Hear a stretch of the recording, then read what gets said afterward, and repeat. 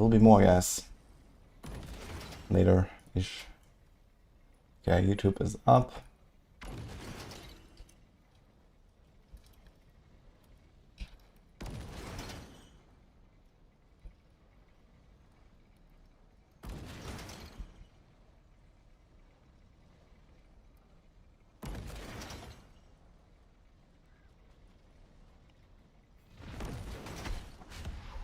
Yo, Grigor is actually stacked, man. Hands of the Worldbreaker, Pain Gorgers, and Cage of Madness. Everything drops here.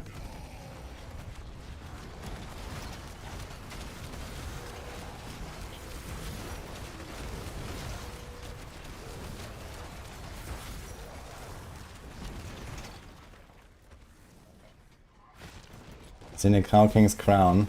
Oh yeah, true, I wanted to watch the video. Yeah, so there is apparently the cow level. I have seen this item already before people found it, but I'm not sure where I saw it. It's kind of funny made with the whole damage on Tuesdays meme.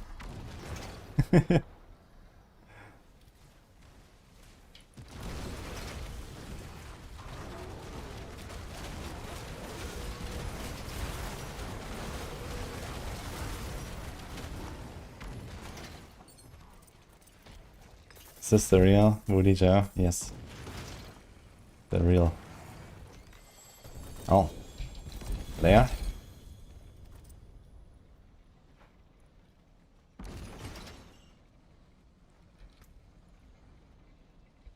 Okay, let's go in. Guys, the giveaway is closed already. No more tickets. But we'll have more at some point.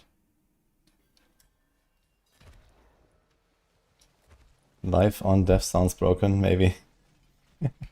I want to see the full tooltip of that thing, actually.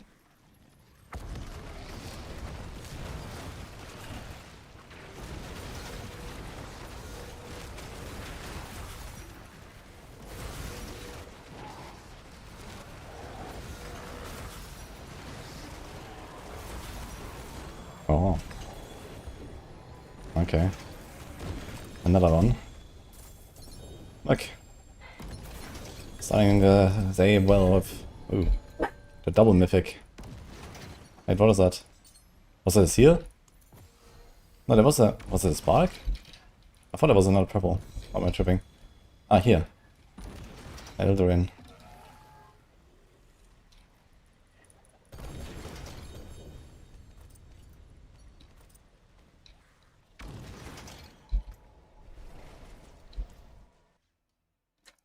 Support is better than Dread Claws. Yeah, I would say so.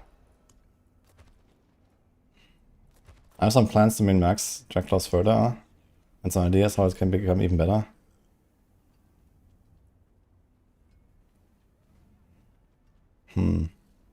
Totem build.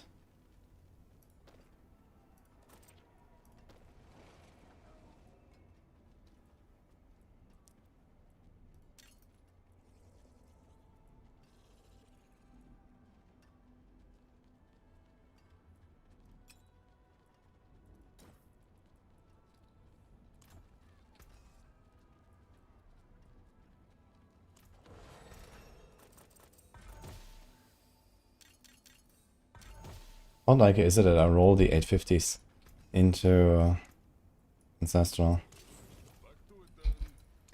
Just 120 souls, and I saved a lot of these items actually, so I can 3-1 them. Honestly, maybe I should stop doing 3-1.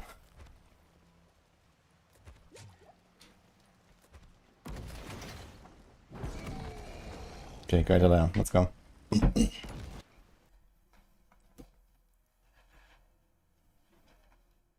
Perdition and Eldarin. Good combo to start the day, for sure.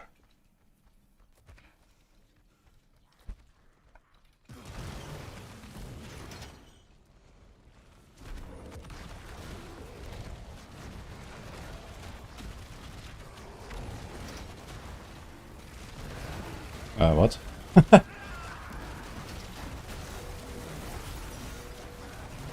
What is that? He was there for a second? Okay. Oh look. But wait, there's more. Oh my god, man.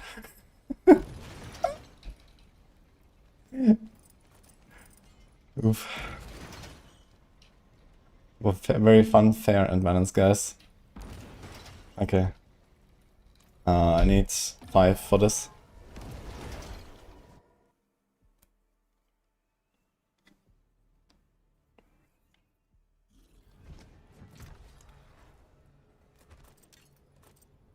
Rictus of Terror.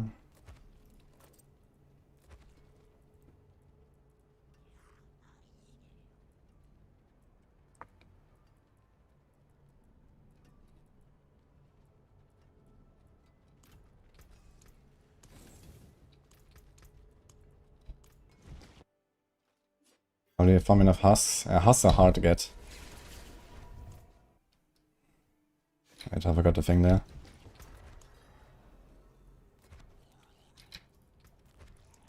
Yeah, just farm more bosses basically, yeah. Yeah, there's like the Infernal Hordes Belial, but he doesn't actually drop anything. Kinda fucked.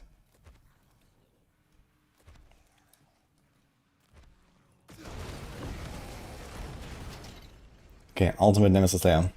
What could go wrong? Do I have a guide for what gear should be equipped? I have a guide on how to survive, how to craft your gear, how to use the cube, on all the builds I played, besides this one.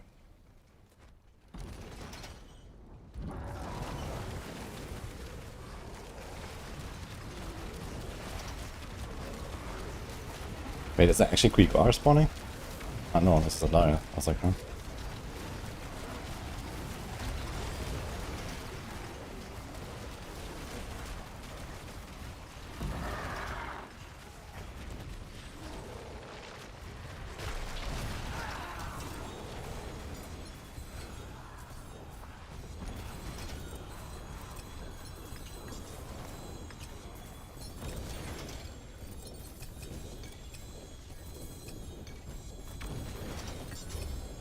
It actually drops keys again here. Look, levels key, levels key.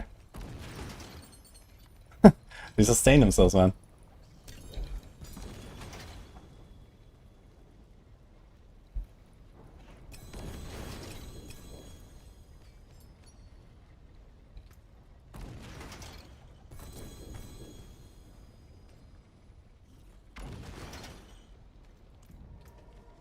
Okay.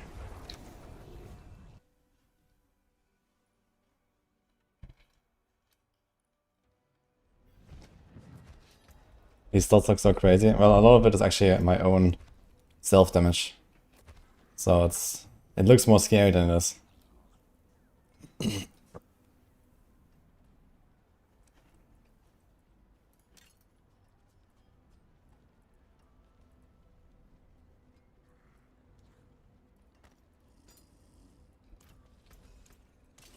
But yeah, this was 400 forgotten souls, and I saved, I don't know, at least 10, 15 items. Kinda good.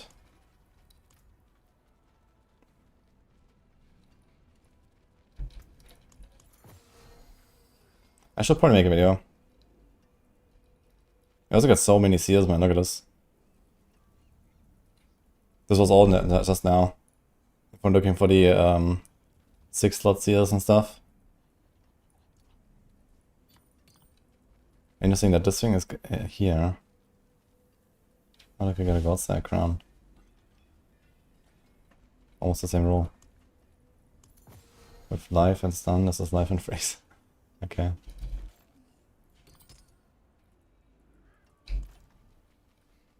Yo, thanks for the sub. I'm gonna quick recording on this, guys.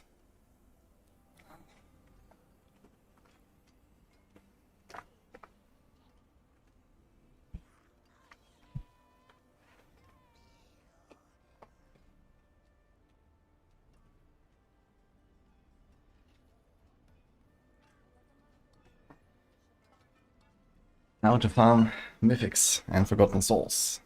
Because people always ask that question as well. Okay, let's do this. Okay.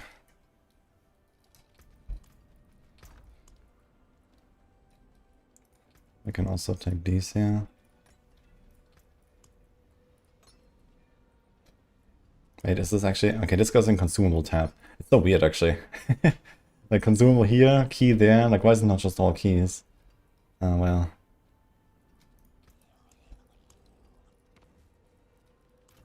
Okay. Anyway.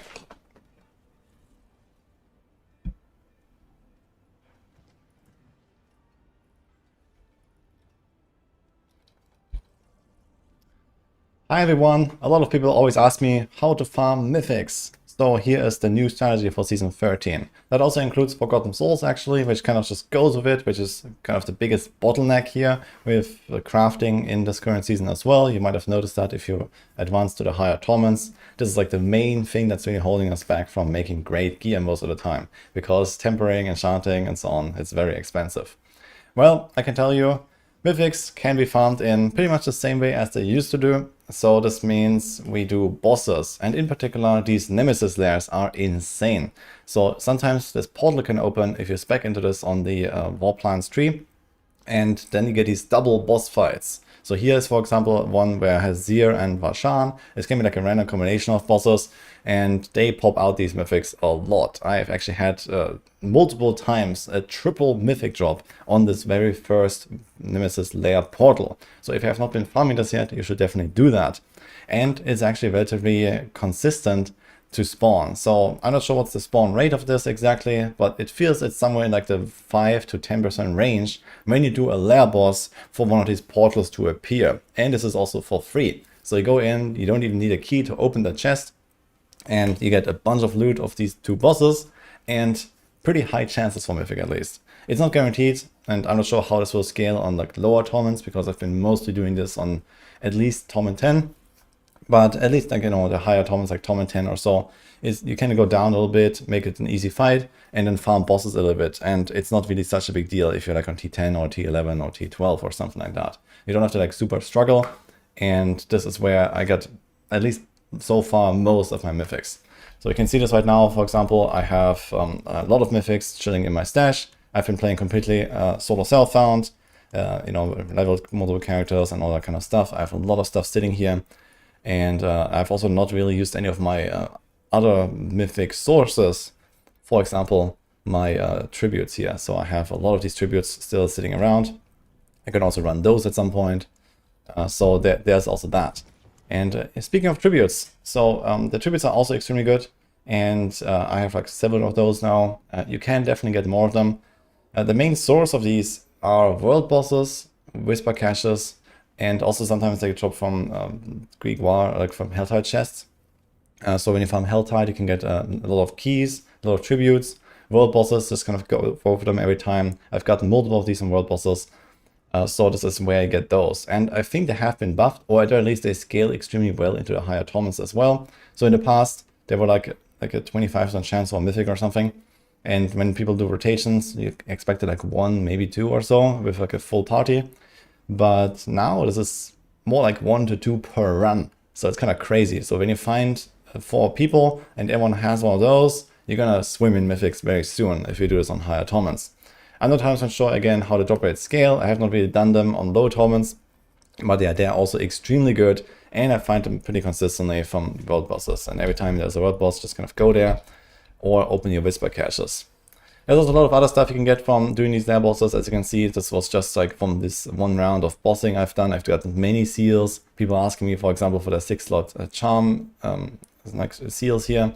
This can also happen. And there's another thing when you do these lair bosses. You can get more of them. So you can sometimes get into the next fight, which is also for free. It's just like a chance for, after doing the first, you get another portal. And then you, get like an Andariel, Duriel, or Belial combo or something like that. And then there can be the ultimate Nemesis layer, which comes after that. So there's 3 layers of bosses, which is kind of nice. So I just kind of wanted to show this here. And here I also got like another double mythic drop, for example, in this fight. It's kind of wild. A triple mythic actually, you see. So I got 5 mythics here in this one round of just doing a few bosses, portal opened, and GG. So yeah, this is how you can really print those mythics. It's insane. And all you have to do is get like basically 2 points on the lair boss tree. I feel like the third one is not that crazy. So there's the ultimate Nemesis layer, and you have to pay 5 Betrayer's husks, which is quite a steep cost. It's not easy to get these husks these days. But if you do a bunch of bossing, then you're gonna be okay. But especially the first two are kind of important because they are for free. And I also feel like the last one does not drop the mythics as often for some reason. So I'll just kind of keep that in mind. It seems like maybe it's not scaling properly because they also seem just kind of easy, like easier than I expect. So maybe there's something going on with the scaling. But yeah, the first two are really good here. And everything else, yeah, you can sometimes spec into like 3 extra bosses depending on what content you farm. And you might also get a bunch of uniques there, a bunch of mythics potentially if you get lucky. I've actually gotten like a mythic from Grigor's Gambit, where I just had one of these Grigor guides spawn in Helltide. So if you farm a lot of Helltide, you can do that as well. Or at very minimum, you just get 3 extra soul income because you get a lot of these ancestral uniques, and ancestral uniques is kind of like the main source of of souls in the late game as well. So each of them salvages into like 15 forgotten souls or so. So just from this one round of doing these portals here, I got like 400 something souls, and I saved like 15 items in my stash or so. So if I salvage those, that's like another 200 plus or so. So you can get a lot of souls really fast when you just do bosses. And all I have to get is a bunch of keys here. So most of them I farm in Helltides, which are just nice to farm in general. And there you go. Hope that helps. Hope everyone is having a blast in the season. Certainly, I'm gonna have more stuff to cover, so stay tuned. And I'll see you guys next time.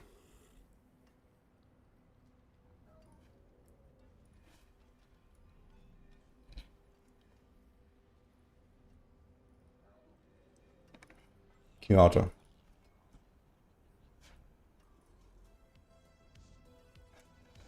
Yeah, you can do a conversion, but you don't really get very crystal anymore at some point. So the conversion doesn't really help you after, you know, the initial round. So it's like very little at some point.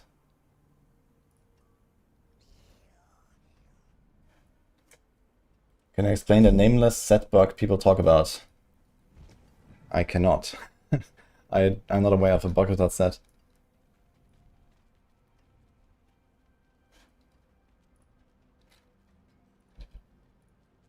What is a bug?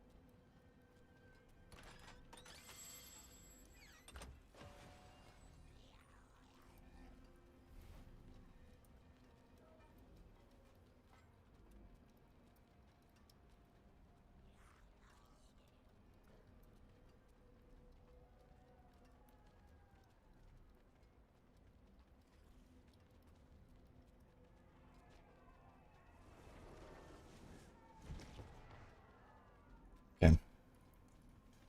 Anyway, I start blasting. As I'm aware, duration of ritual expires by the 6-second progression for great sigil. It gets stuck and never reactivates until instance change or set re-equip. Really? Oh. So you have to go back to the next next zone, huh? I mean, I did notice sometimes that the damage seems inconsistent, but that would be kind of wild. Like losing the entire set.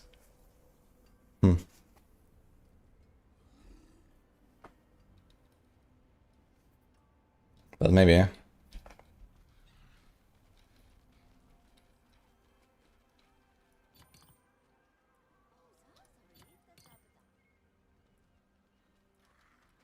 Some movement speed. Do we need that speed actually? We have 200 actually just chilling here, so we can Do that, I guess. How much does the cold res really add here? 80? 78.8. Okay, it's like 5% DR for cold. Not that crazy, I guess.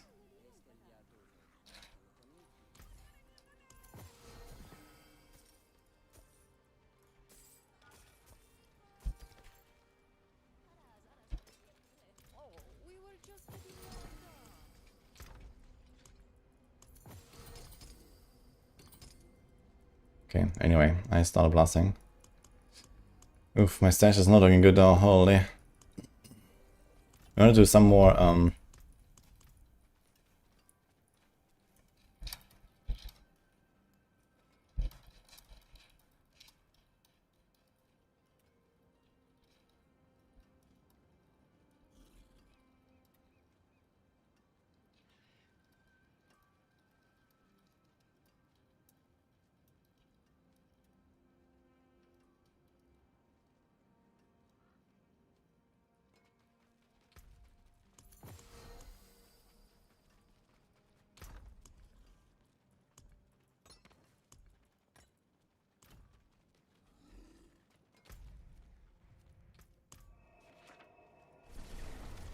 the cow king toss Mythical, no one ever saw before.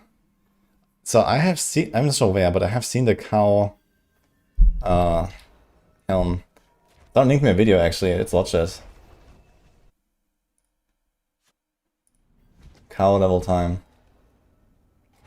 From Loafburger, let's go.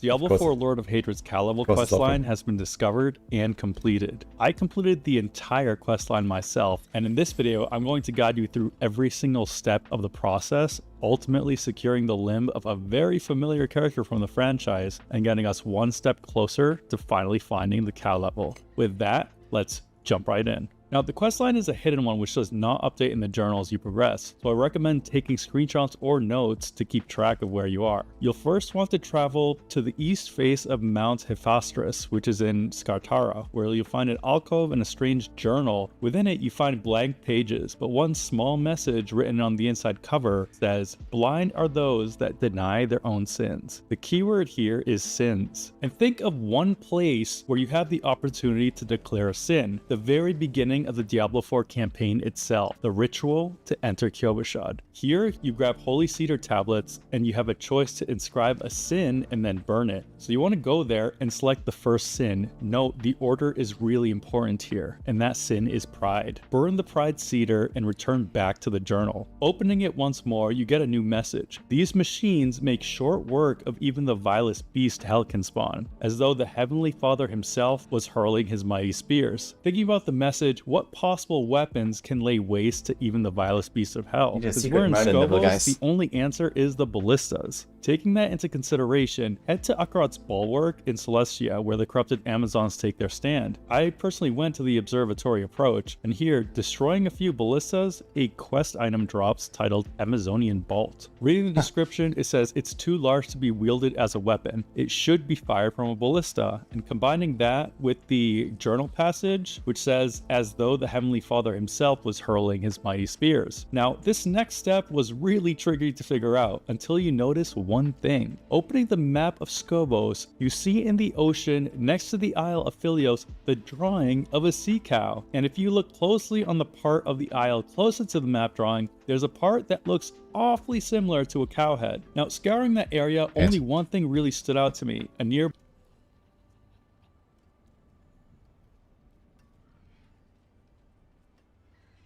What? If you look closely on the part of the isle closer to the map drawing, there's a part that looks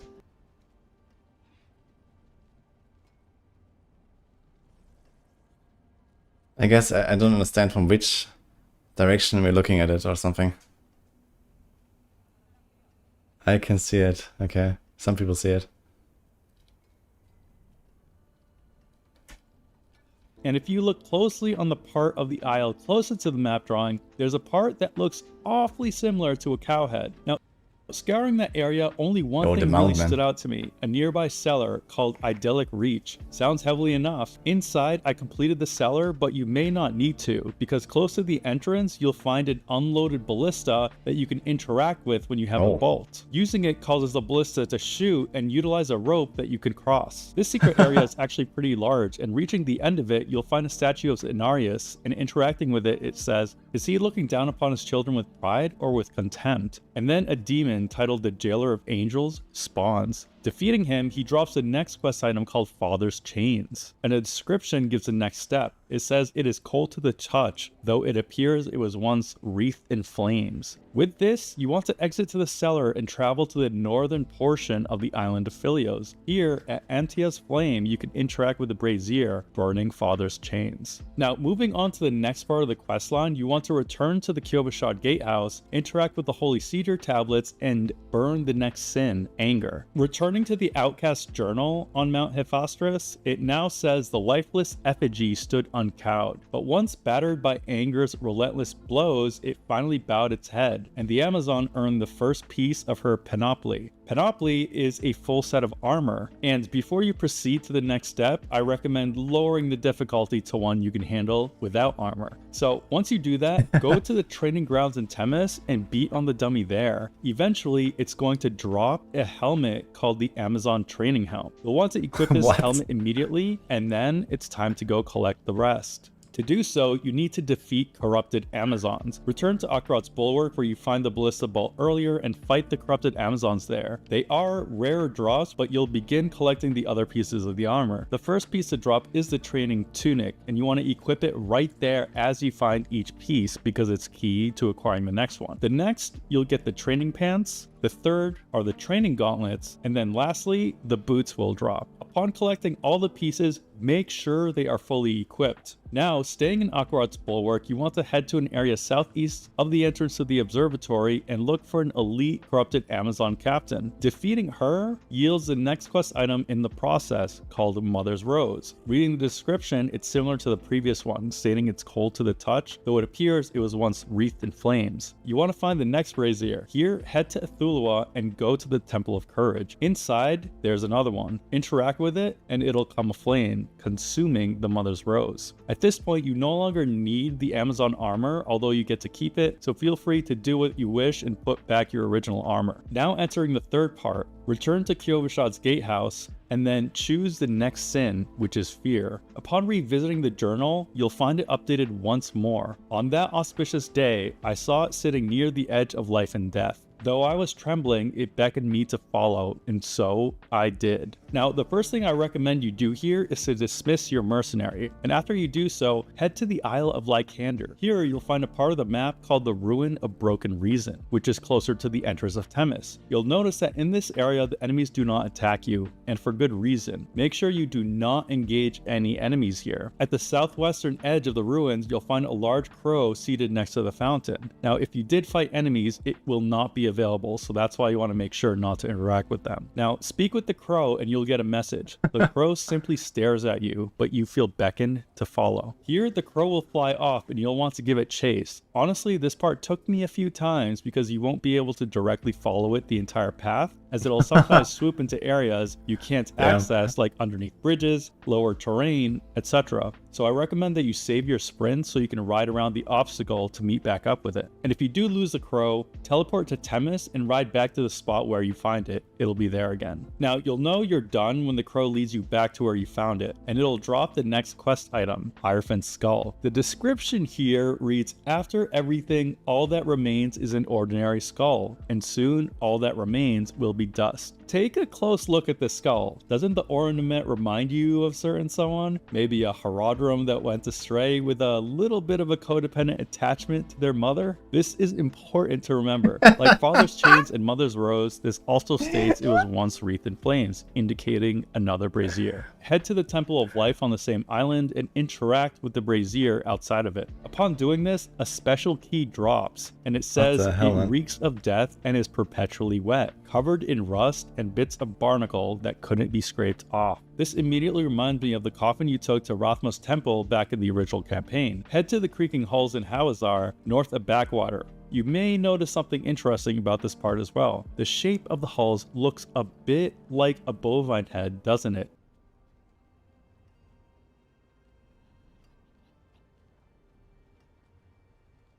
Reaching the end, you'll find the area where the coffin is, but none to be found. If you look closely enough, the pool of water is covered in fish. Fish here, and when you successfully reel in, you'll fish up the coffin. It's locked, and upon using the quest key, it becomes unlocked, and interacting with it grants you passage back down to Rothma's temple. Here, navigating the depths, you'll want to return to the altar where you found Elias's finger in the main campaign. It's not immediately obvious, but search around the altar and another item will drop. The limb of a familiar friend, Neyrel. That's right, Neyrel's hand she lost to the drowned under Dr. Lorath is found here. To be picked up is the end of the Lord of Hatred questline. Now, if you've completed the prior cow questlines in the original Diablo 4 to acquire the stamina potion and then Vessel of Hatred to acquire the rusted bardage, you can proceed on to the next step. If you're curious how to accomplish those, be sure to check out my previous cow level video which guides you through those entire questlines. Now, go to the Harada Cube and place them all in, and you'll find an unknown recipe with triple question marks. Transmute them and you'll be rewarded with a trophy of the faithful, which looks like a bovine skull. It's treated like a cache, and when you open it, it'll drop a torn page and grant you a completed challenge, There Is No Cow level, which gives you the Moo title, as well as a new Moo emo. Reading the torn page, it states, I've left the boat off the eastern edge. It is hidden from view to all but the bearer of the snow. With that hint, go navigate the cow-looking section of Philios Island. Here you'll find the outcast boat that you can interact with, which allows you to travel to an island. On the passage over, you'll get one hilarious prophecy that reads, I saw a holy oxen shimmering in the fires of the eternal grazing. His eyes reflected the truth. The pasture can never be saved. I saw an orphan become a lord, and his hoofsteps led the way to destiny. A father, mother, and child burned on a pyre. Dude, it looks so nice though. Full upon Look at the bar. area. I saw a bovine carcass, and from its mouth crawled a magpie.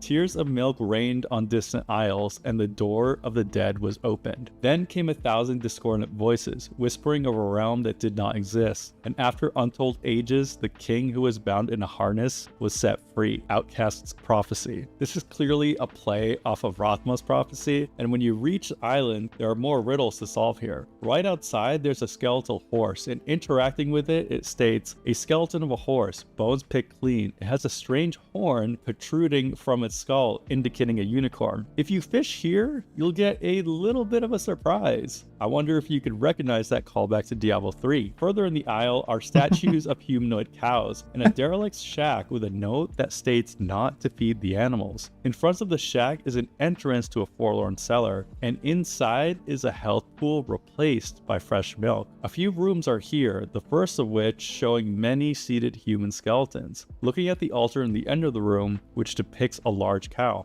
In the middle is the hecatomb chamber, where 12 cows lie staring at a symbol in the middle. Now, in the last chamber of the cellar are our biggest hints. One shows a map of Skosglen's Highland Wilds, where we found the stamina potion in the base game's cow questline. Then a journal reads, Gonagal. This one looks more like cow, right?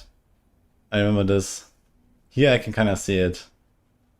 But yeah. Found the stamina potion in the base game's cow questline. Then a journal reads, Gonagal's Guide to the Hecatomb, which shows 7 portals. 2 are grayed out, 4 are inactive, and the third to the left depicts a red portal, which must be the cow level. This is where I left off. The hunt for the cow level continues. I do want to thank the Burger Club member, Not Batman, for his immense help in locating this island. Next, we will find the cow level. Now, what do you all think needs to be done next? It seems like Gonagal refers to a unique weapon, Gonagal's Dirk, in Diablo 1. What exactly does that potentially have to do with the portal diagram? Let me know in the comments below. This is in the end. Okay, there's the second video. Lord of Hatred coverage like this, as well as Diablo lore, be sure to subscribe. And also, I'll be continuing my hunt for the cow level.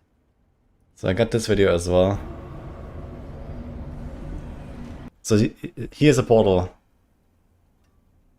But I don't know how you get the portal. Is there any explanation?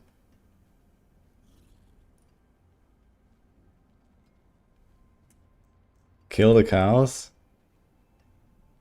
Wait, you just kill the cows and that's it?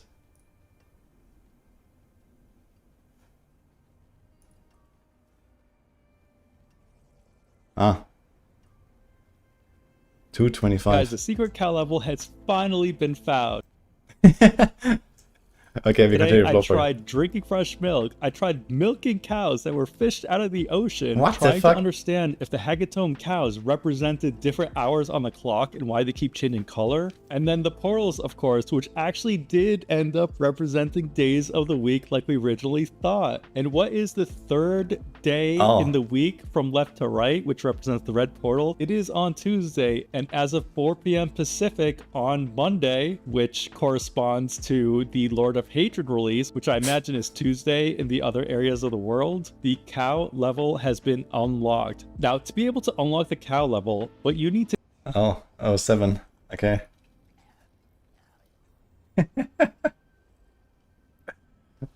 Okay, gotta wait a second.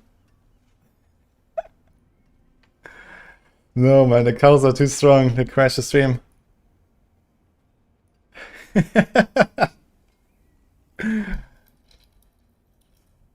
Are we back? Holy cow, yes.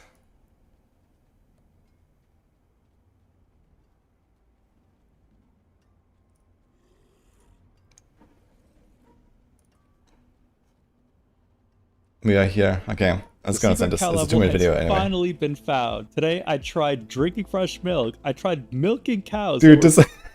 Look at this, man. That's amazing, dude. Found. Today I tried drinking fresh milk. I tried milking cows that were fished out of the ocean, trying to understand if the hecatomb cows represented different hours on the clock and why they keep changing color. And then the portals, of course, which actually did end up representing it's actually days damage of on the Tuesdays, week like we man. originally Holy. thought. And what is the third day in the week from left to right, which represents the red portal? It is on Tuesday, and as of 4 p.m. Pacific on Monday, which corresponds to the Lord of Hatred release, which I imagine is Tuesday in the other areas of the world, the cow level has been unlocked. Now, to be able to unlock the cow level, what you need to do is you need to go back to the Kryovashad Gatehouse and select the last sin, which is greed. Upon selecting greed, go back to the journal, and now it says knowing it existed wasn't enough. I wanted more. I needed more. To see with my own eyes. Upon finishing this, go back to the boat in Philios and head back to the Cow Island. And now, go to the Hecatomb and the cows are now attackable. Defeat all of the cows and then a golden portal to the secret cow level is open. Inside is a whole bunch of moo cows, angry bovines with their pole arms similar to previous games, and go further enough and you do indeed find the Cow King himself. Defeating him, you get a mythic helm to drop titled the Cow King's Crown, and its affixes are hilarious, displaying absurd conditional affixes that span all days of the week. And then my favorite part is at the bottom, making fun of the original By 3 They Come cinematic. It says, "We need just wait for the final decade to pass. By 3 they come. By 3 thy pen opens. With the cud of the willing we call thee home. The Cow King, hoof of Mephisto." Now,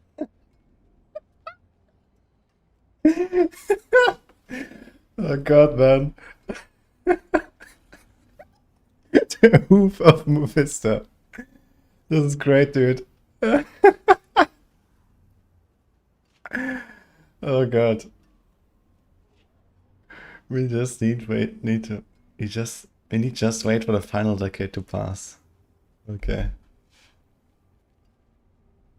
What are the affixes? Let's see the affixes. Okay, here we go. Moon Day. +1 damage to 2 legged enemies. If leg times 2 equals damage. Tuesday. 10% decreased chance to be unlucky against yay distant enemies. A yay distant enemy is between 3 to 18 hooves equal distant when placed parallel to the equator of this afternoon. Wednesday. Chance to reduce enemy cooldown. No. Thursday, after picking up a legendary item, gain 3% more damage to vulnerable stunned non-elites between the hours of 3 AM and 4 AM for 2.5 seconds. Friday, plus 10.26% mobility damage while moving. Saturday, plus 1.3% chance to ignore crowd control if you have already been crowd controlled for over 10 weeks in Helltide. Sunday, plus 51 live on dev. Plus maybe. You can do it today, yeah?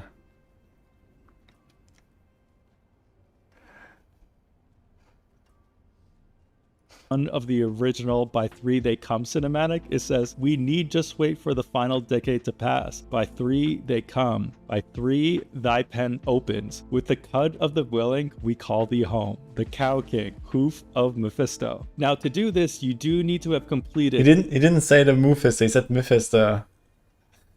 all 3 cow quest lines and gain access to the island, but don't fret if you do not. I will be granting people access to the cow level on my stream live on Twitch, so be sure to follow over there. And that's it for this video, guys. Just a quick one for you all, and if you love They look really good, actually. Lord of Hatred deep dive and secrets like this, be sure to Tormented Bowen. subscribe. With that, I want to thank you all so much for watching. Until next time. Okay. Oh, there it is.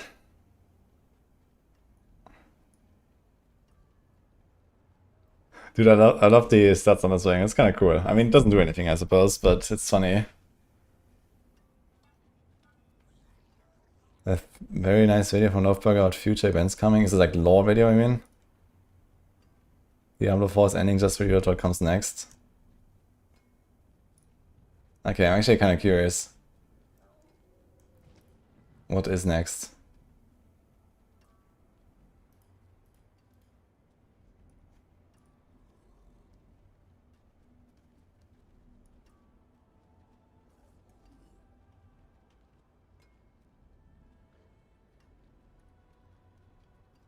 Actually, wait.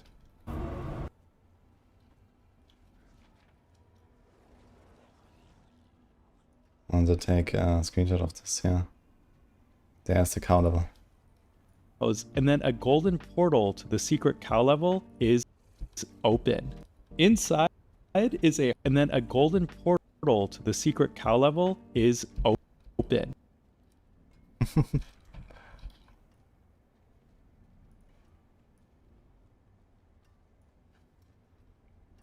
Okay, we can check this out maybe before we go on the lore trip. Diablo 4 Lord of Hatred I just didn't watched the 2 videos we end the watched, Age by of the way. Hatred. It may have revealed exactly what comes next for the franchise. In this video, I want to break down what Mephisto is actually trying to do at the Pools of Creation, why the ending feels so final, what Rothma's prophecy is pointing towards now, and whether the Lord of Hatred is truly the last major chapter of Diablo 4. And yes, this video contains major spoilers for the Lord of Hatred campaign and post-campaign quests. With that, let's jump right in. First off, at the center of Lord of Hatred is Mephisto, disguised as Akarat, leading his flock across Gobos towards the Pools of Creation. And this location matters a lot. The Pools of Creation are not just some sacred landmark, they are tied to the beginning of humanity itself. This is where Lilith and Inarius brought forth mankind by placing angelic light and demonic blood into the pool. In the same way the World Stone had the power to shape worlds, the pools had the power to create life, or more importantly in this story, alter it. That second part is the key here. Mephisto wasn't simply trying to reach the pools for himself, he was bringing his flock there willingly. And that word matters a lot, willingly. In Diablo 4, many of the rituals we've seen require more than just blood. They require consent, belief, devotion, or sacrifice from those involved. We see it at the beginning of Diablo 4, because Lilith's return required the blood of the willing. Elias also used willing sacrifices in his rituals, like when he imprinted Andariel onto Thaisa. And in the Lord of Hatred announcement, Mephisto says the path to domination is paved with the souls of the willing. And that line wasn't just marketing, it was the entire plan. Mephisto needed his followers to believe Akarat was their salvation. He needed them to trust him, to follow him, to reach the pools thinking they were about to be redeemed. But they weren't walking towards salvation. They were walking towards a baptism from hell. And the eclipse was the trigger, the pools were the tool, and the flock was the offering. And if Mephisto had succeeded, I don't think he was simply trying to create a stronger armory of monsters. He was trying to transform humanity itself, possibly into something like Nephilim, but corrupted by hatred, stripped their free will, and bound to the Lord of Hatred's command. That would give Mephisto something terrifying, an army strong enough not only to dominate Sanctuary, but potentially to challenge both heaven and hell. That is why this plan is so much bigger than a simple invasion. Mephisto wasn't just trying to return, he was trying to win the eternal conflict. Now, the eclipse itself was not random either. Earlier in the campaign, when we visit Mount Carchias and the Oracle Queen, we discover a new piece of Rathma's prophecy. I saw a wise man with 7 arms drown the sun in hatred's blood. That line is almost certainly referring to Mephisto disguised as Akarat. Akarat provides the image of the wise man. Mephisto provides the additional limbs, his demonic arms and that massive spinal tail forming the 7th. And drowning the sun in hatred's blood points directly to the eclipse. But the campaign also gives us more context through the oracles. Outside the observatory, the seers discuss older eclipses, and every one of them is catastrophic. One eclipse is tied to winged shadows descending upon Skobos, which is referencing Malthael's reaping roughly 50 years before Diablo 4 when Diablo 3 took place. Another describes spores rising from the earth and Celestia being lost, explaining why that place is abandoned and overrun. And the oldest recording refers to the waters rising, the moon smothering the sun, and Atano sinking beneath the waves, tying back to Enquiries' attack on the Firstborn and the disaster that followed. So by the time Mephisto's eclipse arrives, the game has already told us what an eclipse means in Skobos. They are not omens of renewal, they're omens of catastrophe. And when the eclipse finally hits, the Amazons who had already been touched by hatred are overwhelmed completely. Adriana did not to be controlled by magic at first. Mephisto simply found her fear for Skobos and pressed on it until it became hatred. That hatred spread through her army, and when the eclipse came, it absolutely consumed them. They became Mephisto's army, his flock and his playthings. And that is why stopping him at the pools matters so much, because we weren't just preventing a ritual, we were preventing the birth of a new kind of hatred-twisted humanity. Now, at the end of the campaign, we do stop Mephisto, but killing a prime evil has never really solved the problem. If Mephisto is destroyed normally, his essence eventually returns to the Hells and reforms. That has always been the problem with the prime evils. You can defeat them, you can imprison them, but permanently removing them from the board is almost impossible. So instead, we use Lilith's dagger, a weapon tied to her own essence to send Mephisto somewhere else, the Void, which is an eternal prison. At least that's the hope here. But Diablo lore has already shown us that the Void is not necessarily permanent. Lilith herself was sent to the Void by Enquiries using that same weapon twice, once after the Purge at the dawn of humanity, and again during the Sin War, and yet she returned. So while Mephisto may be gone for now, I would not treat this as the end of him forever. After all, this is the Diablo franchise. Prisons fail, Soulstones fail, and the Void may fail as well. But what is interesting is that Lord of Hatred does not end the same way the base campaign or Vessel of Hatred did. The base game ended with Neyrelle carrying Mephisto's Soulstone, Vessel of Hatred ending with Mephisto securing Akarat as his vessel, and both endings really scream, this story continues. Lord of Hatred, however, is different. There is no obvious vessel cliffhanger, no soulstone being carried into the unknown, and no immediate next step for Mephisto.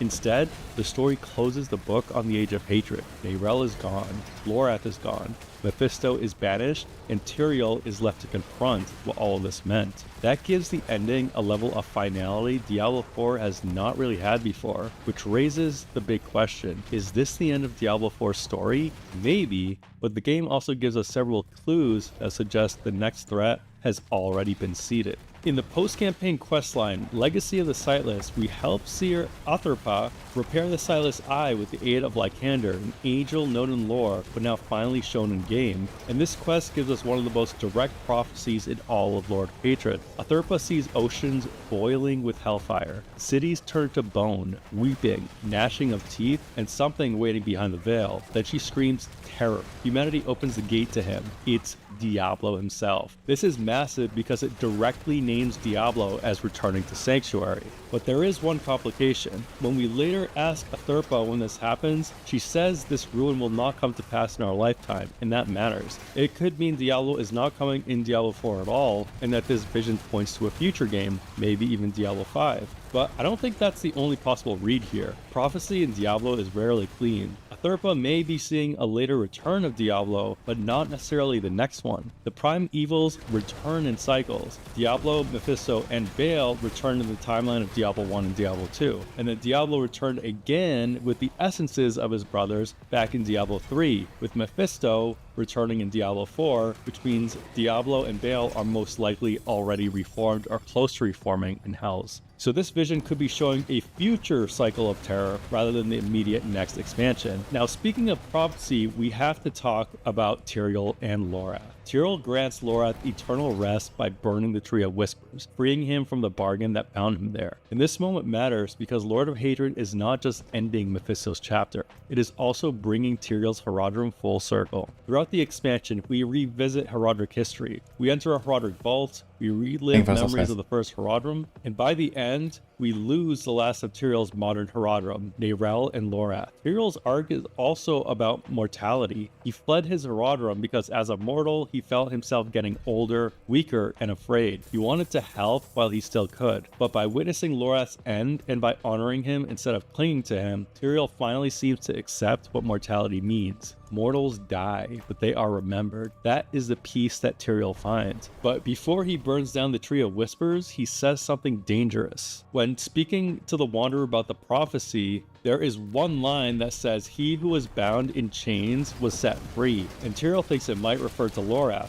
Maybe Lorath was the one bound in chains, and by burning the tree, Tyrael set him free. This is a beautiful interpretation emotionally, but I really don't think this is the real one, and we need to be careful here, because Diablo 4 has already shown us how dangerous it is when people see themselves in prophecy. Inarius believed Rathba's prophecy referred to him. He believed the Spear of Light, piercing Hatred's heart, meant he would kill Lilith, earn forgiveness, and return to heaven. That belief led him to kill his own son and march the cathedral into hell. So when Tyrael starts interpreting the prophecy around Lorath, I think we're supposed to question it, because if that line does not refer to Lorath, then who was actually bound in chains? That is where the ending stops being a conclusion and starts becoming a setup. Another prophecy is found at Mount Carchius, which says, "As hatred's sun set, that of terror and destruction dawned." That is one of the most important lines in the expansion, because it directly implies that once Mephisto's Age of Hatred ends, the next ages belong to terror and destruction, Diablo and Baal. The question is, which comes first? And the strongest evidence points to Baal, because across Diablo 4, we've seen a repeated line tied to the prime evils.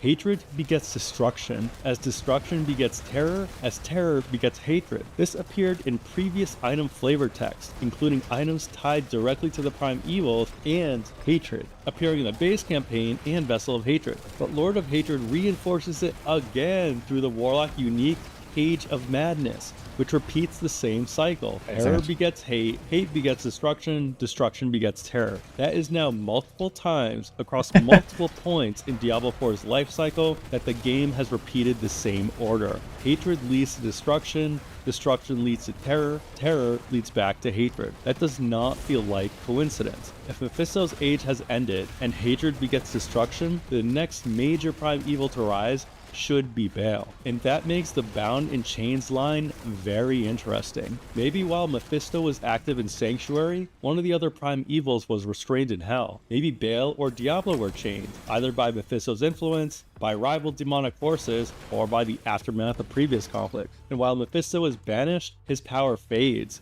and someone else is set free. That would make Tyrael's interpretation emotionally meaningful, but prophetically wrong. Lorath may have been freed from the tree, but the prophecy may be warning us that something far worse was freed at the same time. If I had to guess right now, I think Baal is the cleaner next step. I've discussed this before in a previous video, and Lord of Hatred really just reaffirms it. Hatred into destruction, Mephisto into Baal for the third time, and Baal has a lot of room to return in a way that feels very distinct from Mephisto. Mephisto's story was manipulation, faith, corruption, and turning belief into hatred. Baal is destruction, which means war, collapse, shattered kingdoms, broken lands, and a more direct assault on Sanctuary's foundations. It would also allow Diablo 4 to escalate without immediately using Diablo himself, because once Diablo returns, that is the biggest card. So narratively, it may make sense to let Baal rise first and use Diablo as a shadow waiting behind everything. Now, there is another Oracle vision that I think is easy to overlook. Dear Olindra, found on the island of Philios, describes a vision. "I saw a camp of companions gathered at the edge of the world. Each bore a different face, yet one purpose threaded through them. A Upon their few shoulders rested the burden of all mankind. I wish them well, whoever they will be. That sounds very clearly like the classic Diablo 2 character select campfire. A group of different heroes gathered together, each with a different face, carrying the burden of mankind. You could argue that she's seeing the past, maybe the heroes of Diablo 2 near Ariat, the edge of the world. But the final line changes it. She said, whoever they will be. That suggests she is seeing future heroes, a future party, a future crisis. And that supports the idea that even if Lord of Hatred closes the Age of Hatred, the story of Sanctuary is not over. There will be another group. Another optimistic piece about the future of Diablo 4 is that Lord of Hatred updates the world map in a way that feels very intentional. We now have a clearer look at the Western continent and another island nation that has never been fully explored in the main games, Shansai. That does not guarantee that Shansai is next, but it is worth paying attention to. Skobos expanded the playable world in a major way, and the map now makes future travel feel more possible. Kingsport also appears geographically close to Skobos, which could create a natural route back towards Ganduras or other western regions. If Vale is next, there are multiple directions Blizzard could take. They could move towards areas tied to destruction, old conflicts, or the aftermath of the Primevals, such as Ariat Crater. They could also use Shansai as a fresh setting, or they could return us towards more familiar Diablo territory through Ganduras, but my gut tells me that Tristram will be saved for Diablo's return. The important part is that Lord of Hatred does not leave the world feeling closed. It leaves it feeling expanded. I think Lord of Hatred absolutely feels like the end of Diablo 4's first major saga. The Age of Hatred is over, Mephisto's plan failed, Neyrelle and Lorath's stories are complete, and Tyrael has found peace with immortality. The Haradrim chapter has come full circle. That is real finality. But finality doesn't always mean the end of the game, it simply means the end of this era, and the evidence points towards something else beginning. Rothos' prophecy says that after Hatred's sun sets, terror and destruction dawn. The repeated primeval cycle points from hatred to destruction. The Warlock Unique reinforces that same order again. The Lycander quest directly names Diablo as a future threat. The Oracle Vision shows future companions carrying mankind's burden, and the map continues to open new paths across Sanctuary. So my current read is this: Lord of Hatred ends Diablo 4's Age of Hatred, but it may also begin the road towards the Age of Destruction. If that's true, Baal will be next, and Diablo may be waiting. So the eternal conflict is very far from being over.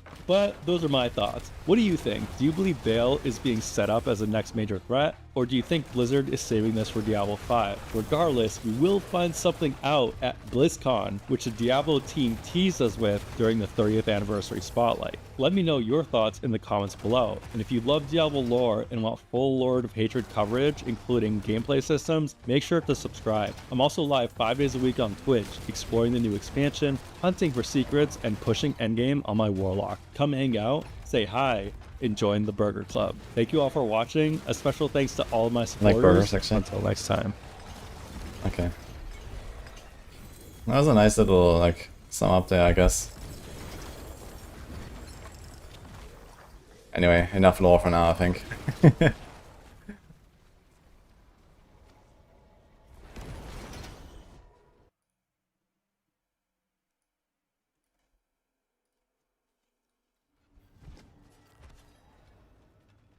Lord of Destruction 2026, waiting. 2026 is maybe a bit optimistic, but yeah, I also think Beta is probably next and Diablo Blast. I think that totally makes the most sense.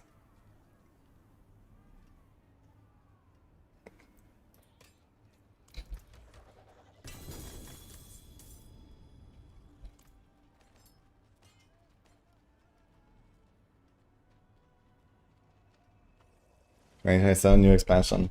Yeah, it seems like they're doing like 1.5 year expansions, right? So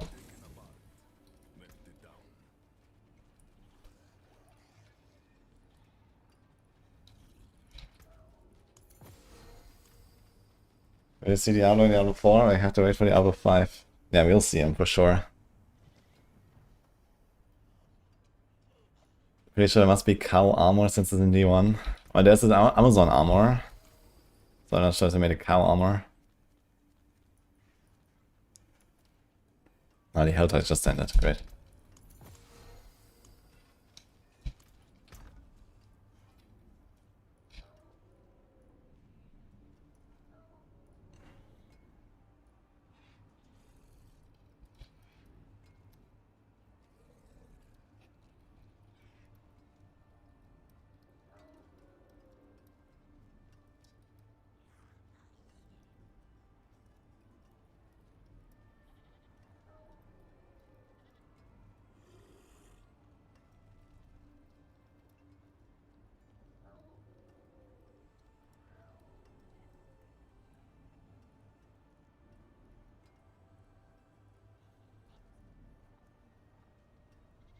Watch Rawhide.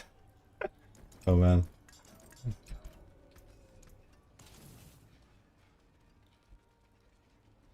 But max out here with the Matus build? I don't know, let's probably go somewhere in A or so.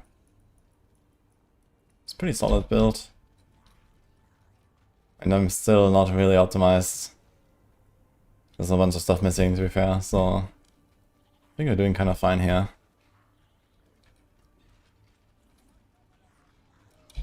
It's like a nice, smooth build, to be honest. I like this. It's my favorite right now, I'd say.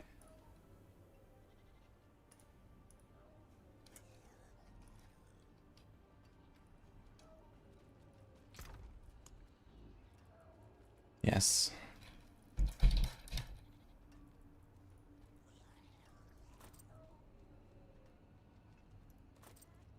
Says the GA and live.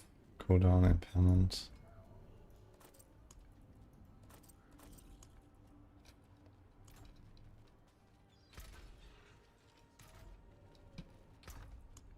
How much do I get from this maximum plus 40 resource helm? Quite a lot of damage, I suppose. It's minus 10% toughness. But it is without GA. 40 maximum resource is a lot. So I would go from 190 to 30. Oops.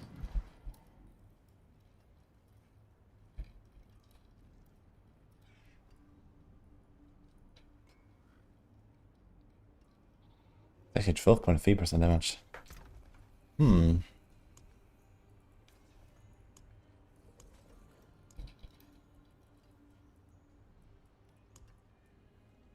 And this can still get a bit better with toughness. Dude, has life regen virus. It's kinda sad. We also have the one demonology skills though on this one.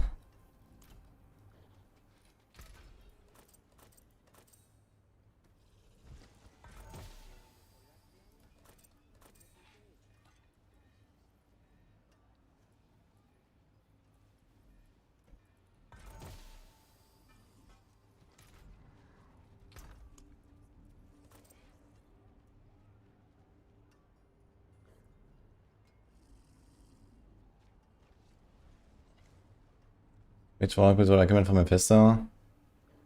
I think Apocalypse is probably just the best, but I haven't done the fight, so I'm not sure. But Apocalypse has the most output, so I never tried to pick up my chest, right? Just do it.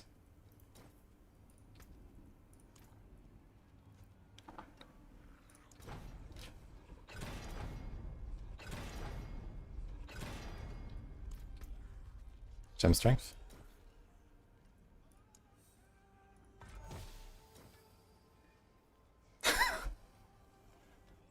Now we actually got it. I don't even have like good gems to put here, man. Oh man. Oh, well, I guess we.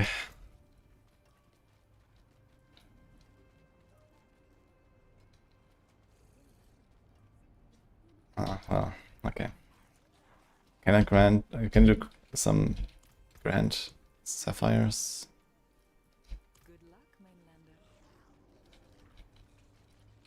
Yes, I'm modifiable. Yo, 10 gifted from Bassett. Thanks so much, dude.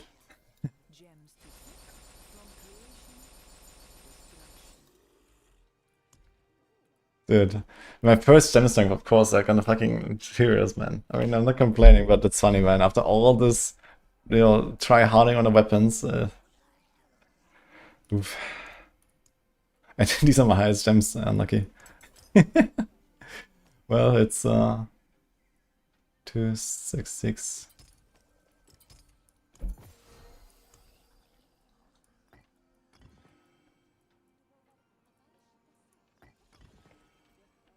Actually, it's almost 300 willpower. Not terrible.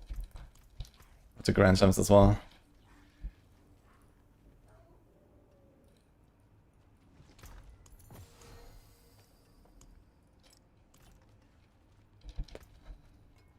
Well.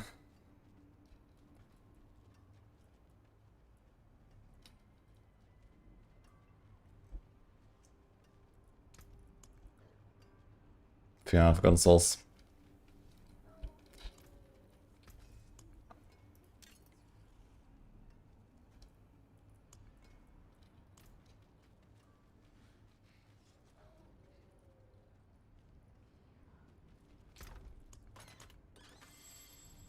Can I clean up a few items and stuff?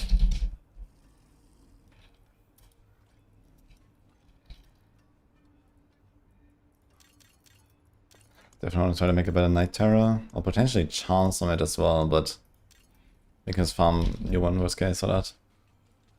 Movement dot. There's no dot abyss stuff anyway. What is like the best one? This one is kinda decent. Actually, it's a 40 crit multi.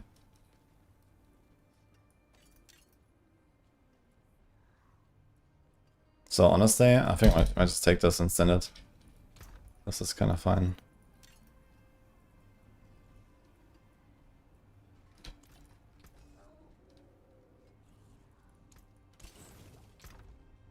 Like, you actually don't want to 3-1 too much, because he's gonna run out of hungry for souls all the time. And this is just souls. I need them. Was it just Giga Neck there?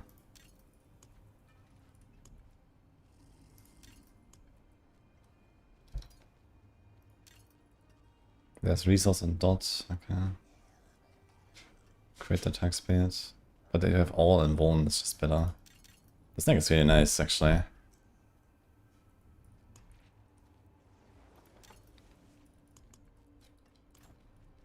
Let's just get rid of these.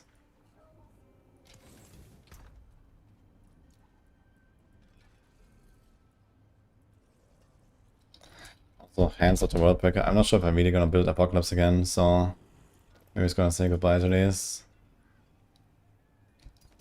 We've played a lot of Apocalypse now, it's fine.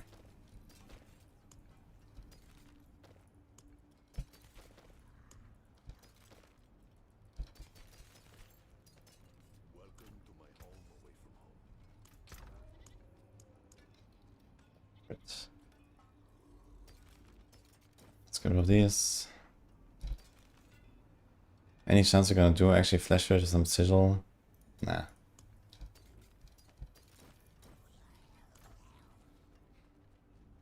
How do you fill the stash? You can type, there's a search bar.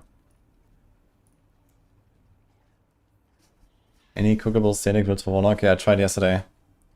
I tried with Dirge and Seed and Silic, but Dirge is like bugged to shit. And then I tried to just play without Dirge, and I'm not sure if that is really enough with just the Seeds. Because they put it as a charm, so it's like 0.5 per point, and okay, I had like 500 resources at 250%, but to lose the entire amulet. And then I also didn't really feel tanky. Like, apparently on the Barb, it just become immortal, but it doesn't seem to be that on the Warlock. So... kind of big hammers down there. Okay. What are all these dungeons doing here? Actually, all more reserve you can kind of keep.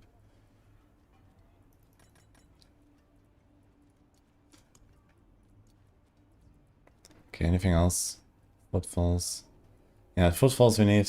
Yes, attacks reduce very cooldown. So this one is usable, I guess, with the +4 to Tyrant's Grasp F. But this one is actually relatively decent. So I'm gonna play some Dreadclaws soon, I think, to finally check that out. I don't think I'm gonna do anything with Agroms, actually. Screw this. I'm gonna do Lalish build as well. So we're gonna do like a whole round tour through Abyss builds, I think. I wanna do Doom, Lalish, maybe Profane Sentinel.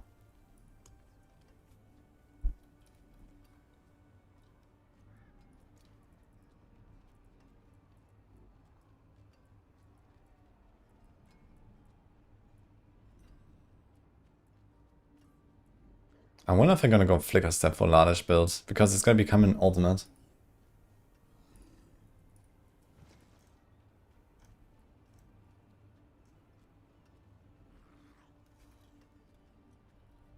Actually a pretty good item.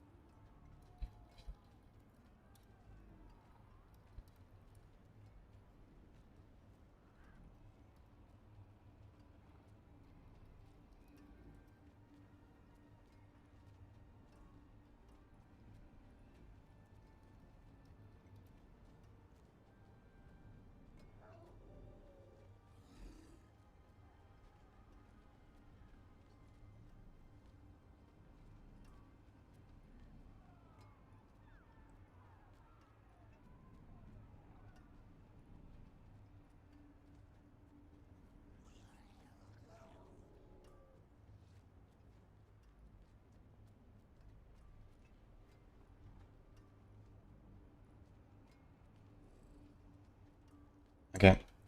I need to be real quick, guys. Any quick build explanation? Okay. Before I go downstairs. Hold on Lunatic, go into Metamorphosis, press sigils, press this every 10 seconds. The rest is here. Yep.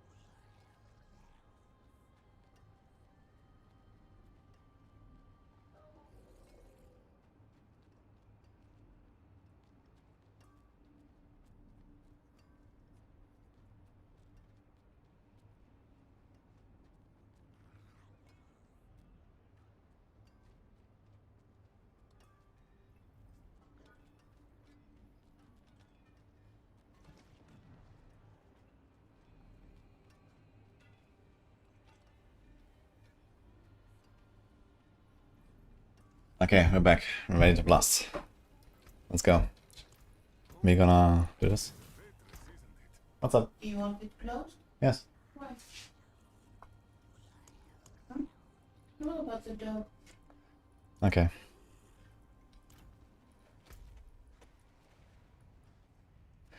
Man, I went AFK at exactly the wrong time. All the good songs. Ah.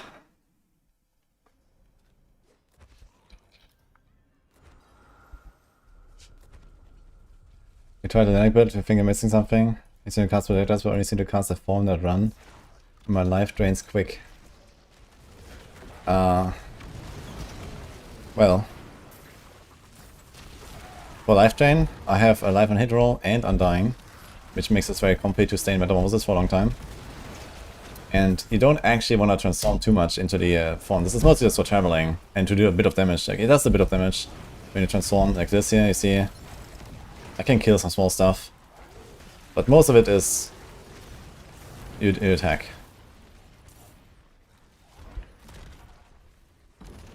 This is LUNATIC, yes. I'm gonna make a guide for it today. I have the planner like mostly done. I need to like do the write-up and the starter version and so on. I'm just not really sure if you can play this without... Gosh, man, that's such a big damage boost. But I guess technically it could just spam LUNATICs, but I don't think it's gonna do a lot of damage. So I think I'm probably gonna skip the starter and just make a mid-game and end-game variant. Because it's probably just gonna be too weak otherwise.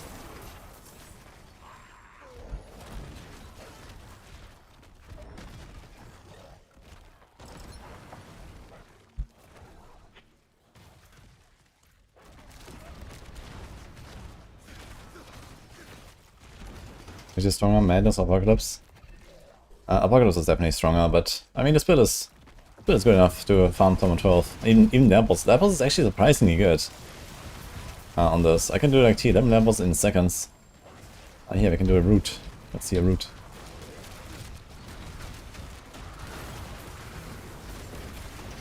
I want to click it actually.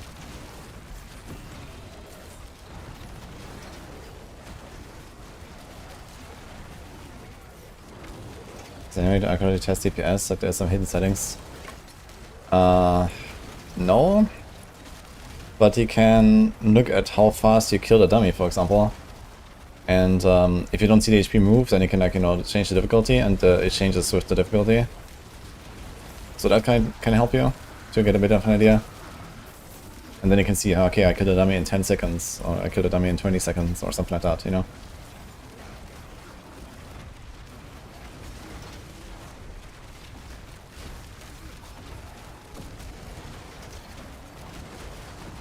What if you one-shot a dummy? If it's just about comparing like a gear choice or something, you could, for example, artificially lower your damage, you know, take off a paragon node or two, or, you know, this kind of stuff. Something that affects whatever you're comparing equally.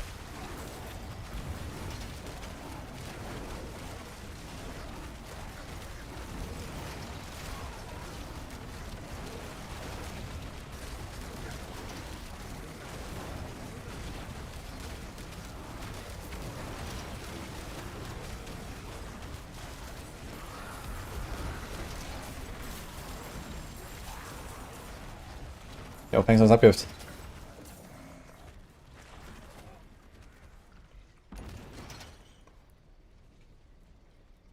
I do have this running? Yeah, okay. Oh, boss.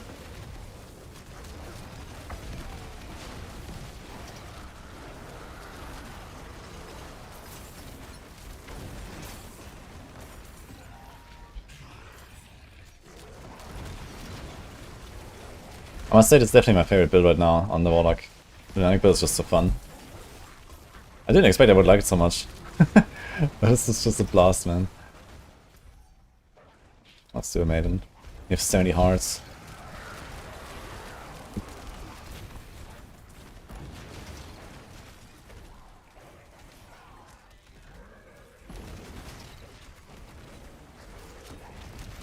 What would I love to see? A non-evade Spiritborn build. Me too, honestly, but Spiritborn has a gigantic amount of bugs, unfortunately, from what I hear. And it's rough on Spiritborn right now, before they fix this stuff. Like, in particular, like, everything like Harmony and Kapeleke is like, oof. And, like, I mean, it's like, all these, like, skill, like, tag conversions and stuff, they just don't work with Harmony and Helm, and, yeah, it's like a mess, dude. So... New favorite build each day. Well, I was not really decided between like Tyrants and Apocalypse, but I think I like this one more than both of these. I actually need a bit of benchmarking on this as well.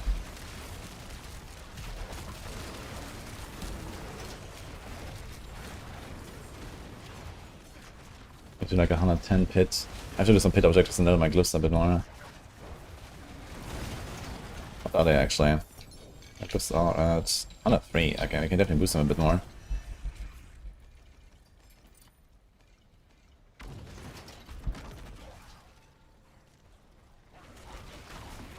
But Avis, I like Avis more than upper. Yeah, Avis is also quite a vibe, to be honest. It was very enjoyable to play. It was not as strong or as fast as the other two, but it was very enjoyable to play Eviscerate, I must say.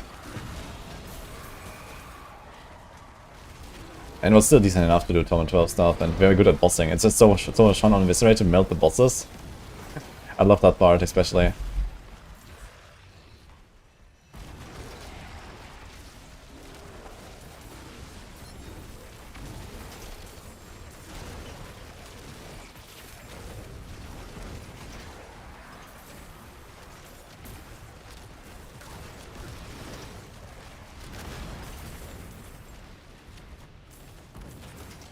God, I have so many Cinders, man. What the hell?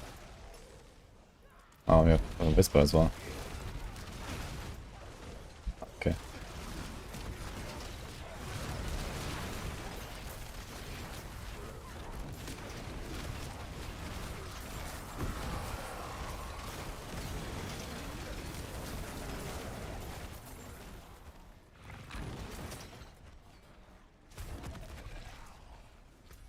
Wait a minute, do the Cinders actually accumulate?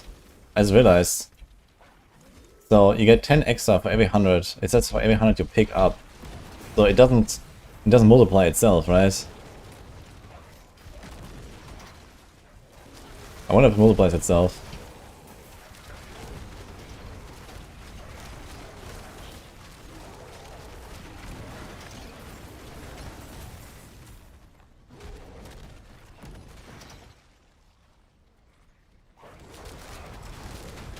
I guess I just give skills and paragon that think they look cool and run around on expert difficulty. I mean, if you know how to make a build work, I think you can take pretty much anything to like at least Tom and 10 or so. Maybe you can't do like 11 or 12 comfortably, but I think Tom and 10 is probably like some sort of baseline for like a decked out character to pretty comfortably farm, even if you do like some really weird meme shit. But yeah, of course, you know, it's gonna be easier to get there and stuff like that for some builds and so on. Like, there's so much scaling you can build in the late game. There's also still so much I can still get on this character. Like, this character can easily become twice as powerful over the course of this day. If I, you know, hit some good transfigure here, and I get some glyph level ups, and then like maybe another 1 or 2 item upgrades here and there. And I've already been playing like the entire week. I have a lot of Warlock stuff geared and whatever, right? So there's so much to work on and to like improve your character. If you really want to take any weird meme build into high tournaments, you can.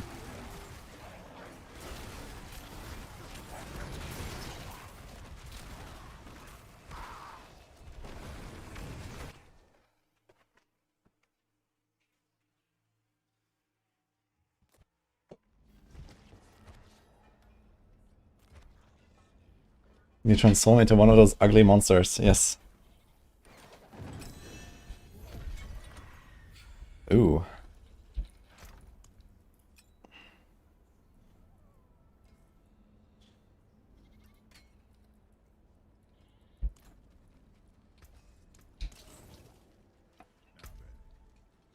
Okay, these are all Helltide. Here's a dungeon, a boss, 2 dungeons. Grand amount of XP. Beast is here. Okay, let's do it. What build would I recommend for T12 and Pit 150 push? One is not like the other, holy. I mean, first of all, forget about 150. That is like not happening. There's like one build in the game that is not bugged to shit that is getting kinda close right now. And I'm not 100% sure about that bug part. And yeah, anything else is like, you know, 20 tiers below that or something. So, but yeah, for Tournament 12, I mean, you can play many things, you know. Like I would say, like any of the A tier builds that we have on Maxwell or so, they will get to a like comfortable Tournament 12 at some point. And once you can do that, you're gonna be chilling, and you know, this is basically all you have to do. So, not even that. Technically, you don't have to go to Tournament 10 only. So, but yeah, if you want to be a bit on the strong side, just pick any of the A tier builds, I guess, on Maxwell or higher.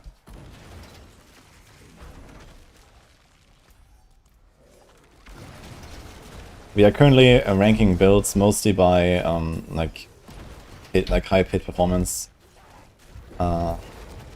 So that gives you a bit of an idea of like how powerful they are. Until we actually get like some real metrics, like at some point you have to like sit down and like, you know, decide, okay, what is an A and an S tier build and so on. But yeah, right now we don't have like a very clear picture. So at least you know they're powerful.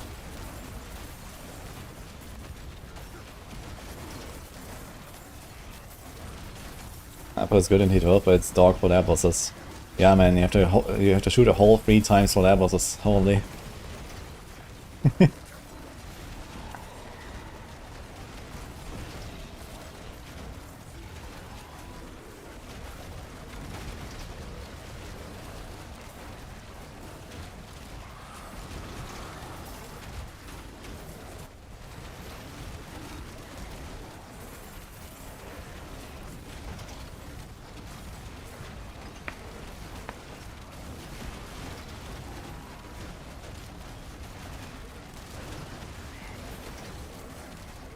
The visual thing to get tuned down, yeah.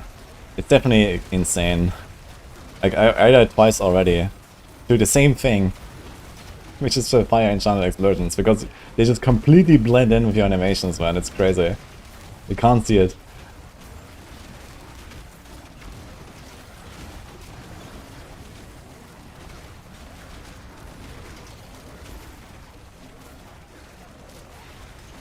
I fear no boss.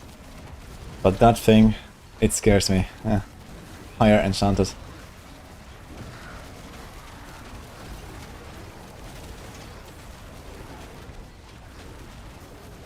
Yo, thanks for the subs, guys. Shit out. We need green Warlock fire like in WoW. Dude, that would be sick, dude. The Fell fire, or whatever it's called. I mean, you have the Nemesis skin already. Yeah, give me the green fire. When are you gonna make skill attacks? The money, man. The money. Take it.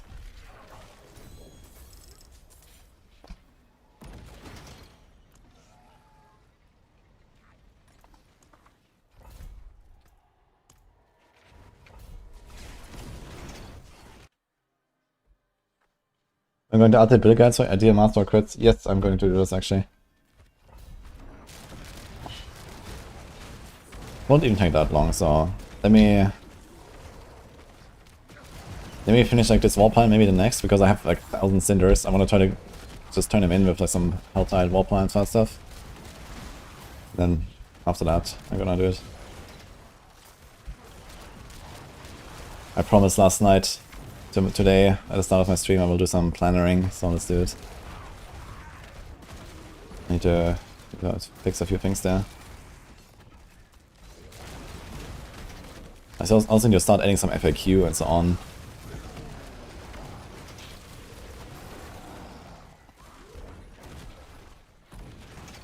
Cow level content, yeah, I'm not gonna farm the cow level stuff myself, but you just watch the video, kinda funny. Done a pretty good job, I think. Like, it was enjoyable to see what they have put there and, you know, all the riddles and so on.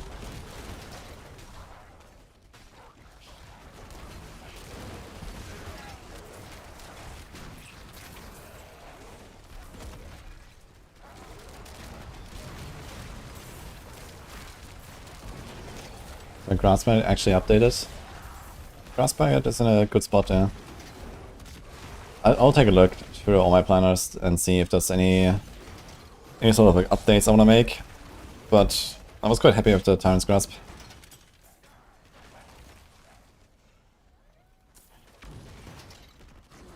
Rampage Demon's Arms is really thick.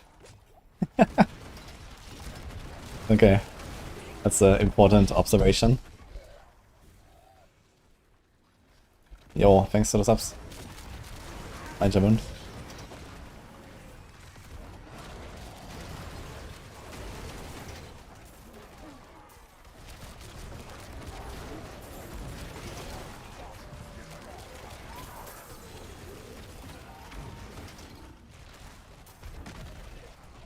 It was funny when you have like a shadow spawning from this guy, and then he also has the bubble, and then he also used the abilities that the other guy was doing. And you saw the bubble moving around from the shadow, like kind of funny. Never been a class like this. It's so strange, but so cool.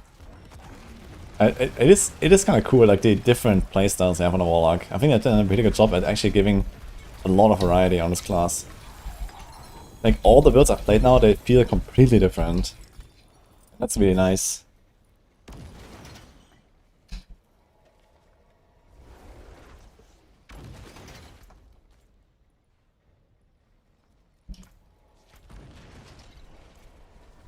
Is LUNATIC easy to build?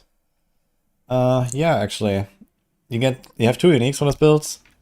This is kind of not really negotiable, I guess. Pain Gorzers is somewhat optional, I guess. But they both drop from the Grimoire, so it's very easy to farm. And Grimoire is like the easiest boss to farm, actually, right? Because you can get also the free Grimoires from Helltide. Oh, we have the bit bug here. So this can happen sometimes, I'm not sure what's going on. You have to wait the entire 15 seconds.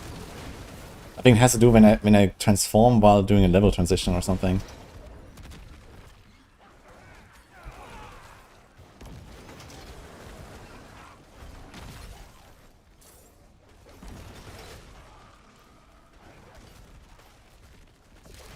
Like Lightning Rest, easy alive. Lightning Rest. Wait, for what? For Grimoire? Nah, Grimoire is not very dangerous. Wouldn't bother with Lightning Rest just for that. He actually smacks really hard with his hammer. I think it's more the fist that he's actually afraid of in this fight. Like, his auto attacks are actually hurting, but yeah, lightning, I guess you can get shotgunned by the bolts.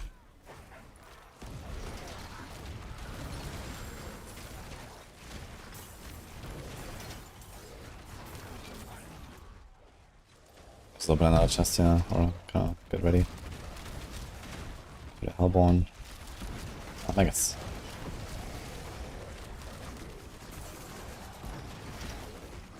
Did Rogue gameplay change, or should I try a different class? You haven't played since the first season. Well, I can tell you, this is a completely different game now, and Rogue is fucking badass.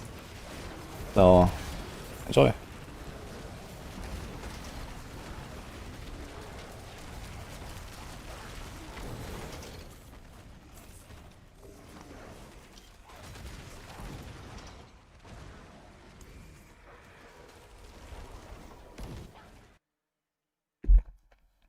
Use Fiend of Abaddon, what's that response to Giant Demon, the slashes?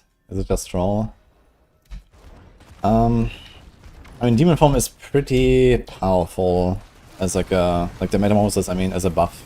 Because you ramp up your damage the longer you stay, the stronger you get basically, but you burn yourself, so you have to get some healing. I think the Fiend of Abaddon doesn't do that much. It does have a little buff, right?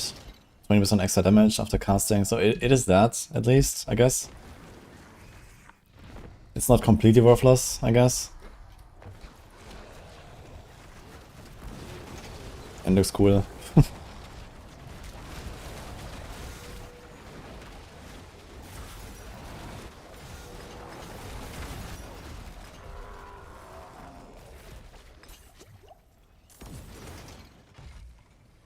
Actually, if you don't want to use the Metamorphosis stuff, I would recommend Apocalypse. In fact, I would like to try it.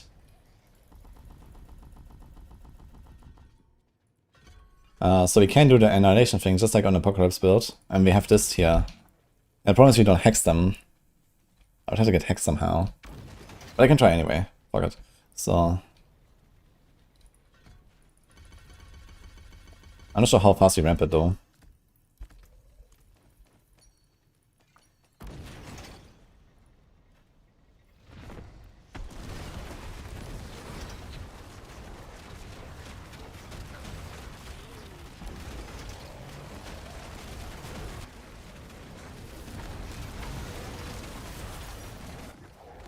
Maybe ramp it fast enough, I would say. Okay, I had a Hex in here. I don't think this is better than a Metamorphosis, and also it's just kind of like uncomfortable. But it does go pretty fast actually. 64 stacks here, and it's like single target.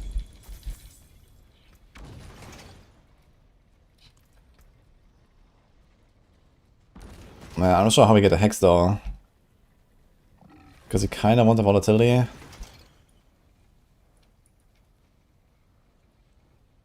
So we can get the kills. Because we need the volatility for the kills. So that we can summon the worm. You can summon the worm by doing this, but then you lose a 25 multi, so I don't want to do that. And there's like no space. If you weren't running the Horizon set, but the Horizon set is pretty good. Yeah, I'm not sure how to get Hex in here. That's the problem. And Metamorphosis is just comfy. Like you just transform. And it's just, you know, you don't have to cast anything, you don't have to time anything. The only thing you have to do is like turn it off at some point. And that's it. So.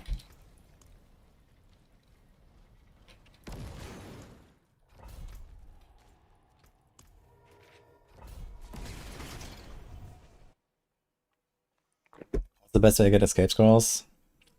I would say Helltide. Helltide is generally just very good to farm. And escape scrolls, I think, generally drop a lot more in content where monsters drop loot, you know, so in pits and hordes and stuff, you don't get loot, so you don't get scrolls, really.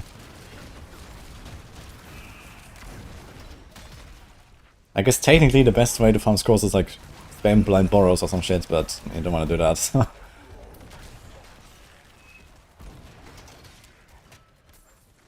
Any point of keeping legendary seals once they have the mythic one? Yes.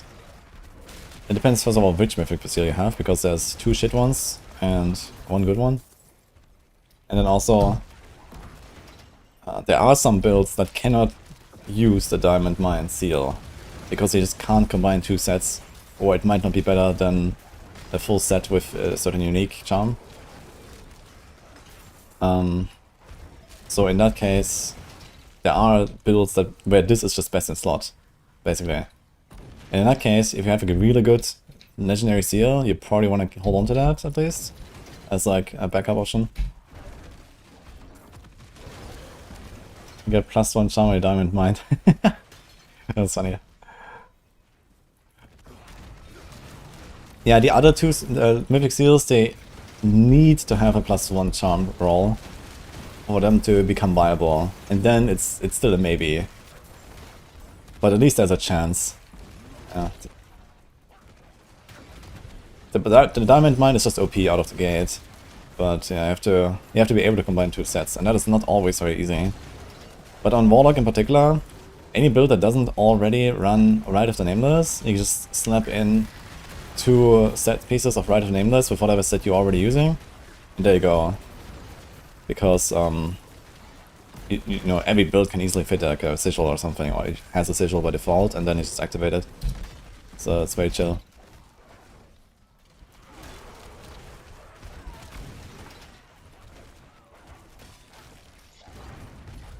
Thanks for subs, by the way.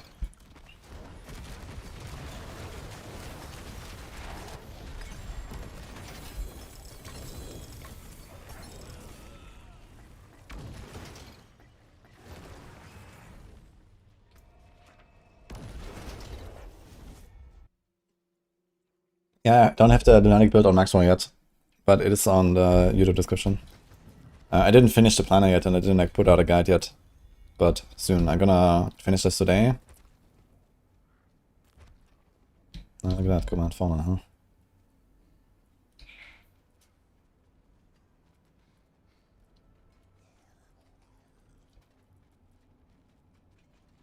I'd kind of like to try to make new pants, yeah. Where's YOLO? Death mod. And I have no defensive prism. Where are they? What the fuck?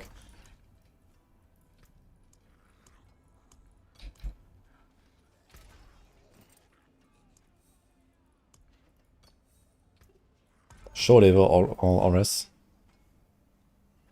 Surely this were all auras.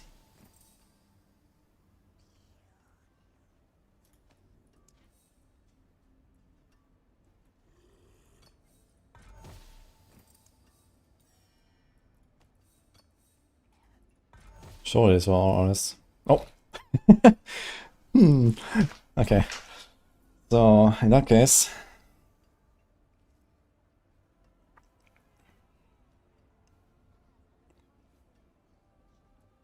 let's do this.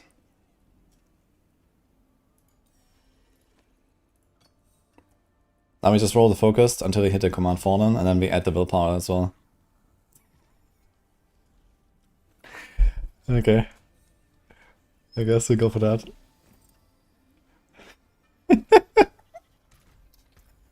See? It's that easy. You just craft your pants. Just do that.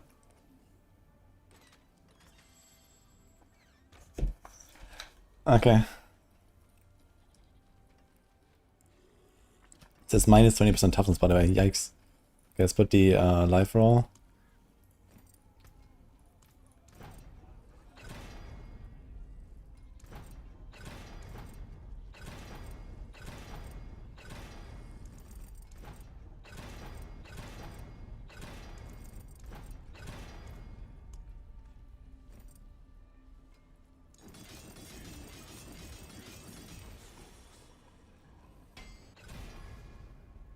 Minus 8.3%. I guess that is okay. We could move this over. Minus 8.6. Minus 10. It's went from 4 to 5, right?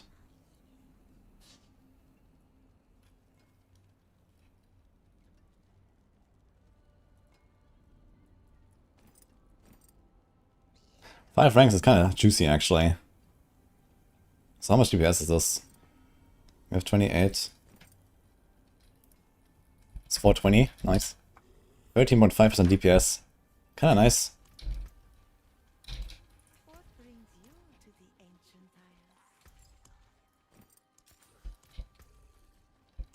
And we actually get a bit of toughness back because we have a 40%, yeah.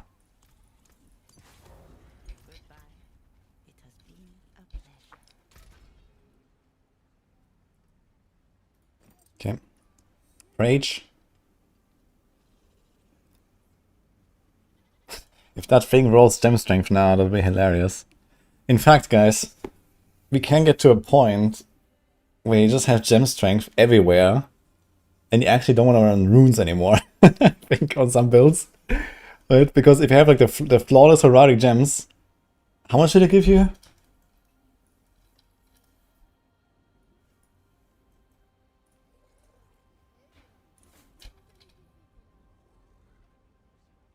Dude, 120. And then gem strength? Oh my god. So this goes almost plus 200 dex per gem when you have the gem strength on it. So you get 400 extra dex from the gem strength. And then like the gems itself, like you get 700 dex from this, you know, instead of a rune word. Like I think there's plenty of builds where you just full send gems, no rune word. Which is wild to think about. But offensively, this is actually the best. It's crazy.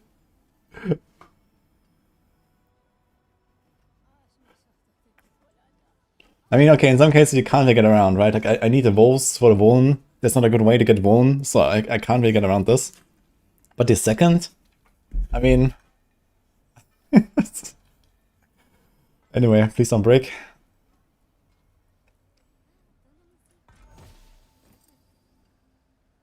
Oh, we got a GA.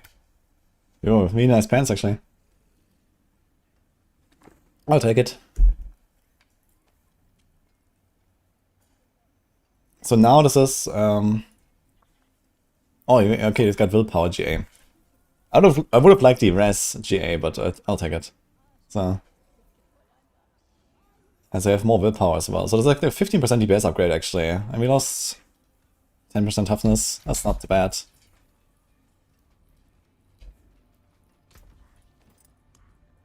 We have like 6 million toughness right now, so we're gonna be at like 5.5 or something.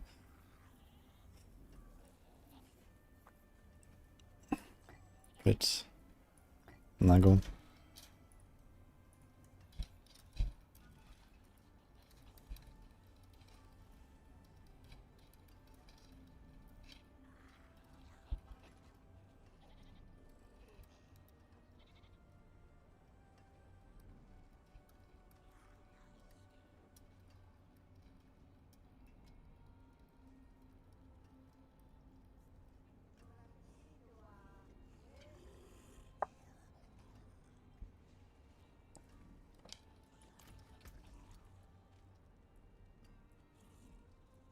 Okay, anything else here? Here's another one of Command Fallen. But yeah, okay, I'm gonna make more now. This is fine. This is transfigured, right? This is...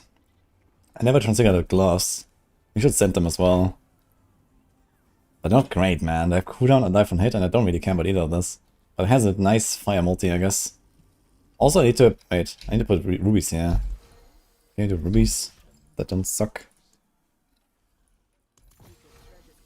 I think last time we didn't have souls for this.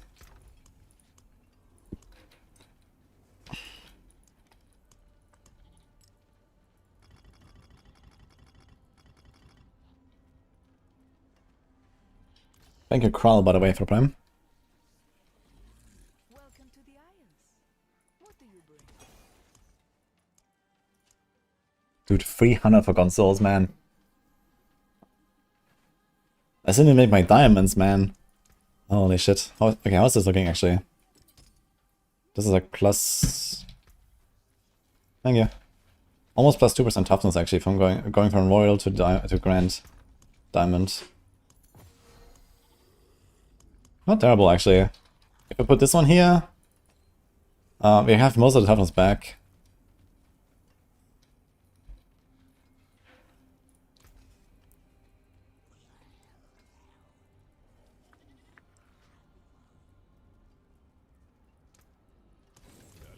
Yes. Ooh. Okay, we still have to do some Helltide stuff here, I just realized. We have 9 minutes left for the Helltide. I have like 1000 Cinders sitting there. Here's Helltide, Helltide. I guess it's gonna do this. Grig. Can do a pit. Can do a butcher. Okay, send it.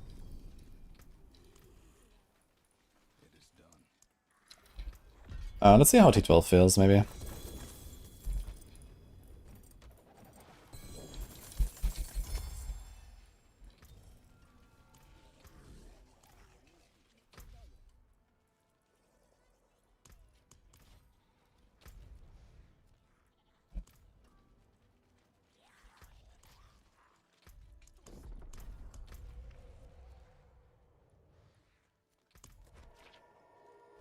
Neo Vanu, thank you. You don't understand why the wallplan table is not available for all characters. Yeah, I think that's a pretty common complaint, Annie. I expect that they're gonna do something about that. I also don't like that and get feedback already. I think this is not good. I think at the very least there should be some catch-up mechanic for your ults, you know, like if you have reached, you know, X level on the wall plans, then your ults just, you know, get faster XP or something at least, you know. Like, it's fine that you don't start with a full tree at level 1, I think. But, you know, I don't wanna grind for 50 hours again when I've already done it, you know, in that one season. Like, we have shared Paragon and this kind of stuff, and, you know, why not other stuff too, right?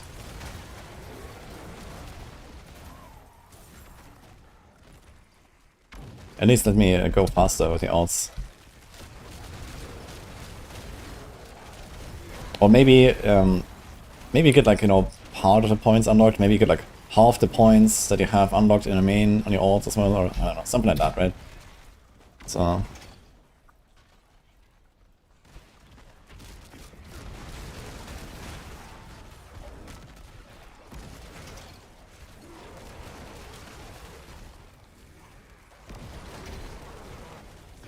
I've got 5 million toughness still, okay, that's good. 3,000 willpower now. Okay, let's see T12 kicks ours.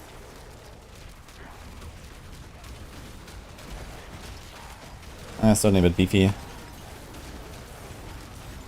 Not quite ready yet. I think for comfortable T12, like bosses and stuff, I need a gem strength for my weapon.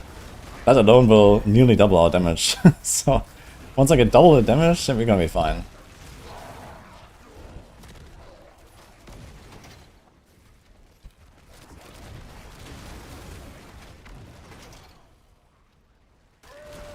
Do these guys still drop their special items, by the way?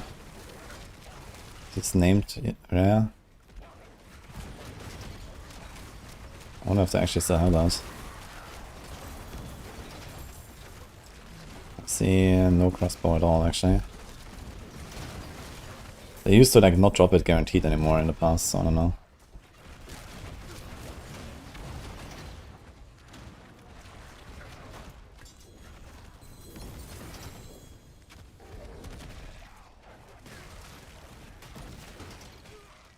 Could make activity points scale of Paragon. 200 Paragon is 200% activity points. Yeah, but also this would then affect your main, right? And you want to make sure that the alt grind is way faster than your main.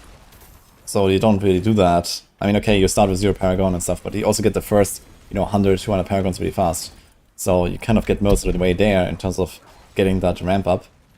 And then your alts will feel just as long as your main as a result, right? So this is not really helping, I think. Just to get first points and like the early grind would go faster. I filtered the drop out. Yeah, I turned off the loot filter to check, but I didn't get it. Yeah, at some point I made them not guaranteed drops anymore. It's like, I don't know, it used to be like a 1 in 3 or something. So. Do they still have like special stats? These rare named items? I wonder if there's like some that have like some really weird shit and you can craft on them now with the cube. If you get an ancestral one. There could be some interesting stuff there if they have special stats. Oh look, it kicks off again.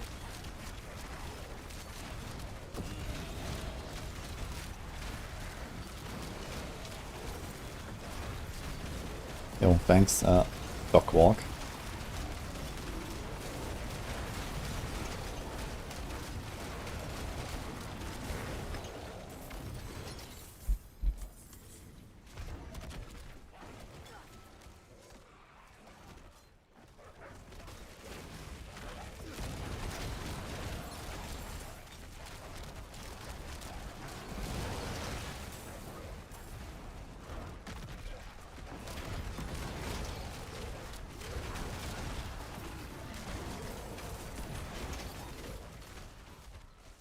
Can you explain the design of the current build?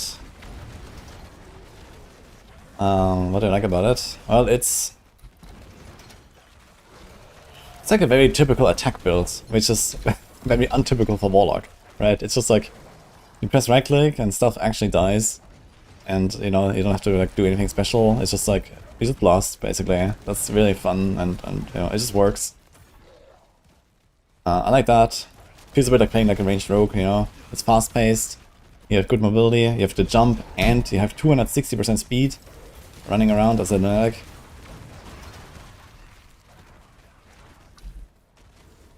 It's just like a really nice package, I think.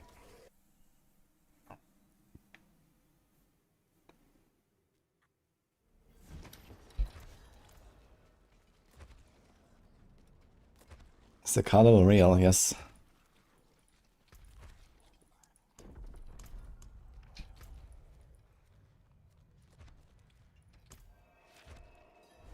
Need 120% gemstone on Starless. Do we put a diamond or ruby? I'll probably put diamond. Yeah, that's gonna be something. It's basically a free extra always roll. It's kind of sick. It's 375. Yeah. It's a bit less than a masterword always roll, I guess. But if you have a heroic gem, it's gonna be like equivalent to an always roll here, or even better, I guess. Wait, that's just a normal gem. Actually, you get 2 always rolls, right? So yeah. Yo, scans, thank you as well.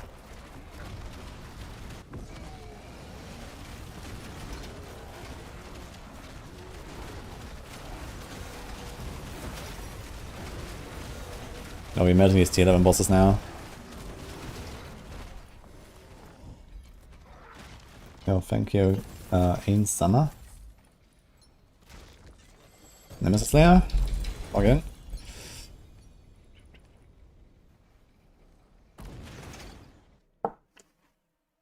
Is element damage multi better than all? No, it's the same. Just the gems in the weapon have a slightly lower value as diamond, but all the other plots it's the same.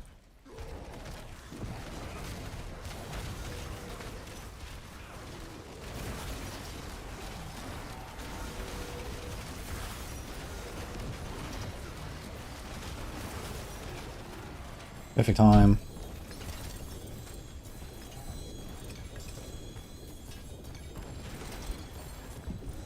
That's one. There's two. There's a Tyrius.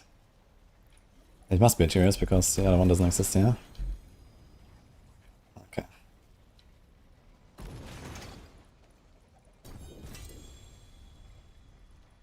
God.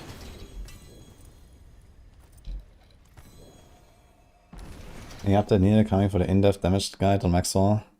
Yeah, there's certainly going to be an update on that. But, you know, these articles, they take a bit to put together, and there's, you know, all the resources have changed now and stuff, right? So this one is not terrible. We have Will, Life, All, Vuln, which is probably better than this though, but maybe I care about the movement. I'll save this. Dirge. Pain Gorgers, we should save some of these. There's attack speed. Nah. You have a really nice one, I have the 48 fire, to be honest. But two kind of useless stats can be better.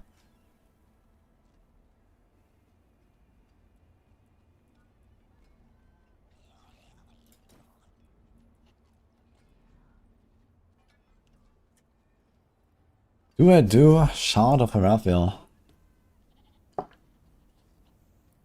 When I play Doom. Maybe, actually.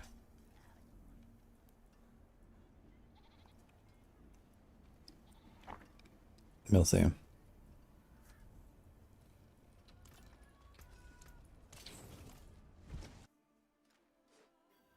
Yeah, we watched the carnival stuff earlier.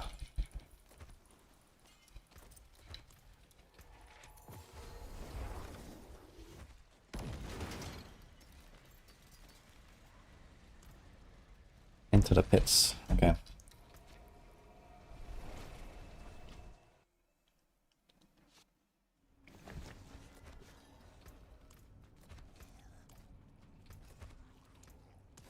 Yeah, I want to do some plannering, so let's do it. Let's start with... Let's take a look at the Draglaws. I'll also play Draglaws soon, I guess. Maybe today or tomorrow.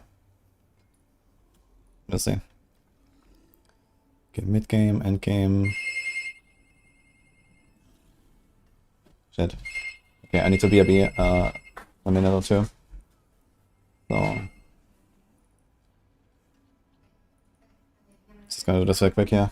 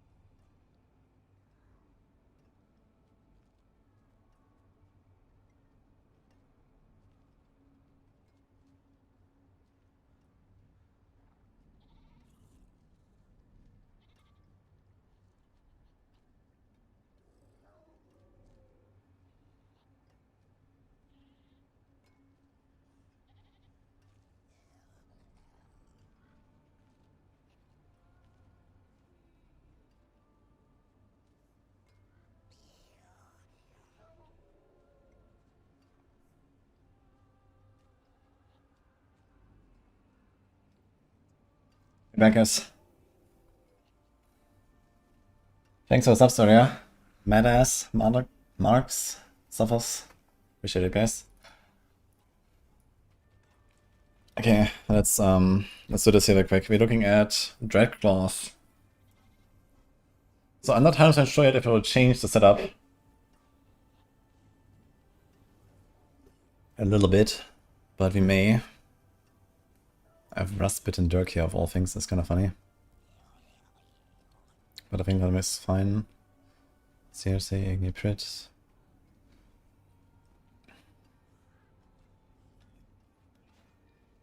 Godslayer. Addition.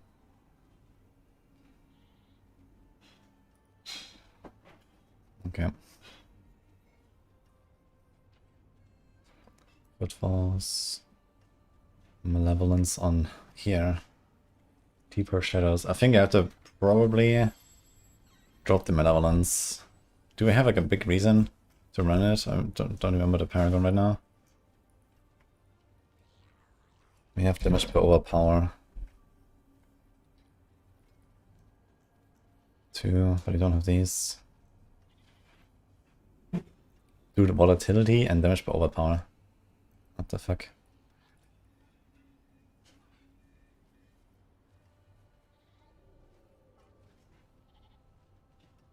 But yeah, we can't actually do anything else. You have to go for this board.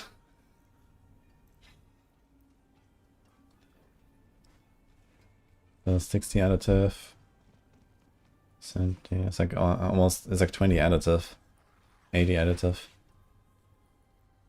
Not that crazy actually. I think I'm gonna put a defensive one here. There's actually no defensive aspect, so this might be a bit too monka. We're gonna drop Malevolence.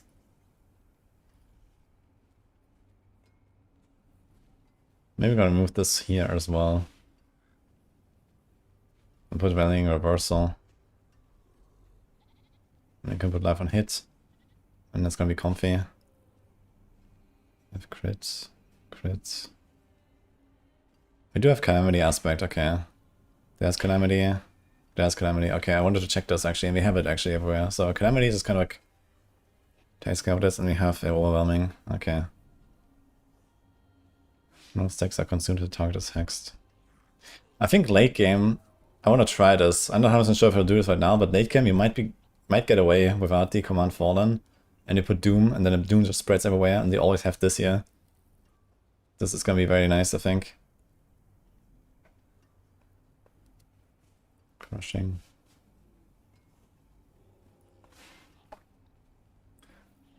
Maximum Shadow Form stacks increased. Viscous here, increased damage on each stack of Shadow Form. While you have Stealth. Mika skills no longer break Shadow Form Stealth at a cost of 2 stacks of Shadow Form per cast. So it almost is like you want to do a Flicker Step, I feel, to get your Entomoses back instantly. I'm not 100% sure if that works. Let me try this.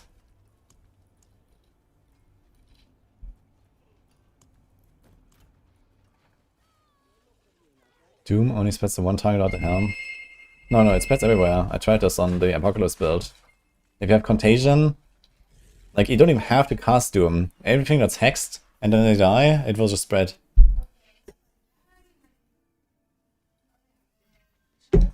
Hello? Iconics. Okay, let's check this here real quick.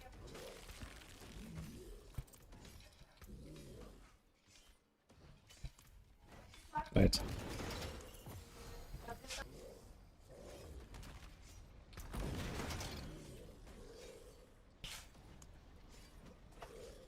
Okay,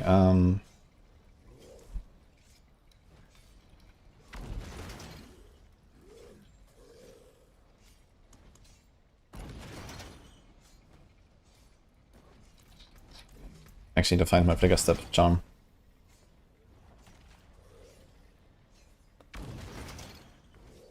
And doorbell sound is funny, gets me every time. Yeah, it's straight from the 70s. Half a century.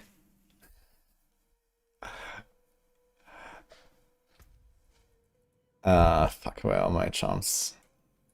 Let's see. It's hard to really debate outside of meta. Damage fed low versus gear invested. I'm not sure how to keep the Fortify. Yeah, the Fortify is usually from the Dark Prison. And on this build you don't like damage yourself, so this should be not too bad.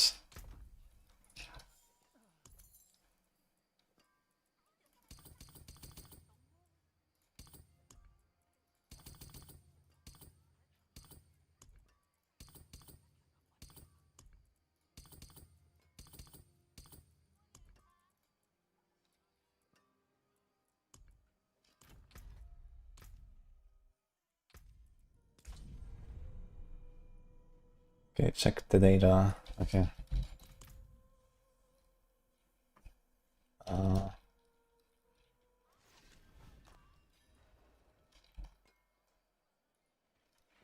Can you send me a link, Chronix? Oh, okay, got it. I'll check it in a second. I think there are more parts for your desk here. Have you showed your desk recently? Not recently. Yeah, you should. Magnetic cable management bundle. This is heavy. And a heavy. Okay, we're building a new desk soon, guys. From Secret Lab. You're gonna be very jealous, guys. I know I am. Oh, for those that haven't seen it. Yeah, this was supposed to arrive before the season, but it took a while to get to Greece. But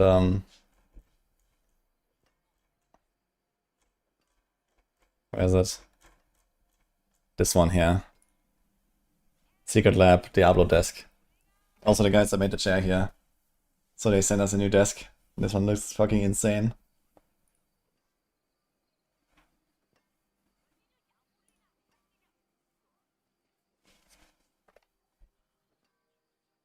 So yeah, they have they brought back the chairs. So there's a Lilith and a Denarius chair, and they made the desk. Yeah, so you can check that out here. You actually have a command for them. Hmm? Yeah, I'm just showing this up real quick here. Oh, the chair looks so nice. Yeah, I want this one here on the right actually. No, I meant this one. Oh I shit. will take this one. You can keep that one. Okay, I can ask them. Not advertising at all. By the way, I like this pillow very much. I wish I had one on my chair. You wanna sleep on it too? I could. Hello, Nini. Hello, Chronix. How are you? Did I put this now? Okay. I just saw we had a flicker step. Here's a flicker step. Let's try this. Okay. Actually, let's put some unique jumps here. Hi, Ica. You want to play Blizzard Lightning Bells? Getting HP 120 or What is that final exactly? story? The final story was on Torment 10. Wait, do you want my coffee too? Okay. Yeah. Yeah, the Blizzard build is very strong. Have you drunk this? Yeah. Okay, give me that. It's not empty. Hmm? It's not empty. Okay. Indigo Badge. Flicker. God Slayer. Do you want it warmed? That's fine. Actually, maybe, yeah. It's cold, actually. Okay. Tables. Okay.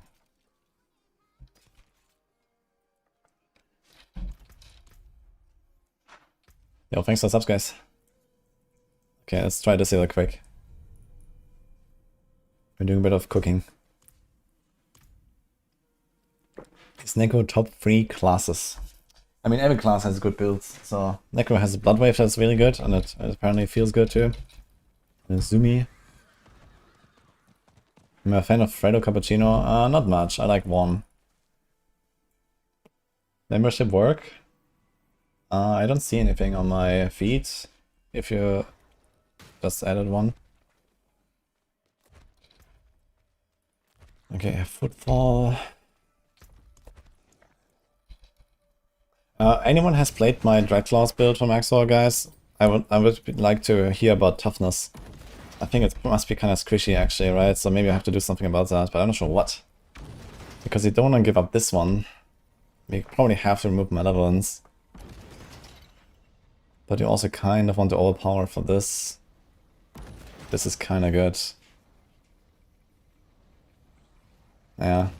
It's probably a bit on the squishy side, and I'm not sure how to fix it.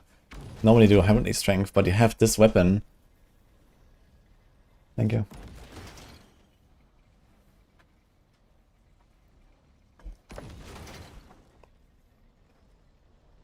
So either we drop the whole Night Terror idea. Okay, first of all I want to see if you can do a flicker step.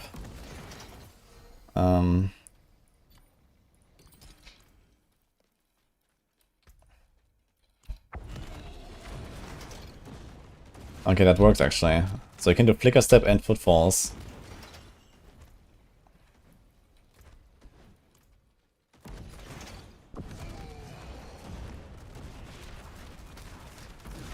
And then you can go back into Metamorphosis after a few attacks. Like this, basically. So maybe I should do this.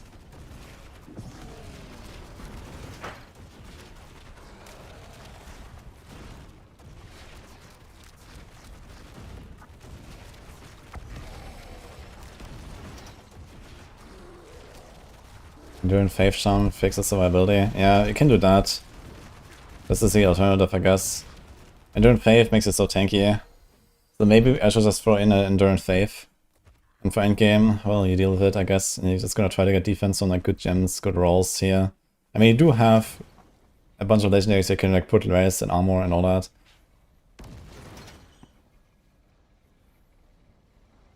Why no damage output? We're not here for damage, I'm testing mechanics.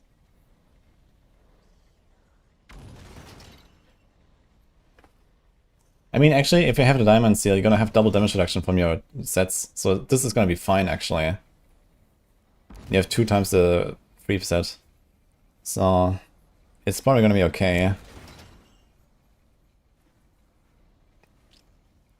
I think I'm gonna put life on hit here instead of the shadow. So we have some healing. I think there's a bit of healing missing. I think the wrath per second is maybe also not required when you have the fallen guys.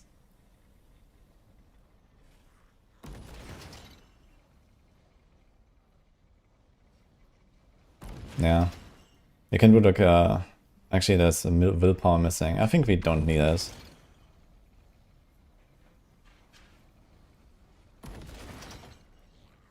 We just kinda need it. Even with the fallen. With Starless you don't need it. With the fall, like even like Tyrant's Grasp has a way faster animation than the Dreadclaws, and even without Starless I was able to play Tyrant's Grasp.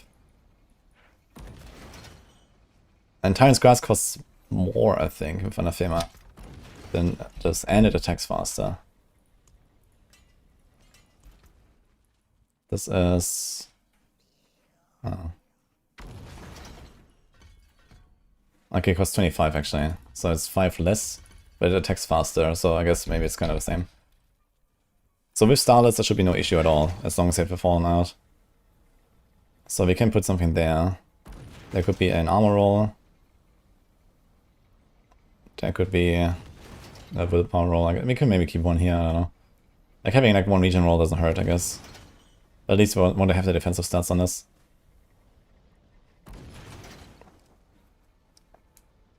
And the thing is, we do have the DR from the Nether Step, because we Nether Step a lot with the footfalls.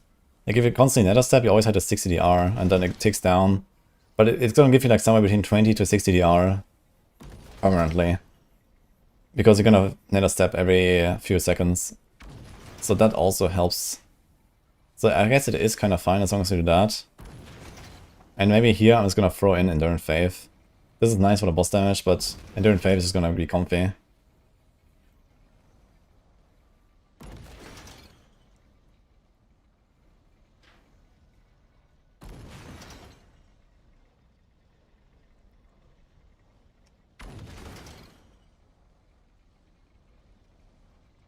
Just to keep Zeal the set and go with the flow and let me know how it goes. Are you talking to me, Chronix? Are you talking to Saber Tusk? I actually want to play some Zeal as well. I'm kinda excited.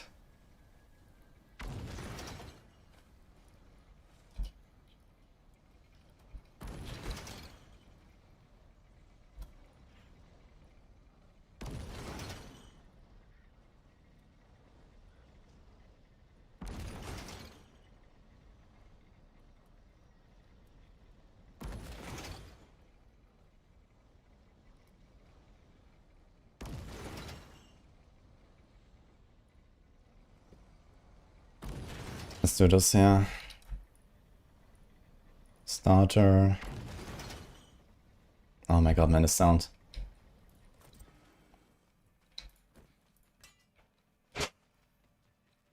Yeah, okay. Let's put this back in the stash.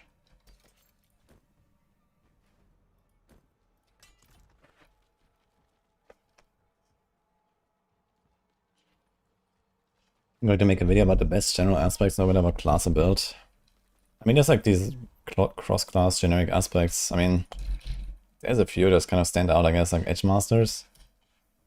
And then there's like some summon stuff that works on a bunch of builds, I guess. They're like cross-class. That's what you meant Brawler, if you use like a unique skill. Ultimate skill. Yeah, there's a few more maybe.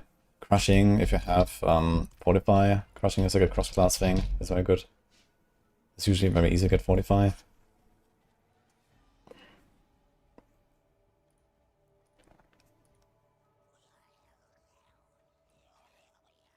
Yeah, we sent Enduring Faith, yeah, I think this is fine. And now...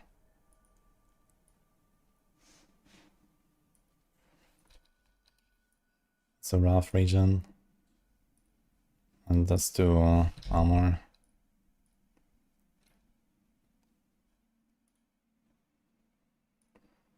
Okay, I have a lot of crit here. How's the crit looking actually?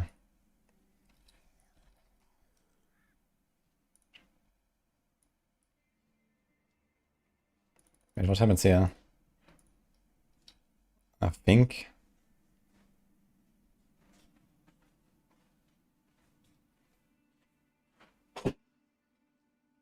I have to make new items. This seems like it's not working. Okay, you have CRC. Wait, what? Where's my GA stuff? Something is off here with the mythics. I can't put the GAs. Unlucky. I think Rift did some update.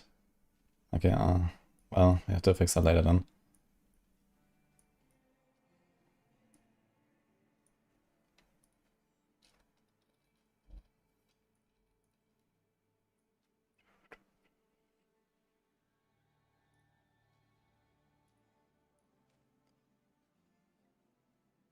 Could do something like this, yeah. Well, I didn't have a tempering here.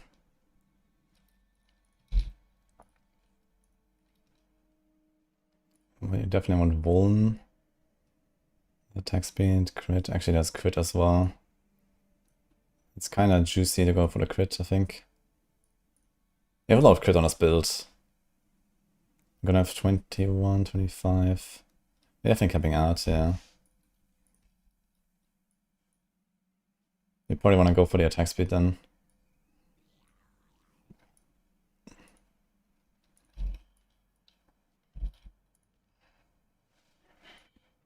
There's life on hit. I think this is not enough life on hit. You probably want to put max life. And then Vuln multi. Maybe do something like that. And we can do attack speed here. We do this. Okay, then we have... there's attack speed, Vuln, Shadow. Let's put life here.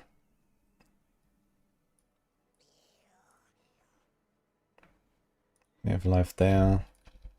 We got this. Let's go all in the Vuln here.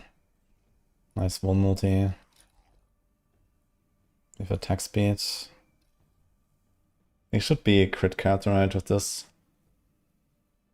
Yeah. Put more attack speed here. It's gonna have pretty nice attack speed. I think that makes it like nice and fluid. Can we do Vuln on the offhand? We cannot.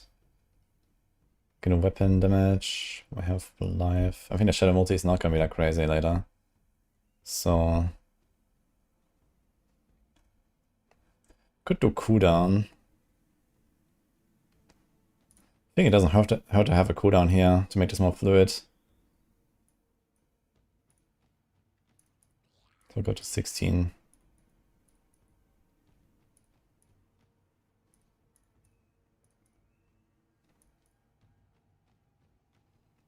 This thing also has crit chance. We have 10. 30, 40. We have too much crit chance, actually. I don't think we need a crit chance roll. Can do weapon damage, will. Maybe he's gonna throw willpower on this, to be honest. And we can do a life on hit roll here. We'll do this. Actually, crit multi on this one.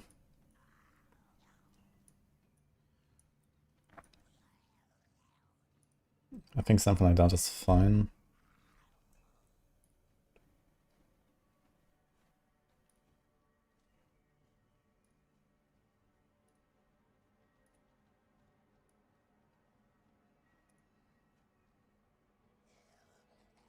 Probably go all in on a crit multi as well. Okay, here. You want this. Attack series evade cooldown by 3 seconds. It's kinda sick. Actually. You can like do 3 attacks, evade, 3 attacks, evade. You're gonna have like permanent, you don't even have to cast a rampage, dude. Or these guys. You get them out once and they're just gonna keep going and they come with you all the time. It's gonna be really nice and comfy. Can do movement. Wanna have this, this. Okay.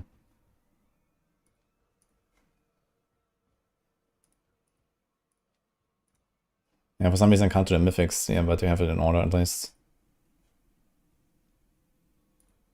Good morning. I'm planning to play a lot of Rogue this season. Maybe more than Warlock, we'll see. Thanks for the bits, by the way. And thanks for the sub, Glorious Custard. And Binzao. And George, Cole Ho. Soren Song. And Burn. And Stefan. Holy. Appreciate the subs, guys. Okay, so we did swap a few things around. This should be my... how much of my attack speed does it actually have? 12.5. 25. It's like 50. That's all attack speed. 60. It might drop the shadow here. Because I have shadow there. Here. 1 crit. Yeah, I think this is kind of nice. Calamity aspect, overwhelming. Yeah, so the question is, what about the overwhelming? Maybe I'll drop it and put a defensive power. Can overpower for each 10 round again. But this is such a good aspect. And any other aspect is like way smaller than this. Like the next best is like 70 maybe. Or 60. So I think we're just gonna have to deal with it. And try to get defenses from our gear. So we do something like this, yeah. Actually, this is more, right? Okay.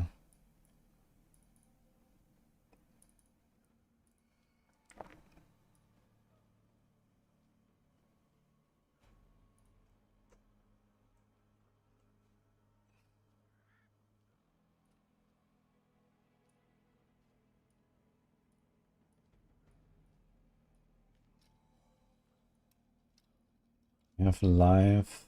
Let's do will maybe. Attack speed.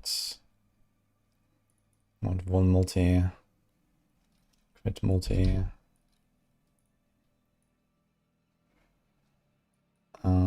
Abyss.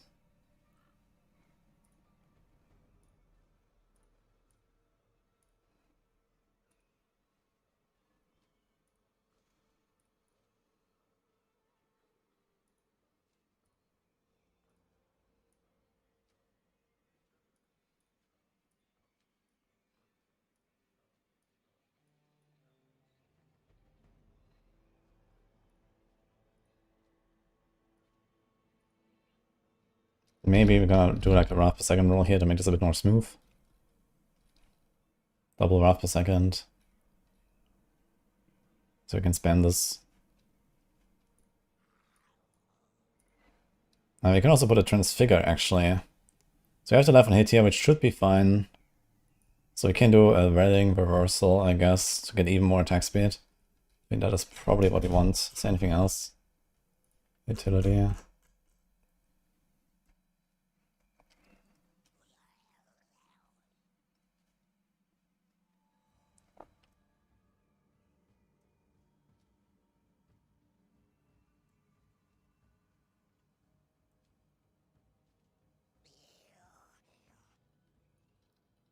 So this. It's gonna make it even nicer.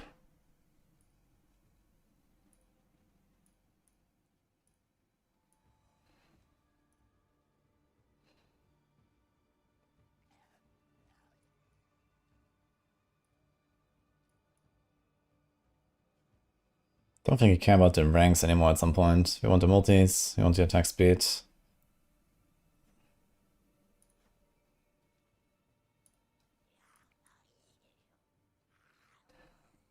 Okay. God Slayer. I mean, if Enduring Faith, you can easily run a God Slayer. So...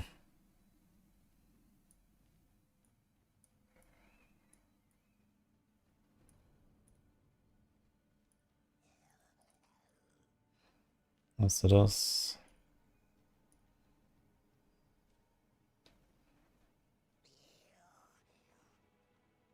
Okay, I think this looks fine.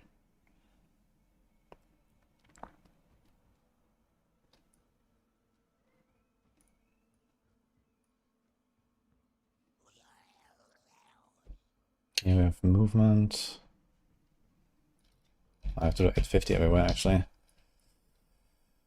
Oh boy, okay. This is a max life here, I think, to get started.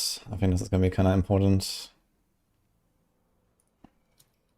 Maybe here as well. We do max life. Attack speed. We will have a lot of crit chance from the get-go, actually, on this. We have this thing. Crit. I guess he's gonna throw life and hit on us.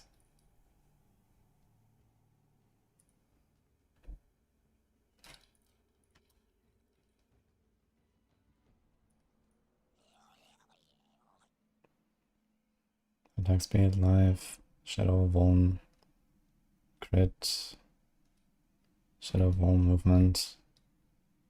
We should have decent movement speed, but just not stepping around. I think he's gonna do crit here as well.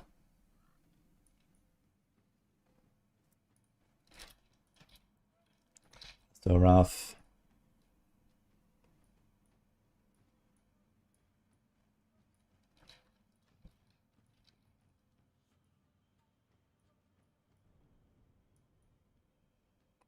Sometimes this is fine. You have the heavenly strength as well, which is nice. This is nice. You can also rough here if you want, but it should be fine, I think. Fuck it, okay. Let's do this. It's also gonna be much easier to craft. Like, when you have items like this, where you have like multiple categories of stuff, it's easier to craft. Like there's like resource and defense, and not just like full defense, right? It's like much easier to make. So that's kind of good. Great Shadow Vuln. Probably want to throw a life roll here.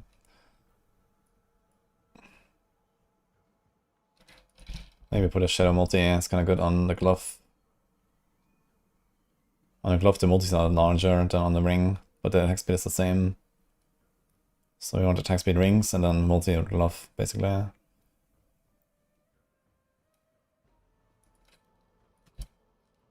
Okay, we have this movement, malevolence. Okay. I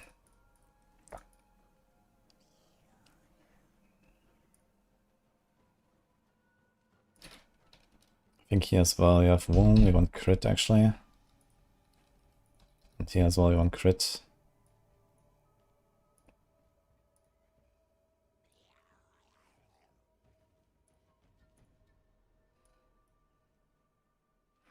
Maybe you want attack speed anyway, it's also will. It's gonna feel good. What about Shadow? There's also 30 Shadow. Let me do that. Triple. Enduring Faith. Okay. Besides that, I don't think I'm gonna change much on the setup. I think the whole LUNATIC stuff is nice. I like the shard, at least shard and fragments. This is like a 30 multi. You get movement speed. You're gonna be zooming anyway, basically. And then I think you even want to do evade cooldown. Now that I think about it. gonna put evade cooldown. So you can like constantly evade around. You probably want movement speed here though.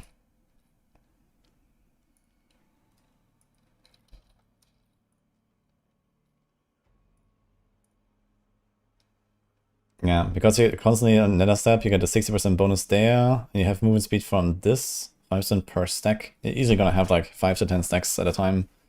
And then a bit of movement speed from maybe the roll here, so you don't like crawl in town and stuff. And I think there you go. I think that's all you're gonna do. And then like the one thing I'm undecided on is the command fallen. So maybe I'll do Doom for the version with Starless. And then it spreads the hex, and you don't have to like really upkeep them. But you don't really have to do any upkeep, to be honest. Every time you nether step, these guys get refreshed. And you're easily gonna have them permanent. Just like nether stepping every 3 seconds. So you don't have to cast them once at the start, and then it should be fine.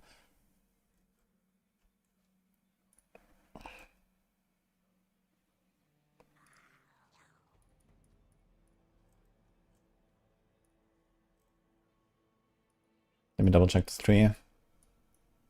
This looks okay. Yeah, the main thing really is cooldown for the Metamorphosis. Can I place at long range? Slows enemies. You should have loses no stacks while moving. Okay. That should be fine. I guess you want to do this actually. And here we have the unstoppable thing. Maybe you're gonna do the unstoppable as well. I was kind of like not trusting this, but I don't think I've ever triggered the stagger. And he's gonna be unstoppable. And it only lasts 15 seconds or something, or 20 seconds, how long is it? It goes up with skill ranks, but it doesn't show right now. 23 seconds. So we don't really care about dominance costs, like nothing really costs anything here. So I think I'm gonna move this over. And you're gonna move this over. More than.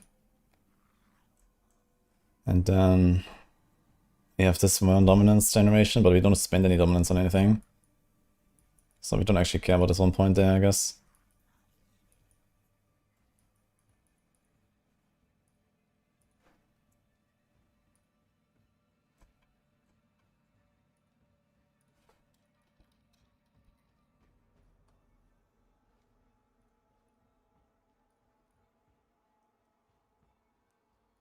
What about here? Do we do this?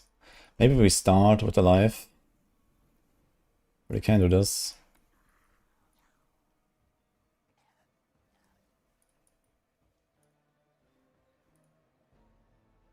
Ah, fuck it.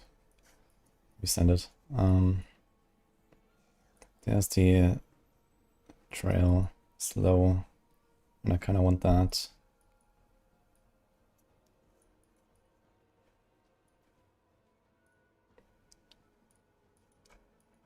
Where did I remove the point? Ah, we have the long range. I think I'm gonna do this the slow.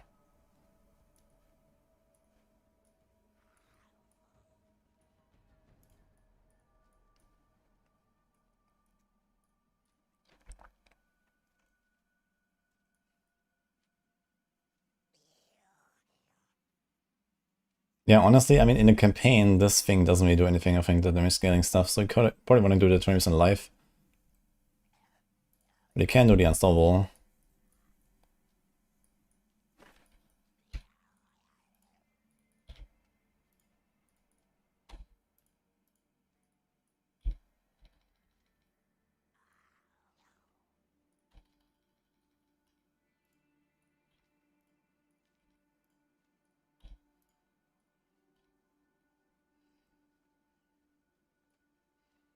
Then here we do this. Okay, maybe for the starter, change this. It's like mostly just 1 point, to be honest. Once he starts gaining life high enough. Because at the start you have like 20k life, this doesn't do much. Just gonna go for the more life. Okay, what about this command fallen thing? Yeah, we don't need this at all, to be honest. I'm not sure where that point should go. I guess here.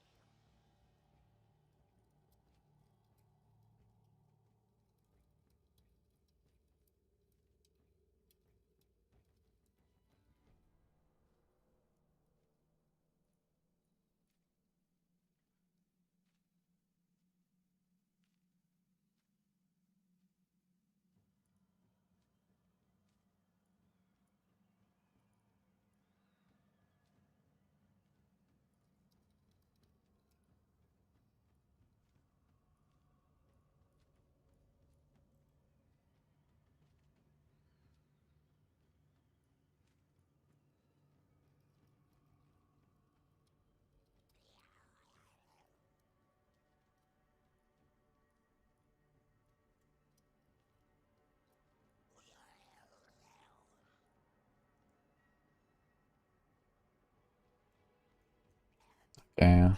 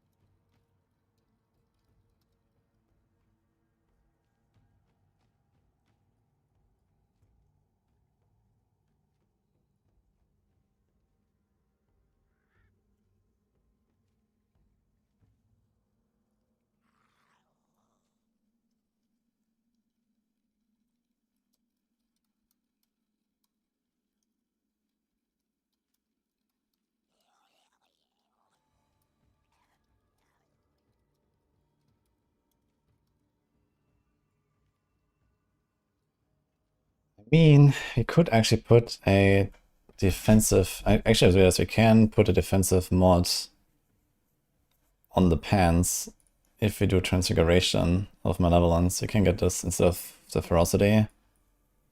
I think this might actually be the way. You can get pretty tanky.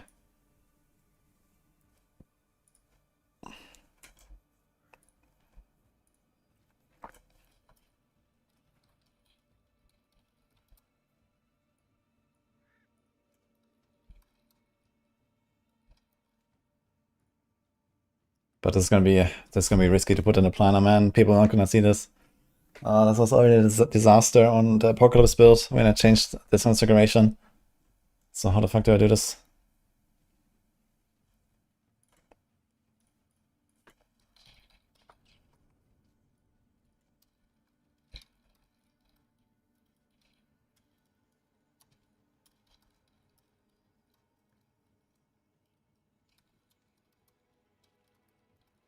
I was gonna mention this here, I guess.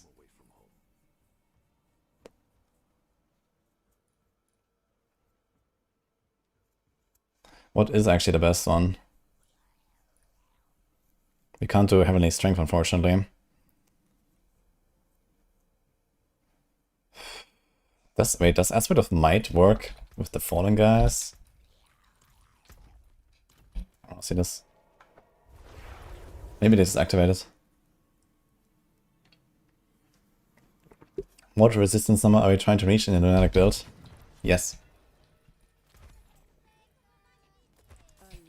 Boo. Thanks, Dictate.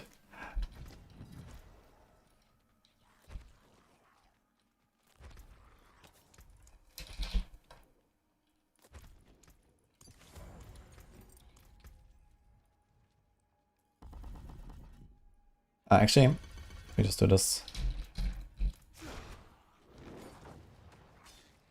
Wait. No, right here. Because right here triggers Might as well. But I want to see if these guys trigger it. They don't. Unlucky. Okay. I'm not sure if I want to rely on Might if it's just right here. So let's see what else is there. You can't do Juggernaut. Can do Fortress. Shrouding.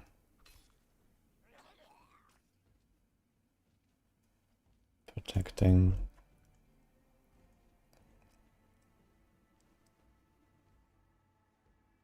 So I guess Coagulation, it's 20 DR. It's not that much, but it's something.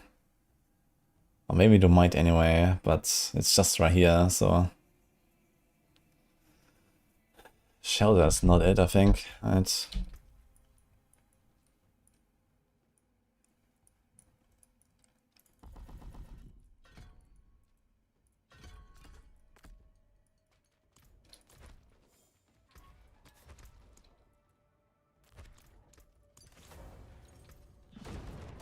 Oh god, there's like nothing, man. What is this?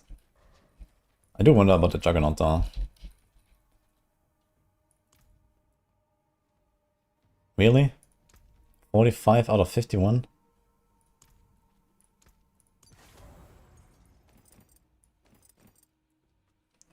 Two, 1, 3. What's just that?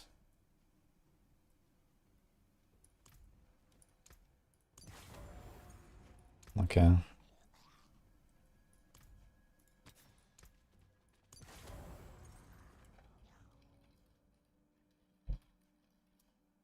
%43 toughness, actually.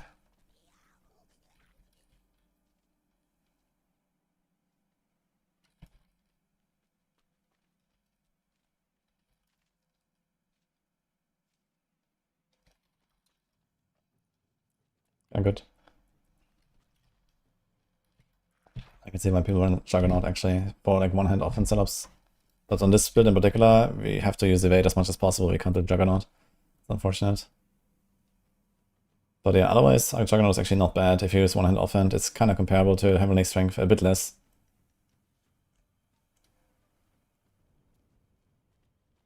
Yeah, I guess you have no other choice. Just 20 DR and Coagulation, and that's it.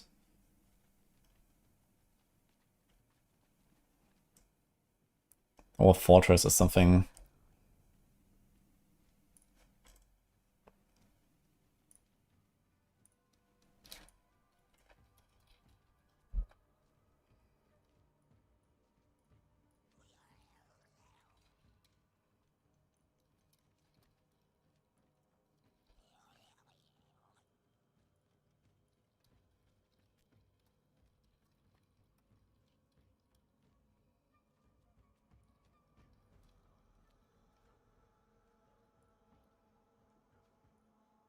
Yeah, I'm not gonna put this on the planner. Because if people don't have Malevolence, they're gonna have a bad time, since Overwhelming is here, and you don't get any other source of overpower. So I leave it here, and I just mention it, and we keep the running reversal, I guess, on this one.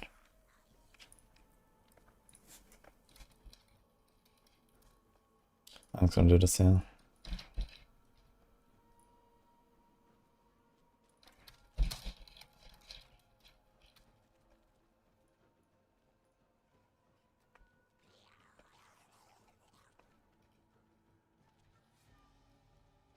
Maybe let's do this here, actually.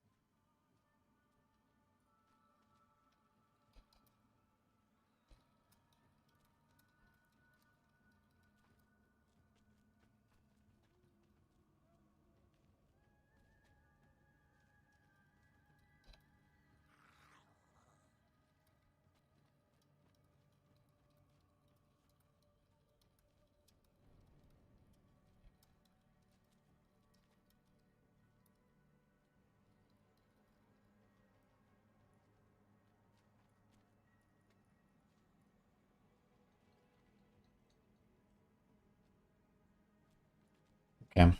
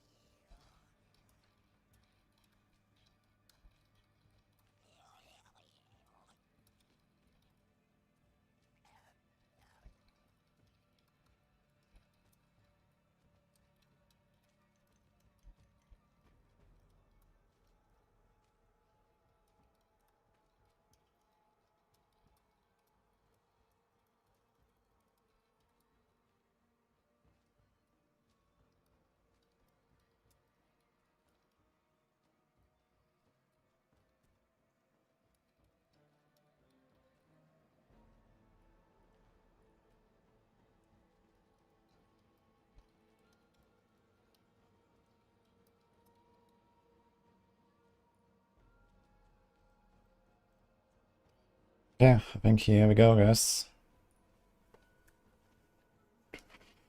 Kinda excited to play this.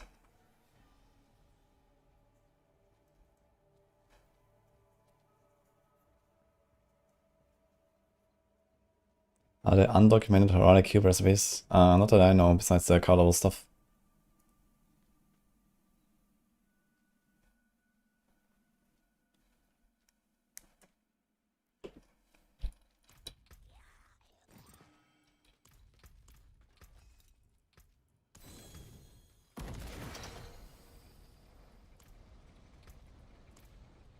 Okay, hit time. Let's go.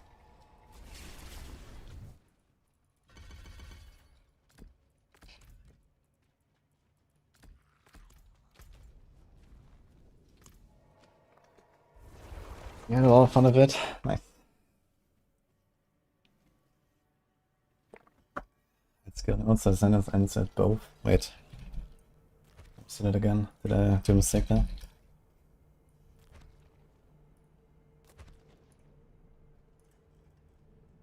Skill notes. Oh, yeah.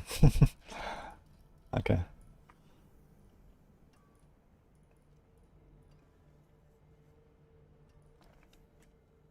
It might update instantly on the guide, so it might take a few minutes sometimes for the update. When are the 4 leaderboards coming on Maxwell? As long as there's no API, there's no leaderboards. So you can't export the data or anything like that, so we can't do anything on this.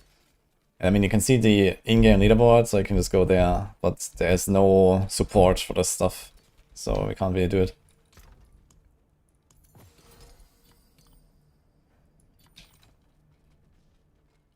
Care for a game of chance? Oh, we were just getting warmed up.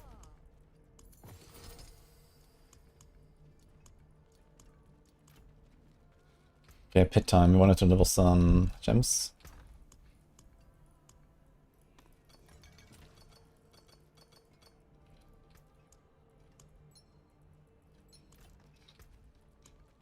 Wait, how many keys do I have? What the fuck? Okay. Anything else that I got now? Let me check my tree again. This is fine. This is fine.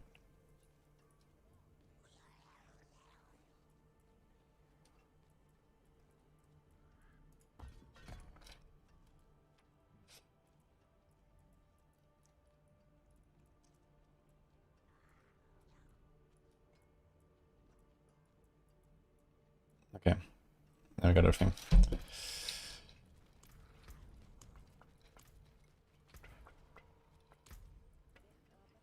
I want to do 103, apparently. That should be comfy. With a Raft Cliff, Grandpa and almost 100% crit will be 75 crit damage. This Master and Ring be stronger than 20 damage per all power stack. I mean, if you have 4 all power stacks, it usually breaks even with typical tempers. And if you have... Oh, actually, I just realized we have 100% crit chance. So the crit chance temper is slightly better than the normal tempers. But all power, if you have more than 4 all power stacks, it beats everything, basically. I actually need to put crit damage tempers on the Bear Claws build I just did. Instead of Abyss. It's like slightly better, I guess. Because you reach 100% crit chance relatively easily. Although this is only for the endgame version, because I think before that, not really.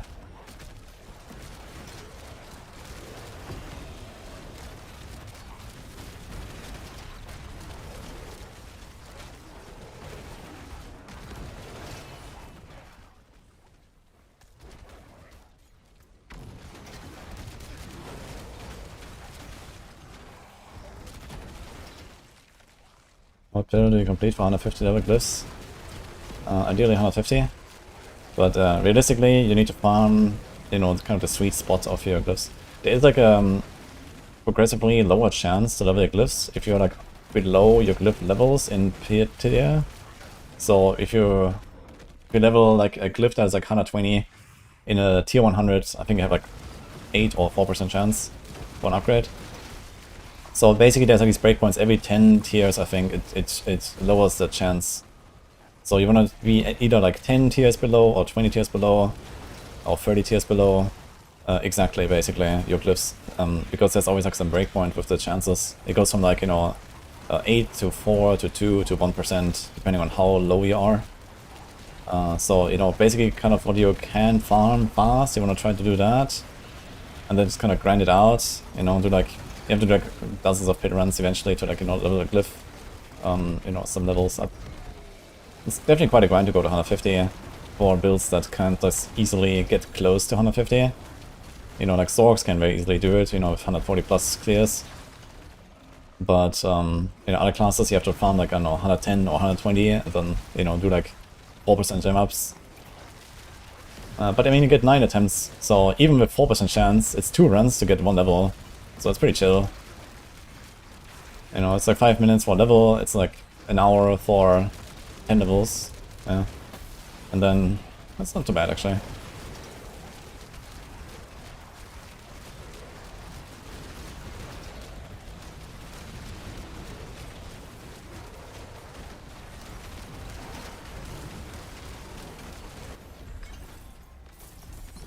Oh, flicker step, oops. So probably did this.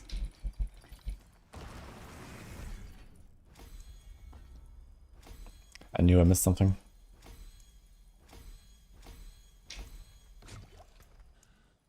Nice. Destroy the butcher. Okay. Hi, Danny. Ancestor, greater case is better from tree. Good question. I think greater caches are good, but I don't know exactly.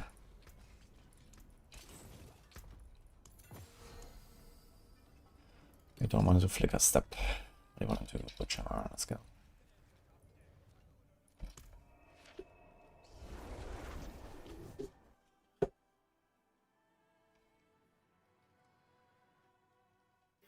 Your bow is fully clean, about to transfigure to use Entropic or nah. I would recommend never use Entropic Trism unless it's an item you just can never replace, you know, like a insane 4GA neck or something. I would use Entropic, but otherwise I would never use Entropic.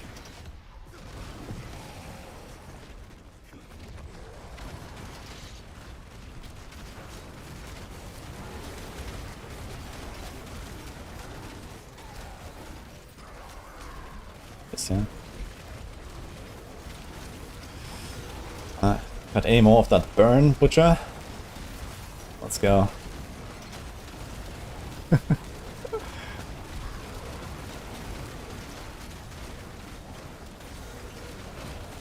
We can maybe kill him before the face. Not quite.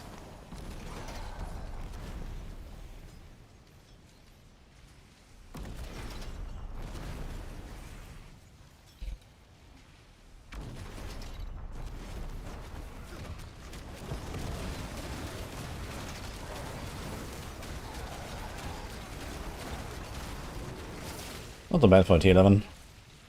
Butcher is BP.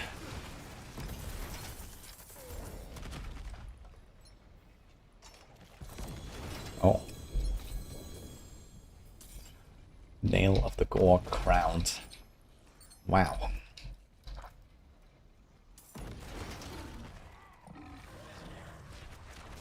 I mean, if he wasn't bugged, I would kill him before the face. Yeah, we got a Belial.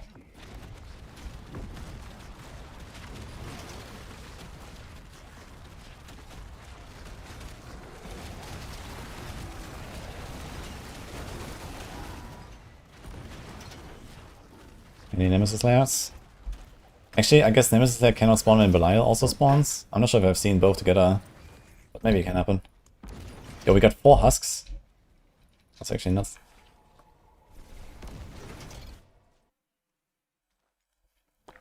There's still no way to quickly tempo with mouse and keyboard. Wait, what can you do on controller?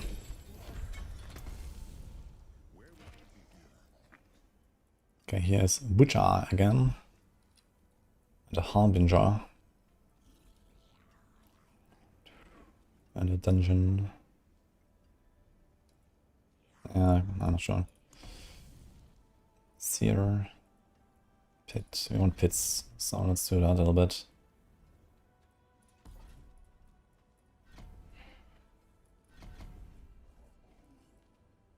Can also do the hell size. Is that even enough for the level up? No.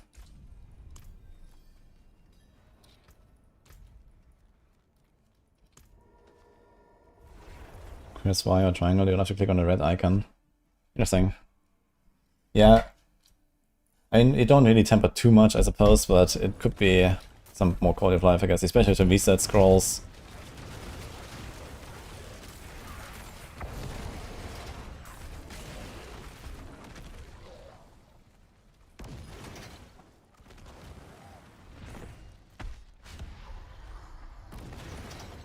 You only choose infernal hordes in your war plans.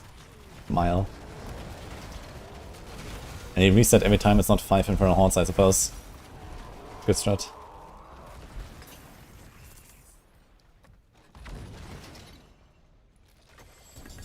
That's another one.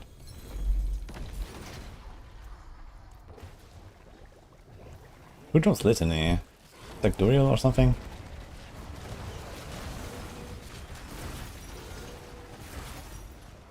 Dude, you're actually melting these T11s now.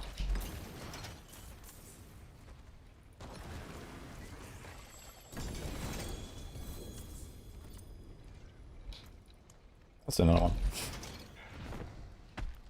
Astaroth has Litany? Oh boy. Okay, I think I have a good Litany though, it's okay.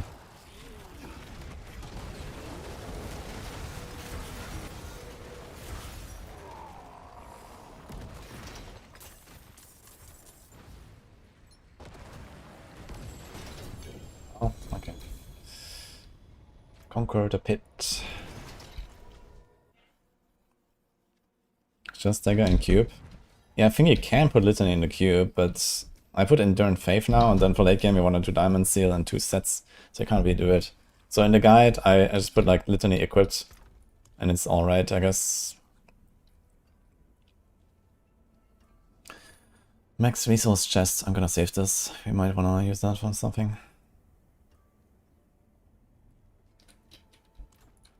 Temerity.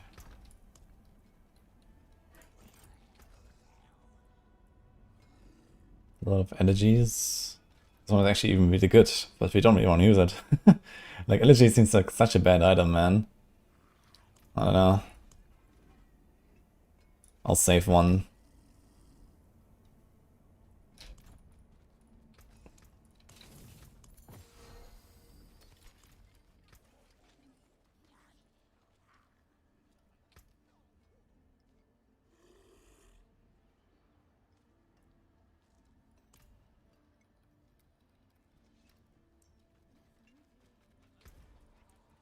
Four.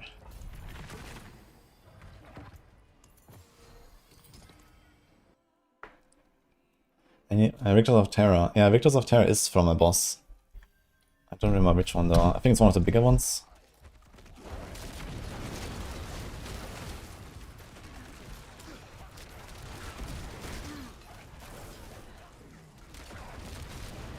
You might see it on the loot table. I think I have almost all of the loot table figured out now, so just check there, I guess.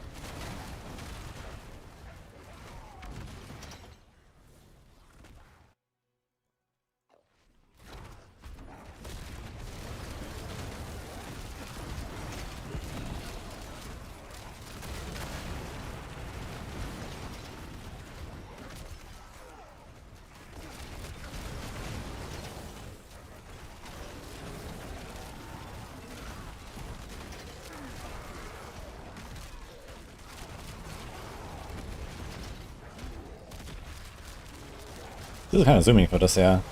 Kind of good.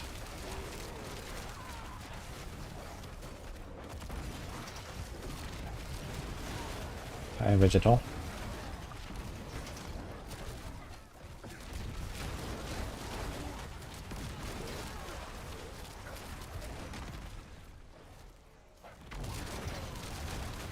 How did it just reset my meta so fast?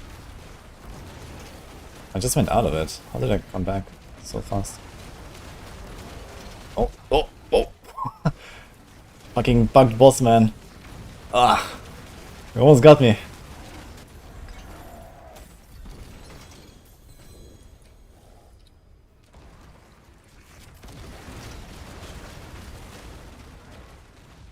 Crazy, man. It's 16 in toughness. He almost insta-kills me, man. On the fucking 104.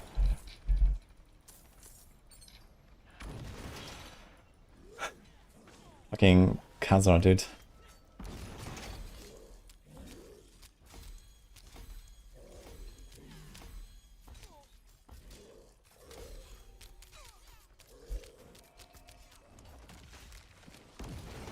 LUNATIC, Gem Reserve, let's do that. Any data, check us. Sorry.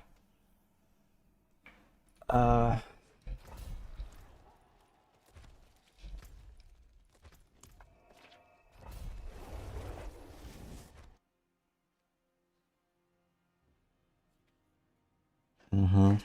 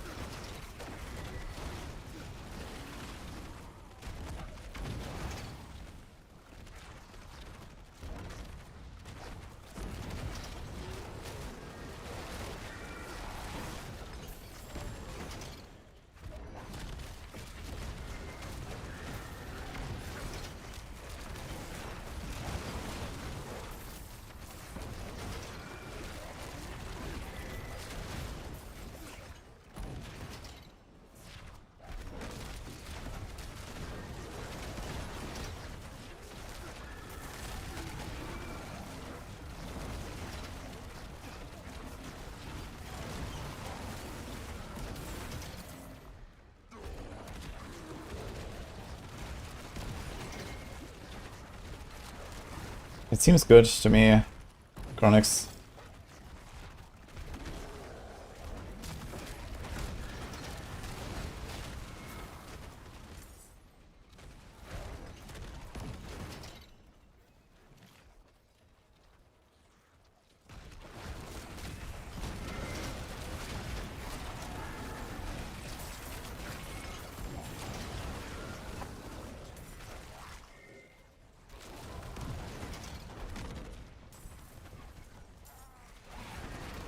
Aging and then sending. Yeah. Yeah, this looks fine.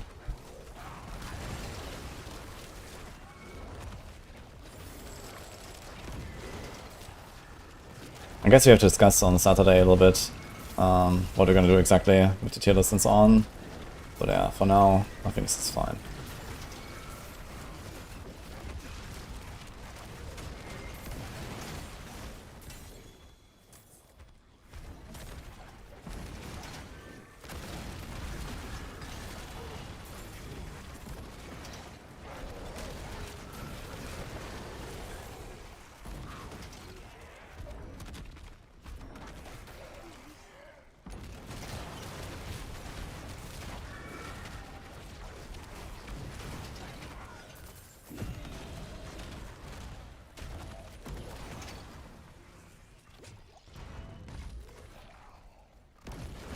How's this compared to Apocalypse? Damage and ability wise?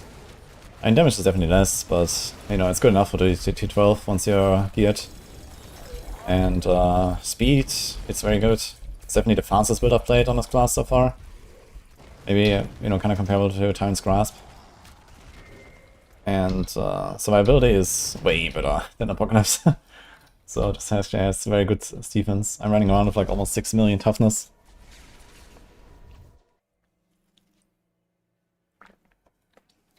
You can't transfigure and have the same aspect twice. Thanks, Bottle for picking us up.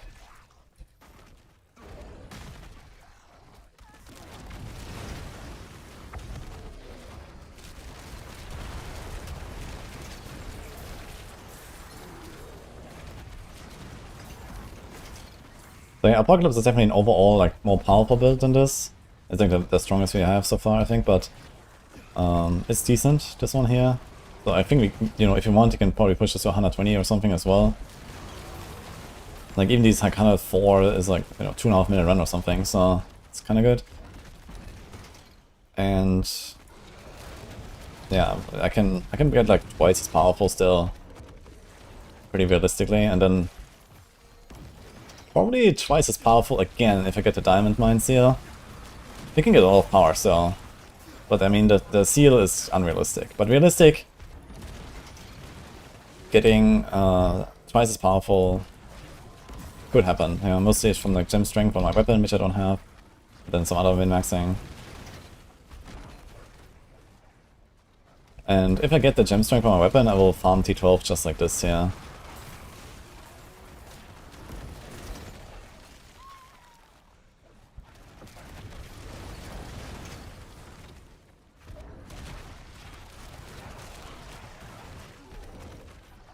Do I have the Mythic Giga Seal? I had it on my first character, but it's dead, so unlucky.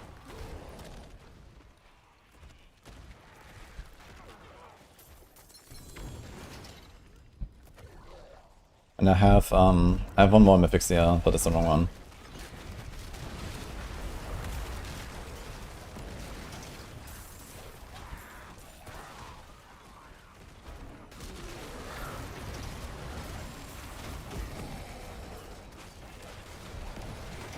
And tortured gifts. I have to do more health out here, anyway.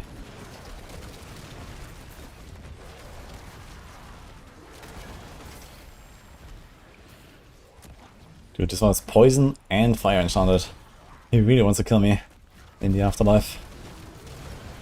Holy. How's the toughness on Rogue?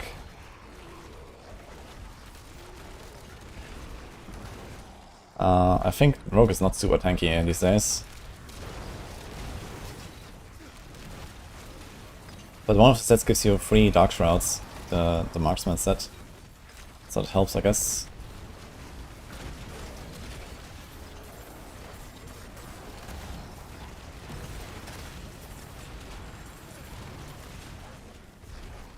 Oh.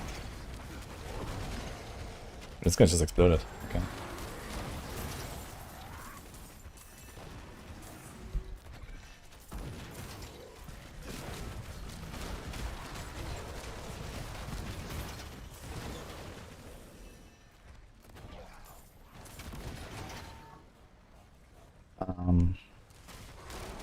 Actually, I need to go back.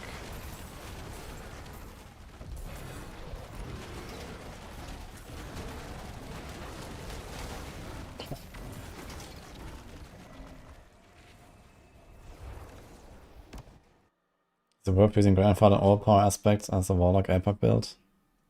Yeah, so I was trying Grandfather, but I think I might just stick to the normal weapon. But I think I'll put Calamity aspect for the crit chance. I'll take a look at the Epoch planner later and then see. But I was playing with this the other day and I kinda liked it. Ooh.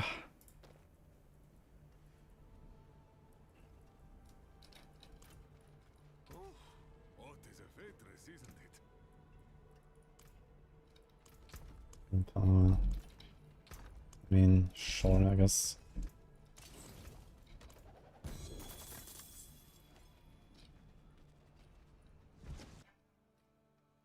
The Dark Shots, they have 4.5 million, and 2 out of 20 Paragon. Okay. 1.5 million on a Rogue. Sounds good, actually. Especially on ranged Rogue and with Cold Imbue or something, if you have Freeze.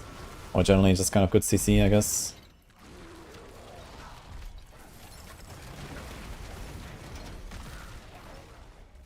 Thanks, Tollgate.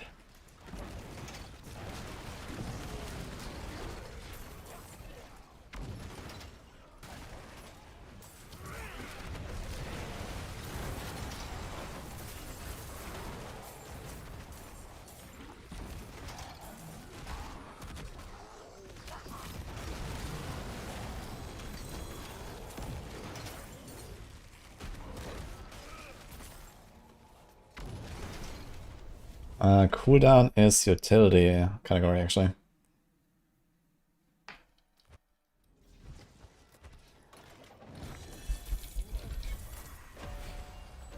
Ding, ding. Okay, we got shrines, I guess.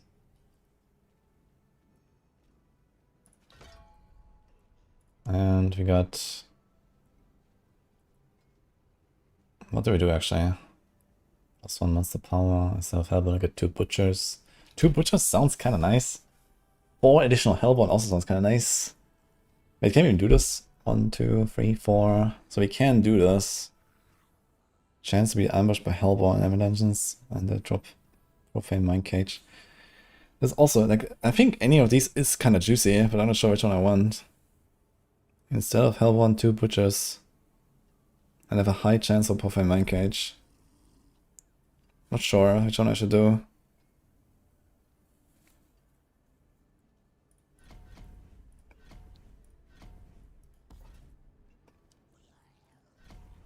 Let's do some navigations. Oh my god. You can stack Resolve now on Rogue and cultivate as Barrier, and you can fortify through 2 different means. Okay. Resolve is not that great though, but you can have it on boots. And it's like maybe 10 DR or so from the extra armor.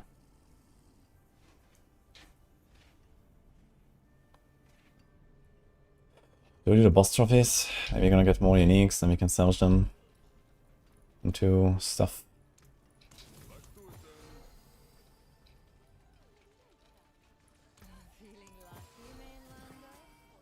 I need a better 6-slot seal, man. I had a really nice 6-slot seal that ripped on my other character. This one has 8 all res, and the other one had like, I don't know, 16% damage multi. Kinda wild. So that's nice. This res and 99 all stats.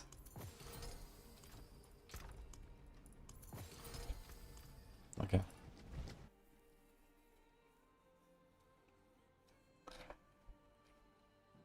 Tips for first hardcore character, not Warlock.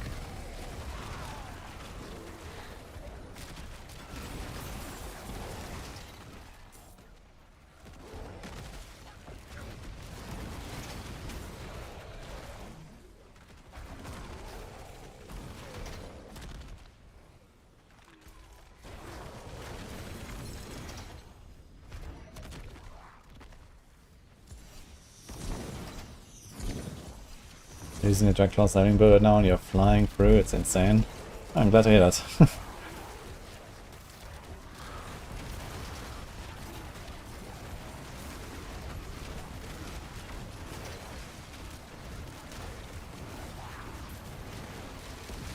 Hear us?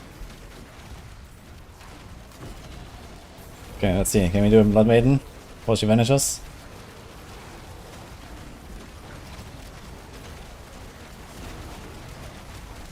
We sure can. Soon we're gonna do this on T12.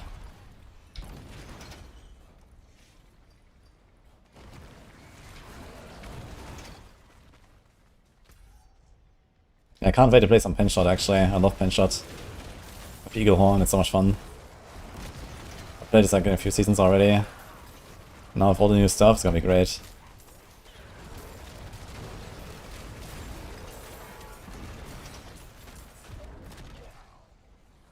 Oh, so Spire.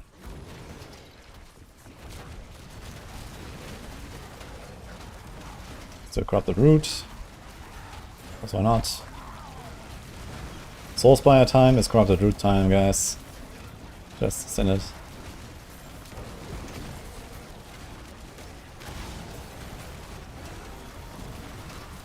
Need a build to kill Mephisto. I think there's plenty of builds that can do that.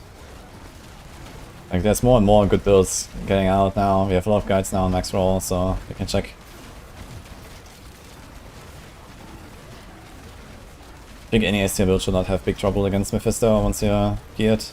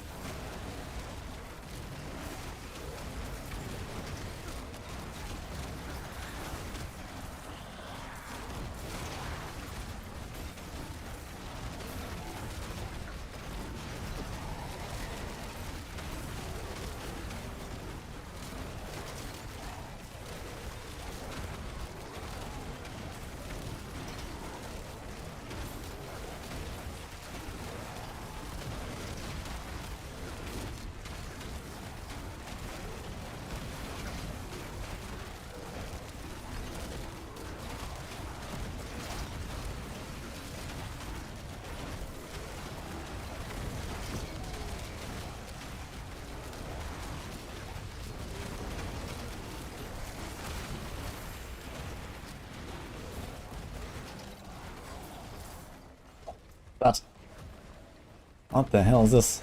Blech. Resource and Wrath per 10 kills, man. 5 Wrath per 10 kills. Oh my god, dude. Well, it has 2 good stats, but they're in different categories, so it's kinda yikes. It's one offensive and one defensive. So it's probably gonna break while rolling. Well, at very minimum we get to keep the life, I guess. Cope.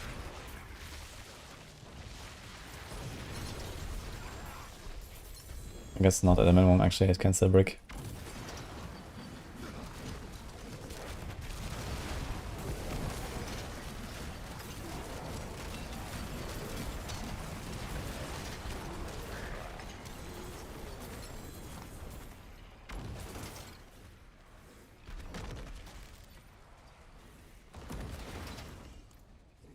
Okay, more. Yeah.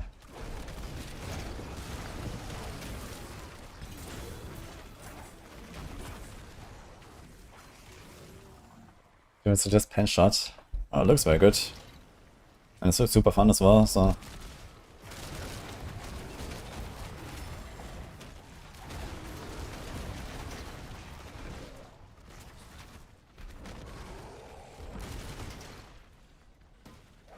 It's Warlock my favorite class in D4 so far.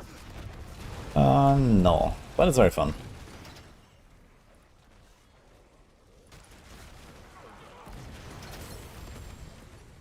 There's a bunch of really fun builds on this class. I don't really like dying to fire explosions though, so that makes it a bit less fun than other classes.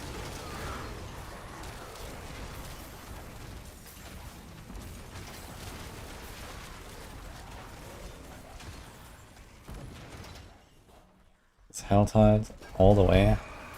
now it is do wall plants all the way. And then at some point, when you want to turbo grind your paragons to 300, maybe you're gonna just stick to hell tides non-stop. But yeah, you have to first get your wall plant stuff. Actually, I haven't really checked how much XP you get for bossing. Do they still give a lot of XP?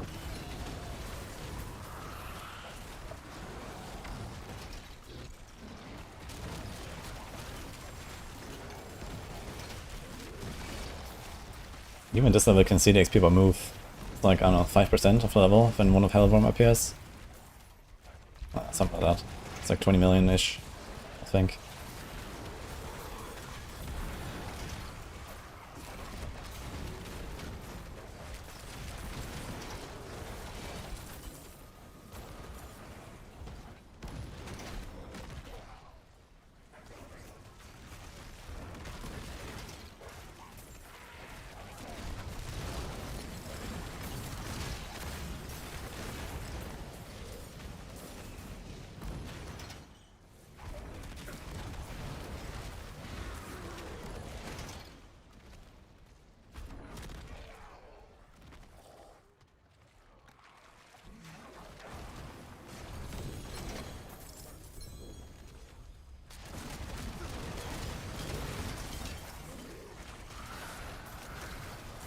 There's so much cinders. What the fuck?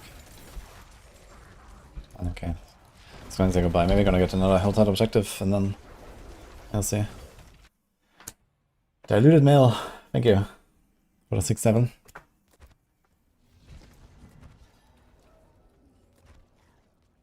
How is my souls? Terrible. Terrible. Okay, so let's go this, I guess.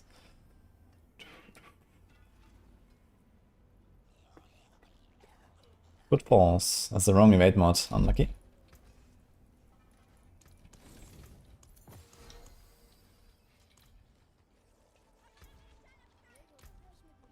$106 time, I guess.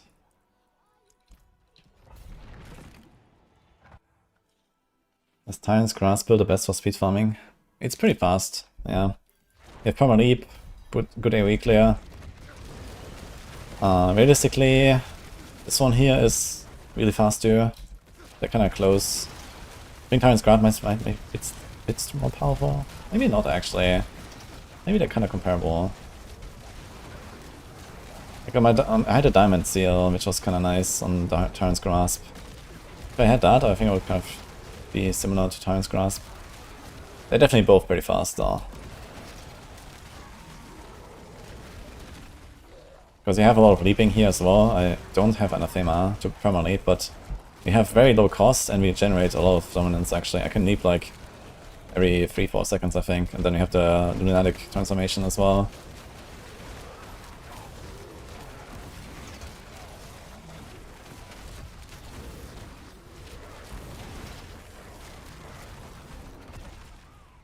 I can actually transform mid-air, I just realized. You see, I'm landing as a Lunatic. Funny.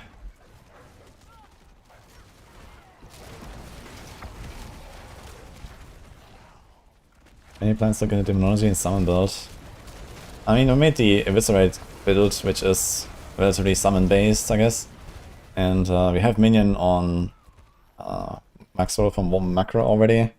So I don't think there's gonna be like much more minion stuff, but I want to try something with Abodian and Vladish. So I guess these are technically minion builds as well. But, you know, not an army or something. And I guess I want to try some Umbral Chain stuff as well. I think there's some potential there. But I would have to like cook that a little bit. But this might also involve minions actually, with the Horizon set. Despite being an Abyss skill. Horizon set is pretty good and it gives you some synergy there. Okay, we're still at like 2.5 minutes here at 106. So we should be able to hit like 110 3 minutes or 3.5 minutes or so, I guess.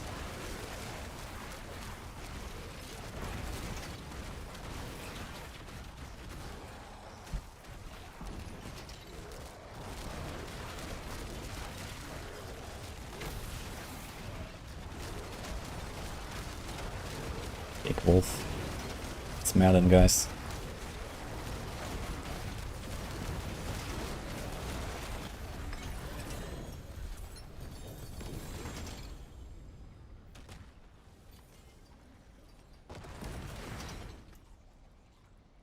What's this?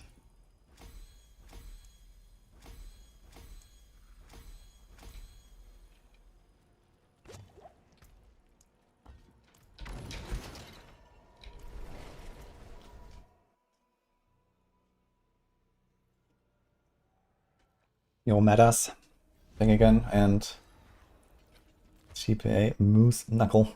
Thank you as well. Let's do a 107, I guess. Another pit. You acquire 4J 200 sort of life on hit after transfigure. Which aspect you use in boots on a Paradise build? Yeah, maybe with life on hit you don't need Undying. You can try it out and see how it feels. And then you can still decide if you want Undying or not. Otherwise, you can put... There is like a resolve aspect that wouldn't hurt.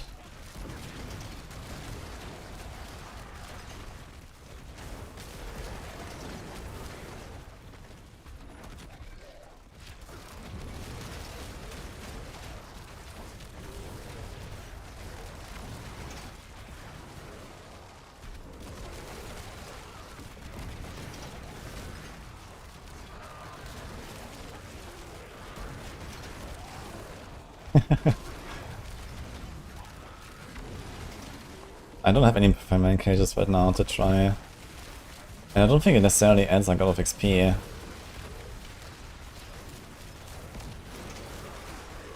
I wonder if they do give more XP. In the past the permanent cages were nice for XP, but... Let's see.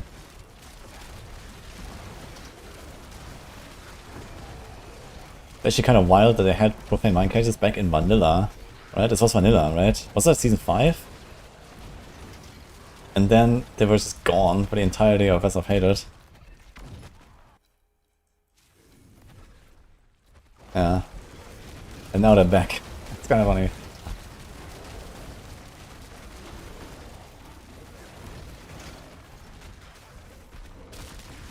Okay, we're definitely gonna do like 3 minutes, 110s, yeah.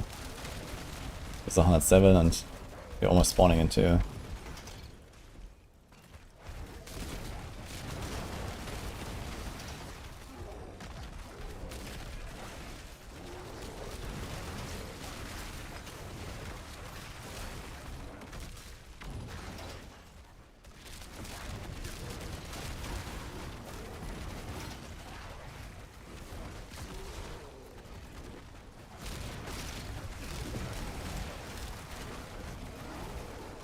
I'm losing these orbs man, because I'm going too fast actually.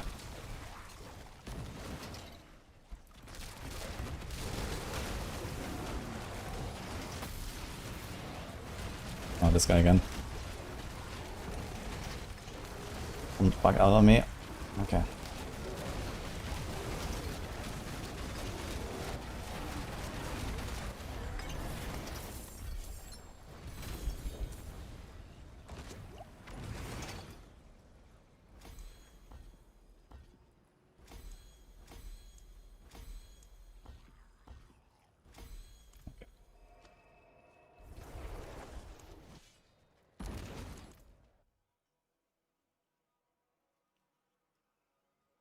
Don't have permanent shrine effect, this is the Tyrio's might.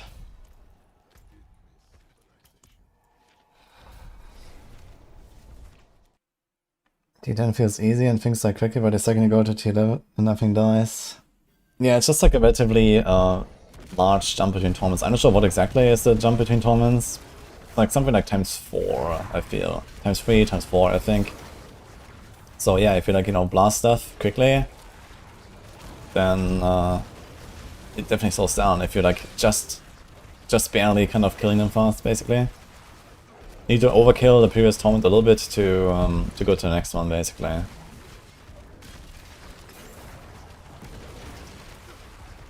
So just kind of like stay at a difficulty where you go fast, so if T10 is smooth for you, then stay there until you can do 11. 11 is pretty good, so...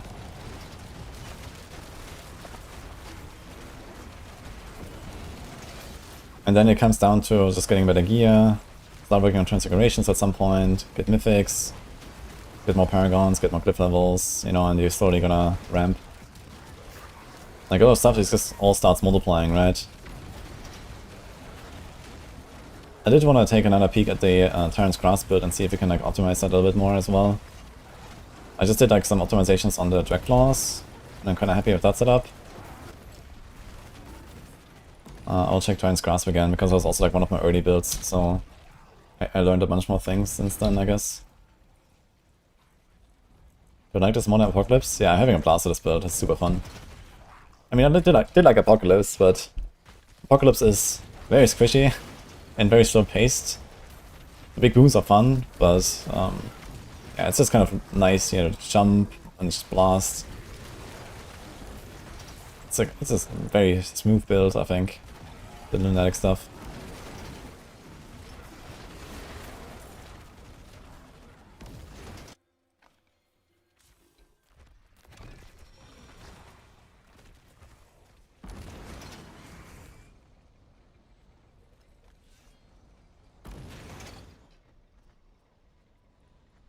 I wonder if swiftness modes... Dude, everything's swiftness modes, what the fuck? Okay. I wonder if swiftness modes can go above the 300% cap. I need to check this. Wait, how did I get the charm here? Oh, it's an amulet. It says bone charm, but it's actually an amulet. Okay, they don't get anything here. Yo, thanks, Michael.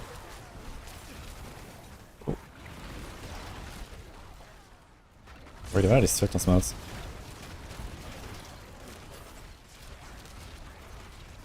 Ah, shit.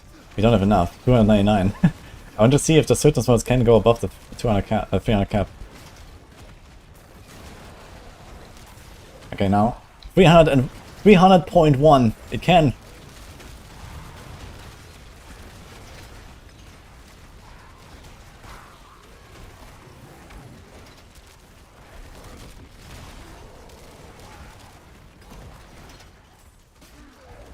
Half the technology.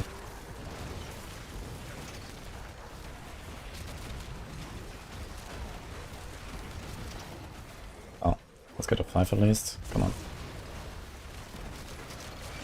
Ugh.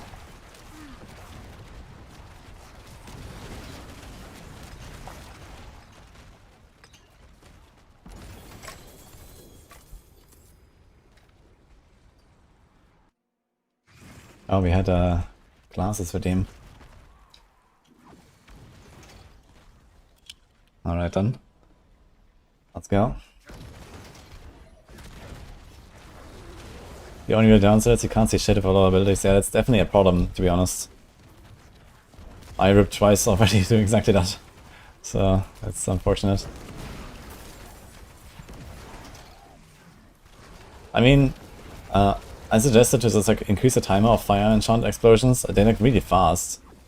I think if they add like half or 1 second to the fire enchanted explosion, that will already help a lot as well without really changing the visuals of the entire class. But I think the fire explosions, for how much damage they do, they're just kind of too fast. Like all the other stuff you can like much more easily dodge than this.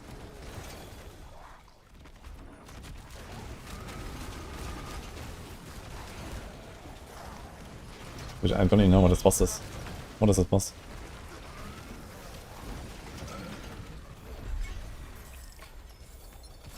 I can't see anything, man.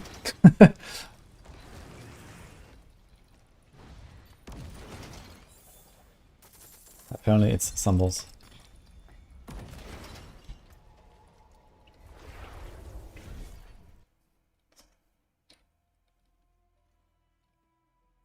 This makes you think of what Delirium in D2 could have been. Delirium? Is that like a unique or a rune word or something? Oh, Vuln Fire Neck, okay.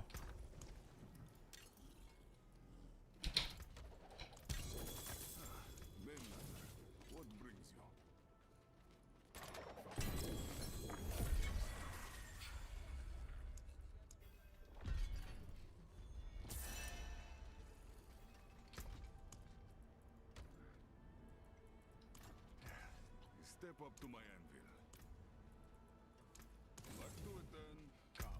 do we do? Pit, pit, pit, Helltide, pit. That sounds kind of nice. The Helltide might be a bit of an issue. Can also do this here actually. 3 pits and a boss. So now we do 108.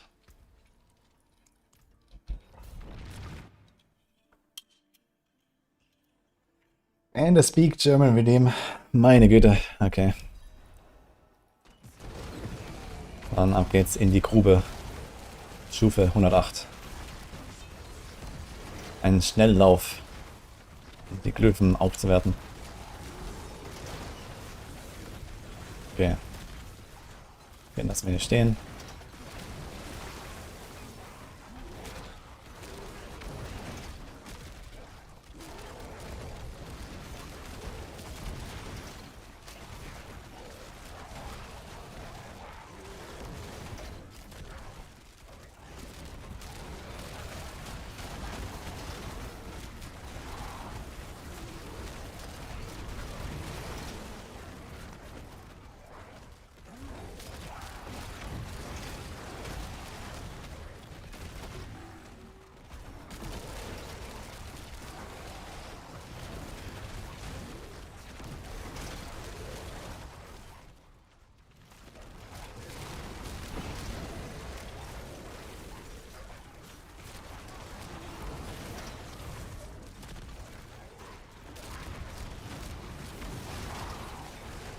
Perfektes Englisch, danke. Aber normalerweise spreche ich einfach nur Deutsch, ja, kein Englisch, keine englischen Wörter. In meinem Teufel 4. Hier wird alles eingedeutscht.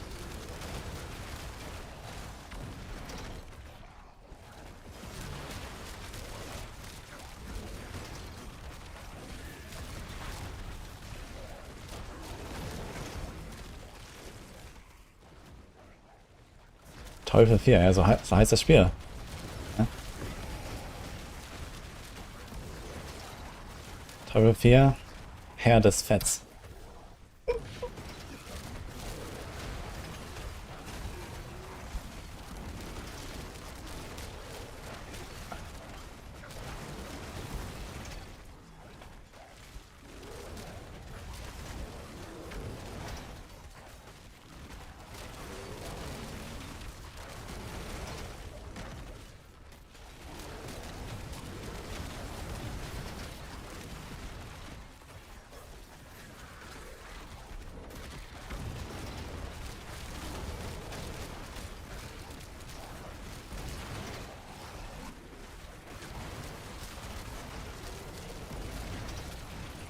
Die Jungs hier sind aber schon sehr panzerbrich, muss ich sagen. Ja, krass, wie viel die aushalten manchmal.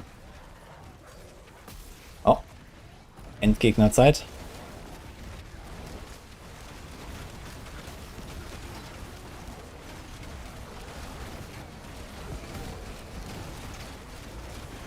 Okay, 3 Minuten Schnelllauf.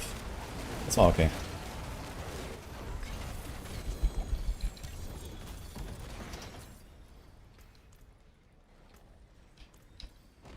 Oh, ich habe den Stein verloren irgendwo.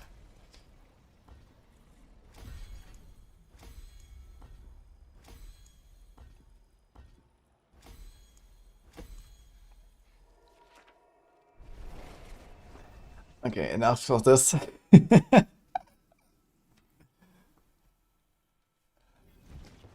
Why do you want weapon damage on two-handed weapon for Warlock builds?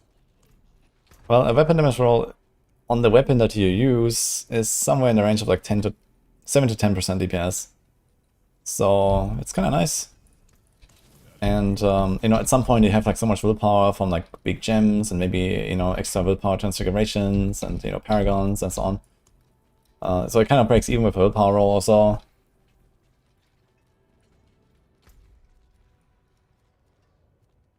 And also like the percent damage multis, you want usually a crit or dot if you're playing one or the other. And then the elemental rolls, they kind of lose value over time, especially once you get bigger gems, and especially at some point you have the gem strength transfiguration, and you're gonna have like 200%, like, or I don't know, 150% shadow multi or something, just from the weapon, from the gems. So you don't really want to put the multis anymore at some point. So the multis are really good in the early game, and then later you swap it over to, like, you know, weapon, damage, willpower, crit multi, and so on. So kind of just scale like different avenues depending on your progression. Oh, Timothy. White Fox Clone, thanks guys. Okay, Pit again. 109.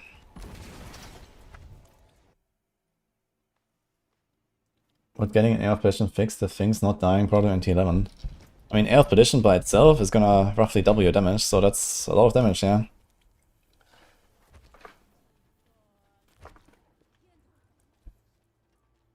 $109, okay.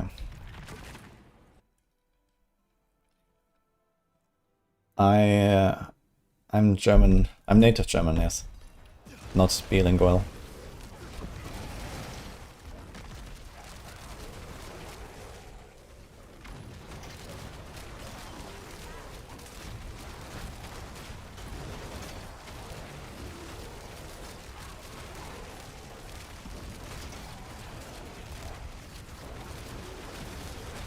Oh, these guys are getting beefy, man.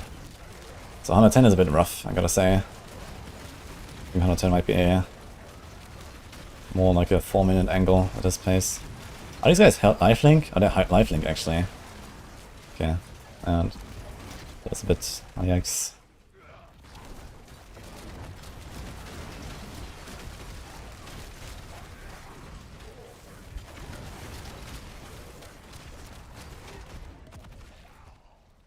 I think this build is roughly as good as Tyrant's Grasp is, actually, now I think about it.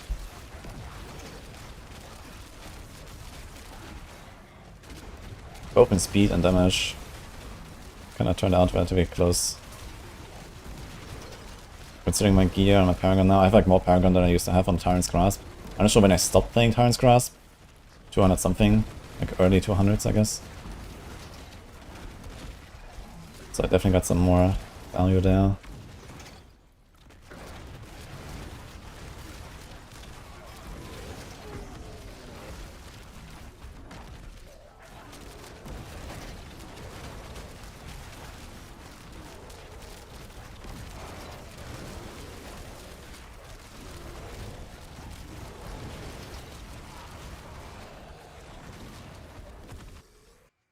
Narius TV, holy.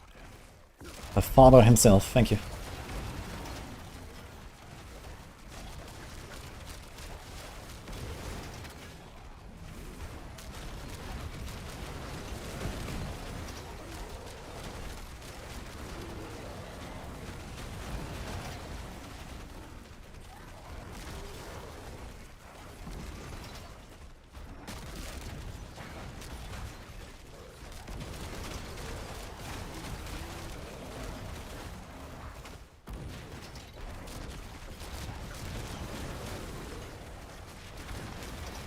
Shit.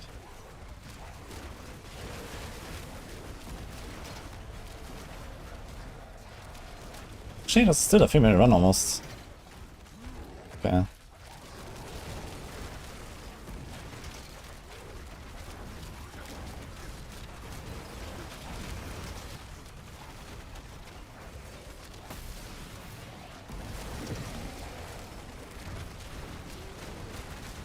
It is actually.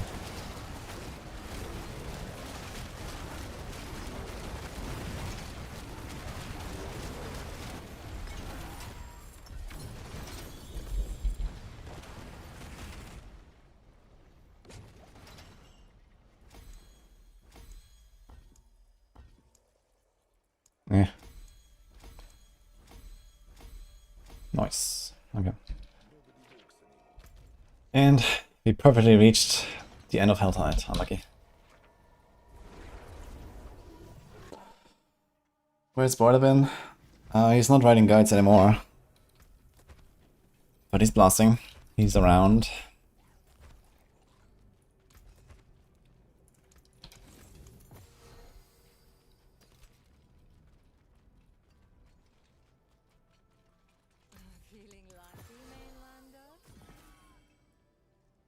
E2 core.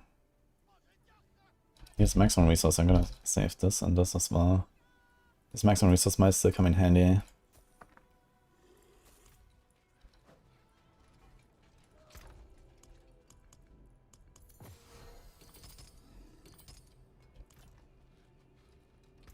Okay, what do we do?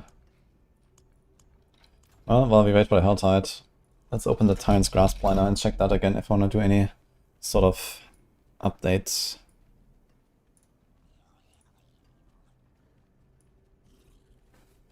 Yeah, some of these items are still outdated actually. They're 800, so let's fix this.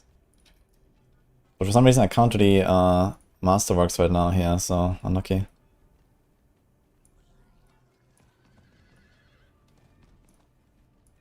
Let's do this.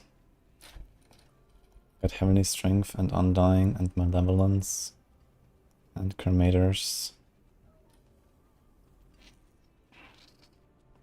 There's two aspects.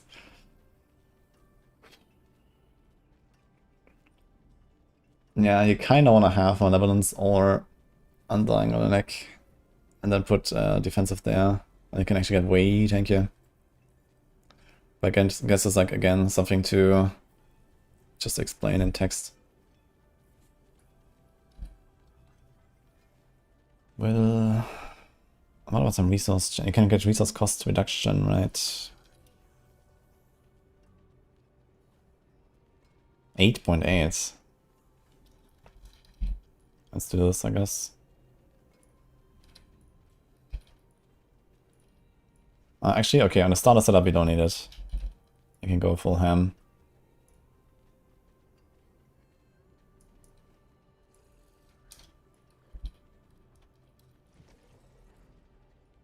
We want to do some crit action here.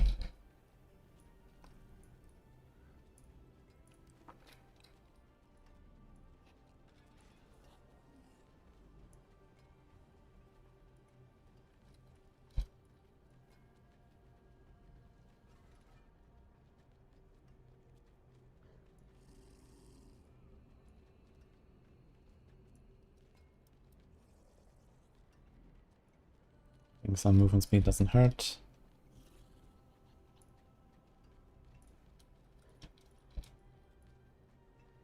I want this, I want that, I want this. Now, I'll do life on hit here actually. I think life on hit would be ideal. I kind of like the life more.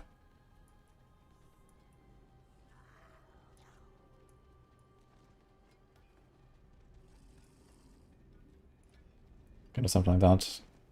Attack speed. I think the attack speed could become crit chance actually. In the late game, 15 crit is kind of good. We have like 20, 35, 40, 50. Yeah, we could probably want to go for the crit later.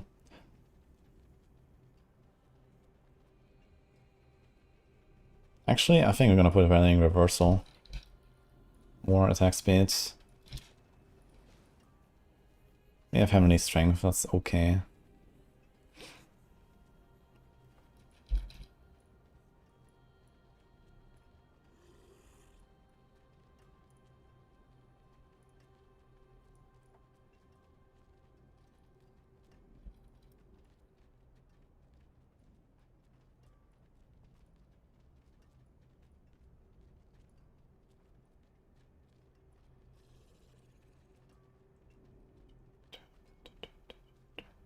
There's resource gen, it's also relatively easy to get. So I think on the... There's a crit here. I have crit there.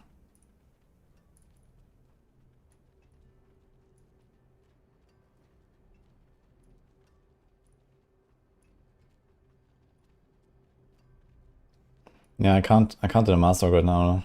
Unfortunately, it's kind of buggy.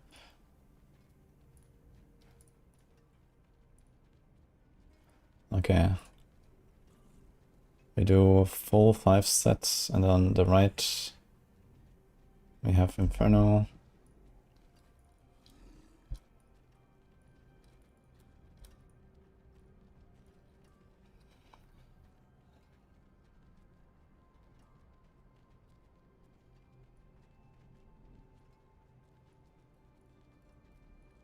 Okay, so I have the Malevolence and Cremator only in endgame setup actually. And here we have Undying, Diabolic, Crushing, Aggressive. Yeah. And we should do some resource action here. Okay.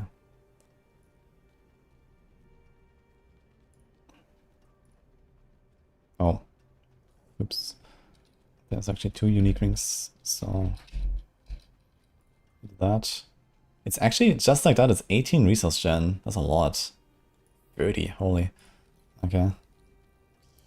I don't own life, meter attack speed. We do resource gen, resource cost reduction. We do costs.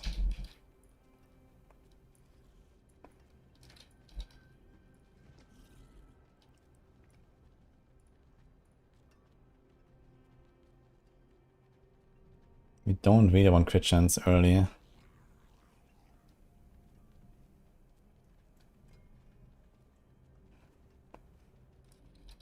So I think this will be like another resource angle.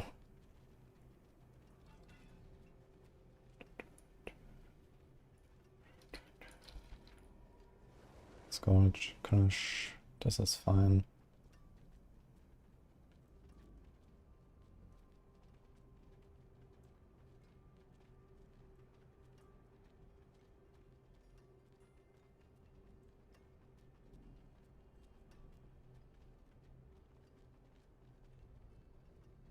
Okay. Don't think we do this.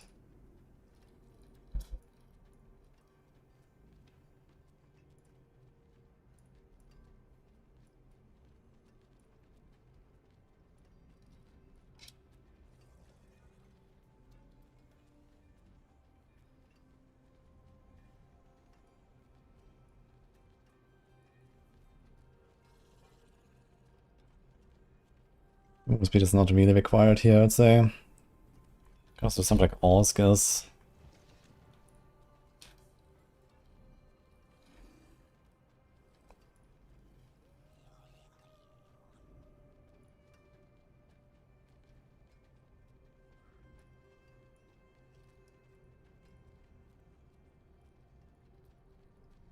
This is fine, let's move this up. So this. Here we have the crit, but we don't do crit at this point. Okay. Actually, let's take the chest here.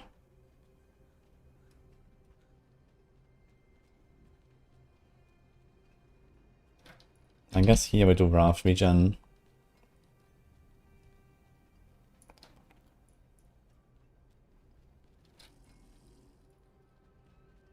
And here as well.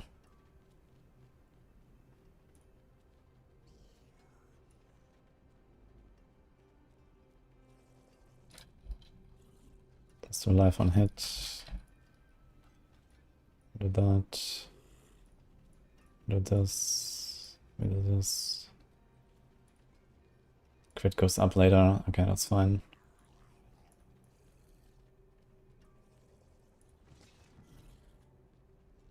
Attack speed here.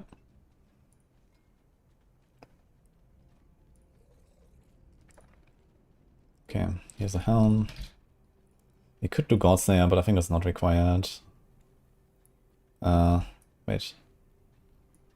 Missing the +1 there. Resource, life. We can do something like this here. It's a resource gen should be comfy. Say Ignite. Okay.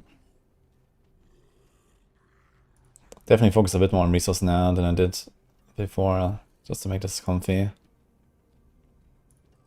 And here as well, I guess you're gonna do another resource cost reduction. Like this should be chilling.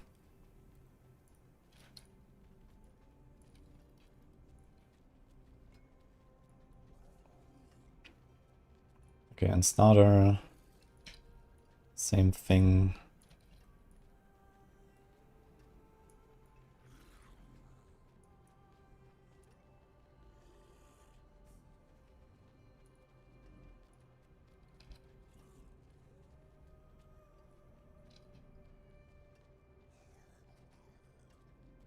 Movement is fine.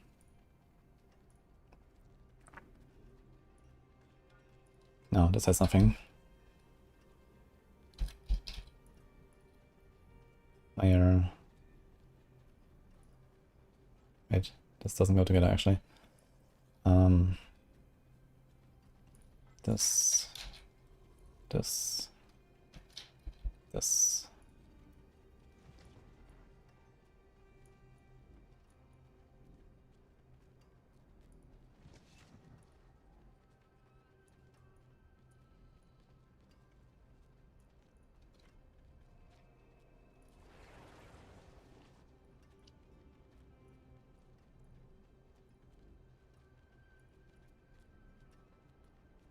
Okay, das ist gut.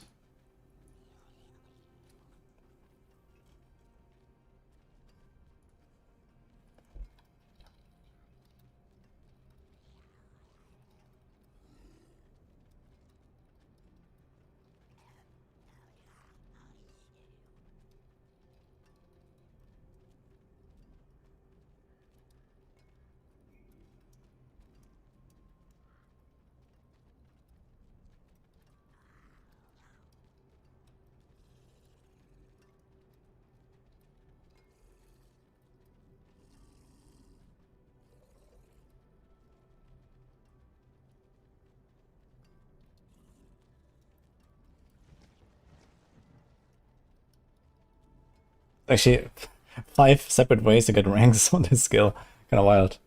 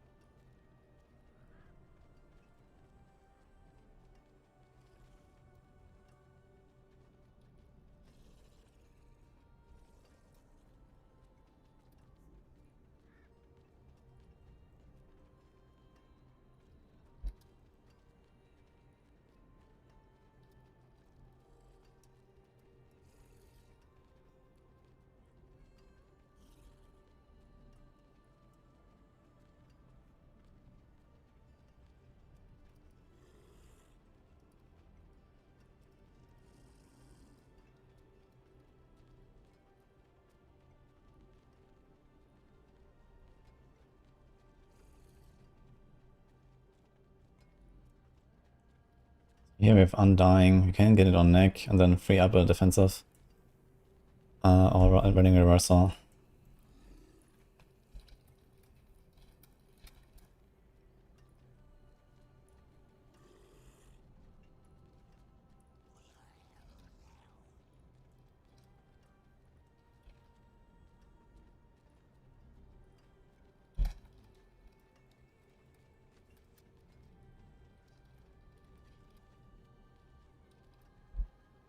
I guess I only diabolical armor.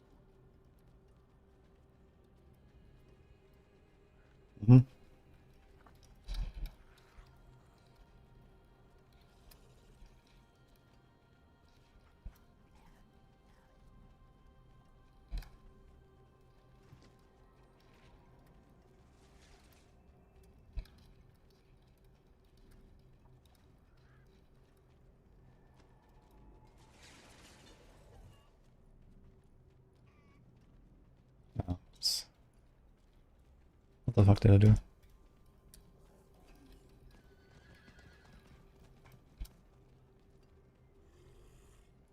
Okay. This is fine, I think. Ding ding.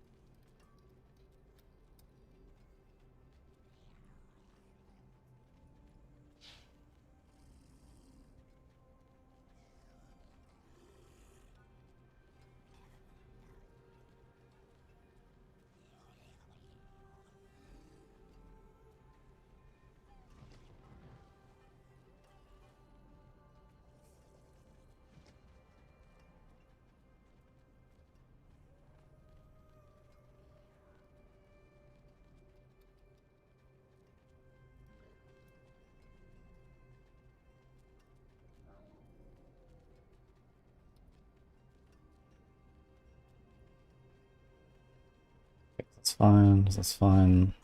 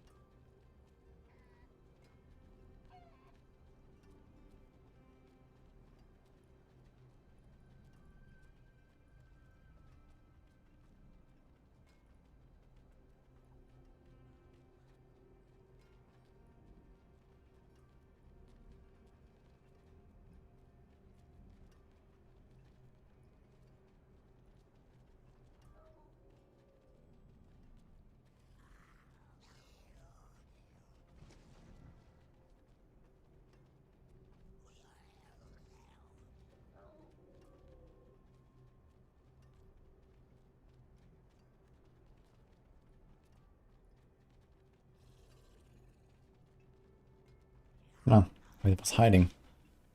Okay.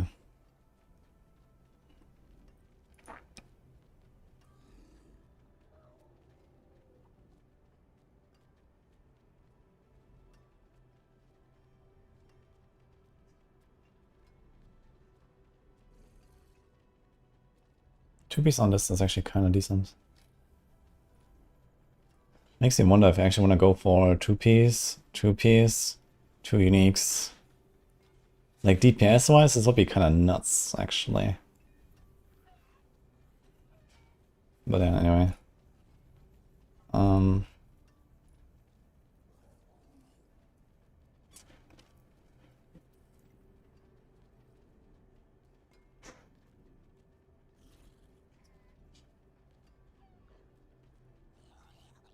Pero...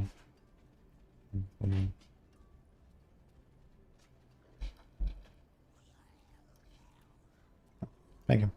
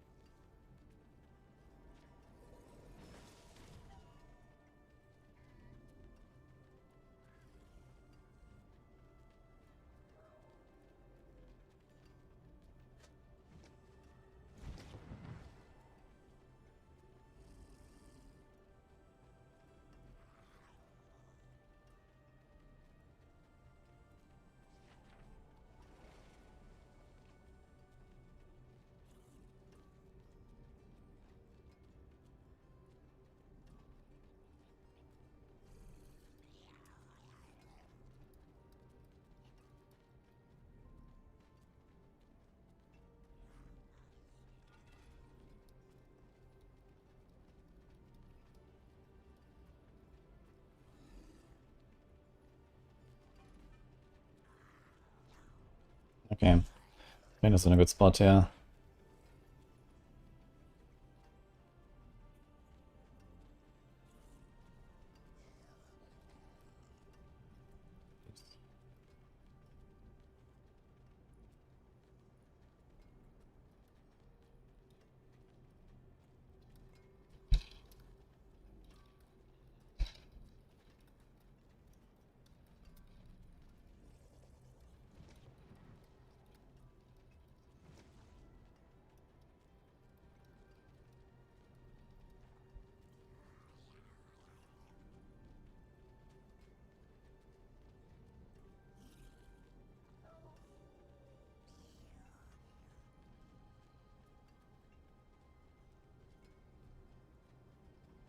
Send it.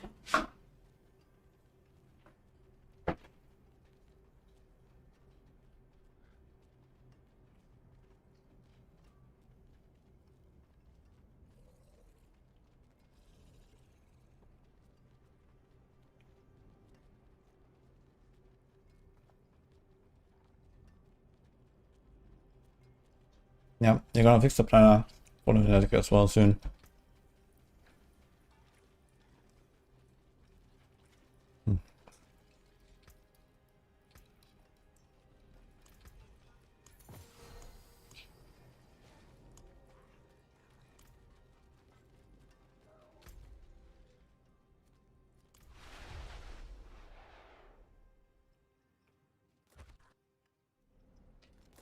Hi, Luna.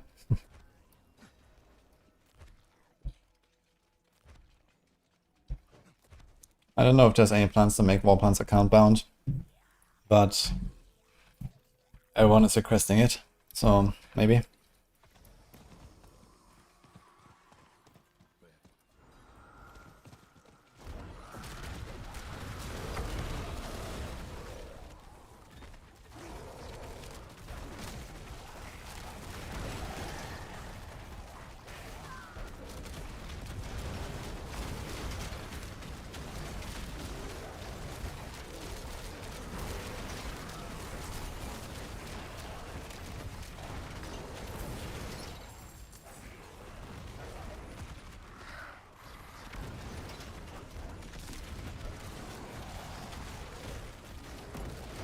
I'll make a video later. I'll finish the planner later. I just did like the track loss update and Tyrant's Cross update to make sure that this is in order.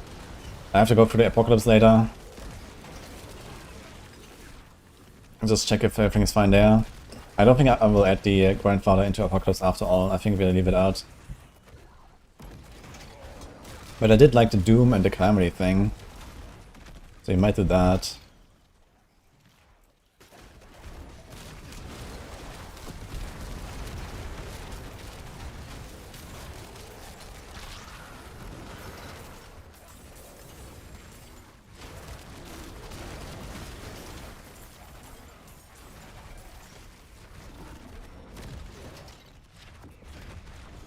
They should make a countdown. Yeah, I don't really want like account-wide wall plans either. I want a catch-up to make it faster on odds. Because I still like the progression and putting in the points and so on. It should just be faster once I have done it, I think. Like basically up to the same points, that's the highest on your account. You just get like a boost or something on that tree or so, right? Something like that would be nice.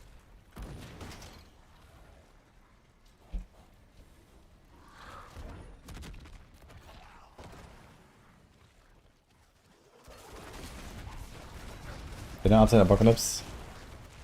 Not yet. I'll do a bit more planner later. I don't want to just sit here and do planners for an hour straight, so. But I just did Tyrants and Dreadclaws. There's not much I will update on Apocalypse, to be fair. So I was like testing the Grandfather stuff, but I don't think this is really the way. So I'm probably just gonna keep a normal weapon.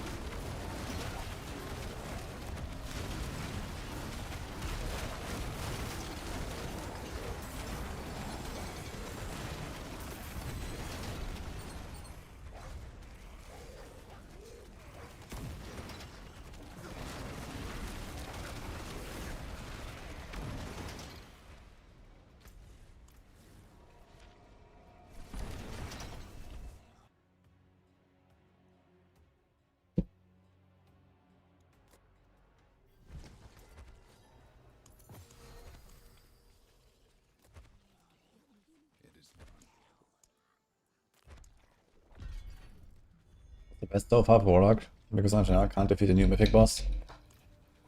Apocalypse is the overall best build, I think, on Warlock. But I think Mephisto is most of a good angle. Not so much, you know, how good a build is.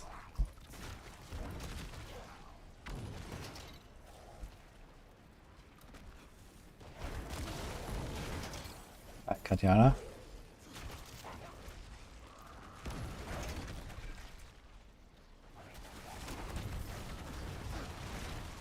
I'm not sure how like some of the weapons things interact in groups. I've been playing entirely solo self-farm, so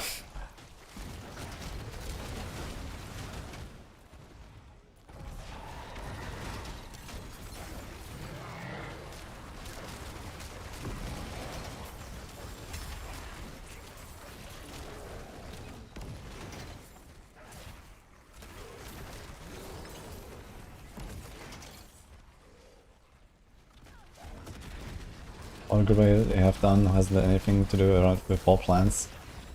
What about Infernal Hordes? Sharing. People used to do that.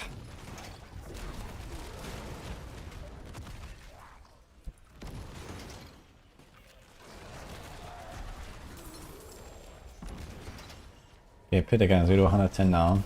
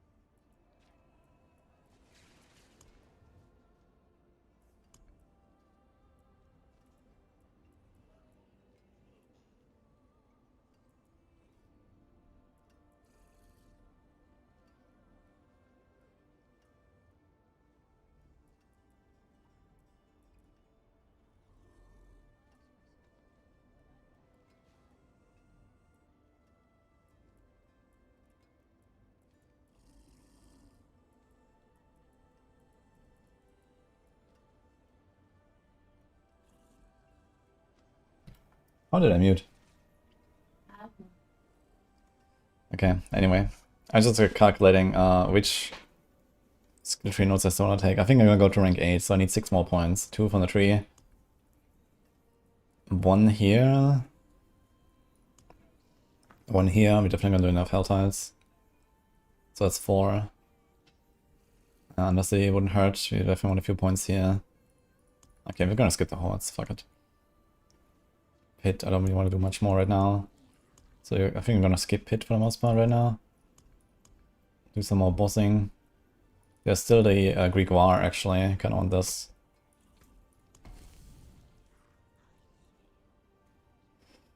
This.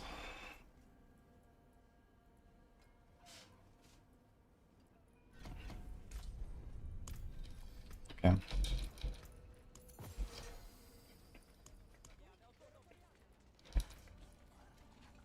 I need to be a bit 2 minutes, guys.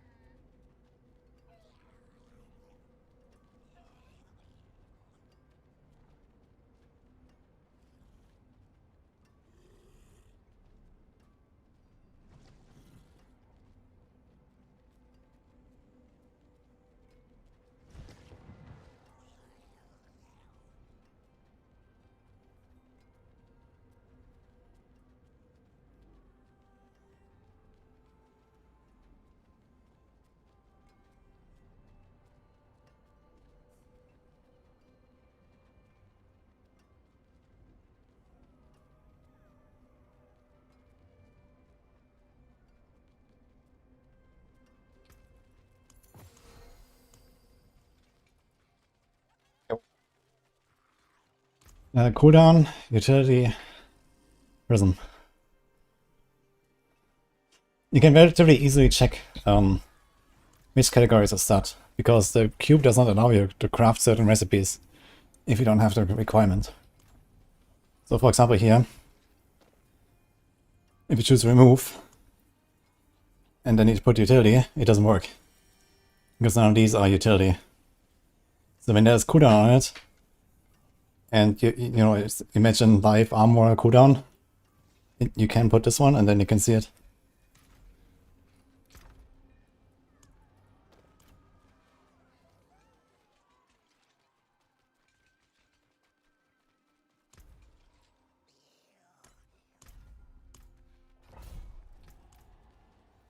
This is my preferred build actually. The LUNATIC build is very fun. I'm gonna finish the planner soon. We're gonna get the guide out.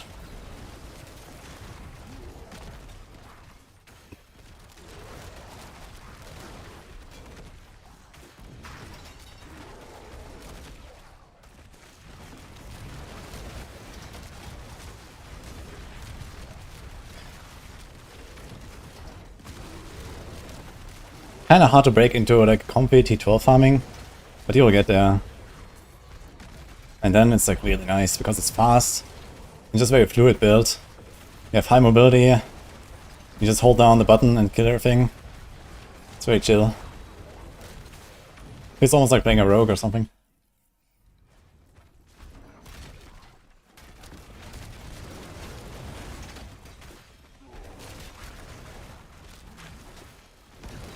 You check the loot filter.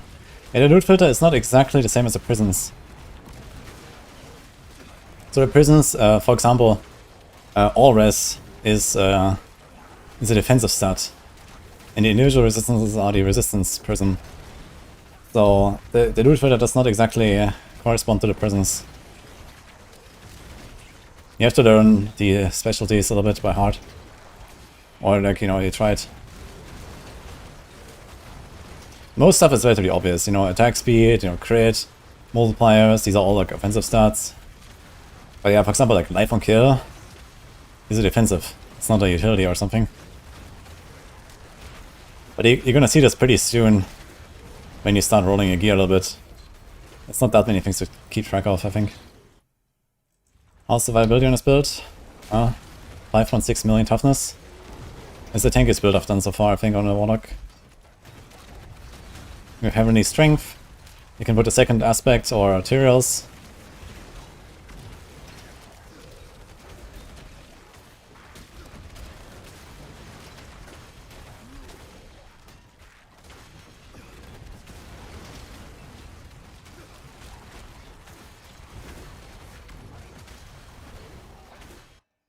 Kinda nice that the portal is opening on you. I like that.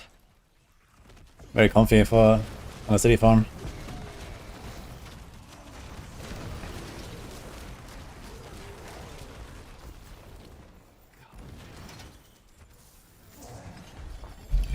Why am I gasping for air? Because I was playing with Merlin for a few minutes. Running and stuff.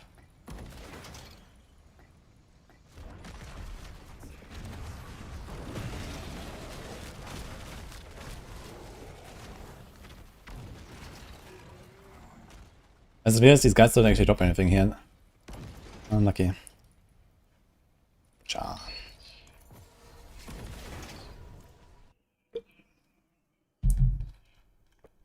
Thanks, what's up?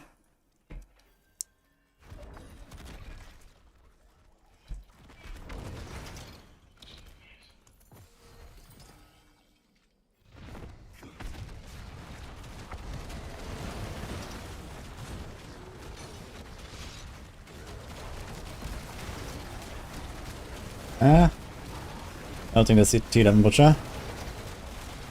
Although this was Pyrosis. Pyrosis is pretty good. You have to do the face for sure. Imagine I could see something, that would be crazy.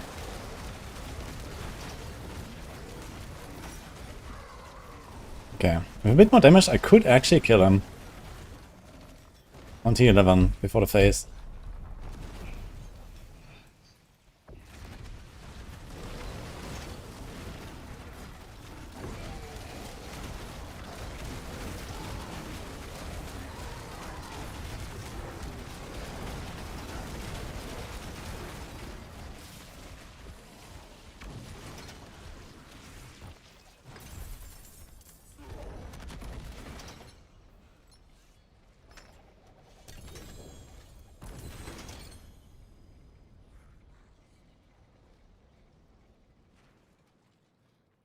Get near perfect pants and bars, and Transfigure gave you max life %.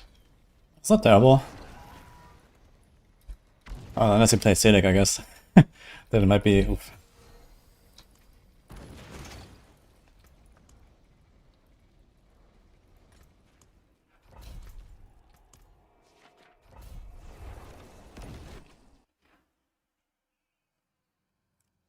Where can I get unique talismans? You mean seals? Mephisto drops mythic seals more often. But otherwise they're like just really rare random drops. I guess bosses in general might have a decent chance of dropping them because they generally drop mythics.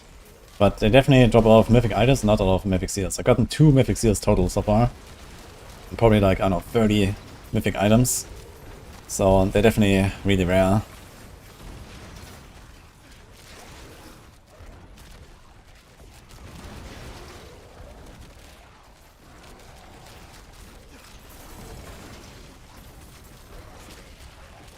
Cha.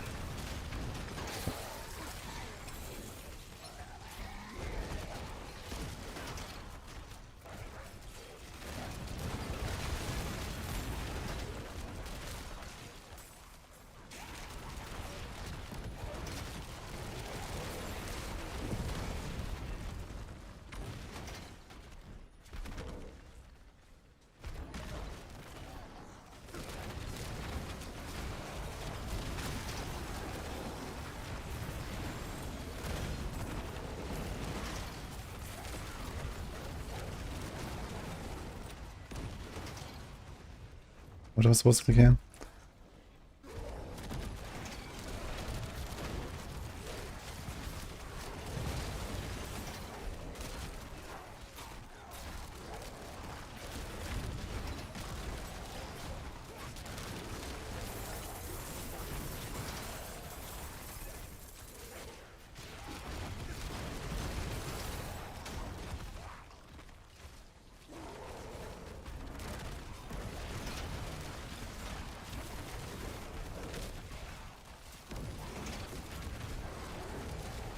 Not a fan of shape-shifting builds. I mean, here I'm not really shifted too much, but I'm headless. Look, there's no helm. It just goes invisible, it's kind of funny.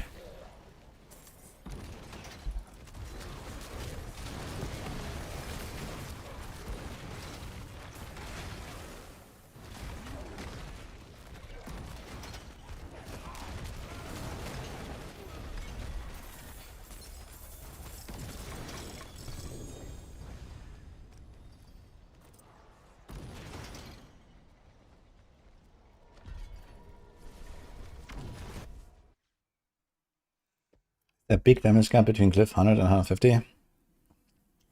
I mean, depends a bit on the setup exactly, but I would guess like plus 50% DPS or so. Should be very substantial. I can take a look.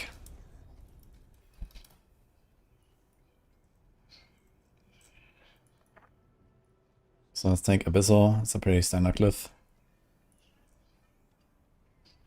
So this is 12. Typically you have like, let's say 20 nodes or 22 nodes of this. So that'll be 240 additive, 15.4 there. And here we have 160 additive and 10 there. So actually they scale linearly, I just realized. So the legendary bonus starts at level 50 and it will have exactly half of this now. 5.2 I guess. 5.4, okay, so it starts at 5.4, gets plus 5 per 50, okay. Alright. Yeah, so you lose 1/3 of its value, basically. Minus the secondary effect. So, times 5, this is... Yeah, how much additive do you have to be gonna build? Like 1k to 1500 maybe? You lose 80 here, and let's say 85 times, it's like 400. Yeah, so you lose like maybe around 20-30% damage from the primary effects of your glyphs. And then you lose roughly the same again from the legendary. So yeah, it's actually more than 50% DPS. It's probably more like 60 to 80% going from 100 to 150. So it's quite a lot to be fair. You definitely want to level those glyphs. If you want to min-max at least.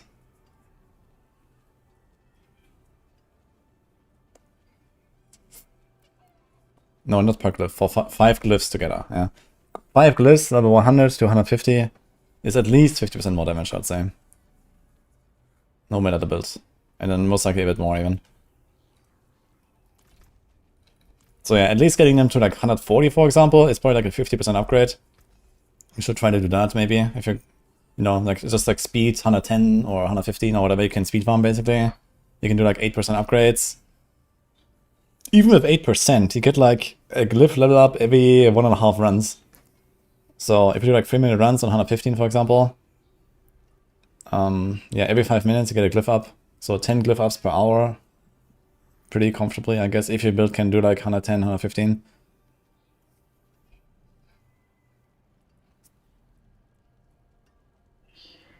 That's really decent.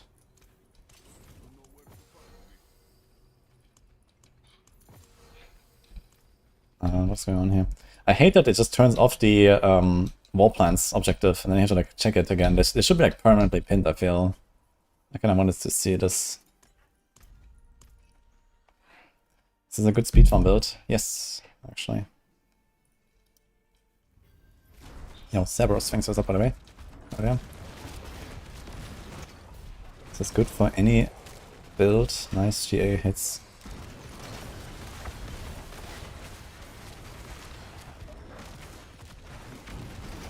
Scepter of the Free, of willpower, life, crit. I'll definitely hold on to it. If they fix, for example, Terror Swarm, I might run this.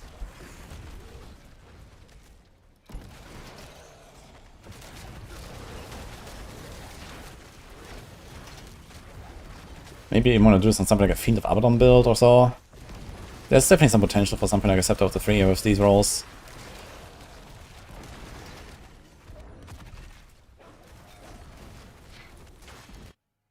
I wonder if I'm gonna get the, No, we don't get it. Wow. Oh! Did it complete now? Looks like it did. Like, he went to the next floor before the thing finished, because Sun Descendants elite affixes. The brazier is not completed until the elite affixes are gone. And then I went to the next floor, I wanted to see, and it looked like I got the things.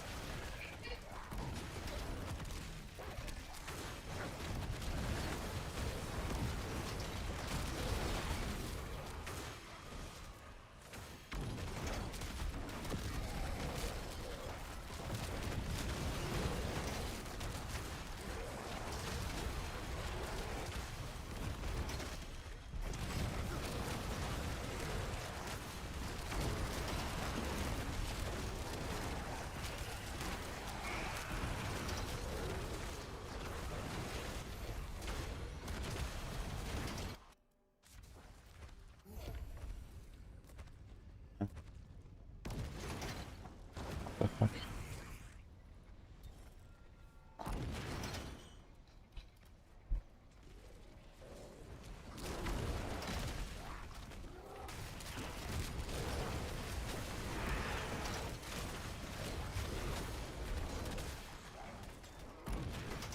Oh, actually, yeah, no, we didn't get the progression. Actually, you have to wait in the floor that you're in before until the brazier is finished. I just realized, because else you would be done now. It's gonna be kind of tight with the progression now. Okay, good to know. And you get the prankster portal stuff.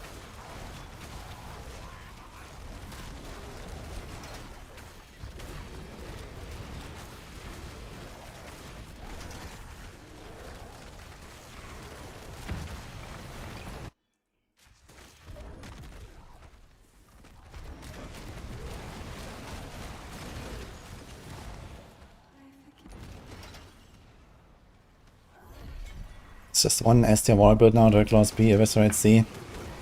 Yeah, the bar has been raised a little bit for S and A tier builds, because we are getting like more and more really good builds. And Direct Claws, I still have to like kind of go back to it and actually like min-max it and test how good it is exactly. It might be better than it says. We kind of just put it at a certain rank based on vibes for now. But yeah, I will play it soon and then we'll see, maybe it goes up.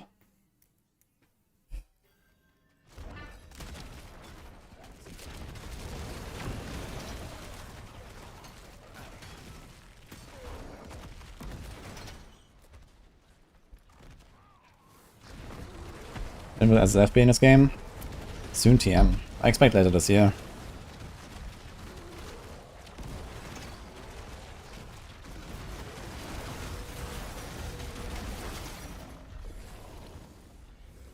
There is a Twisting Blades build, yeah? We will play it.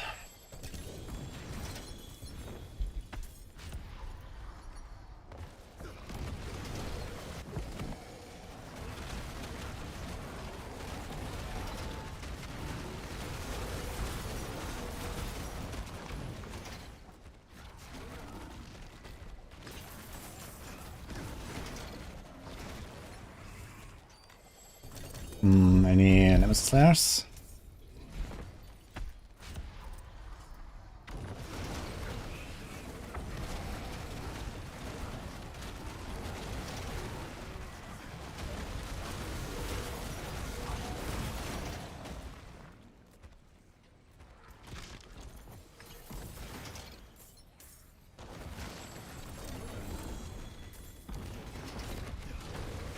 Do the class quest hours I cannot sleep, it bothers me.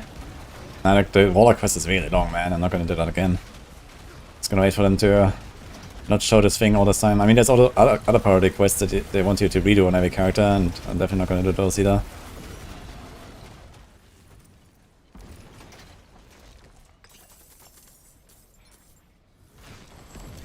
Belial.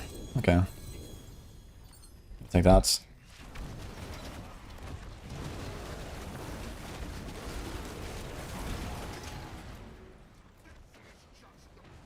Oh. Oh shit. Okay. I'll take that. Wait, did this drop here? Ah, he dropped seed. Okay.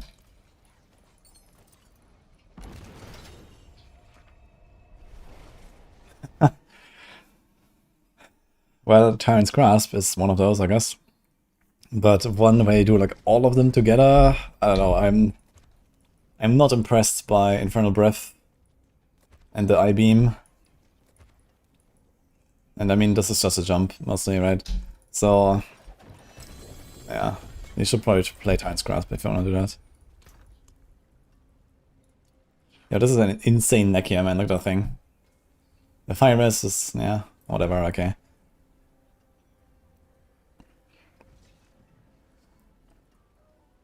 Cage of Madness.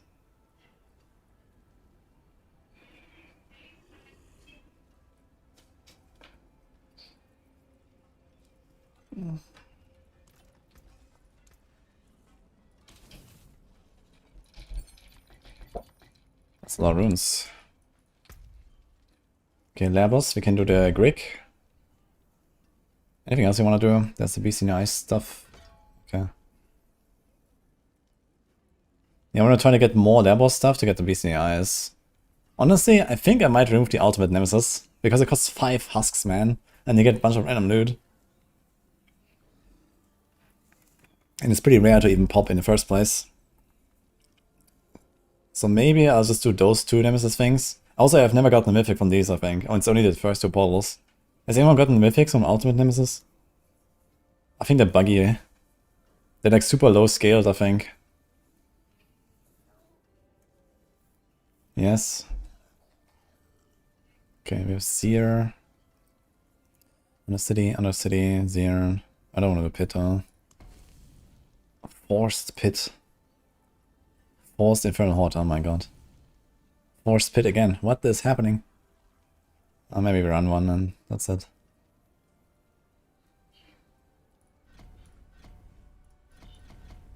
Nah. Oof. Dude. Oh my god. This is something here.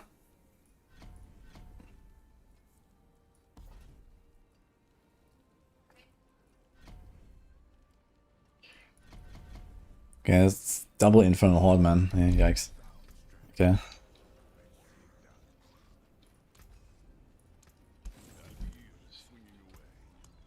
So I guess you can just do this, right? To do it faster. At least there's a Whisper as well. Yo, Rody, thank you by the way.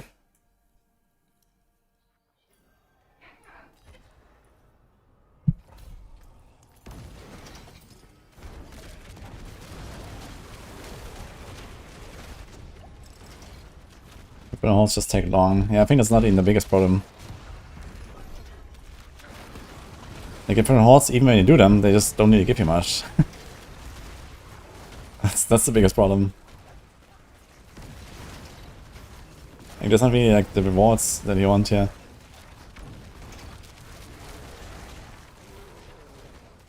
New bug to add to the list. First Warlock software has 2 unique charm. Is that normal? Yeah, so apparently the Diamond Mind is bugged and allows you to go 4 pieces of a set and 2 uniques. Instead of combining 2 sets. So that's kind of funny. So Diamond Mind is even more cracked than we thought. Although I guess in most cases... Oh, actually, yeah, double set doesn't necessarily win. It's 2 uniques versus a 2-piece bonus and a 3-piece bonus, so I guess the 2 uniques win usually.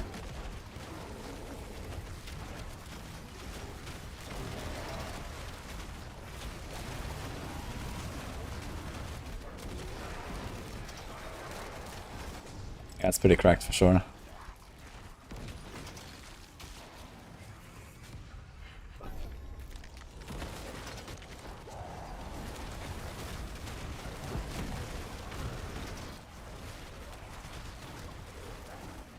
What's my Horde tree right now? 1. I have Warlock and Fell Council, I have +1. Okay.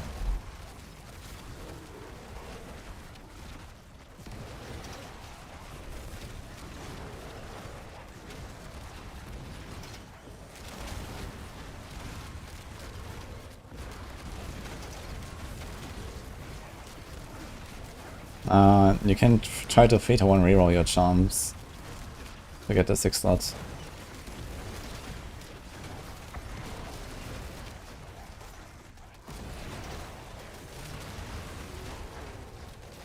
Gotten 4 mythics on the final boss every time with chaos runs. What do you mean with chaos runs?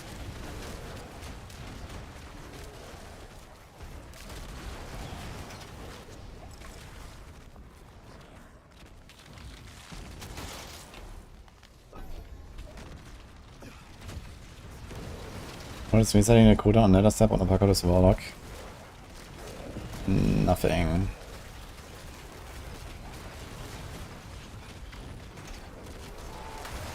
Oh nice, we got Outlaws. So we should be able to do at least Bartok here.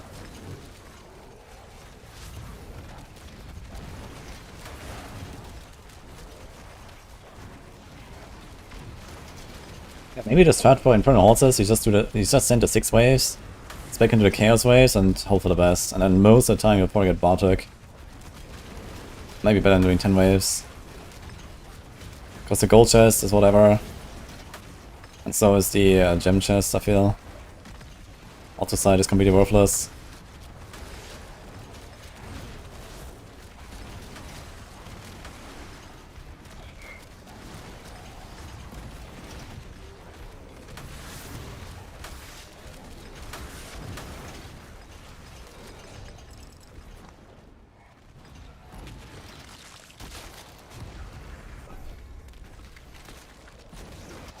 You drop the big keys over bosses. You kill the small bosses and get the keys on those.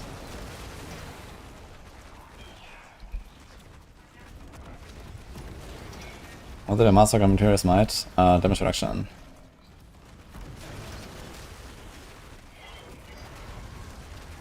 You have 125 Zir trophies and single this off the rest. I don't think you can convert them. You just go into cube and spend it.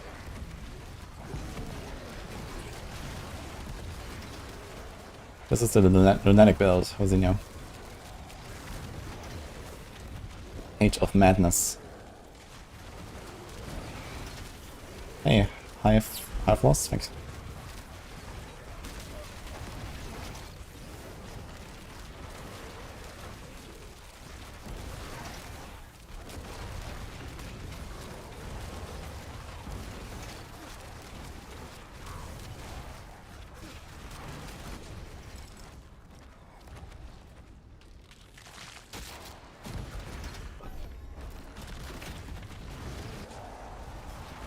Thanks, Thunder Joseph. In my opinion, could current scars compete in put and tower pushing? No. Current scars will go to like 120-ish or so, I think. Maybe a bit higher if you're min-max. But I would say it's probably like 5 tiers behind Apocalypse. Maybe a bit more. Like my character, when I ripped, was probably able to do around 120, and that was before, you know, transfigurations basically. I had no transfigurations and like 220 Paragon or something like that. So, yeah, like with like a gem strength transfiguration and some other good stuff, a bit of crit scaling, like 125 or so. It should be pretty close to Apocalypse, but not like the rank 1.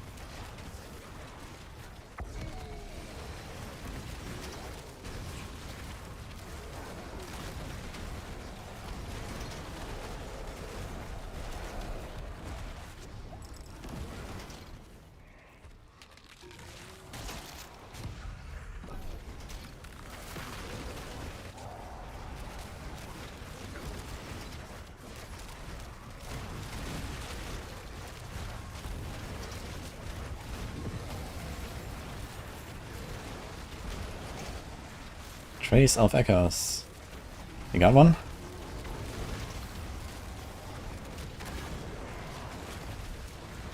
Good luck.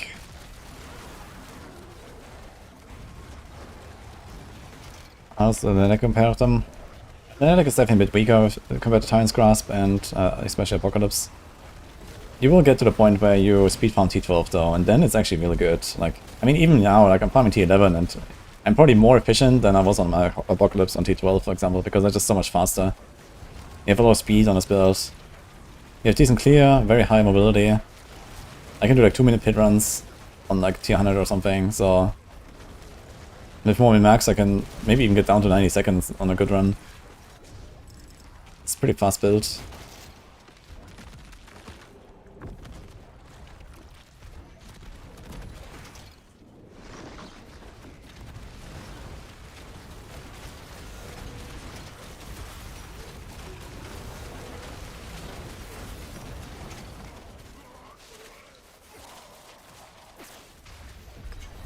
This build here is very fast. LUNATIC.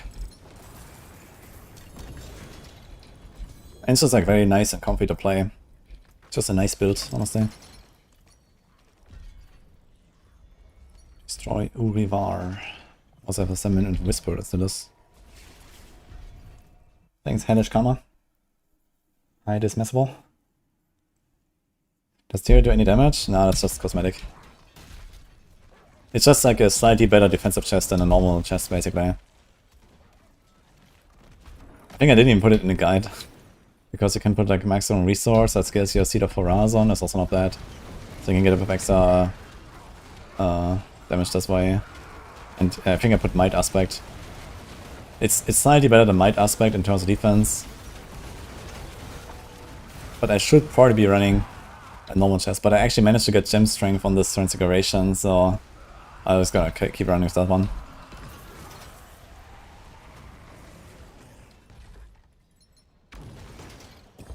Oh, nice. Oh, what is that? Focus. Good. Crit damage, fire damage, weapon damage. Holy. Okay. What do I do with this, man? Put it on a sock, I guess.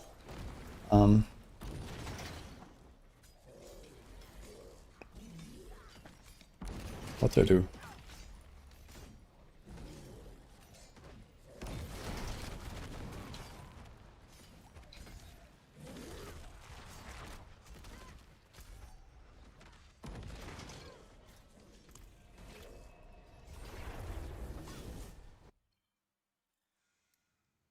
When it's rogue time, you miss the good old times.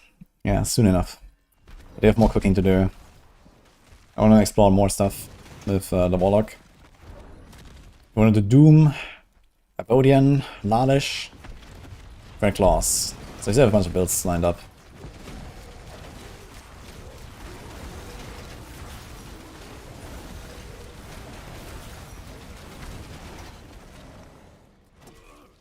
This build is gonna be a max roll soon.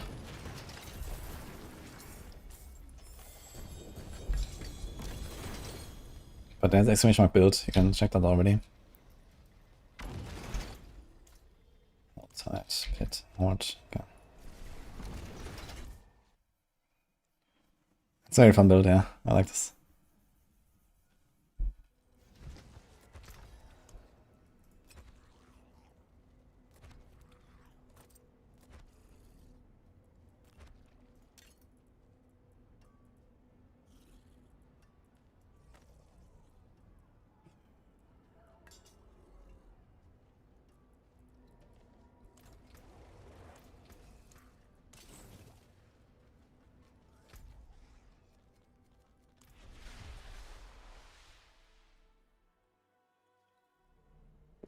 Restore Guide has helped his progress so much. Nice. Glad to hear that. Yeah, Resurrect, it's not like super strong and a bit slow, but it's just nice and comfy. I like that build.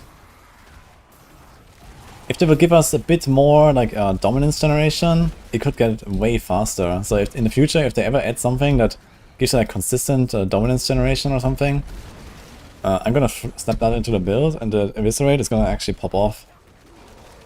So I hope they're gonna do something there, like an aspect or some unique or something that gives you like some way to get dominance.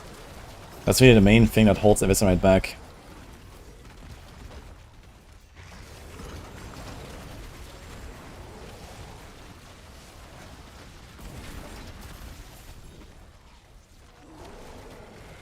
That was a fast cell tide here. You walk in, Hellworm spawns, in the end. Kinda funny.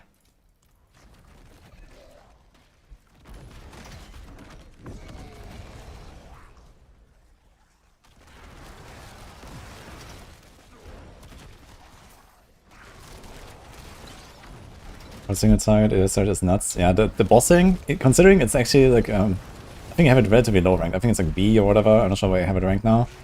Considering it's like a B tier build, the bossing is insane. Like even on T12, you just melt the fucking bosses.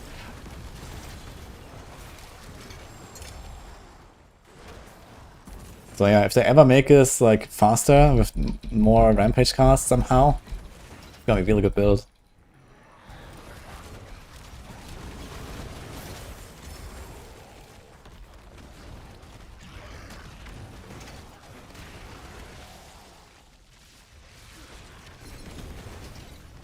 Air boss key and greater levels key. Okay.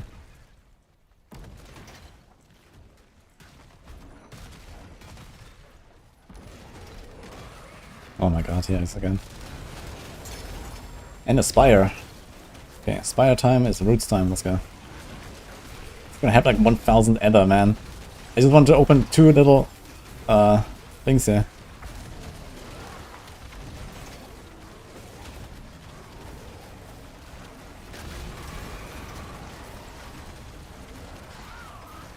Buckling.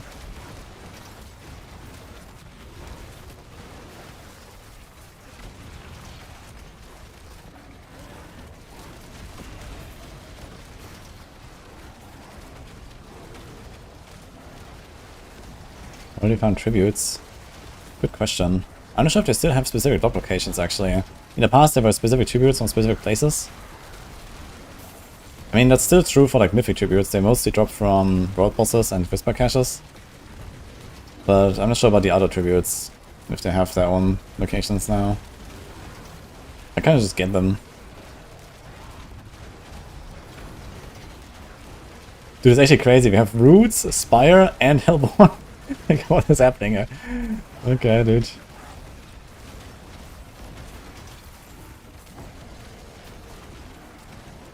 It's like 500 Edda in 1 minute here.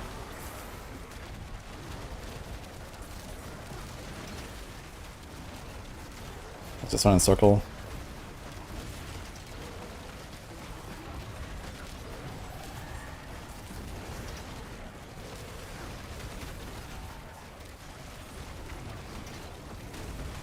I need a Hellworm spawning and then the combo is complete. Oh, you actually had one, there's still globes on the bottom there. Right when you clicked it, there was actually one. Oh, that was sick. Okay, I just wanted to open 2 little chests. Here we are. Okay. I got a couple million XP as well in like 3 minutes or something.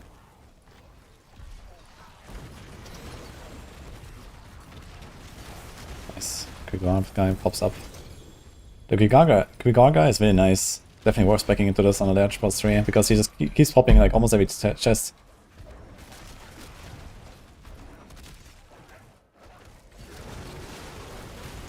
Yeah, there's another one.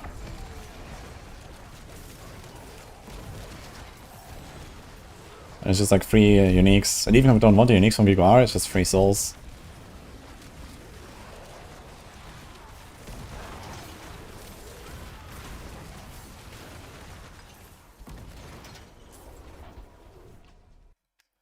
Oh, thanks. Codex of Data. Cage of Madness, we actually want that unique. So let's save this. Oh, we have full obols. What do we want to Gamba is the question.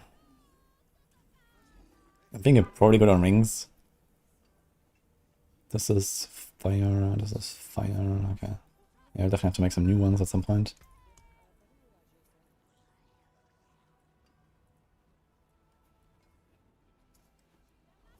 I never updated this thing here.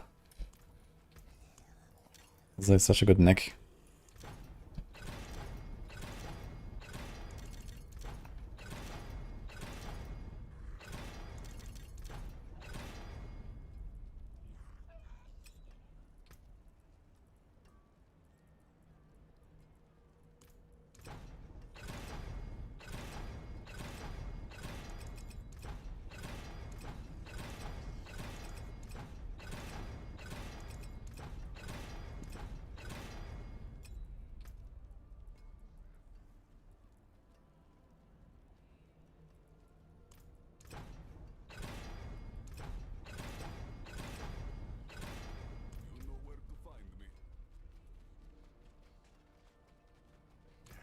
Can we get an upgrade on these? Fuck it.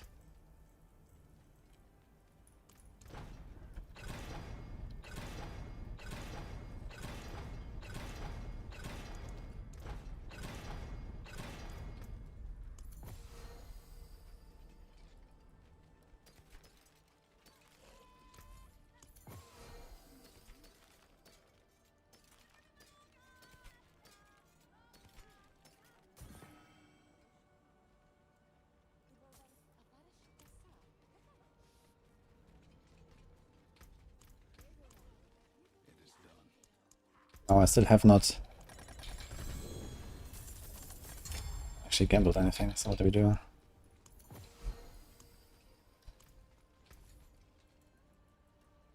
Two-handed swords. Wonderful. Oh my god.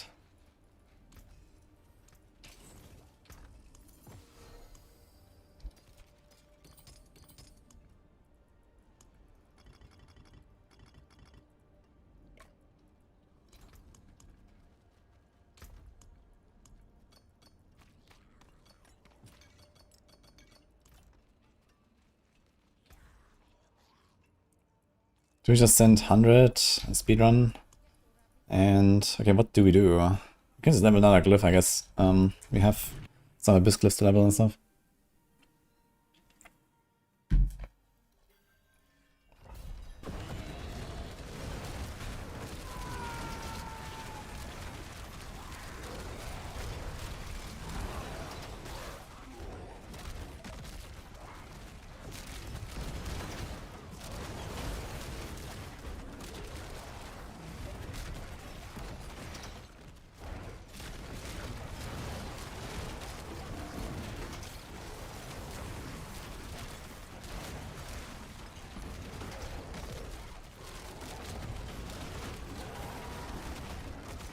Now that I think about it, what if I play Eviscerate and we put the Lunatics in there, and once that's split into 3, and we use that to generate more dominance. Every 15 hits is 1 dominance.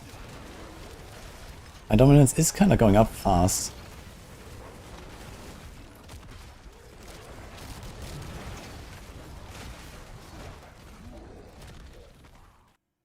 Oh, Cerberus, thank you.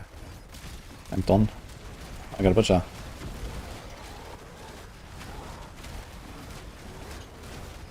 Just tank it.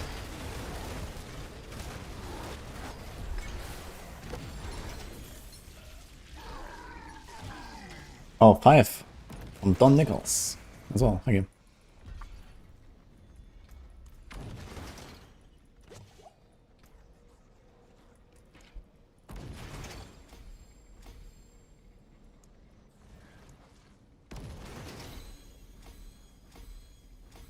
Seems Butcher did some kind of fire dot or bleed. He might bleed you, yeah. The Soul Demon said this dominance vision. Yeah, I think I was running this in Eviscerate, right?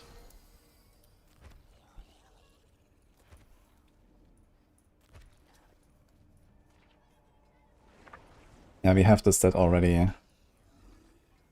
So we get a bit extra. But yeah, was I'm thinking, like, the Hellion Sting, it does do some damage, and once you're strong enough, you can kind of deal with T12 trash with a Hellion Sting. Then help out a little bit on the boss, basically. But the boss is really not the problem, you know? You just like send 2 or 3 Rampage guys on the boss, and the boss will melt. So maybe we just ignore this whole Hellion Sting thing, and we put the Lunatics, like the ones that split.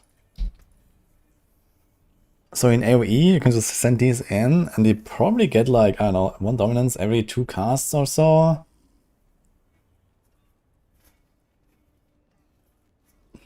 It might be good enough.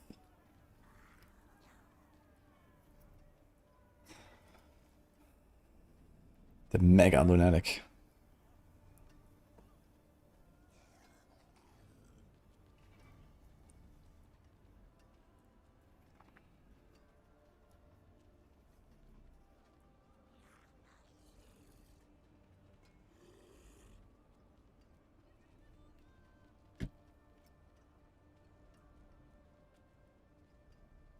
I was doing this thing actually has quite a bit more base damage.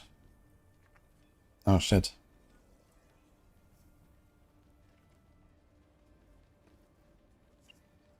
Maybe I should try the Mega Lunatic at some point. Okay, how would I do this? We can change this to something, this is fine. We don't need Undying. Okay, we don't really have to change the gear. Just one aspect. This is fine, this is fine, this is fine, this is fine, this is fine. So the only thing we really have to change is Metamorphosis, because this doesn't help us anymore. I should try it, actually. So we could do this guy. But it costs 30 dominance. I kind of don't want to spend the dominance. So maybe just put a cooldown anyway. Get this here, but it's only 20%, so I guess you might want to do Apocalypse. But we don't really have Hellfire skills anymore in that case. And another problem is Volatility, Empowered Cast, so we don't get the Hellworm.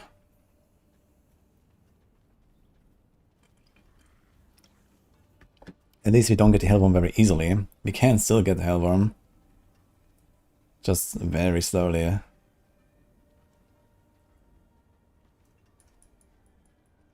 This is fine.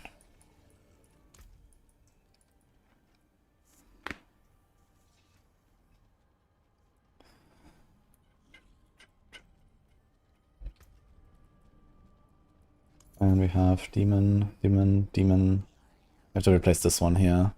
Is this okay? I should try it, I think. I'm just not sure what to put as the last skill. I kind of want to do Apocalypse, but it's only a 2-second duration without Hex. And I guess we can remove Sigil of Chaos to do Sigil of Subversion, and then we can use the thing that teleports them. And we get the Hex this way. And we can do Apocalypse. I'm gonna try this, actually.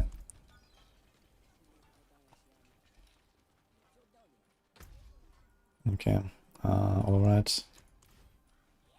Erdnuss Ente. Jo. Thank you. Craziest amulet drop. What's that? Attack, move, shadow, or res. Yeah, it's decent, but it's not crazy, I think. Usually want like wound there as well, and then also like later crit if you play crit or dot.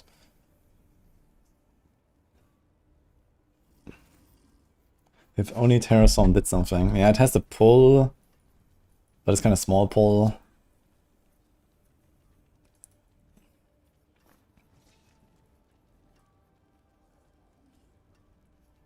And then the Vuln, but yeah, I like just doing this with wolves. Okay, so what do we do? You have to respect the Paragon as well, because Pyrosis now doesn't work anymore. Where is it? Quite early, unfortunately. So we have to get another... You have to get Ritualism in here, I guess.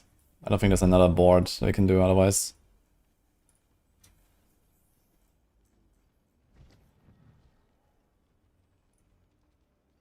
New variant. Mega LUNATIC. Maybe it's better than I thought. Oh, the demon form.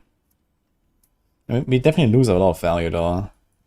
Like, the worm is gonna come out way slower from Sigil of Summons. And funny enough, we could make it a crit build now. If I put Calamity Aspect, the Sigil of Subversion. I could probably get enough crit chance. But maybe it's not worth.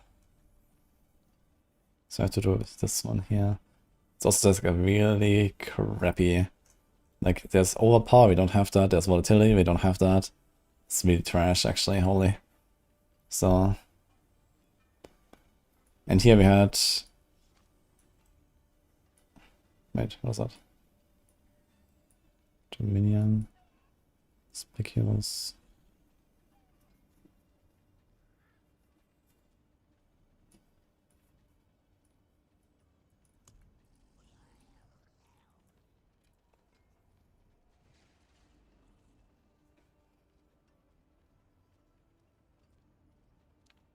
Maybe we can just do this actually.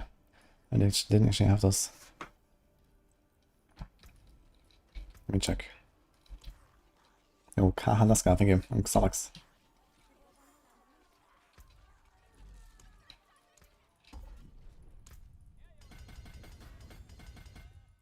As long as you rampage once every 12 seconds, I wonder if I get it though.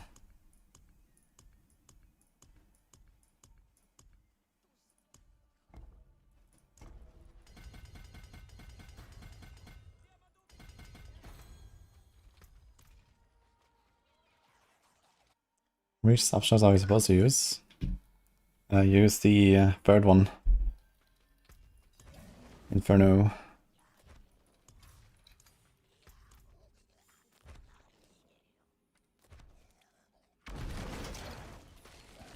Okay, it does work actually.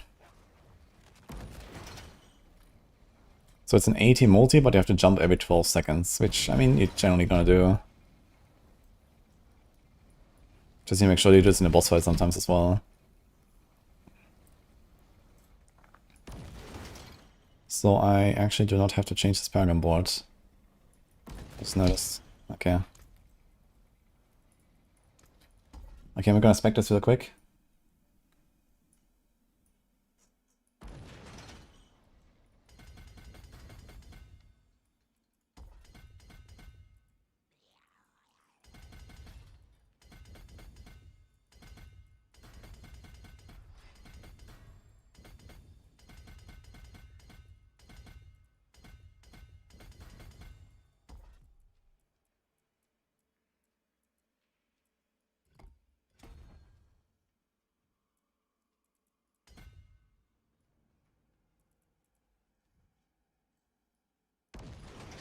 Alumnus.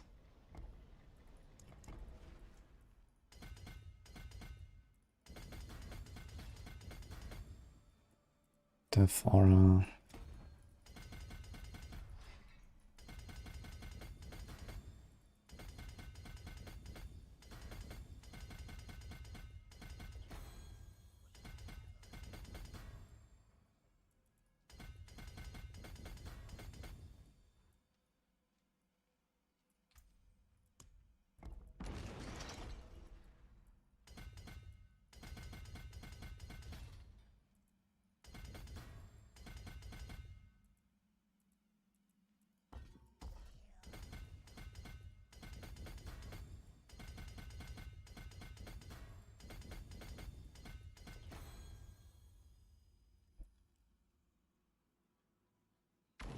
Oops.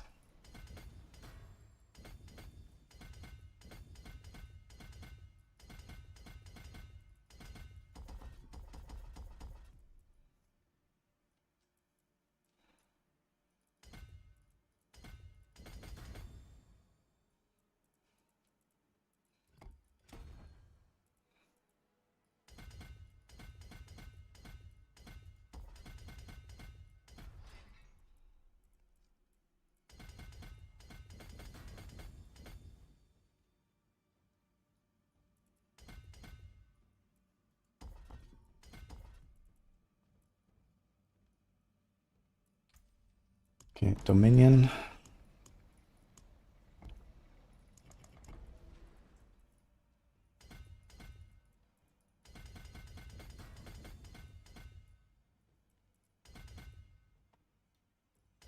Jo.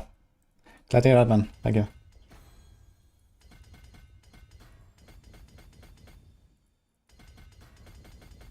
Do we really care about the maximum dominance very much?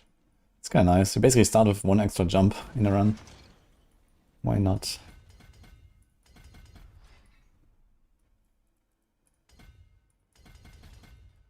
Eliminator. Normal nodes.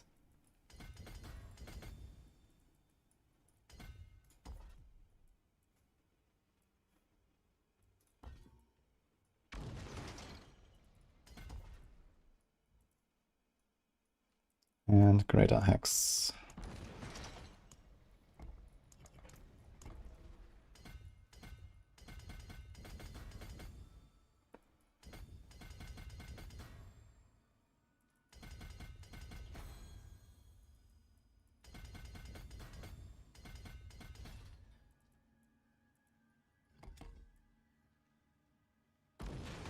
Did I just open the wrong fucking guide?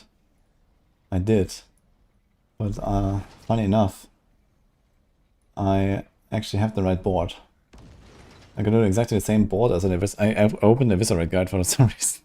And I was like, where's Pyrosis? Okay, so this is actually the board I wanted to make, basically. And it's just the same as the Eviscerate. With the same glyphs, besides this one. That's funny. And you just changed the glyph, we don't even change the nodes, because it's a willpower glyph anyway. That's hilarious. Okay. I just realized, I was like, huh?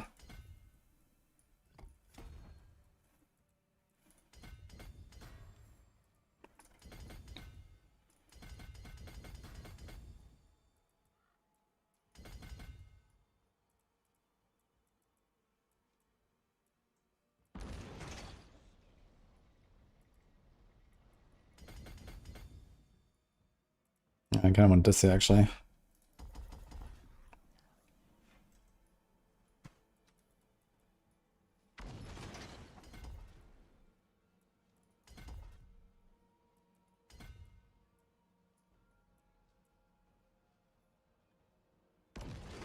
Hmm.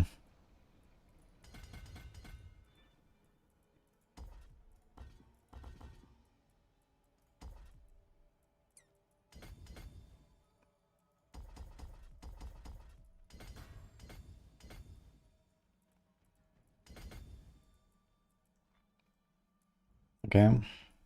Okay.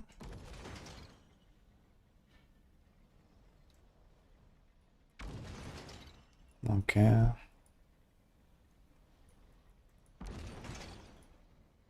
It kind of makes sense that we have the same boards, because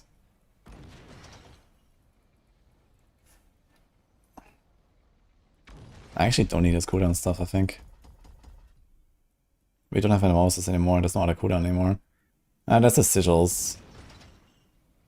Okay, let's keep it. It's right there, so... So we're missing like a few small of these rest nodes and armor nodes. There's basically not much to take here. There's one wool node. There's healing, but we don't need much healing now anymore. We can probably even remove Undying entirely and put something else on the boots. We have very universal there, so we have freedom to put whatever we want.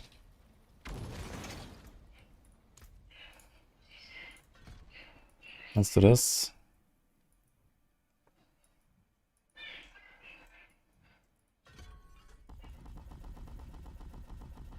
Any point in doing this? Sands for shadow trails. Okay, 11 seconds. Okay, movement. Does this one go above cap?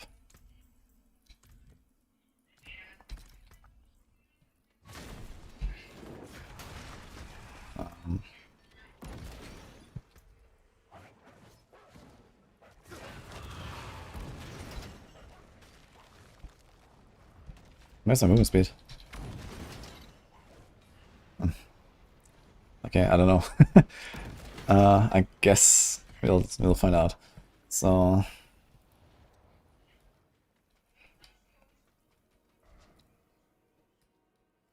don't think I care about the teleport very much. Could be nice though.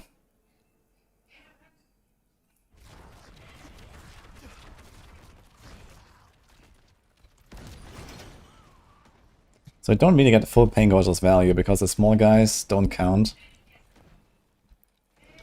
But I think we generally probably don't get Pain Gorges on single target anyway. Or like we don't get the double hit anyway. I mean, the 3 guys to just run away.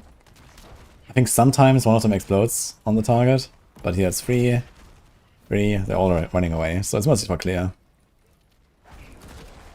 So if I do this now, let's see, multiple dummies. Let's see how fast we get dominance, just spamming this. It does go up, you can see it actually, look. So I wonder if I can do this on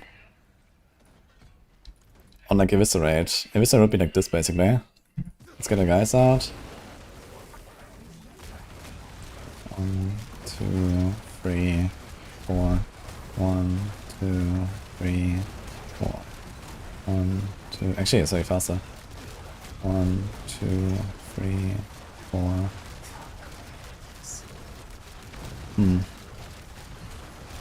I have to cast the other guys. 1, 2, 3, 4. And we also get the more free cast. I think I might put this into a Eviscerate guide actually for late game setup. Because they actually generate a decent amount of dominance. Compared to Hellion Sting spam, which doesn't really give you anything.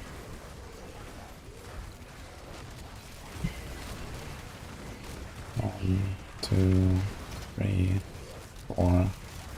Might actually be the solution for Eviscerators with this. Okay, but I'm gonna try this later. Let's put this. Let's put this. Okay, we still need an ult, so I guess it's gonna be a Apocalypse now, so screw that. We send Apocalypse. Now the question is, how do we do this actually? I don't have Hellfire skills now. I guess we don't. Unlucky.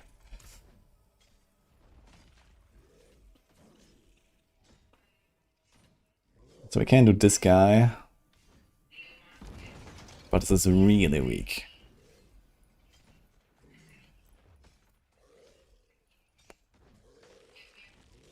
We don't care about this.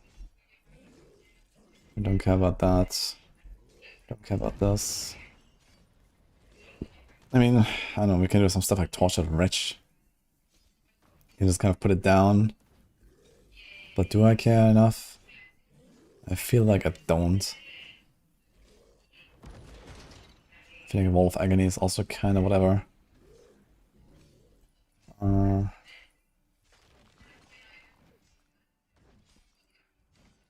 Yeah. Oof. I don't really want to do this guy, honestly. It is a 20 multi. I guess it's something. Something, sometimes, mostly. Summons for 20 seconds, but this is only for 15. So it's not really a reason to... I mean, he should actually do some damage, I guess. A little bit, I don't know. He's an ult, plus he ramps up.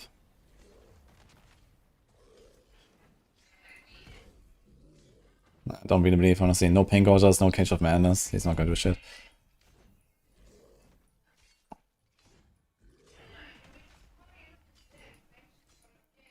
Do I actually do it? Tortured Wretch. Not gonna do it. Enemies and demons killed, extended duration by 5 seconds. I mean, okay. 12 seconds, it's gonna be 17 seconds. Makes you unstoppable, reduce the cost. Maybe. Does it absorb more with more ranks? 30% F. Explodes for 2300 damage. And 45 for 25% of the damage absorbs. So 25% of 30% of my life? Dude, what is this?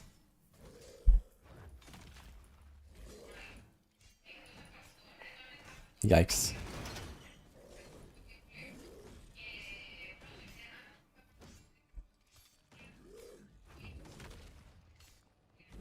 What about Lalish, demon? Lalish is on the soul shard. We have to go with Command Agram. We get 25 cast speed. And then we get a free cast sometimes, which is not huge, but it's something. It also means we can just cast Tortured Wretch on the boss.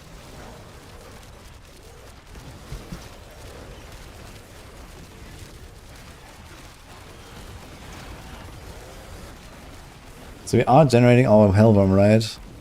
Relatively easily, actually. So I think this might be fine, actually. Maybe this is better. I need to try this now.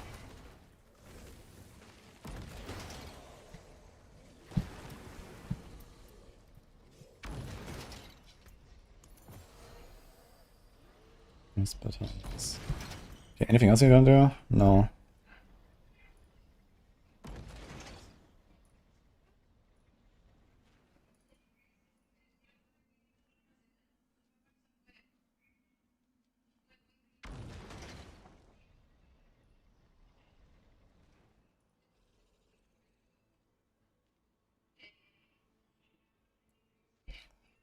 What is better for Direct Claws, Banish Lords, or Scepter of the three?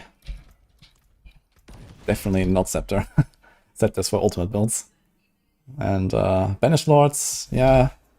You don't really have overpower, that's the problem. You have like 4 overpower.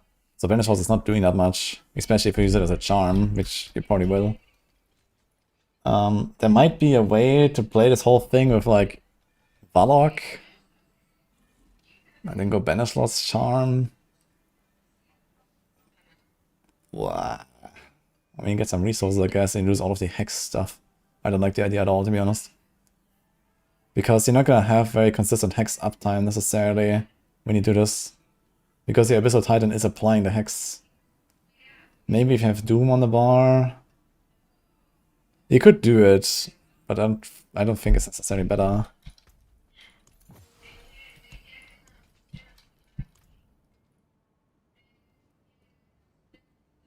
Anyway, let's try this. First, we have to do a Hordes. Okay, anything I forgot? No. No. Okay. To close the bottom door. Okay.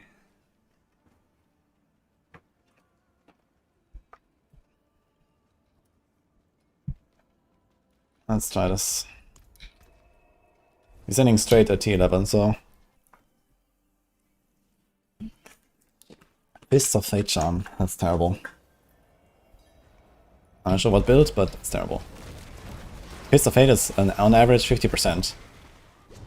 There is no class I can imagine where you don't have a 50% charm at least.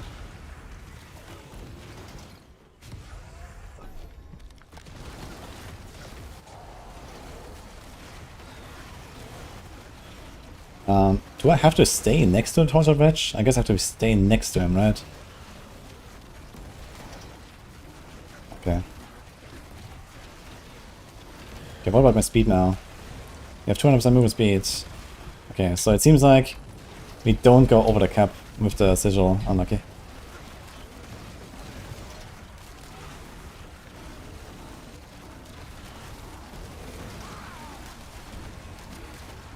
Okay, dominance generation is insane.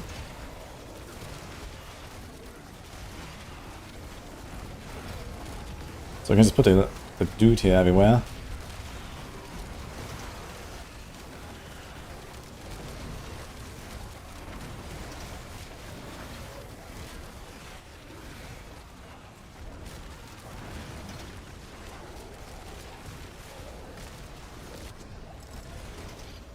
Actually gonna make this a lot safer. Because the guy absorbs a lot of damage. And he can just spam it. Like, he can stand on the boss and just spam the guy. So this could be kinda nice. You can almost see the ground. Yeah, this is like the best visual clarity build in this entire game on Warlock. Trust.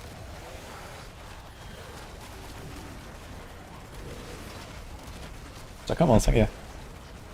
Arrowhead is a gracious, Wolvers, Jasek, Bad Boy, Razi. Thanks for my subs.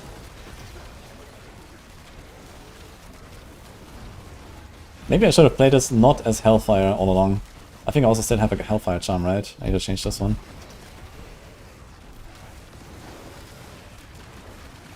And now our little dudes also do more damage, I guess. How much damage do they do? Can I kill stuff?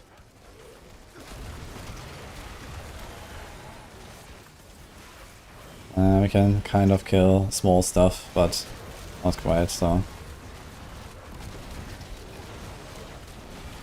Okay, the Dominus generation is insane though, actually. Can I fit Godslayer Crown on the Eviscerate build? Or do I have it actually? Actually, we have Godslayer Crown on the Eviscerate equipped, so that helps.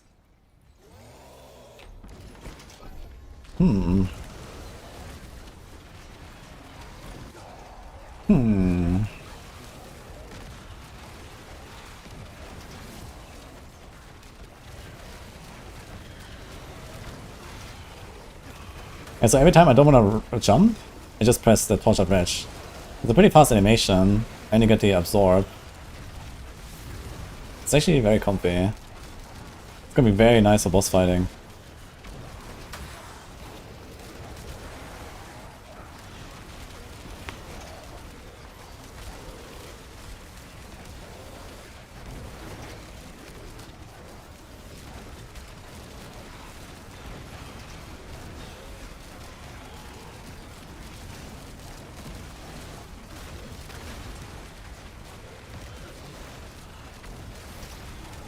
Makes me wonder if I should actually run Pain Gorgers or maybe just go for another multiplier on the glove.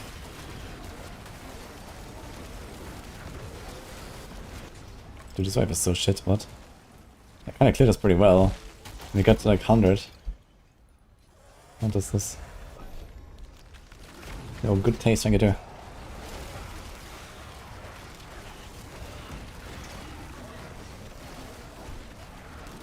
Okay, maybe it's a sigil subversion. We don't care about Hex, right? Maybe it's gonna send the Fiend anyway, so...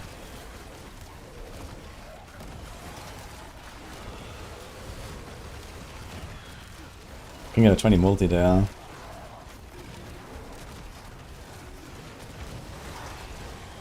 That means just only have to keep up one sigil instead of two.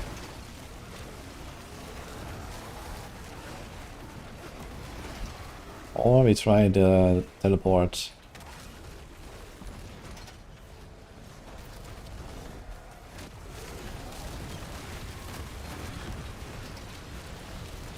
Might be comfy as well. Let's send an explosion. Yo. I actually completely tanked the explosion with one of these guys. I wonder if they can like overlap. When I have multiple of them, do they all just absorb everything?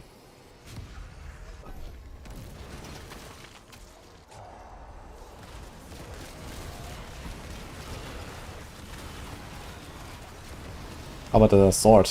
Oh, right here, tanked it.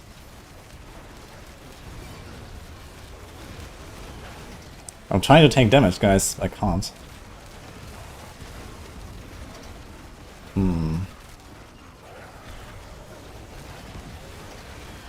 Dude, I have so many of these tortured wretches, man. What the fuck?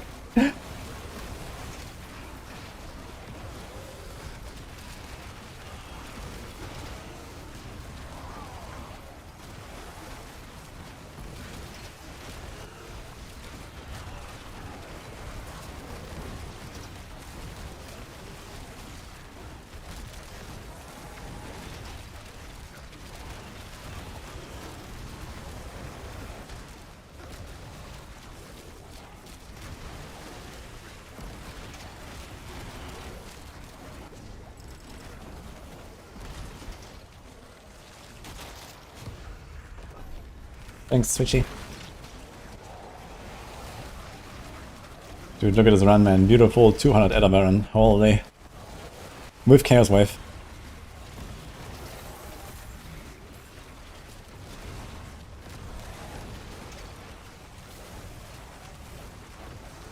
You're gonna get a whole like 20 off the side.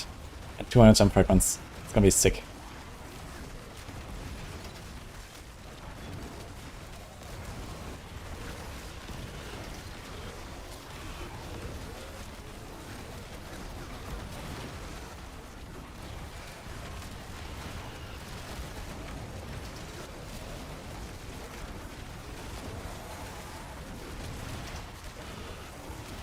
Okay, so I think this build is going to be very fast and very tanky.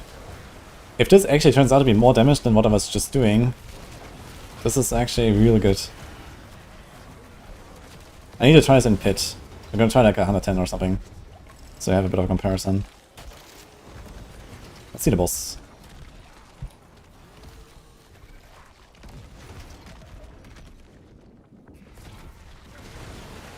Oh shit, it's not Bartok. I was ready for Bartok.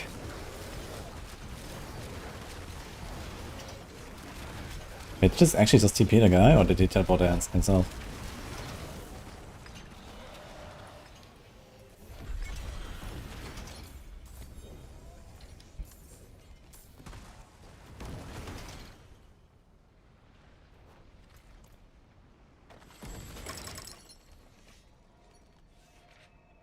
How's the mobility?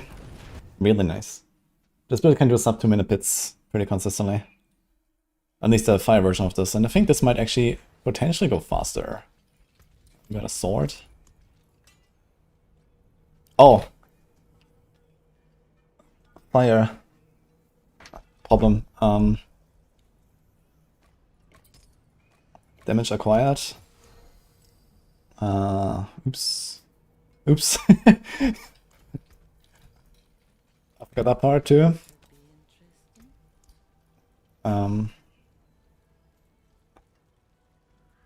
I guess I do crushing after all. Okay, more damage acquired. Okay, we just doubled our damage, guys. This thing has fire damage here, and you have fire damage here. So I'm not gonna make... Actually, I also have fire damage temporars too. Okay, let's see what happens. We got the big stuff at least, but we're missing... Just the temporars actually is like 15% damage, as realized or so. So there's like 15 there, and then this is like at least 25% or 30% damage. If made that physical. So let's see.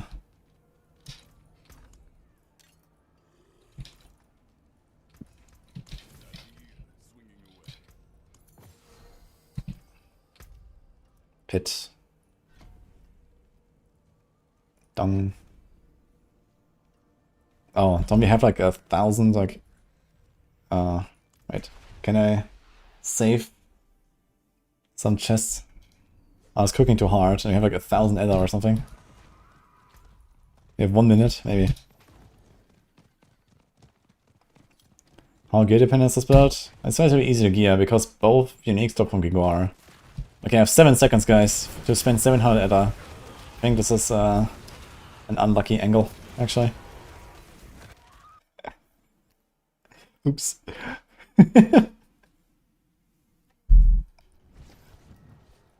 Okay.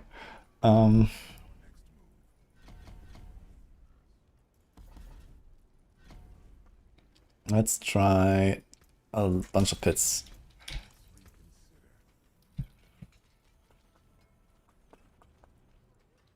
We also have Undying here, which I definitely don't need now. Because we have Giga Absorb, Giga Fortify, and we have Life Innate on a weapon that I probably also don't need. So... It's also transfigured. What do we put here?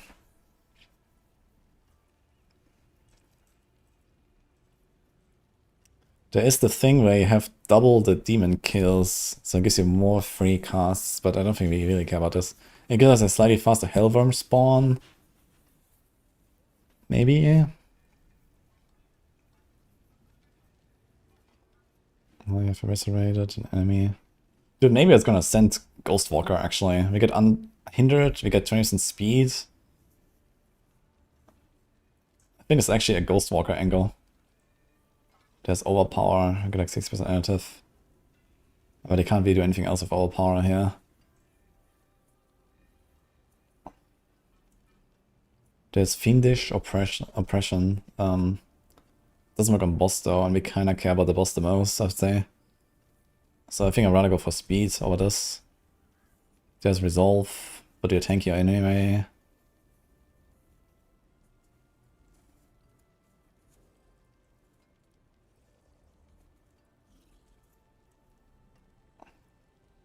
There's actually a Ghostwalker angle. I'm gonna do it.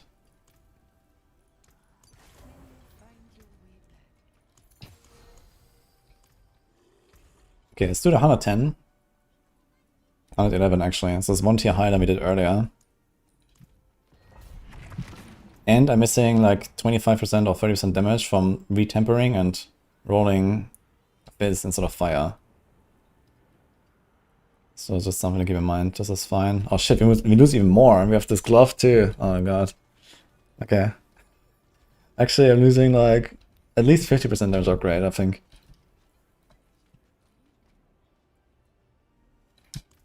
Let's send it. Thanks, Phantoms.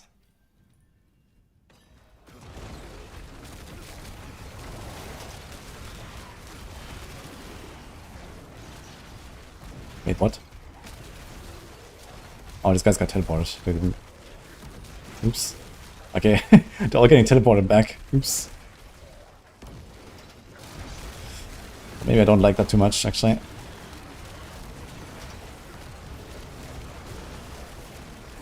Damage seems okay, though. I think this is better.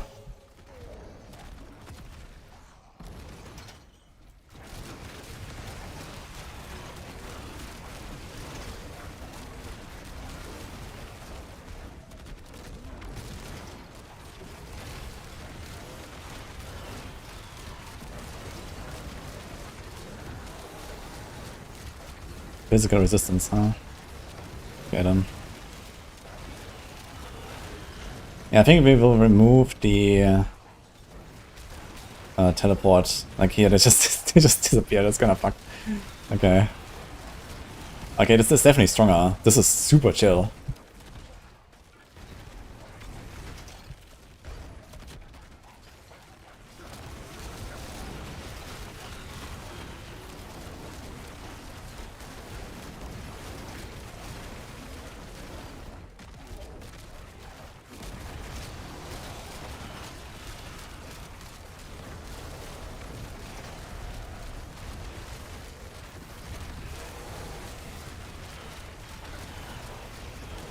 Let's tank the explosion.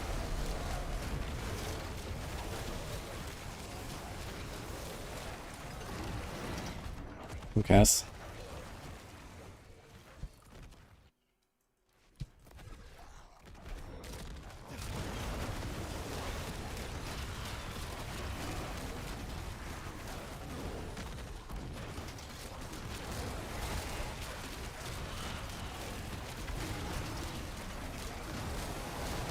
Okay, the physical rest guys are tanky though, holy.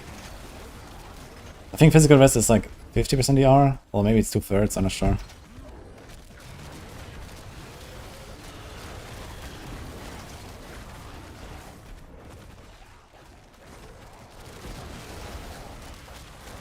I wonder if I can somehow get more offense in the setup through items, because I have a defensive chest, but I mean there's like no offensive chest. There's Tibble ults, I guess. We could run Tibble ults, but you don't need the resource. If you run Tibble ults without getting the resource, it's kinda whatever. It's also really hard to get.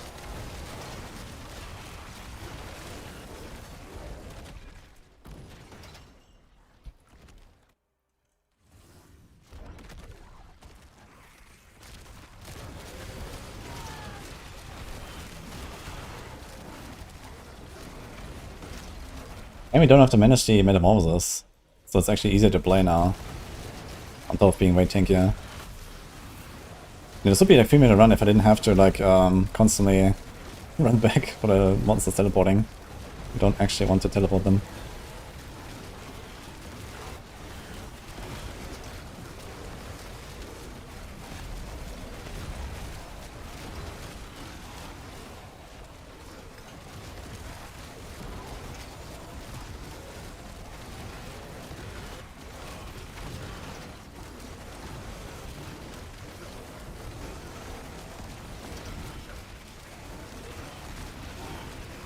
Just AFK or something? I don't know what he's doing. Oh, I think I'm not hitting him properly. I think I have to aim, yeah, I think, actually... Yeah, okay, they don't aim, okay. Like, the Hellfire guy, they aim, actually, and here I don't aim. I need to actually, like, look at the guy. Oh, we got a guy. Spirit Caller of Flames. Kinda funny to get this guy like another boss here in the pit.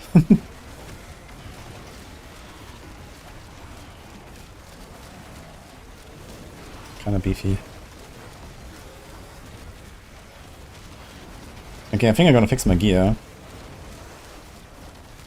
Get new rings. Maybe I have some rings from like Eviscerate also sitting around. I need to check. Might be something. I still have my Eviscerate gear in the stash.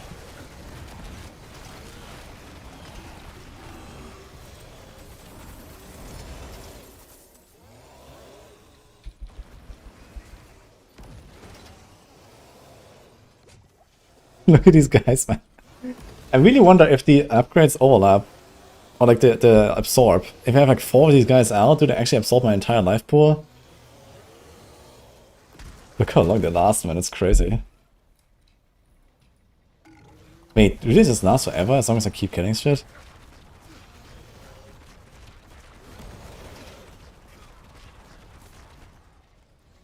Let's do this in like a small corner or something.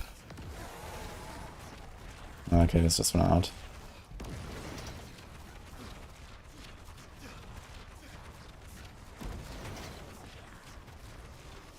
It's supposed to last 17 seconds. I guess it's just that.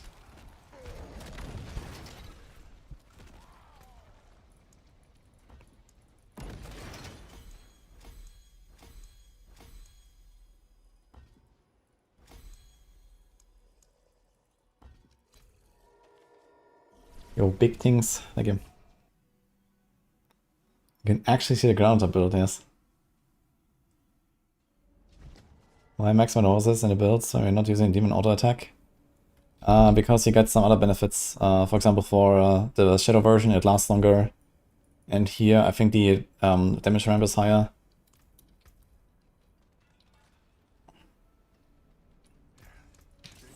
Okay, let's see. I think we have some rings. Attack speed, Vuln, dot. The dot is rolled. Here's attack speed, all Vuln. This is pretty good, actually. We can take that.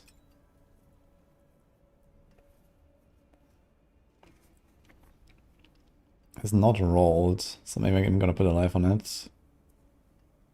You have a nice 2GA here, actually. Life, all Vuln resource. That's also kinda nice, but we don't want the resource. So you want attack speed ideally. Okay, we can try to roll them a bit. 1300.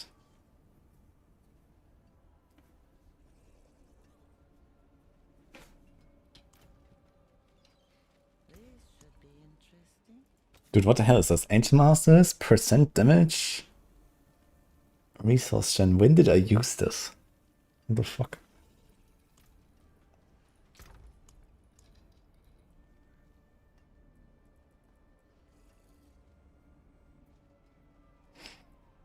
I don't even think I need this life on 8 here. I think having a one small life on hit and then something else here might be okay.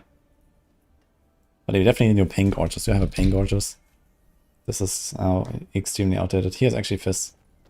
So this is definitely better. Will, life, attack speed, Fist. It's okay. I would like to have more Fist or like a Vuln on this. But it will work. It's something. And more defense. I have one fire. Yeah, they both rolled to attack speed actually. Okay, so let's see, 2, 1, 8. We do this, we do this, we do this. Okay, so we lost 8% toughness maybe. We roll attack speed and we roll nothing here actually. This one is just nice. It's fine. And our willpower, 240. We lost a kind of willpower. This has 15 Vuln, no Vuln. This has 21 Vuln and 13 Vuln. Okay, this is more Vuln. We had fire, there is all. So we have more Vuln. Sightless will more attack speed, given I roll this thing. Come on.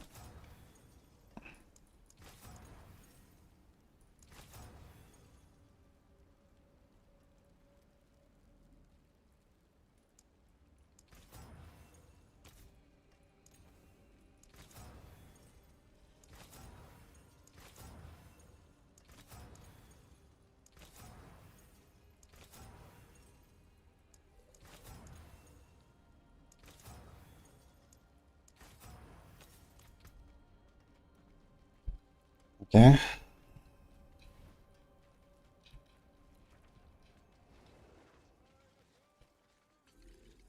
Wise to seek an Ascari where from creation, destruction. Ah, we actually have more toughness because this one didn't have a gem.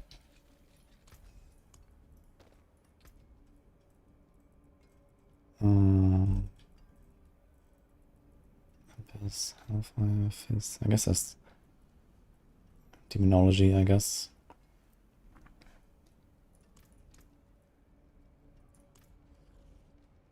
Actually, let's put Fizz here because you might use it on some other Fizz build. But this would be a Druid, willpower. Nah, okay, fuck it. I'm not even sure if we're gonna do anything like that.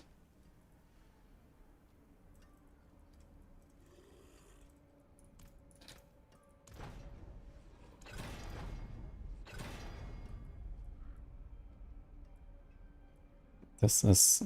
Wait, it's not even masterwork, or is it? Oh, it has this. This is not, okay. So we're gonna send it on the vulnerable, actually.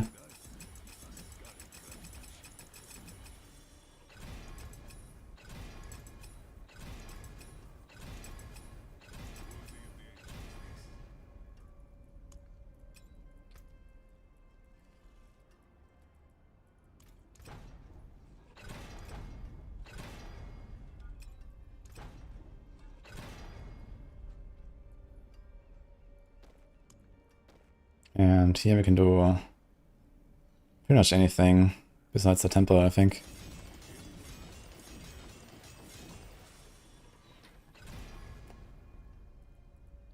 I think I'll take the attack speed, it's fine.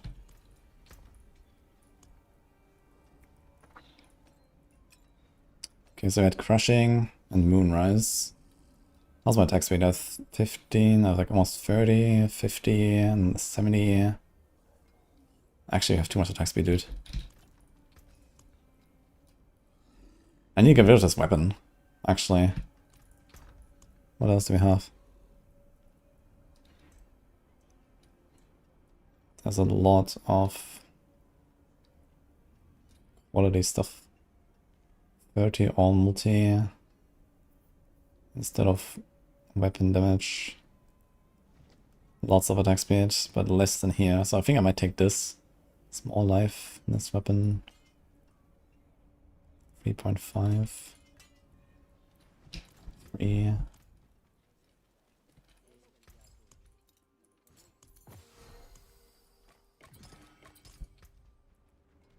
.7. 15, 30, 40, 60. 90. Yeah, I think we'll do this.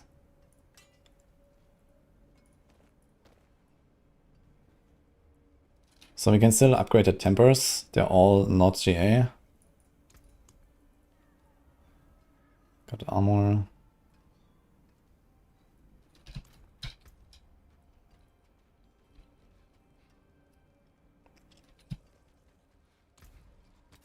Crushing is there. Moo. Okay, 20, 30, 45, 50, 80. Yeah, you have like 95% attack speed or something with Moonrise up, so we are almost capped there.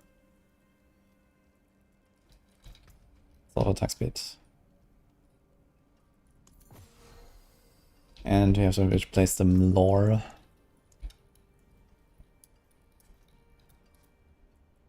What's it called? Horizon. Maximum resource. I mean, that does actually scale our damage from Seed.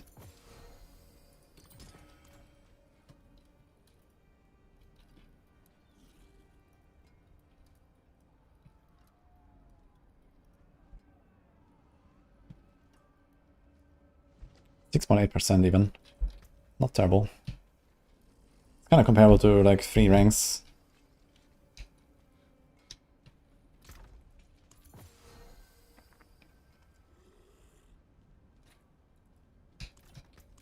Okay, so I think this is online. Now, is it better? Yeah, can you see? Now go print, pain, band crush, moon. Board is here. All glyphs are on. Yeah. Thanks, Wixley.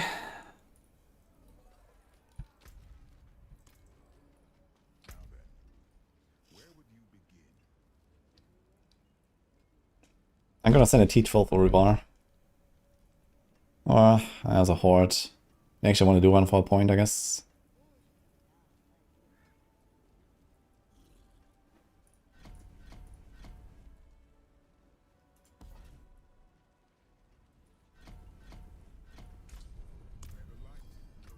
Let's just open T12.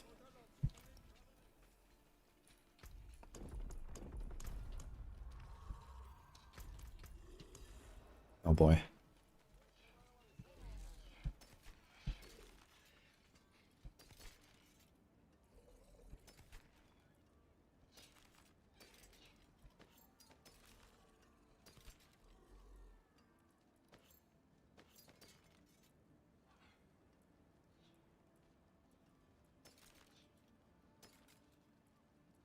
How many strong room things?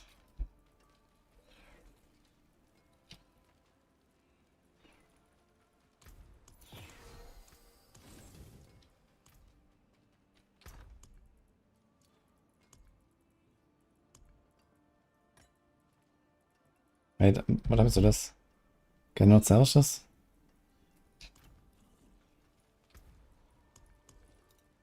Dude, you cannot salvage escalation keys, what the fuck?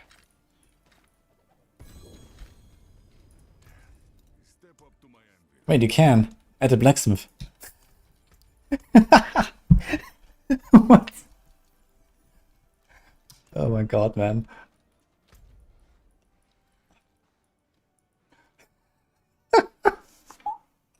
No way, dude. Okay, we're gonna try a T12 or Shan. Fuck it. We have it here.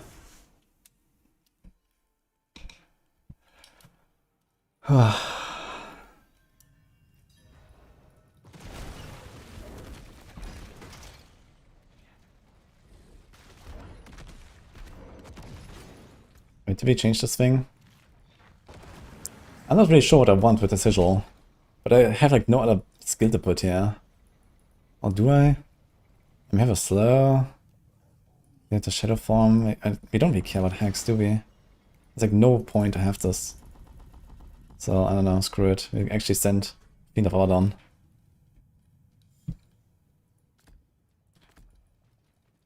And do this. And then it costs 30 dominance. Kinda long. Like, kinda much. And you know, it prevents me from casting other stuff, so I don't know. Maybe he's doing damage.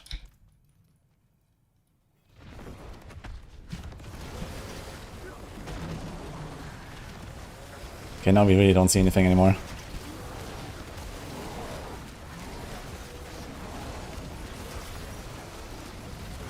I mean, this is not terrible for a T12 boss.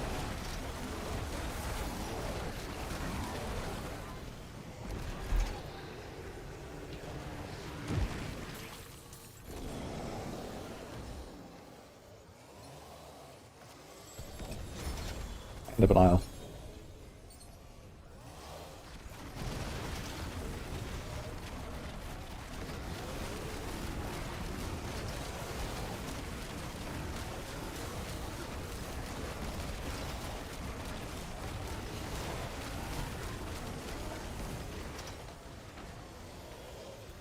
Yeah, I don't like this though, this guy. I mean, technically it's more damage, but it's not much and you don't see anything. At least before I can actually kind of see stuff. Shit, we have to do this.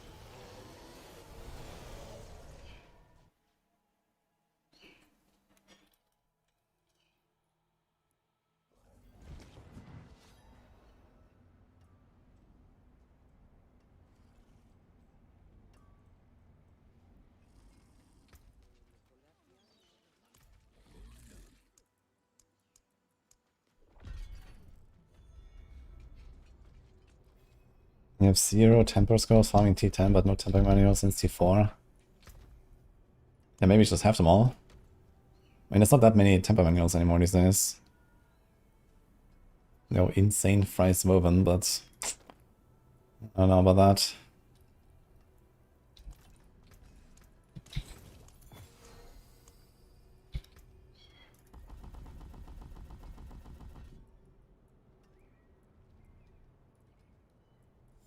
Okay, any other sort of utility we can do? Each active all grants you 50% DR. So you can get 15 DR here. That's actually a mega tank. If you do this, you can like tank everything, I guess. If you cast this. Chance to knock down. Has a 30 seconds cooldown. I don't know.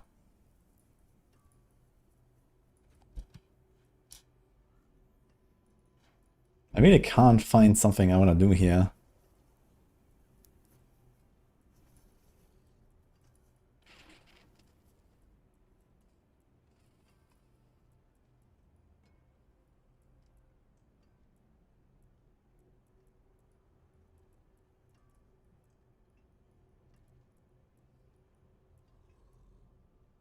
Is there any point in doing this? I think he's gonna do this actually. It gives you damage and dominance costs. I guess you just do this.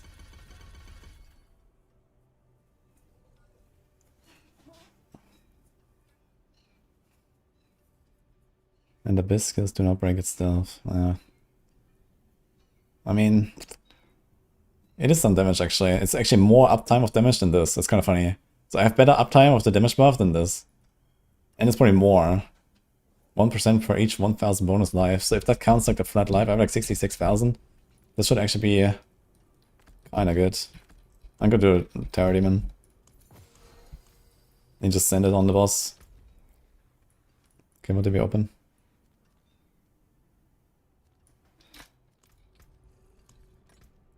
I opened nothing? Really?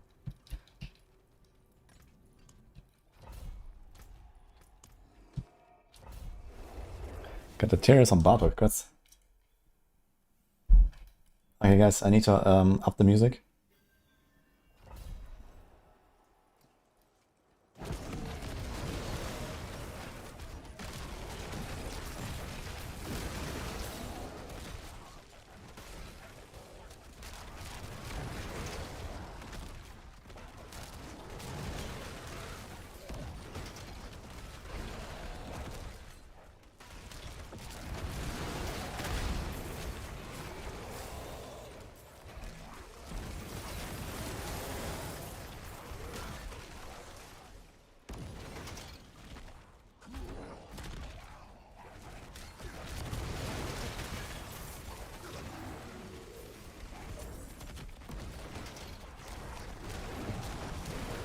Okay.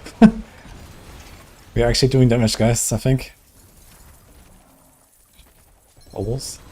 What the fuck? How much is he dropping? What the hell? Wait, we're on team... Yeah, we're on team 12. Okay. Yeah, guys, we got it. We found it.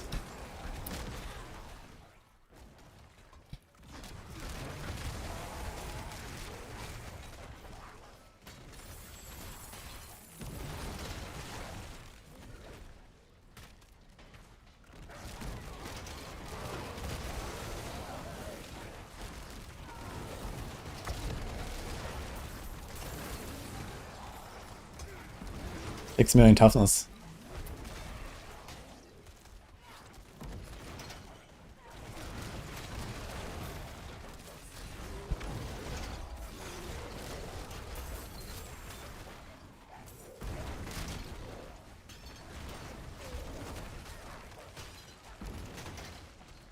What did we find?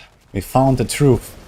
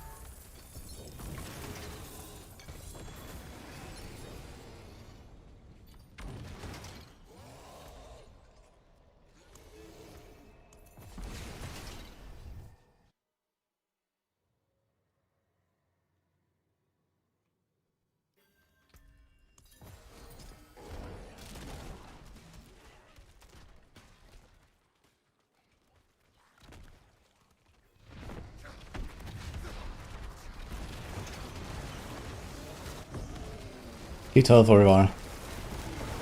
Just tank it.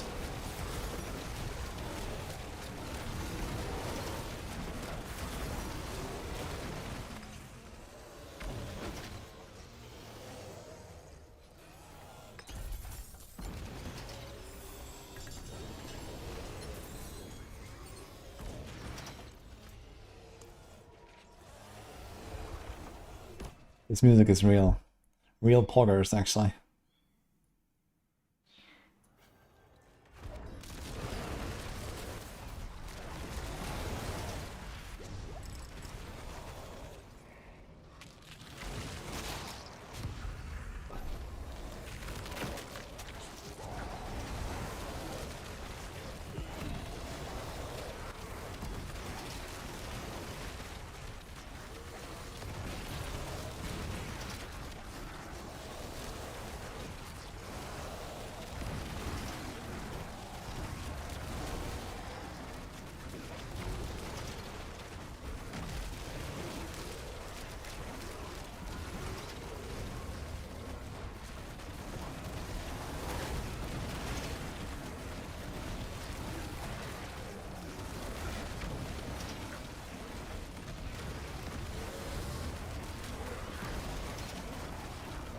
He knows the build. Okay, you take the Paragon board from the Eviscerate guide. And then you take the Lunatic Planner, but you take the Mega Lunatic and go physical damage instead of fire. And Terror Demon Metamorphosis. I'll update it soon. I'm just gonna play a little bit to see if there's any other stuff I want to change. But it feels very nice.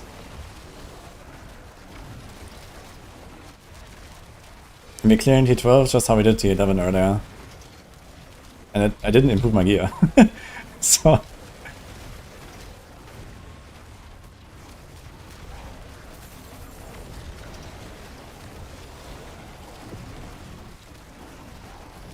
And we are way tankier, actually.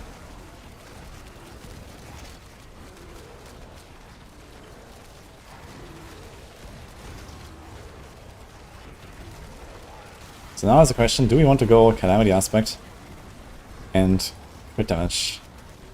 That might be something, to be honest. Even without Perdition or Stardust.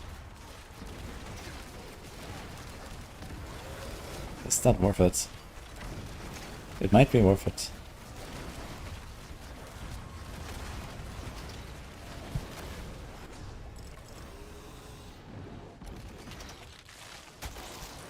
Can I just try it? I don't have any crit rolls on this gear, but I could try it without crit rolls and kind of get an estimate.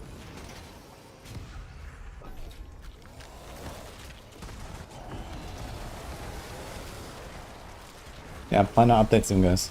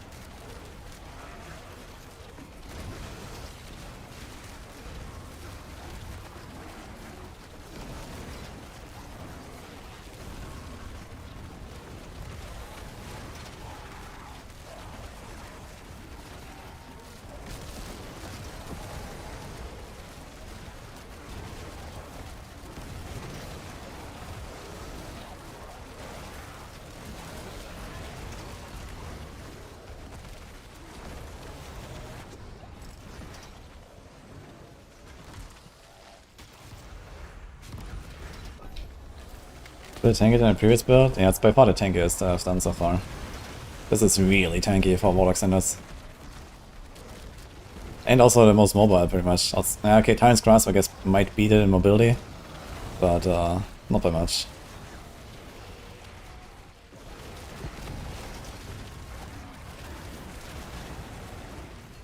We can almost perma jump here wherever we want, and if we don't jump, we have 260% movement speed.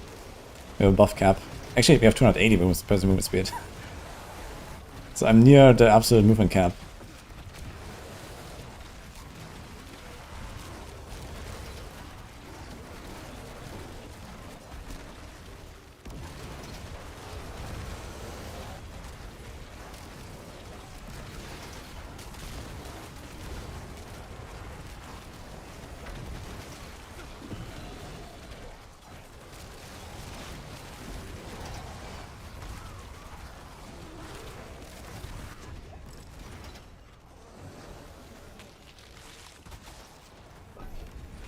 Mihai, thank you so much.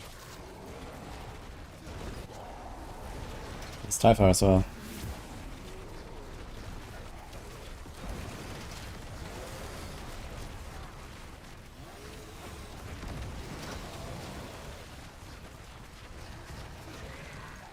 Will you achieve anything in life with minion build for Warlock? Well, you can actually make sure you achieve something in the game. The rest, I have no guarantees.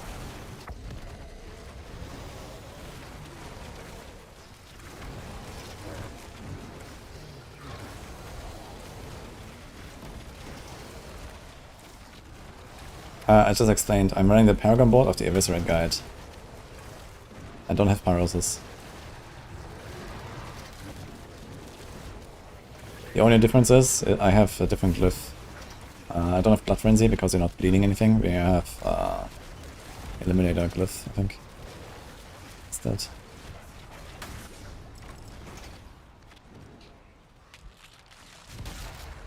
Oh my god, man. No Bartok. I want to see T12 Bartok. I guess not.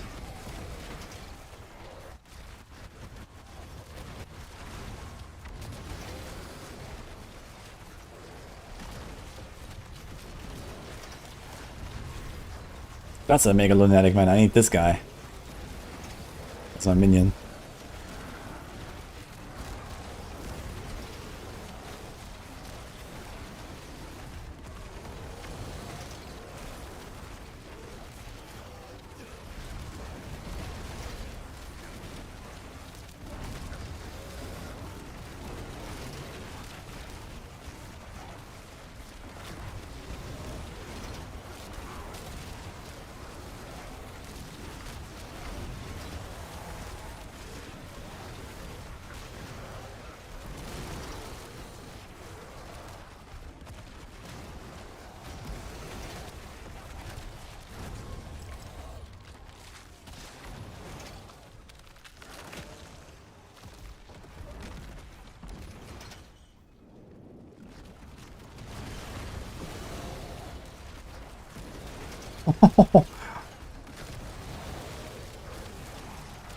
Okay. That works.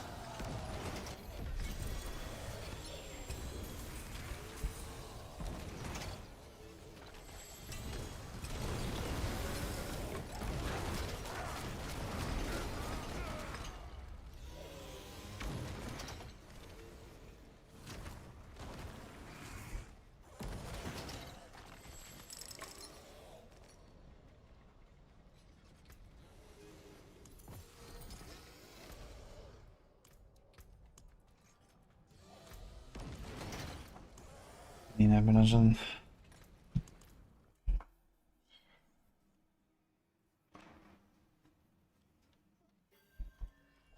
You can't have double undying, you need to change your boots if you get it on neck.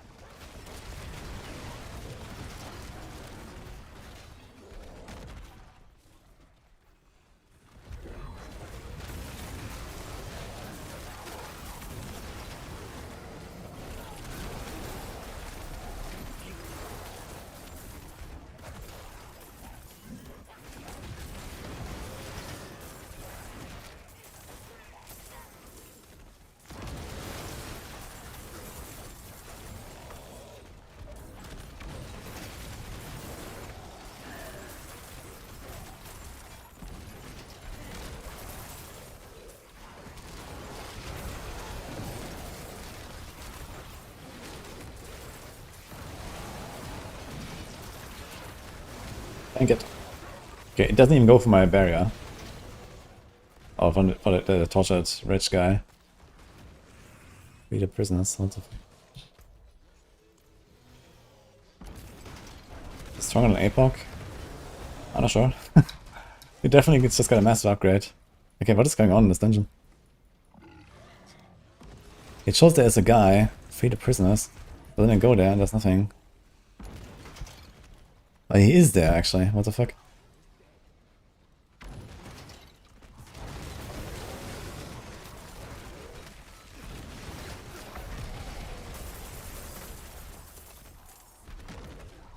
Question. Mm-hmm. About the visitors. Does not the visitor ever turn the main or you open it? What open? Only the turn that matters. On the turn. Well, actually,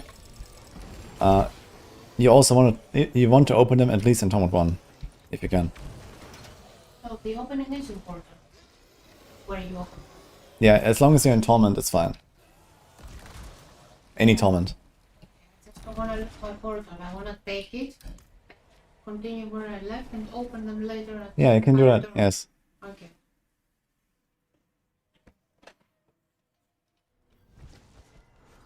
The objective centers disappears in LUNATIC. Ah, because you can't click them, I guess. Yeah. Let's see. Okay, a bit of health hiding. Let's try a T12 Blood Maiden.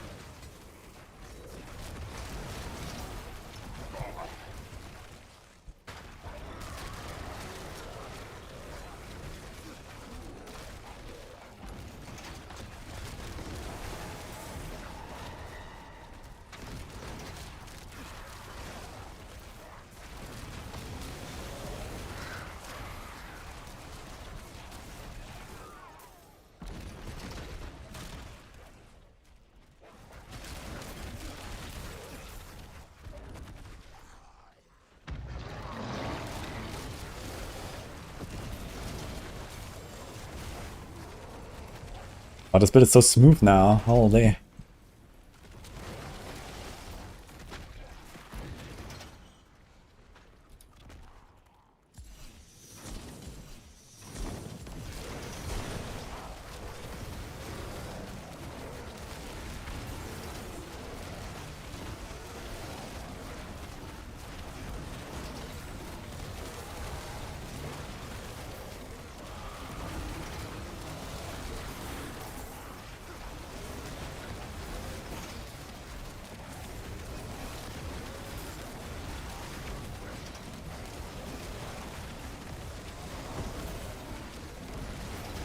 Let's see, can I kill her?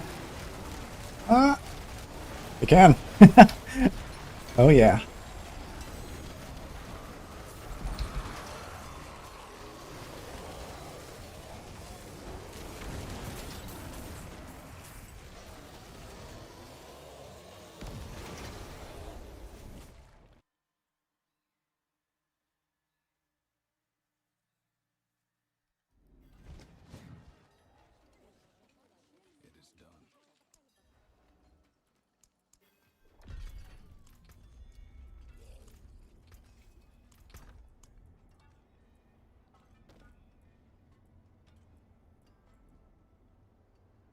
Read a command fallen, just like that. Can like try to grab them.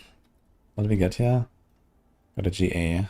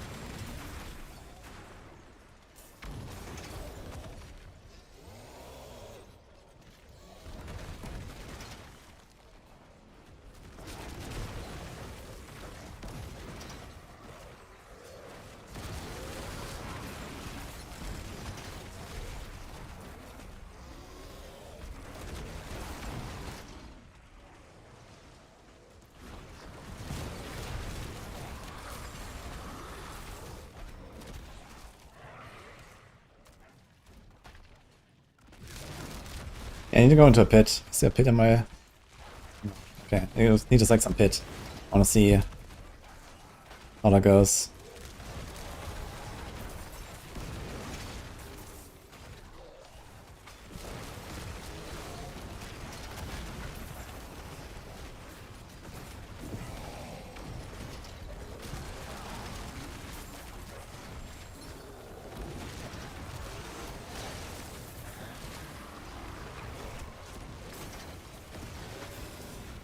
I need to double check this metamorphosis boost for the Hellfire skills.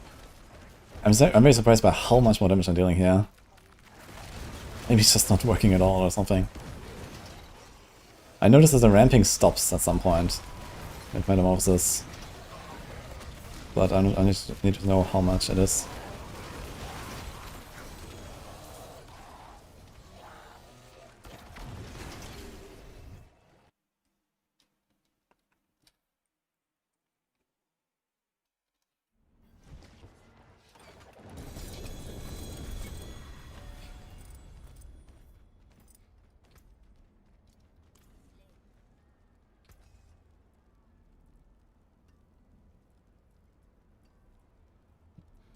Reduce evade cooldown.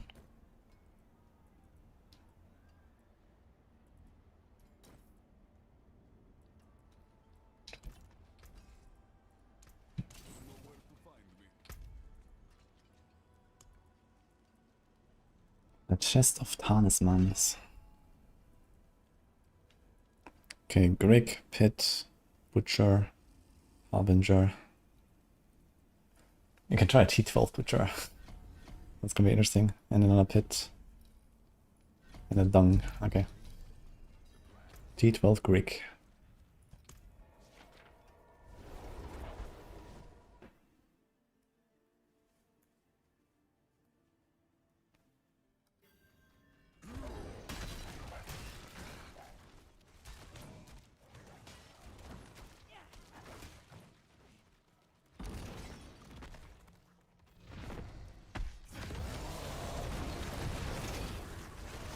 Just tank it.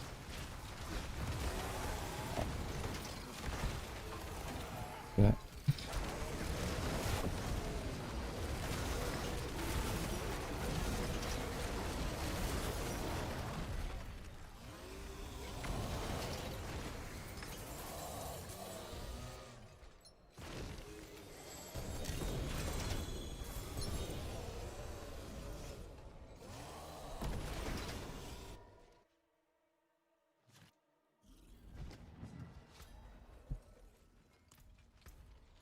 Yeah, we have to do 112.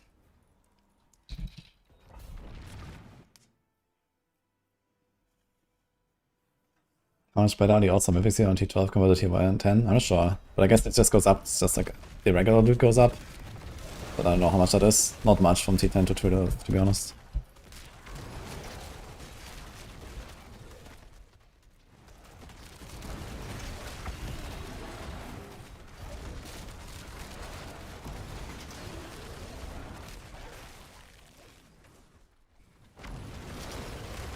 It's just maggots. High floor, okay. We're still destroying this 112. Let's see elites. Elite maggots. I'm melting those two.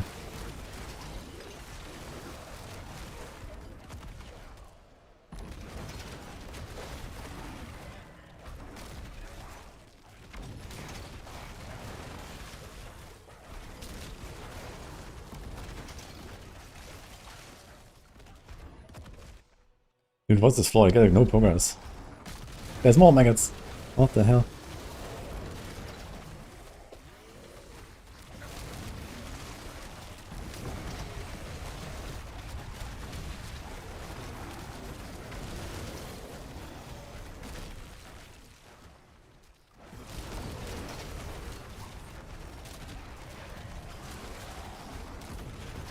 Thanks, goodness.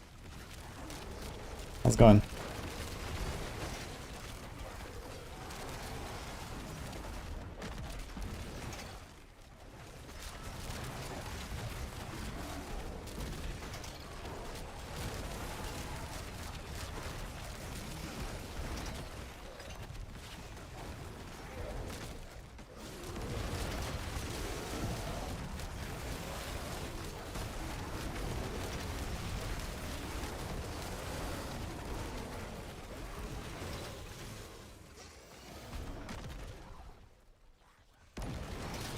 Getting back-to-back Herons is so fun, yeah, I agree.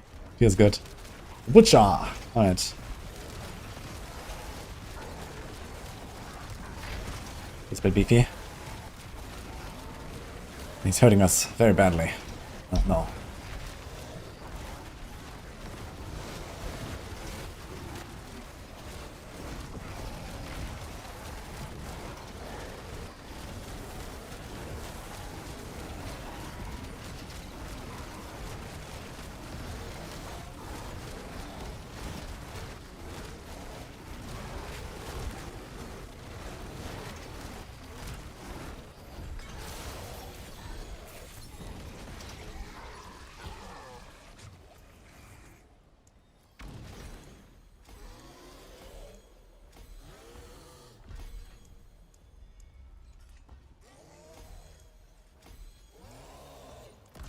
So we don't have 14x. Okay, start T12.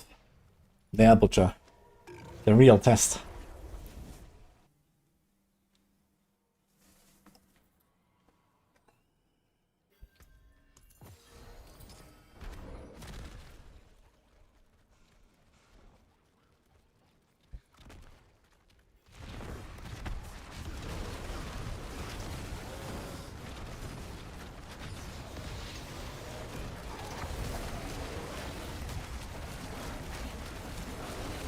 He is kind of tanky. He's too much.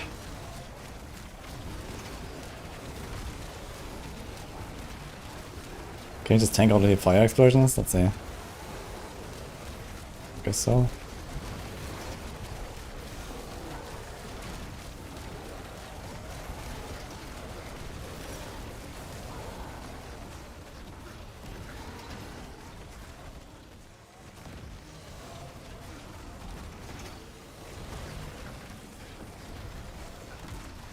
Ooh, these beams actually hurt.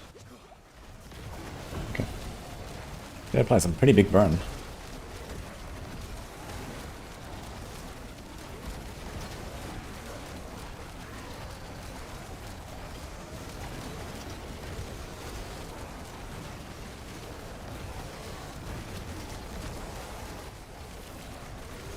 Oh, that looks funny.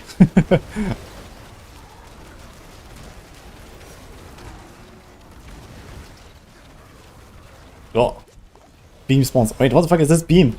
It's like turning. What? What is going on? You serious?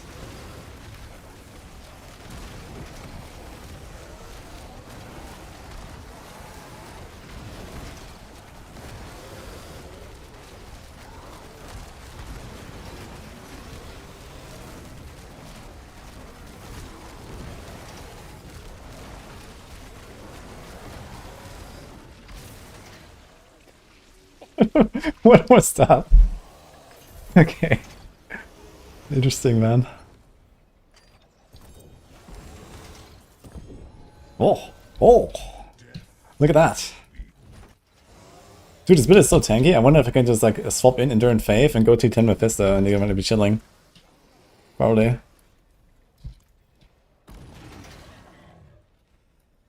Okay, pit time again. How much toughness? Yes, actually.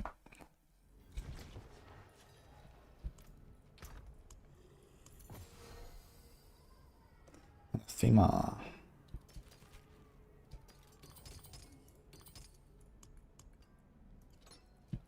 We have 9 times Crux, man. We really have to farm that guy at some point. Okay, we have to do 114. I'm gonna try Rasputin.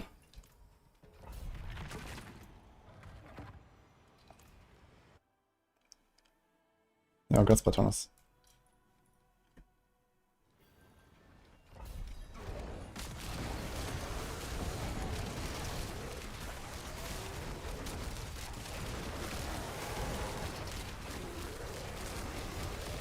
I need to check if there's some other charm I can do for damage. Also has 40%, which is not terrible. But Rasputin is kind of nice to like clean up like single targets because you have relatively good AoE. I think Godslayer for D12 farming for sure. But when you do like with higher tiers, Rasputin is kind of nice just to deal with the bosses. Because they do get a bit tanky.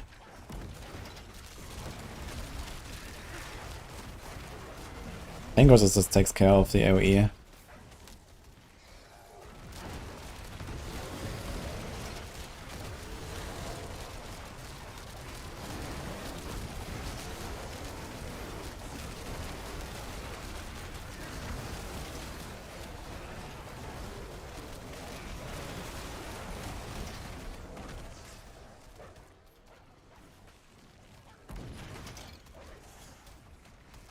Good. Yeah, for something like this year, it would be definitely nice to have outside though.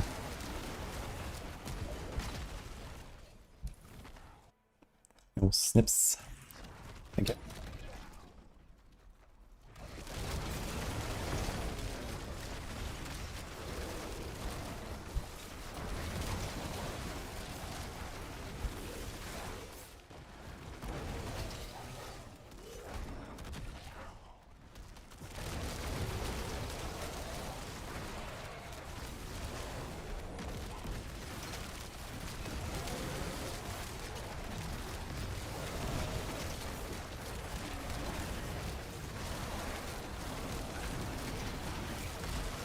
Actually, we could do Dirge, I just realized. But it drains our resources all the time. It's gonna be a bit annoying. But we're so tanky, we could go Tybalts. Tybalts and Dirge. Maybe.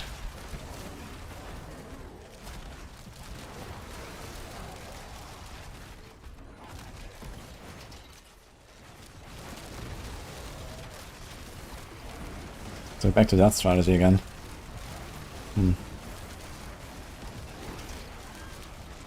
I just want to equip the Dirge. Maybe gonna equip the Dirge without doing the static stuff. Maybe that's just the way.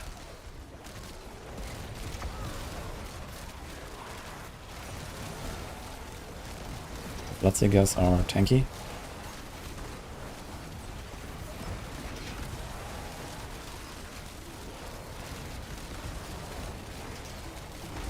Ooh.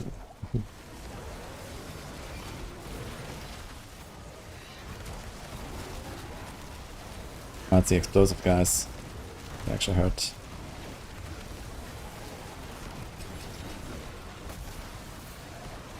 Oh, hello.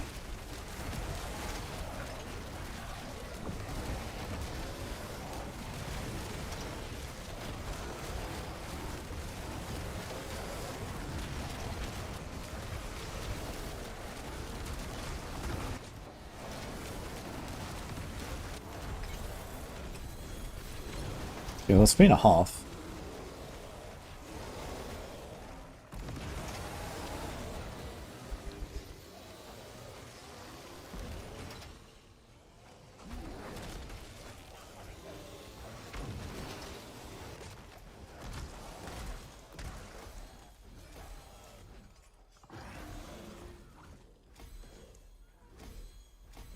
Nice.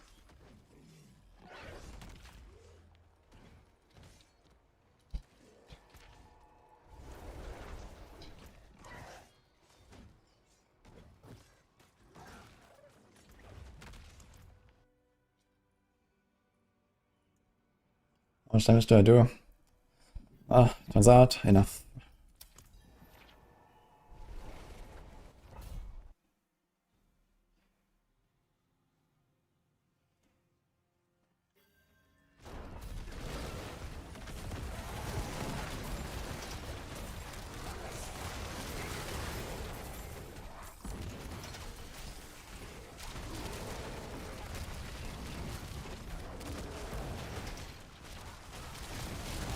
Yeah, I might put Dirge as a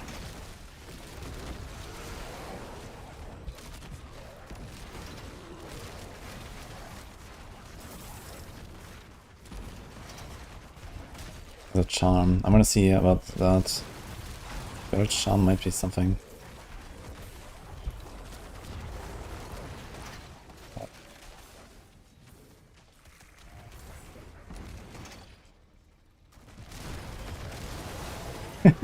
Builds are a danger to the demons. Yeah, one way or another, I will kill demons. I guess. As a Warlock.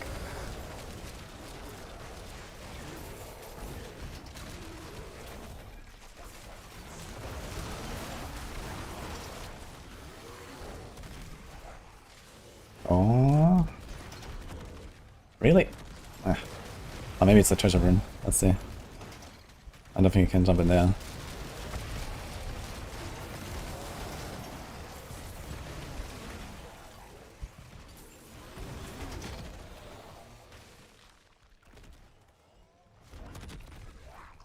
Would be nice to jump up there, man. Would have been a huge jump.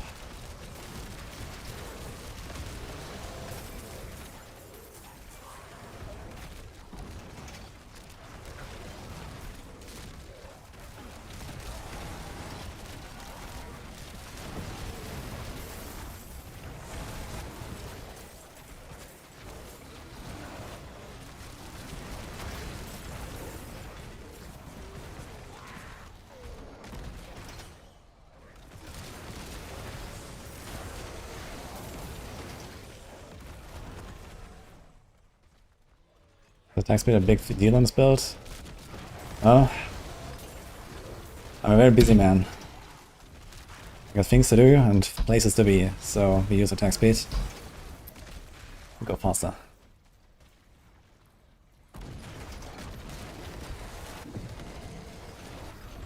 Good boss fight.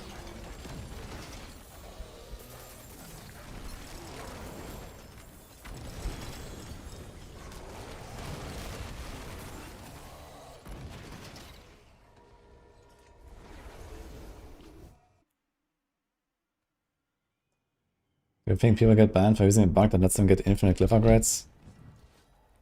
Well, it could be, I don't know. I mean, it's like a relatively intentional thing to do.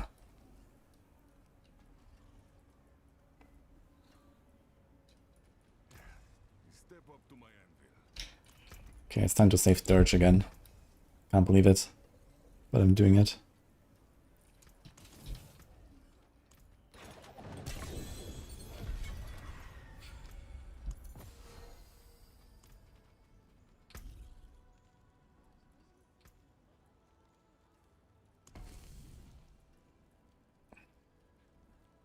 I can do 0.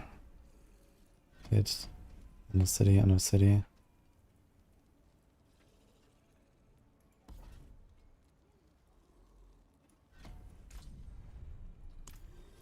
T12 0.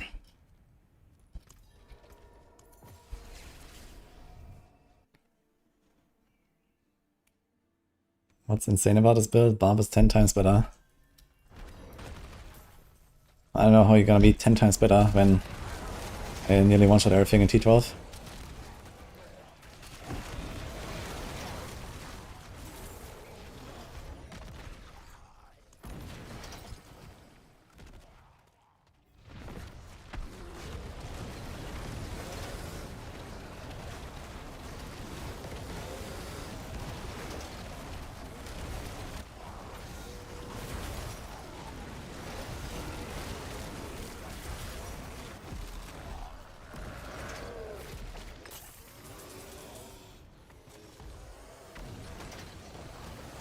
But I'll...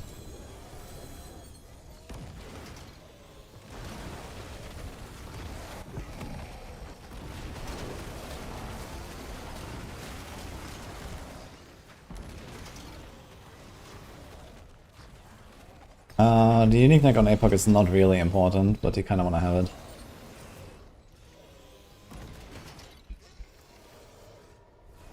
Oh, good dirge.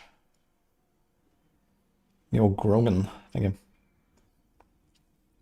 I kinda wanna try the dirge, just equip it and send it.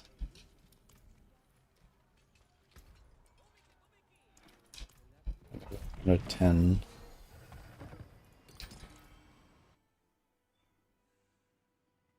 Bars are doing Torment 120. 10 times better. Okay, true, Iron.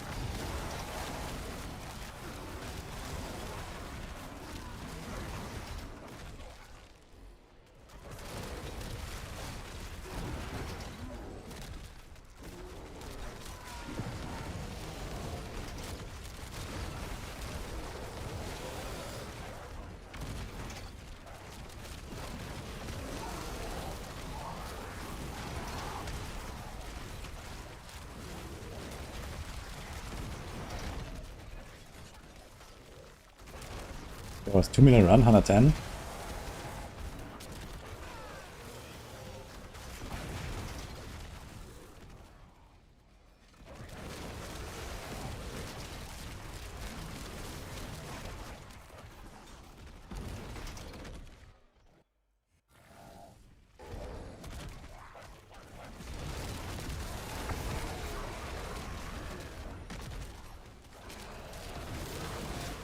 I guess I only have like 2 users of Metamorphosis in a run like this. Should actually activate this like slightly later, so I have it for the boss. But let's see. Metamorphosis on the boss is kinda good to melt it faster. Or you might get it back actually. It's a kinda short cooldown.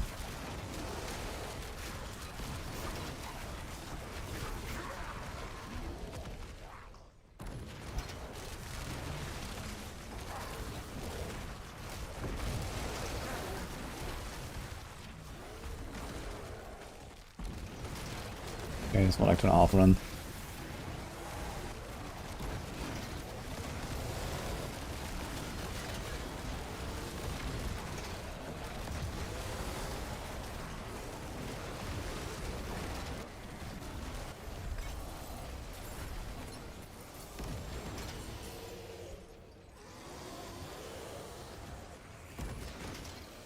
That's the thing.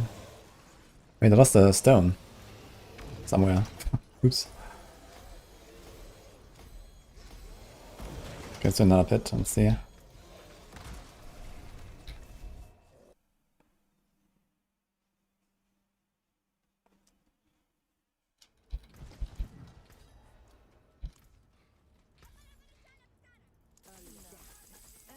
excellent pull, my friend. Fate smiles.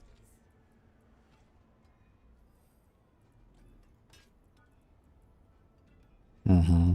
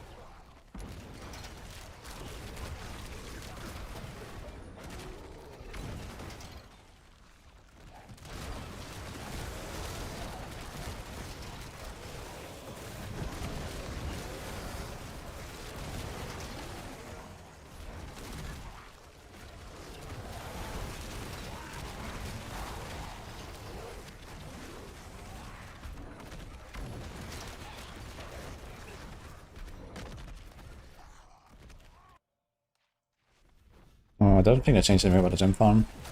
I don't think they will actually in this season anymore. It's been kind of like there for too long, I guess. I think they're gonna fix the rogue stuff, and then what else might pop up, and then probably gonna send some big, like, you know, week 1 or week 2, like, bug fix patch, and, you know, enable all of the disabled stuff again, and maybe, you know, fix Spirit Born a bit, because half of the stuff is broken. And then it should be good.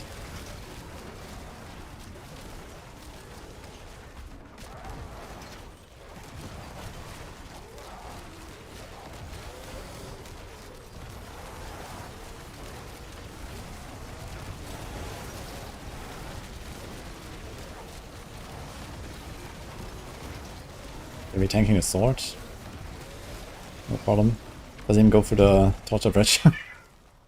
You're doing a pretty consistent 2.5 minutes here. 110. That's insane.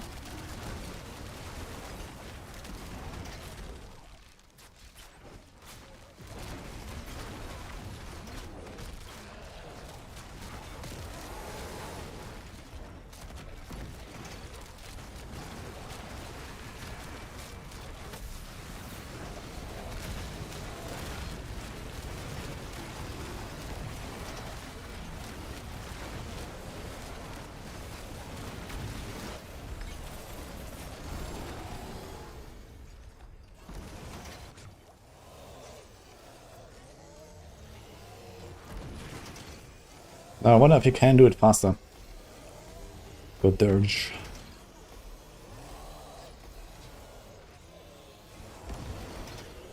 My dirge will definitely be worse than this thing. The resource might be a bit of a struggle. It's 138 multi. You have to keep the resource high, that's the thing. So just to even have a chance to be better. And it drains us like 20 per second. So we kind of want to have Tibalts. But then getting a Tibalts that can beat something like this is also hard. You know, making a pants like this is kind of realistic.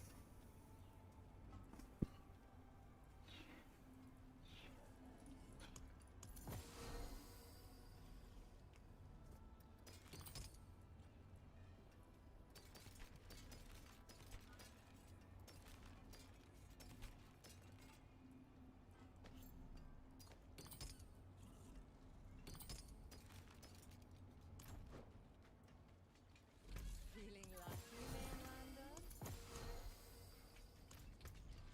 Mm-hmm.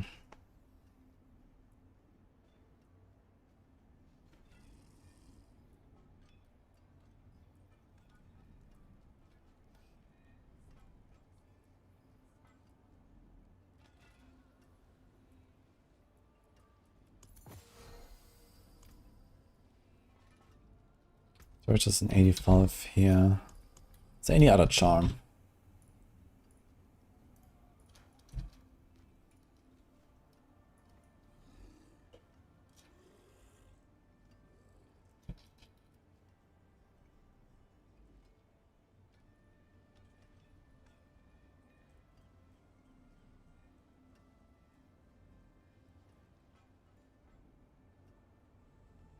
I find you could actually do even more leaping and even more torture wedges if you do Anathema. Azure Pork. Can you do Shard of the Rathiel as a charm? Is that a thing? Not too bad. That'd be kind of nice. I'd go Shard actually. Banished Lords. How do we spend 275 power and resource? Gain 4 stacks all power. Nah, we don't have all of our power.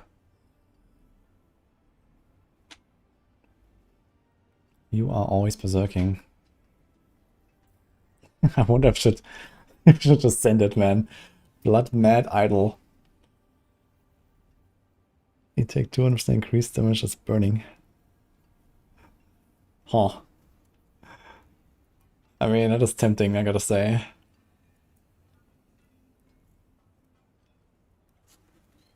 I would chowder. Thank you.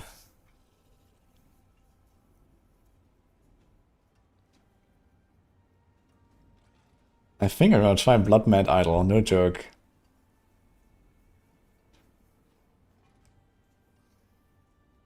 And Berserking is 25, and then you have 100.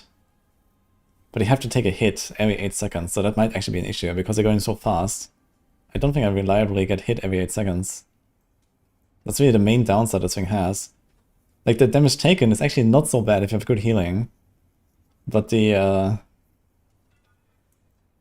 berserking is just not consistent. Like, you spawn Grimoire, and then he, like, you know, does his animation when he jumps down and all that, right? And then he just waits like 5 seconds before he even ever attacks you. But then we want to have him killed already.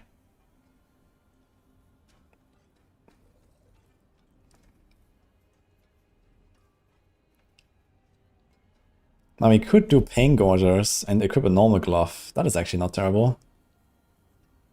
How about that? A normal glove will also yield something like a 65 multi with better stats most likely, because it's hard to get this.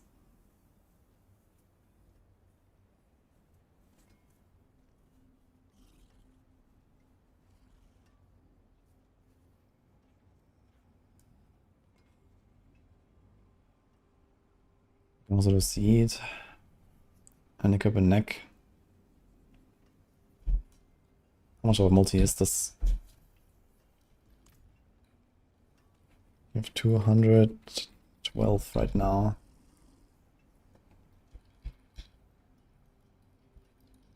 So it's 159 multi and will become 106.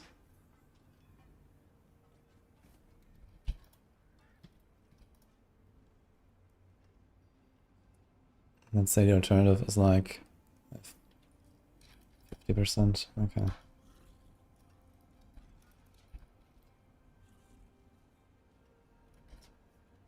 Could do that and don't have to farm the seed.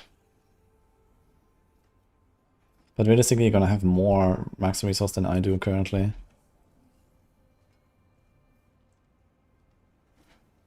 Tybalt's Charm.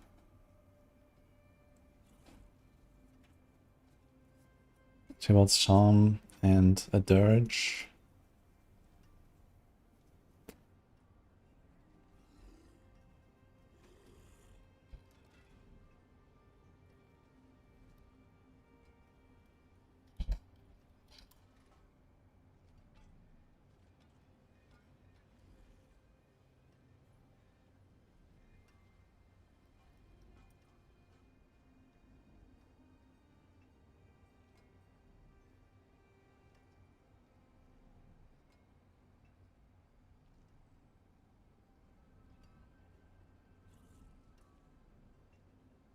I also just had another pretty interesting realization.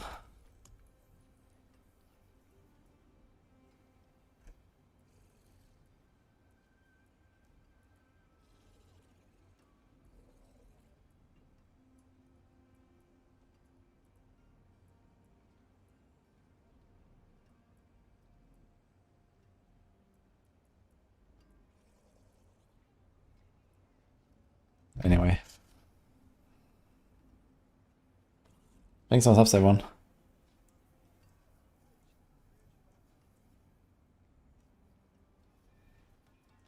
Oh, this is a tough choice, I gotta say.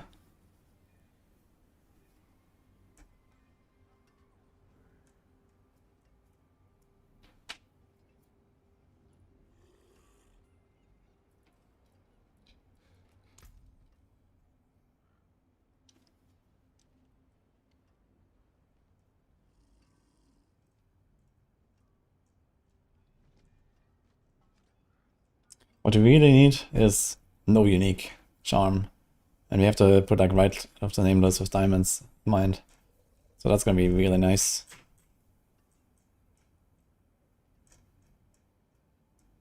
And then you have to equip Pain Gorger again, I guess. And until then, you could put Pain Gorger Charm and get another aspect. And that other aspect is maybe the Demonologist thing.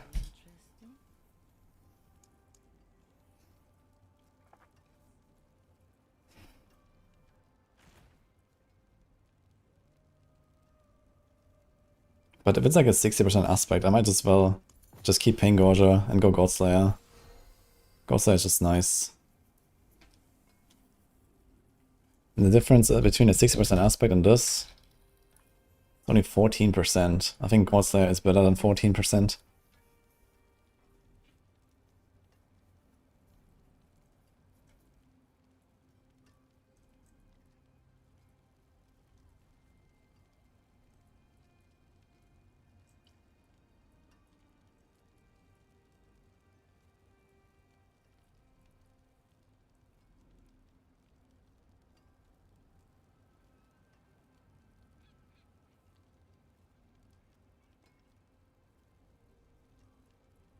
%41 bonus. But we lose like a lot of attack speed. Yeah, F.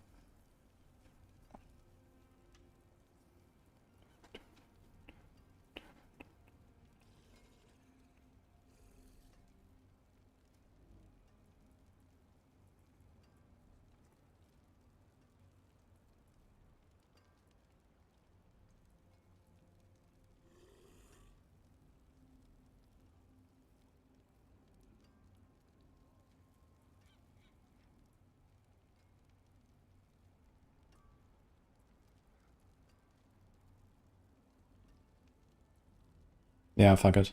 We're just gonna be Godslayer. And you swap in the Rust Bitten if you go bosses.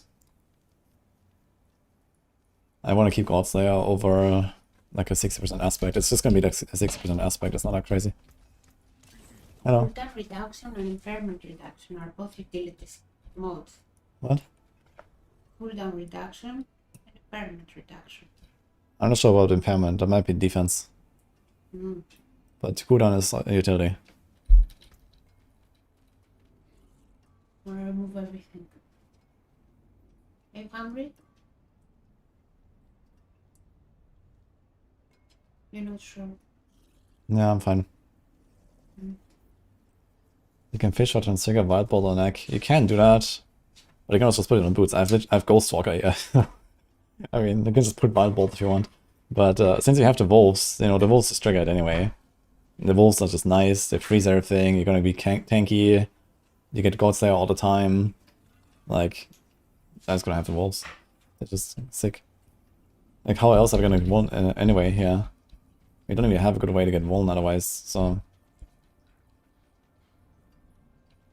how strong is Warlock and Tower? Well, that's pretty good. They've pushed it like on 30. I mean, this build, we can definitely go beyond 120. Yeah. This is, I think this has advanced to like Tyrant's Grasp build at least. Can you wait for a second? 1 second.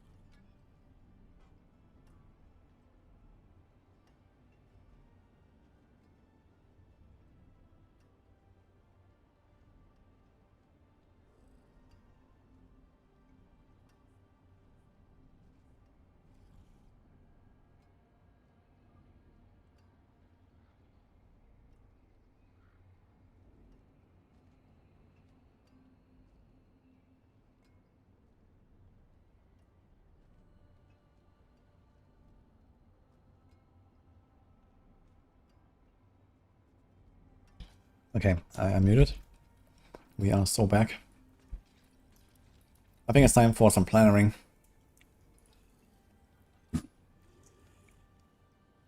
So first of all, we have to take this here. Lunatic. Oh boy, let's go. We did this.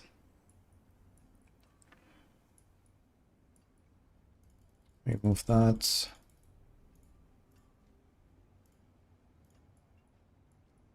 We did this. Does it matter?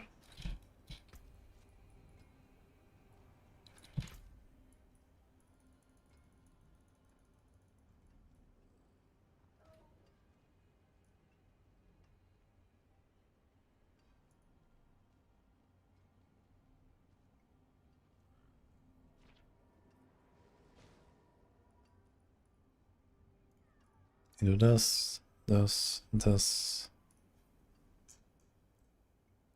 Okay. Okay.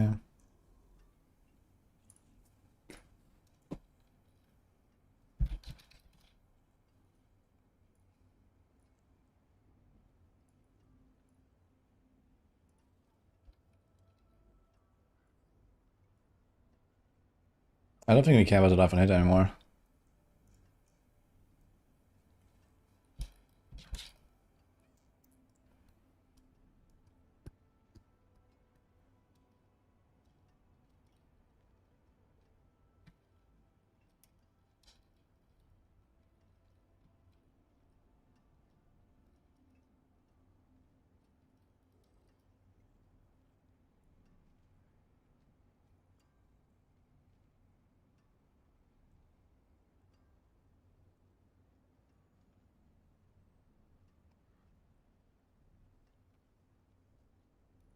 Okay, I have to test something first.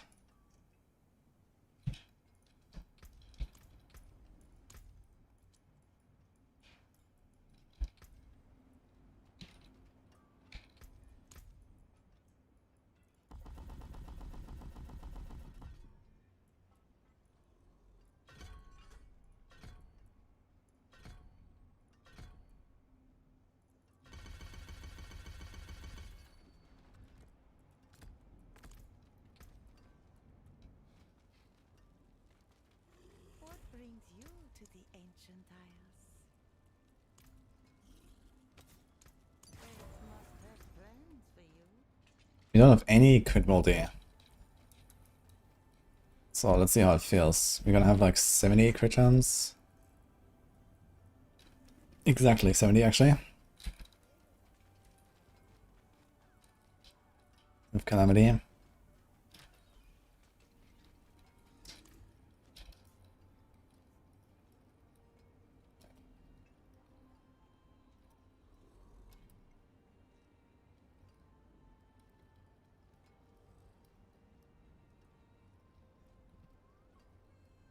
So right now I get a 28% bonus if they are all hexed.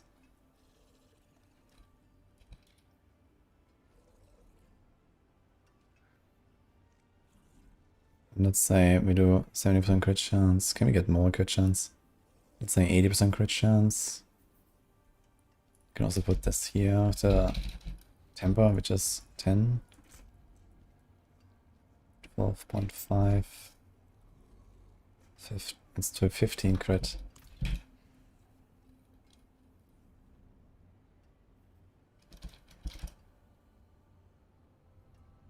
Let's say 2 crit rolls. Ancients watch over this one. 15.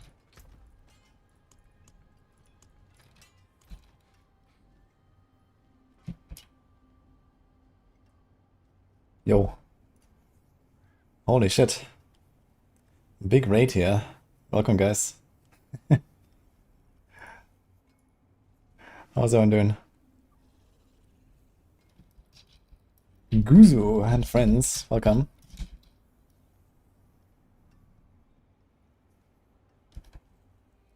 Hope you had a wonderful time. Oh shit, and I got 5 subs from Stiebeldort. Thank you so much. It's a guide for this build. Soon TM, yeah, we're gonna record a video soon. I'm just like trying to decide on a few last things. We found the truth, or almost, at least. So I'm thinking if I can make this a crit build, mostly.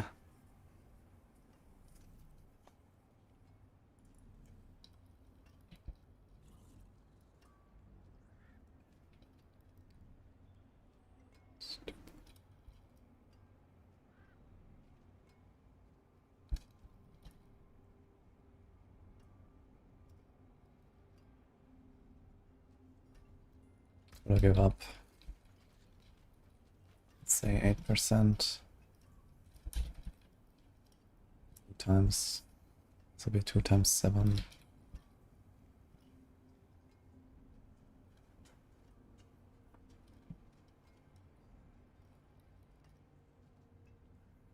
I think going crit is better. I can do a crit roll here and a crit roll there and not lose too much. Put Calamity Aspect. But you do lose the Torch of Rage, which is relatively big in terms of defense. And we lose some attack speed as well.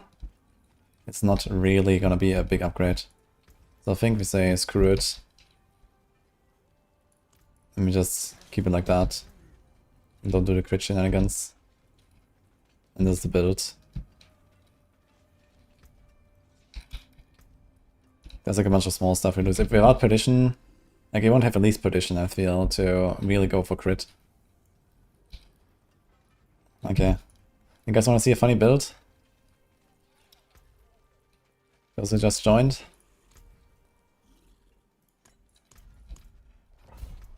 Did I change anything else? No, okay. What's that demon? I'm not sure what you mean right now. Which demon? We are transforming into a lunatic here in this build. We explode everything. Let me jump.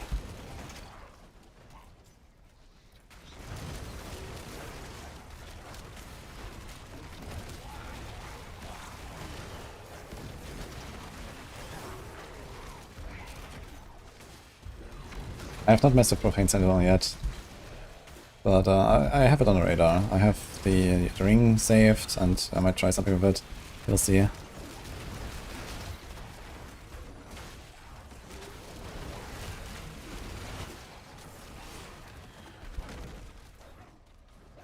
I can turn on damage numbers, but I don't really want to.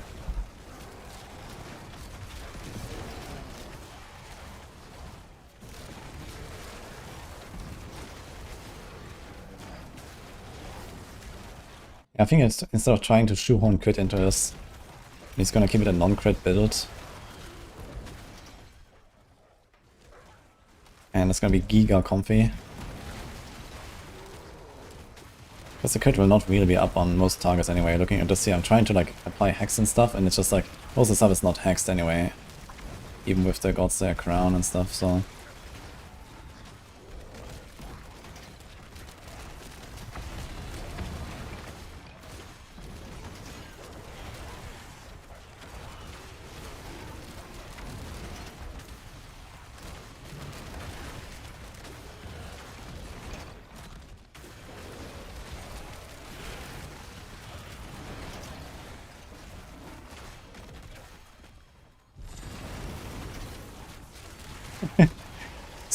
like starting a new tune. Turn on damage numbers, man. I really need more screen clutter on this class, man, for sure.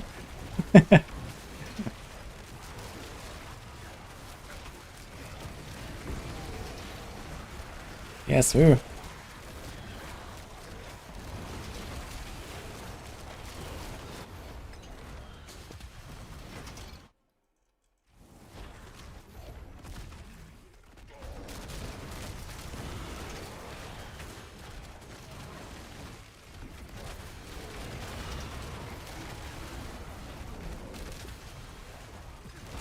Thanks for the subs, guys.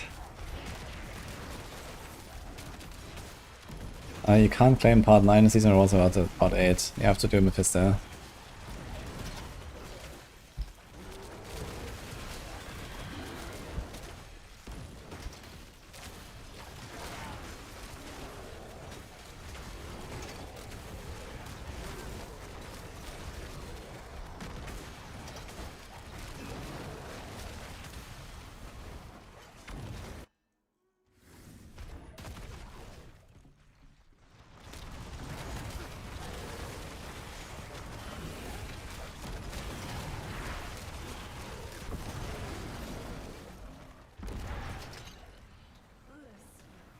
an easy way to kill Echo of Lilith as an up Warlock. I mean, you have to kill her on T8. Should be able to just like insta one-shot her, no? With like one boom. If you can do a pit 110. Or 111 Echo, yeah. I mean, she doesn't have that much life on T8. Yo, close optic, thank you.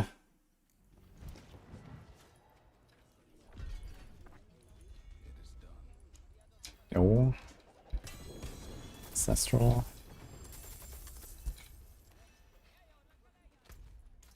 Another under city. Okay, we put the Torture Ridge back. This was a failed experiment, I would say. We do this, this. Does this thing, does it even matter? Doesn't even matter. The points in there. Okay.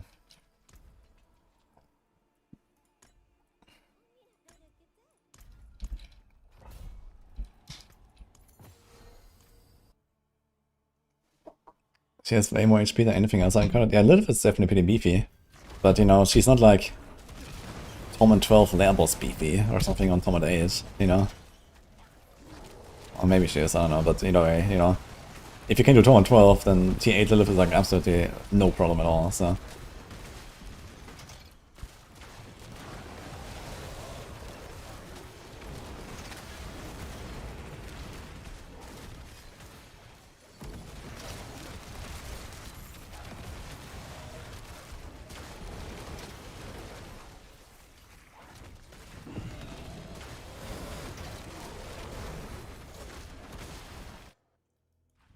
Did I try Apocalypse? Maybe. Maybe I did try Apocalypse. Pretty good, I think. Maybe I should give it a go.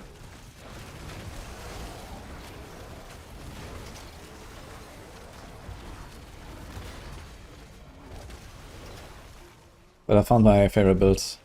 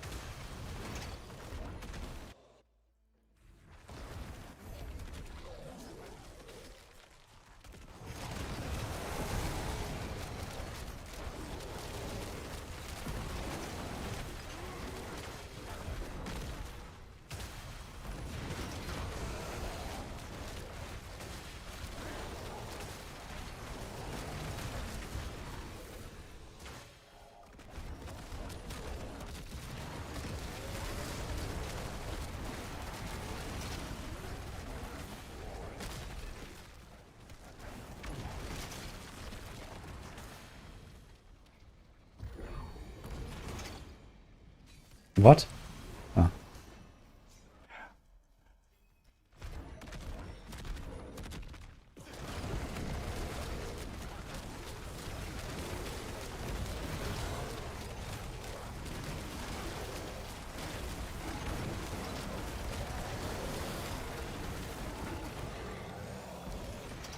Need anything in particular for this build? Well, the Cage of Madness is an extremely powerful multiplier for this. I mean, technically, everything is functional without it. Besides, okay, you can't run fast, you know, like this.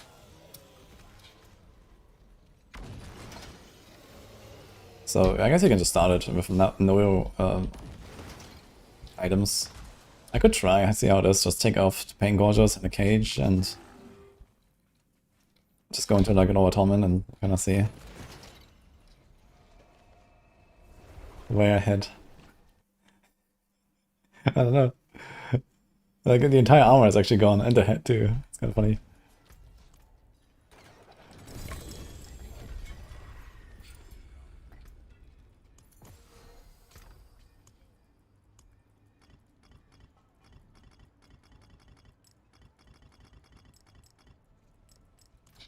Let's see.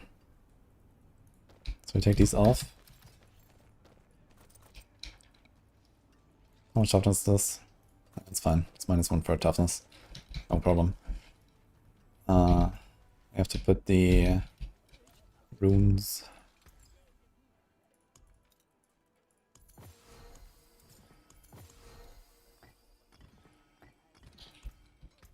So do this.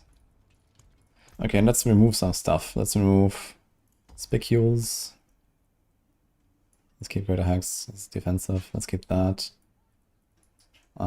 Let's move this. So this is like a ×2, and this is like a yeah, ×4.5 or so from those two. And then a ×4.5 from this. And then like a ×2 from this.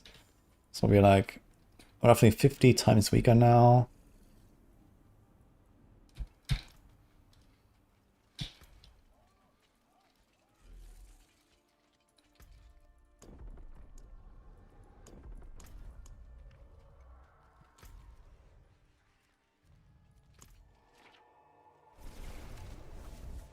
Why attack speed for early and mid-game apocalypse? Because have you tried no attack speed? Do you know how slow you're casting with your Umbral chains?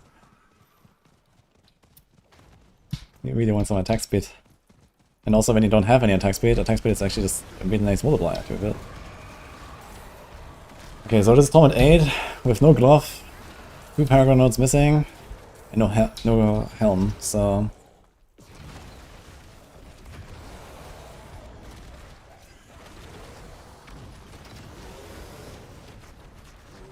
I guess you make a starter variant. But why not?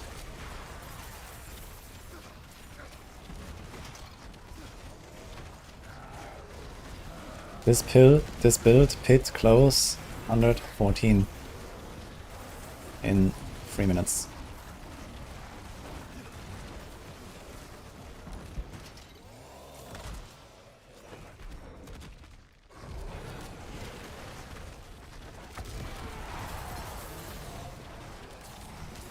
Yeah, can even do T9, I think. Like this. So I think we're good, actually.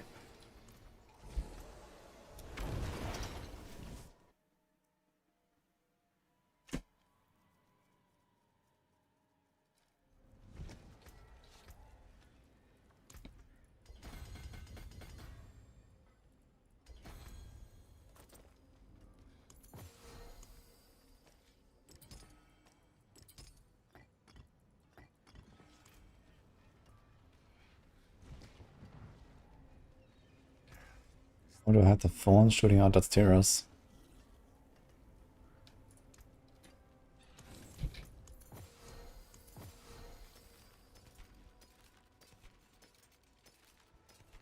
Imagine I had a good charm. That'll be something. Yo, that is nice.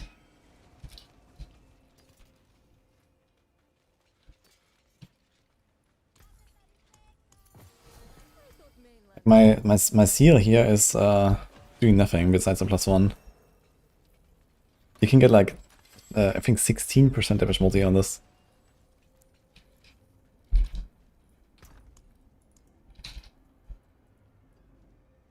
Healing received, resource cost, healing received, oh my god. All stats. Maybe I take this.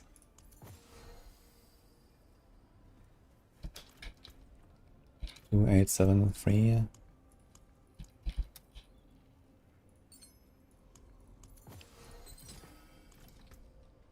Three, 1. Okay. Does something at least.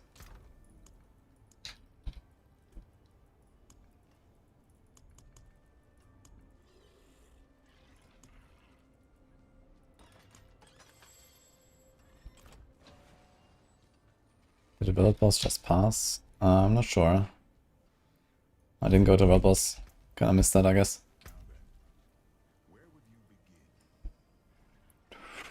Marshan, Beast, Nightmare. Do we get more points here? I kinda wanted to try. Chest of Talisman will appear. Dude, I totally forgot to try this actually in the Talisman. Gem fragments drop instead of opticide. Is this good? A horde of greater equipment. So I need 1k for the site. So I need to... Dude, so I need 2,000 ether actually for this. That's crazy. You basically have to get like a goblin wave. You need a 666 for Bartek, and then 400 for the chest. Bartek drops 66, and then I need 1,000 for this chest. Kinda wild.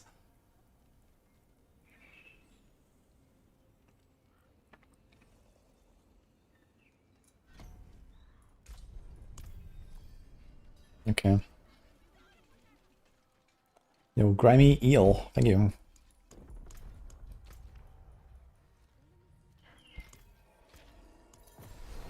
Actually, we can send these on T12. Fuck it. Pale blue light also. Thank you for the prime.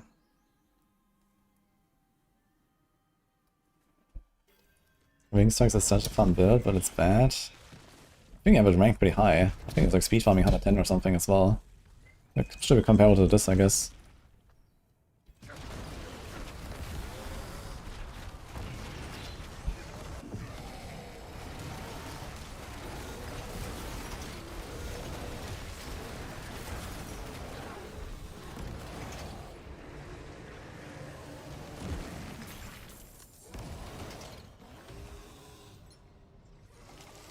Aha.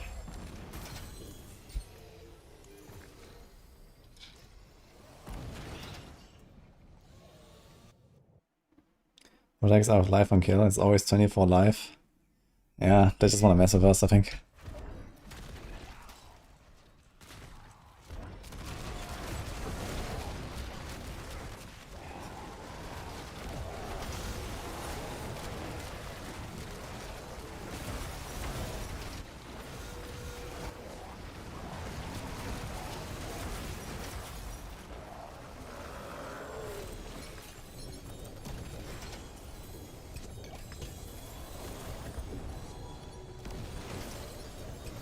Give me the Netflix. Holy.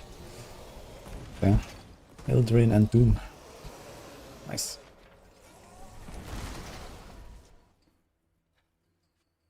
What is this build? This is the LUNATIC Warlock. And it's nasty.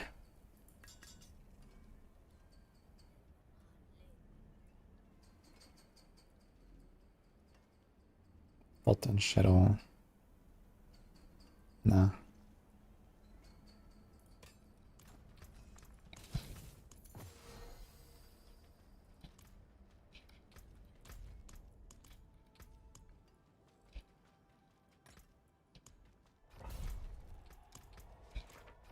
Actually, Obo Reserve, let's do something here. They can't all be winners, can they?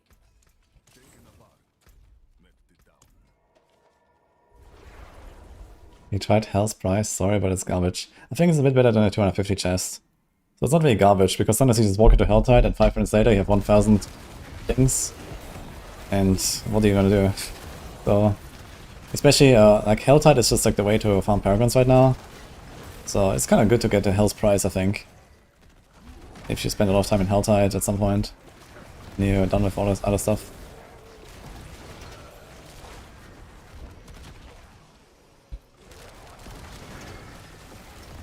Yo, Mackie, thank you.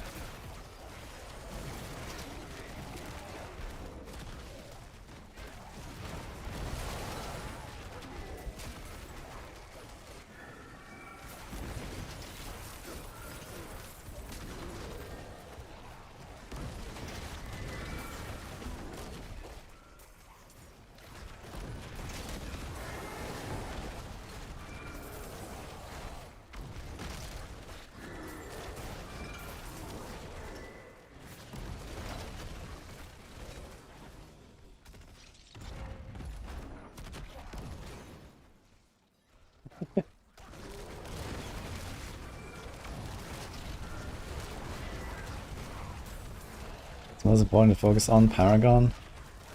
I mean, Paragon is the slowest grind if you exclude the Heroic Gems. But Heroic Gems, if you really want, you can grind them out in like a day or two if you just keep farming the CS Reach. But Paragon definitely is very slow if you want to get all the way to 300. Much slower than the past, like at least 5 times slower or something. So yeah. If that is your goal, you should focus on Paragon the most, which means Helltide. Just non-stop Helltide, basically. Try to farm the Hellworms and the Maggots. And Helltide is generally also really rewarding. I forgot to check if the bosses still give you good XP. Maybe bosses still give good XP when you have keys.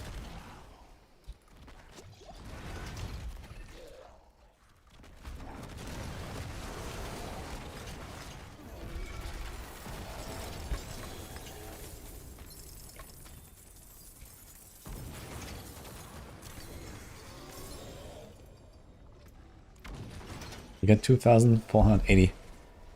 Okay. Thank you for the subgift.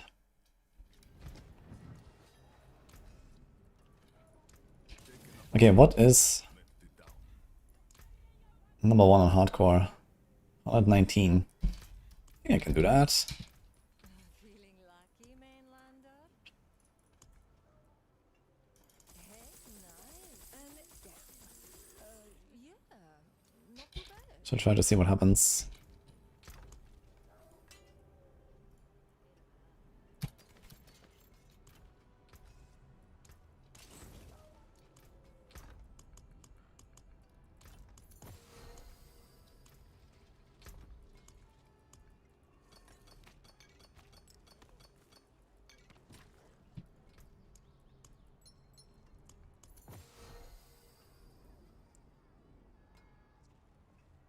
Will you keep the rest bitten?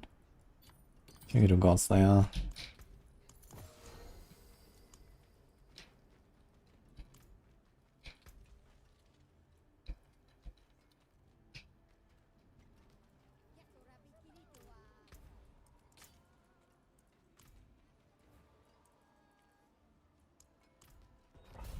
See how 19 feels.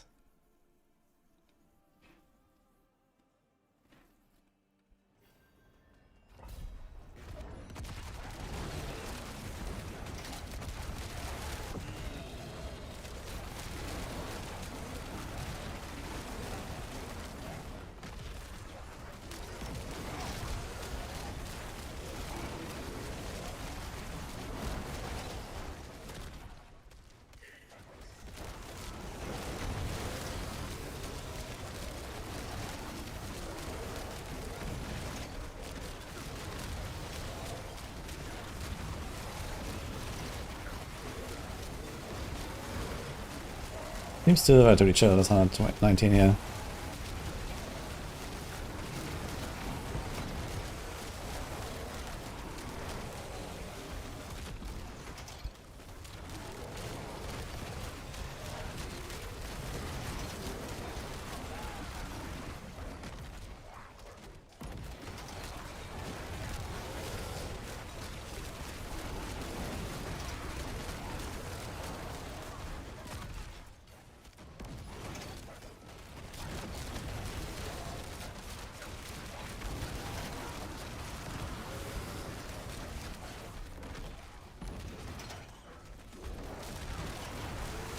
How tanky are these pylons?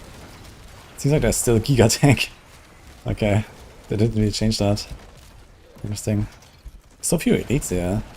Is that normal?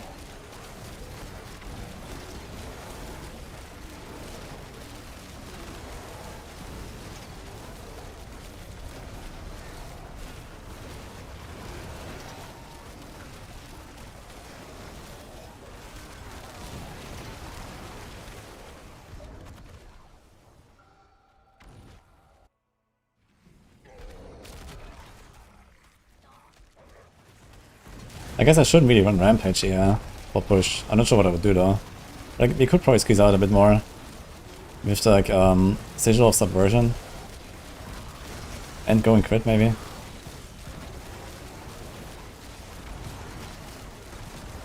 Dude, the fucking Saw Blade and the dudes exploding, holy. Are you serious?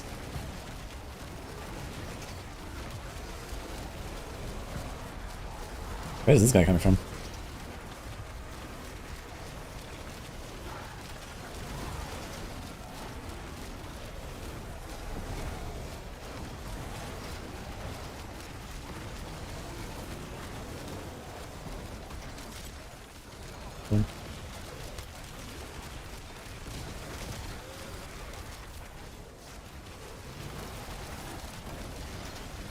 Serving opals.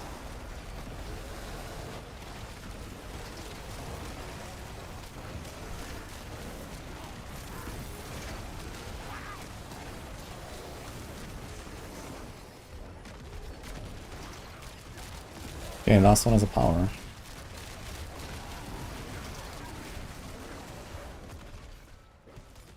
Shit.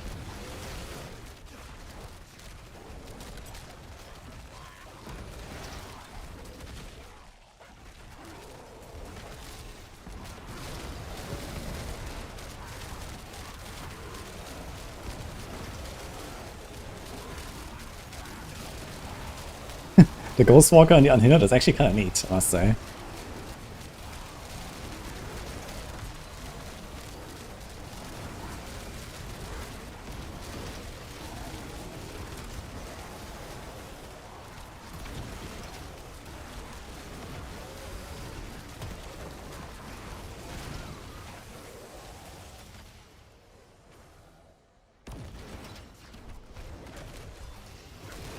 Was unintentional walking away there, but that's what it is.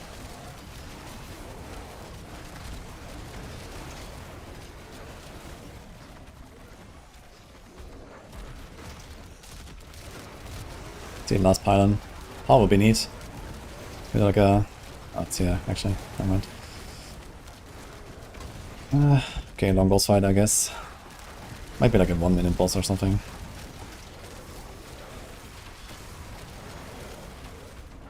Maybe a bit longer.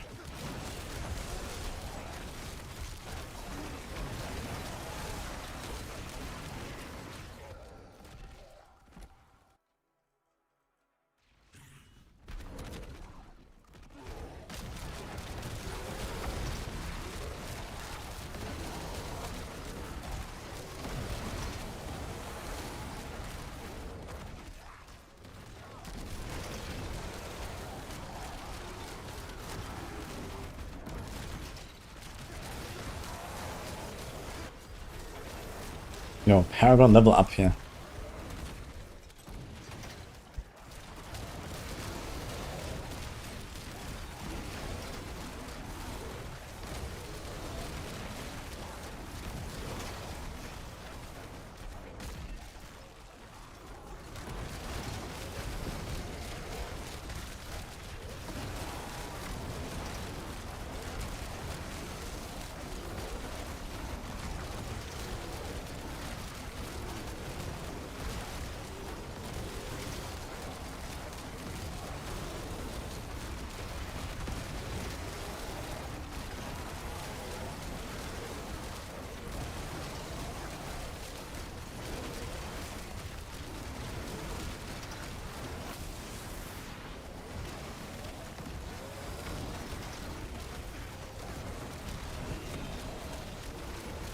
Yeah, how much damage this guy does.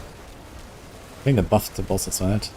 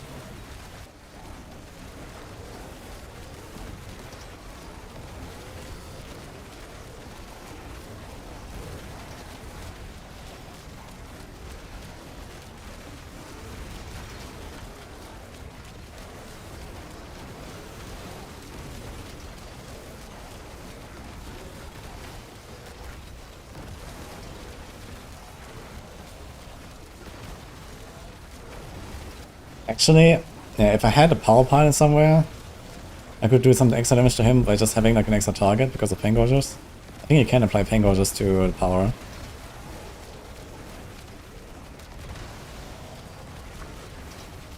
And then I could kill him with the power as well. Okay. I had to execute, I forgot. Nice.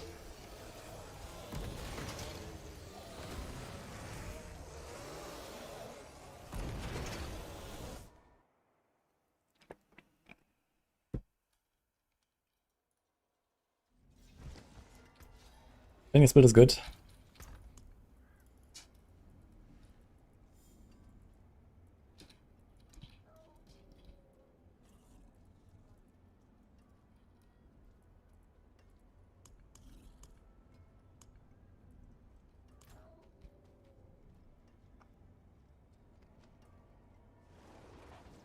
That's too easy. Yeah, I mean, I wasn't really tryharding here, right? I'm just leaping around, killing shit. But it works. So that's mostly what I wanted to see. I want to see how it is on like a higher tier. And I mean, honestly, if you compare this to like the softcore boys with their 150 glyphs, I mean, just for the 150 glyphs alone, I'm losing at least 2 tiers. With that time, I can go 2 tiers up that I just did. So that's already +4, so it's 123. And then, I mean, that was 0 fishing, right? This was literally first try. So if you add like maybe a tier from fishing, or maybe 2 tiers from fishing, we had 126. And then there's still other stuff that the softcore boys have that I don't have. Like flawless heraldic gems in every slot and I don't know, shit like that. Probably gem strength on the weapon. Gem strength on the weapon alone would nearly double my damage. That would be easy 3+ tiers, I think. So we are getting pretty close to what Apocalypse does on this. Apocalypse is 130, or 131 I think, last time I checked, not yesterday.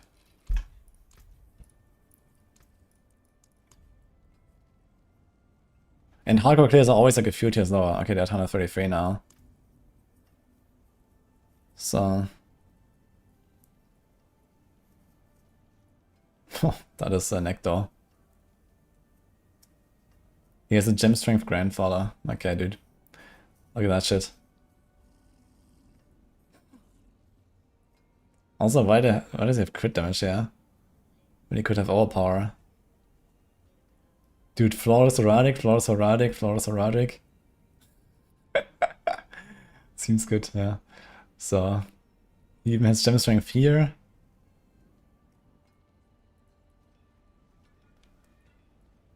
Yeah, so that's like insane. He's running footfalls, that's funny. With evade charges and evade cooldown. That's hilarious. Full 150 glyphs, diamond mind, full set, and double bug charm. So yeah. I don't think Apocalypse is really much stronger than this, honestly.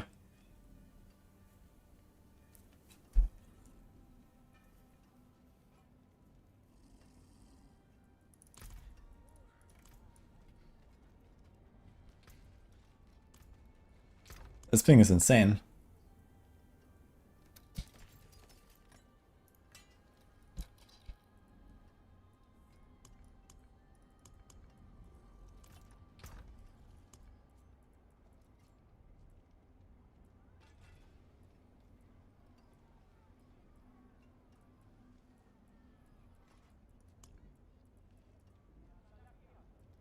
It's good as Dirge shenanigans. I'm not gonna Dirge after all. It's just gonna feel awful, I think, in every way, so...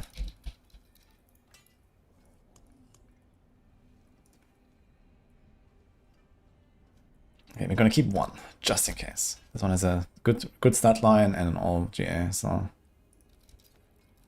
gonna keep 1 Dirge.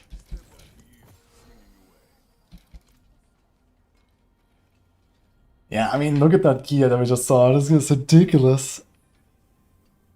Yeah, and this Lunatic build will go to 130 if you min-max this, and then the softcore struts. And then I didn't even consider what I can do with my skills. So I think we would probably drop the Rampage and don't leap. So we have even more Torture Wretches, which means you can go even squishier. Like, much squishier, in fact. I'm giga tanky, right? So we're gonna live through everything. So much we could probably even change our runes away from Dark Prison. Or we could cast Dark Prison. That's another thing. Instead of the Rampage. But yeah, I think this might actually be like a Sigil of Subversion angle. Like you send out the trails and they just go everywhere. And they pull everything to you. So that might be something. Like, you have extremely high mobility for a push build, you know. I'm running around with 260% movement speed. I can just pull everything. Then it's all about just optimizing for the boss, I guess. You want to get as much damage as possible for a single target. Yeah, and then you get another set in here. I didn't even consider that. You can get a nameless set, 3-piece, together with Horizon 5-piece.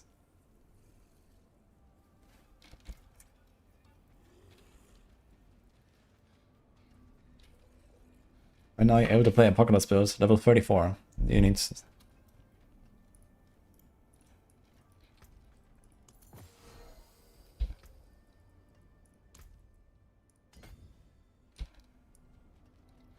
Okay, it's plannering time, guys. But I need to... Yeah, be 2 minutes. You're gonna make the planner for the LUNATIC bit.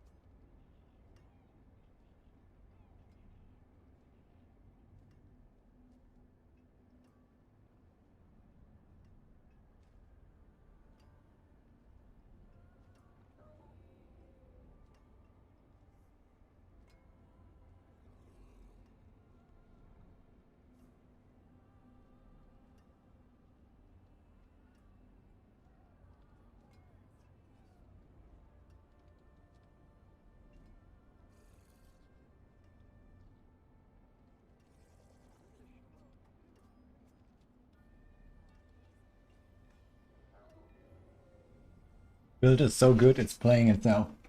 Yep, it's pretty good. Okay, Kleiner.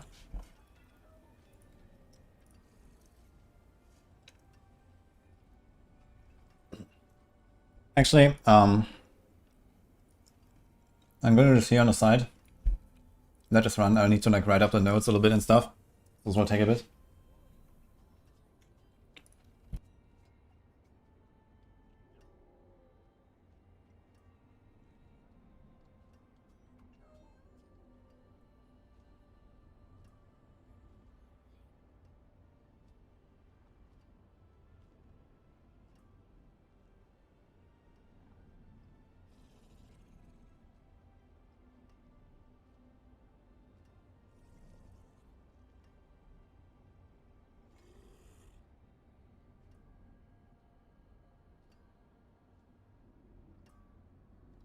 Can you just farm using evaders I built? Not really. So they can kill like small trash, the automatic lunatics, but that's about it. If you go down to like T10 maybe,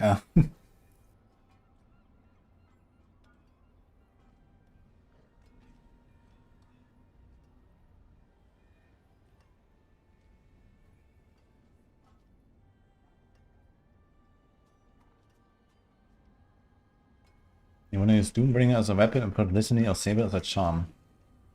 Nah, forget it. If you wanna be more tanky, then you wanna put Endurant Faith as a charm maybe, and keep Litany.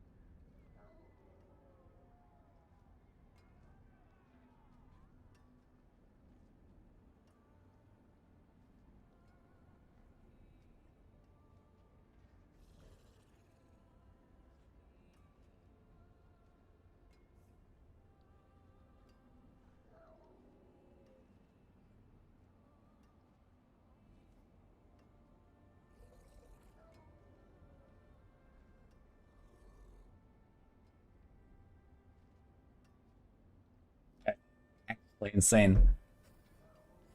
For this build, you get Seed, Cage, and Pain Gorgers, all from Gigar. And there's only 5 items in the pool. It's actually nuts. That's so insane. I should farm it a bit.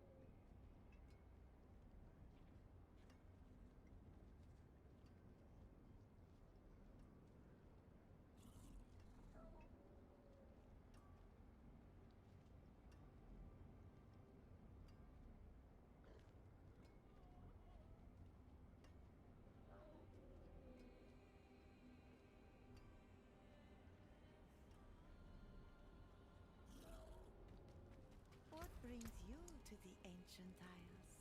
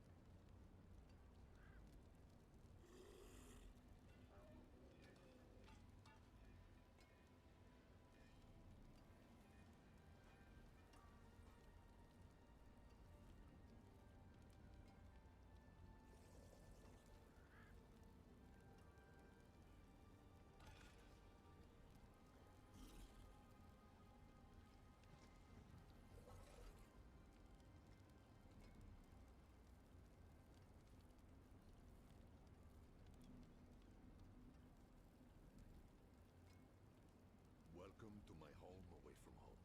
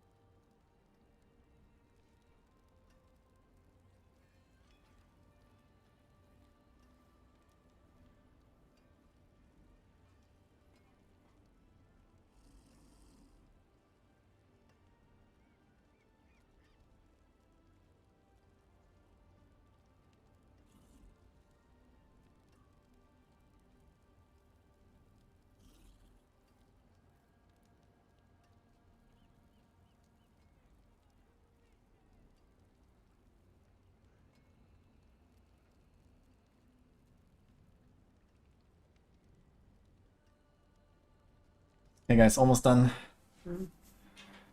Cuckoo. Why are you showing only the cuckoo? That's the best part. Huh? That's the best part. Yeah. What? What the fuck? Why is he barking at me? I don't know. Hold on. What did I do to him? You want the window open? Madeline? Why are you noisy? You have the food, your father has it. I think it's not for the food. I think he heard the dog outside. Yeah, but he's barking at me. But he was looking at Nini, like he was standing on his legs, you know, crawling up the leg, and then barking at Nini. I think he was reacting to the dog outside. It was, Staring at me. yeah, it was automatic, you know, it's like I a trigger. will protect you, mother. Yeah.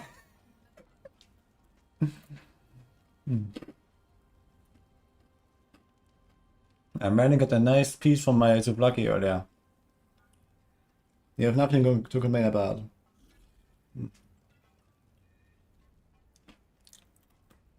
Okay, I almost have the planner completed, guys.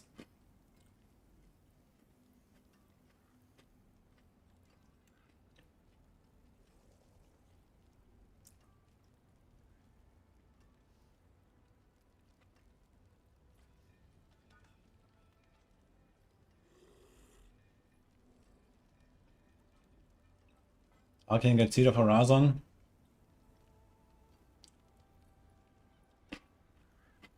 The skill with ferocity. Ah, this is in a cube. There's an item called Coolian Tuning Prism, the unique tuning prism.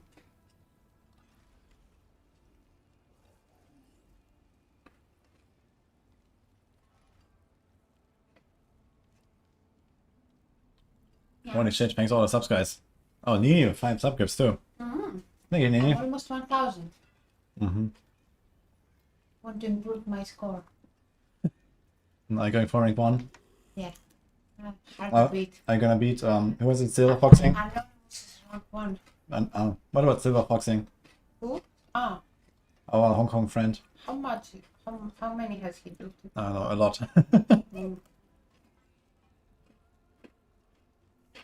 Do they ever drop? By from the stream, I mean? I haven't seen them in a while. I know, it shows up like every half year or something.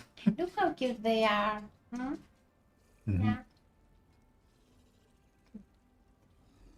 It's a very interesting tomato. How did it grow with salami and cheese in the middle? What do you mean? Oh. It's a special technique I learned from China. Yeah. This is how far science has come.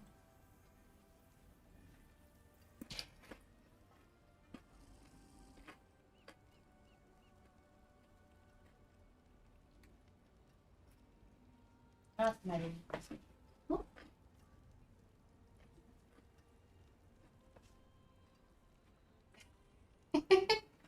Look how he's balancing. Oh. Okay. You take this? Oh, okay. I guess not.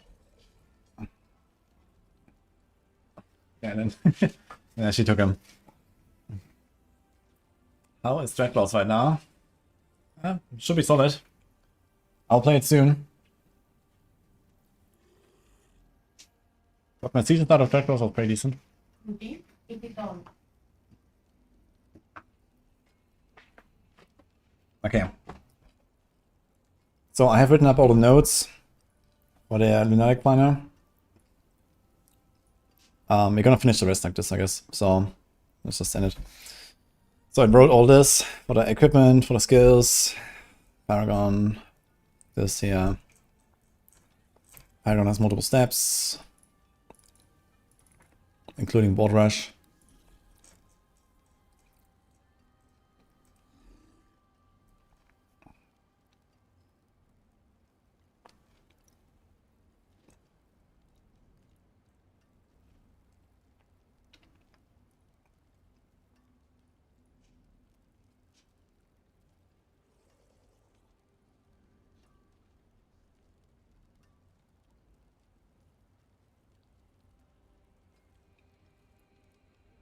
Okay, let's double check all the stuff here. I suppose we want to put some max resource actually.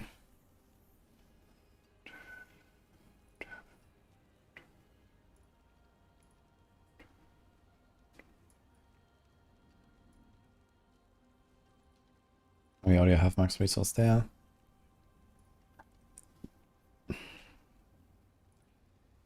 Fire attack 1. This is fine.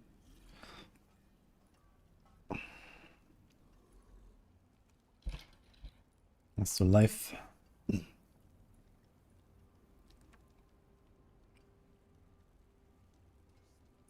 We don't want hellfire skills anymore. Occult, hellfire. We can't really do anything here, so I guess I just put armor. That's fine. I don't think we need life on 8 actually.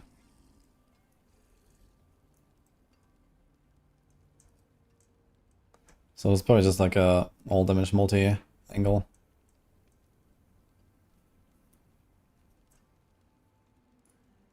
We have so much fortify and absorb. Yeah, they don't need the life on 8 at all.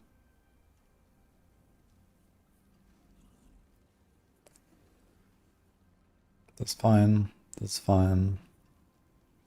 Bone Fist, Giga attack speed. This is 40 attack speed, 60 attack speed, 84 attack speed. Yeah, so you have 100% attack speed basically. I think with 96 or something. Bone, knife, velocity. I have Ghostwalker. Dude, Ghostwalker. It's actually sick. I should probably note this down.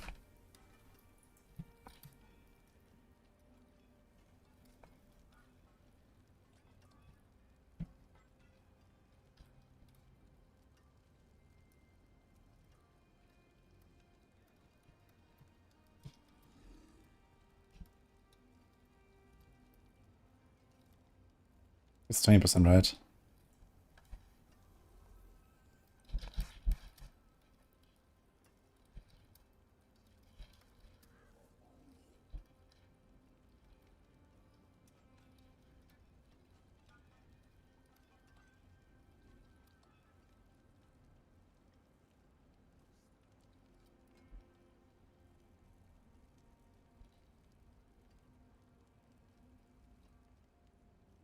Oops.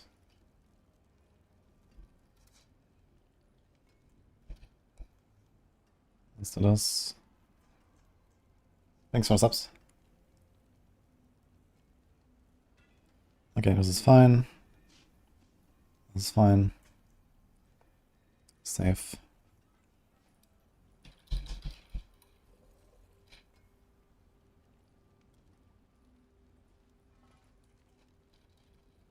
You don't even have to change very much, yeah.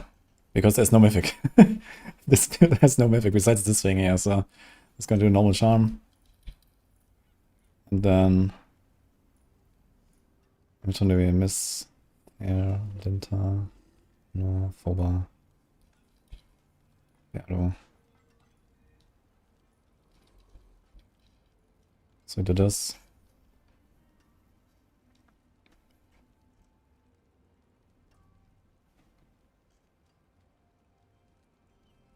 The only other thing is we're gonna lower the rubies and the gems, yeah.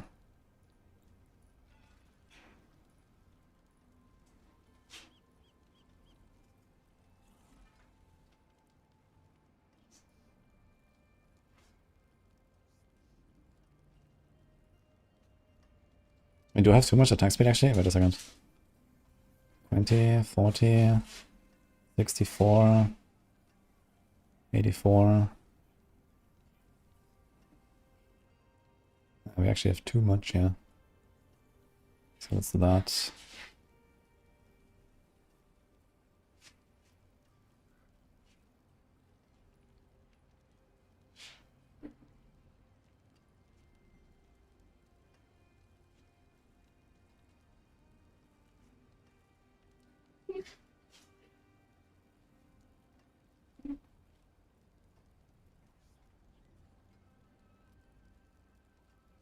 Okay, it's 25, 45, 69, nice. 80, 100, okay.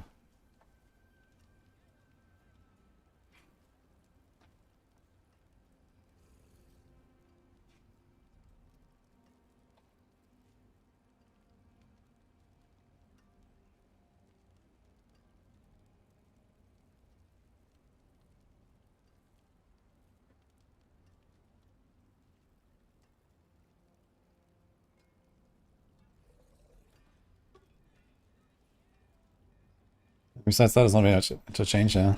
Alright. And now starter.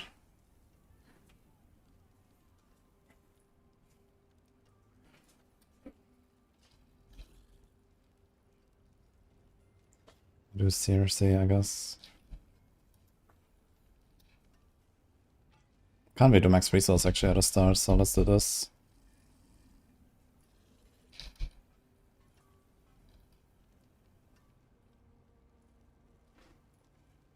We have might heavily.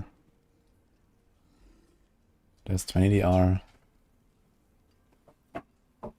Honestly, maybe he's gonna go for damage here. Just can we do malevolence? Just overpower. I mean, at the start you have like no paragon bonuses, no additive.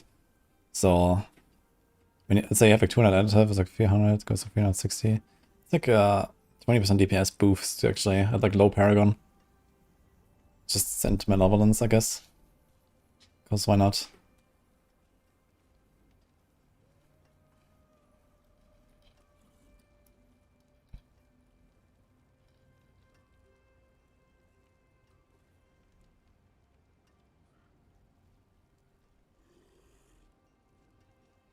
We don't want resource, we put armor. We don't have this, we can put, I suppose, Edge Masters actually. It's also easy to just go with Edge Masters.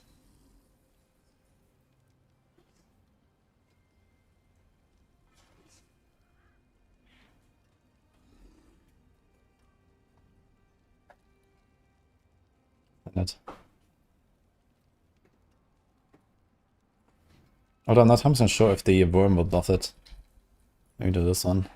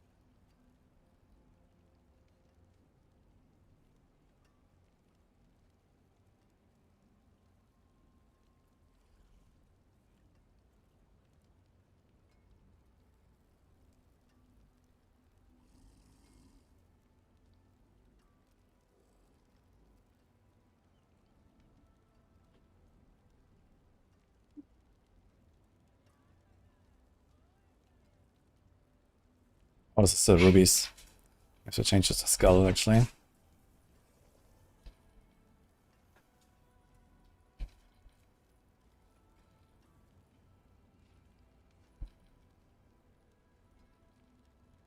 What about this thing?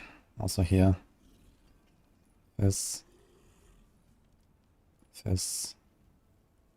Moon, this. Okay, this is fine. This also. This. This. Okay, no neck.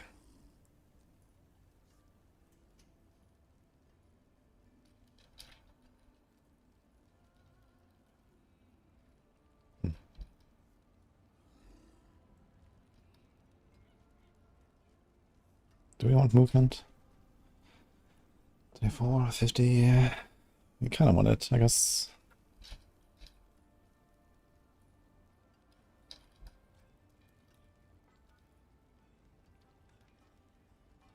Crushing, moonrise, aggressive. So I think this will be like this, maybe. And then we put something else here. So maybe this is time for Edge Masters after all. There is the ramping damage from the demonology aspect. This one. So maybe I'll trust this more. But most of the time you're not really gonna ramp that much.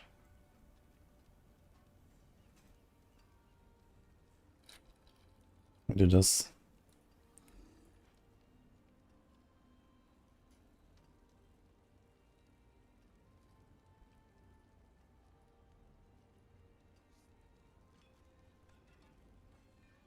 This is fine.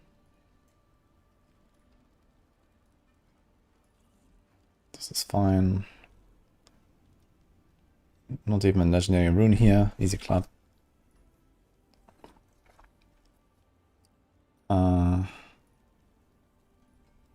Okay, we delete this one. We delete this. Why did I remove the mod? Okay. Well... Oh, I just realized actually. Oh shit. We get the greater demon summon damage bonus when we spend the Torch of Riches. I completely forgot about that part. Oh shit.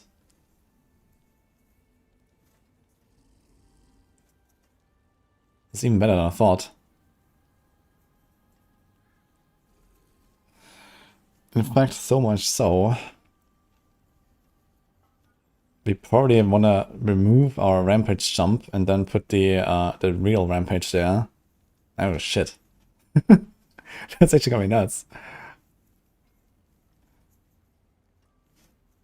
I should do another push, just to see. Anyway.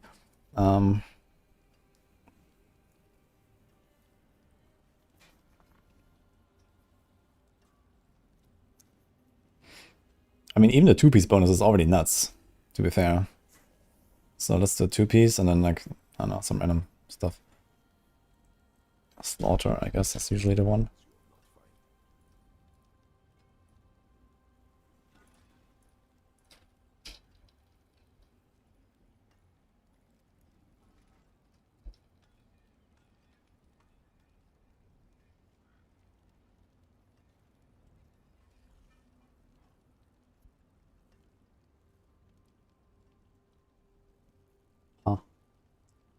It's crazy.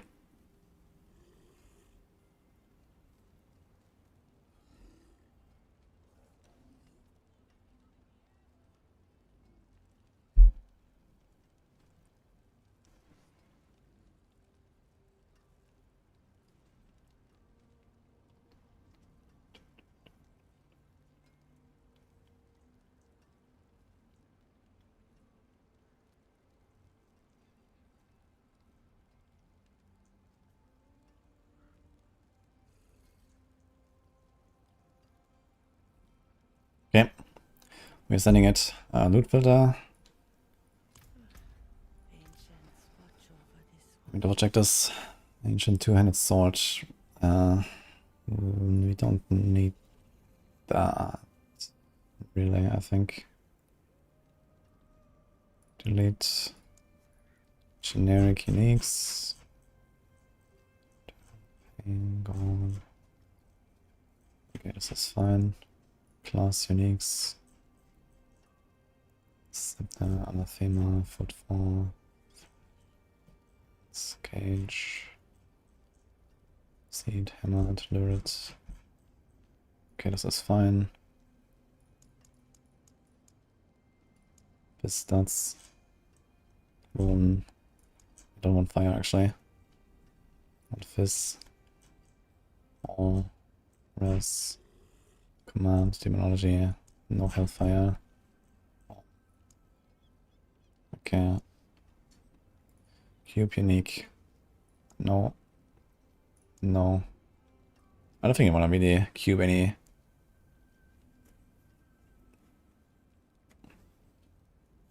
But I guess you can like send. Okay, how many gloves are there?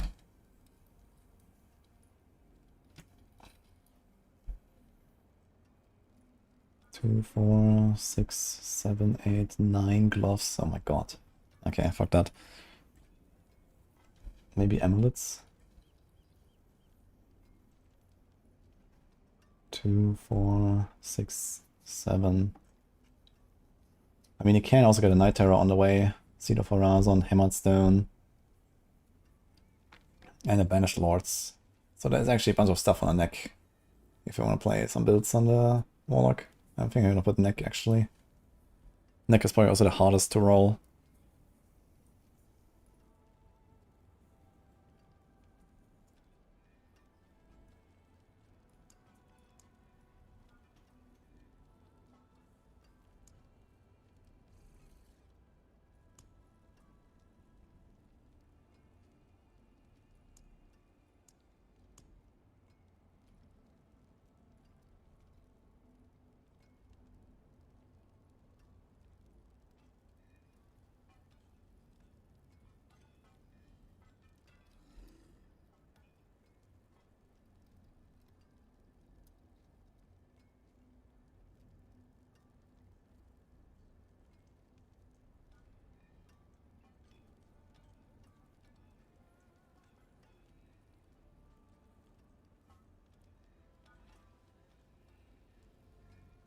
I don't think you can change anything about the skill tree, right? Yeah. Even if I don't have the Pit Rune, I wouldn't even like cast Dark Prison. Fuck it. You get Fortify anyway from the Tortured. And then, okay, you have no weaken. You have to not this like ranged thing. Well, who cares? Okay.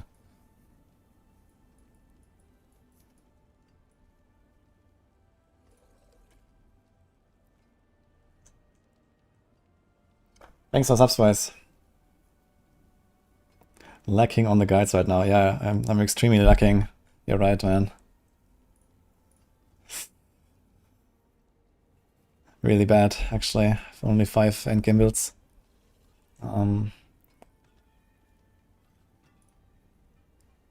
Okay, public.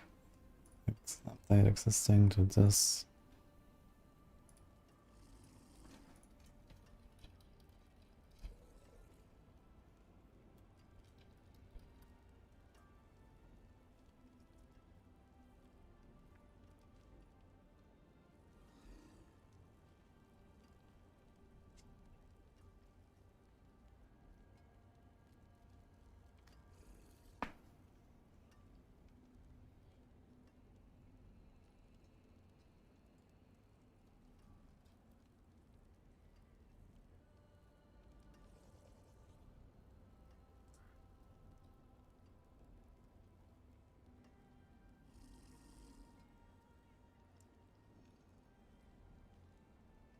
Okay, I was gonna finish the publishing of this.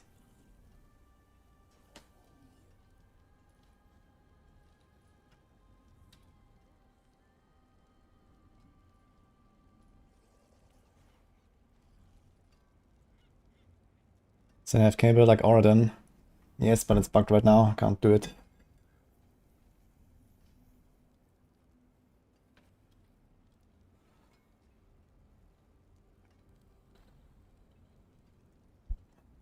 Thank you, Califea. Also, Defas, Pepe Baracos, Zip, Psycho Lucky, and How, Deadlerch, Anonymous. Some subs earlier, thank you guys.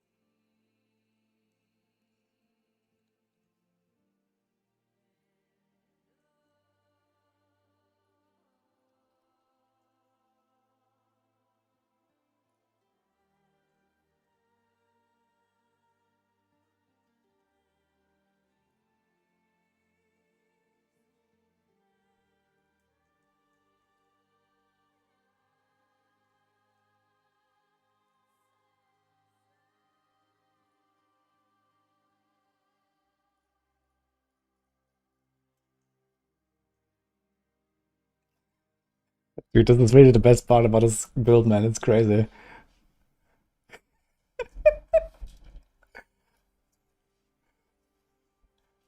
Ugh, insane.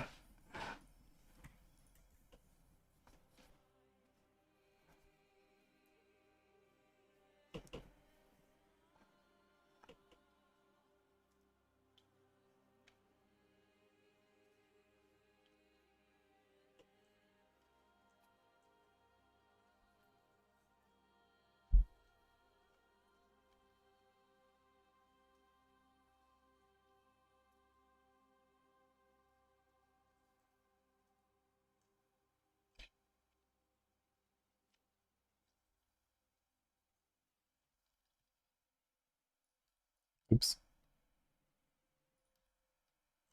Okay, one more thing to add here.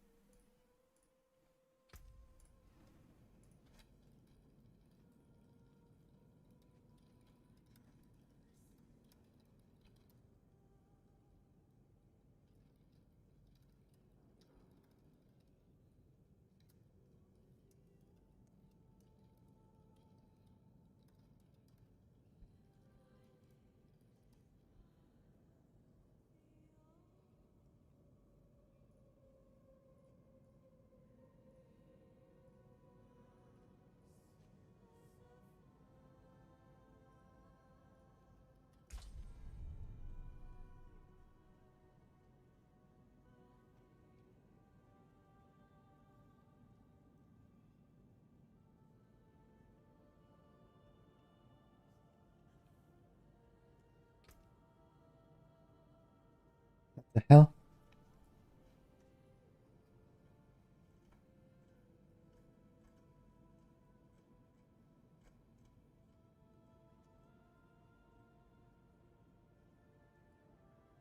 Okay.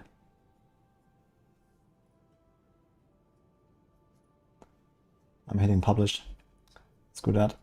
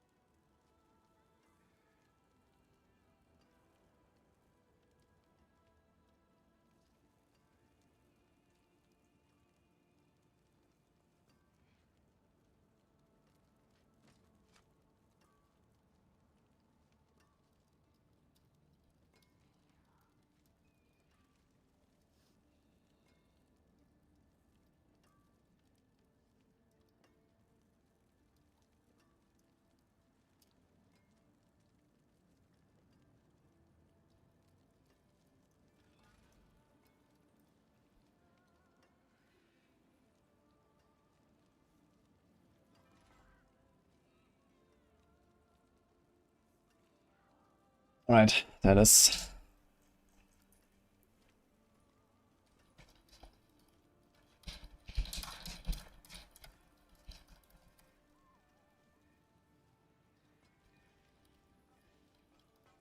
Oh, I didn't have the Apocalypse link in the exclamation build command. Oops.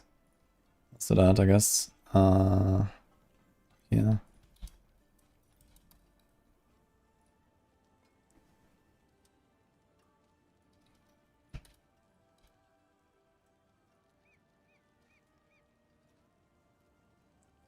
One minute world boss. Okay, let's see how a solo T12 world boss will go. Where is it? So, is it just done, guys?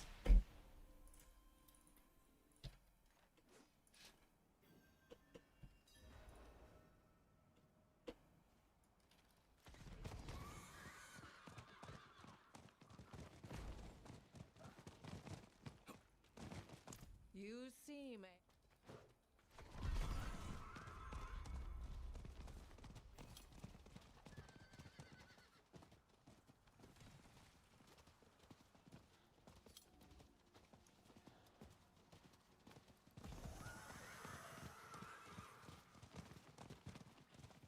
So this is basically the WudiC build, guys. The Lunatic Warlock. Let's go. I like the name.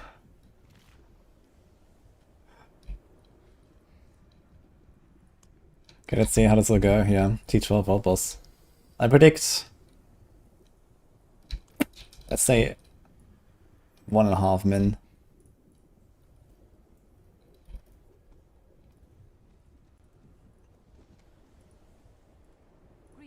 Thank you for the subs, by the way. Oh shit, here's someone. Oh no, they're ruining my solo kill.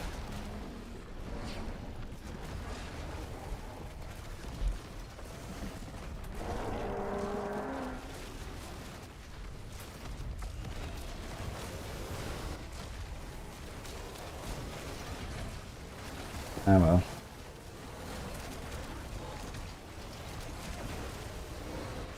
Definitely kind of beefy though. World boss.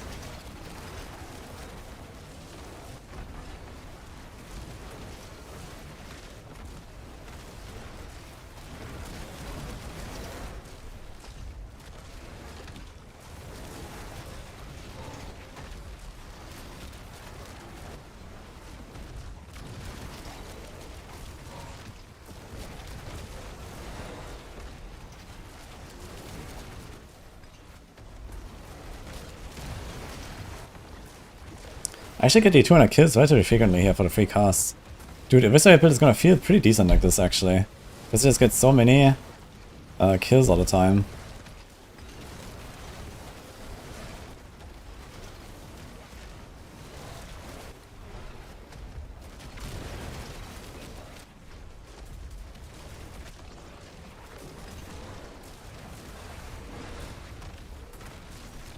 It's definitely a good new tech.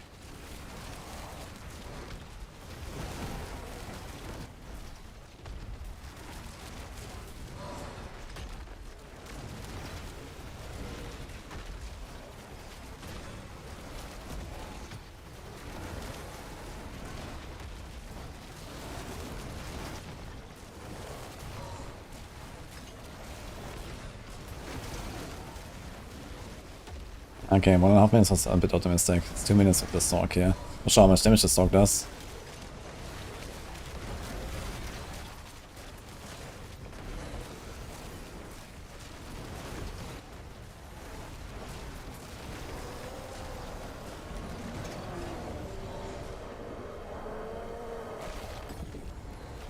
Interesting.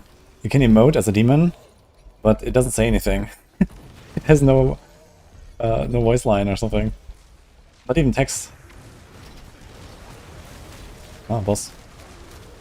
Kinda funny, you just got a random boss here.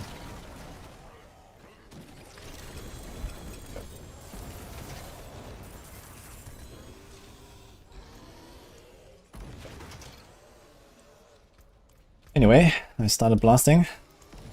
Now that we have this figured out. Demons can't speak, just possess.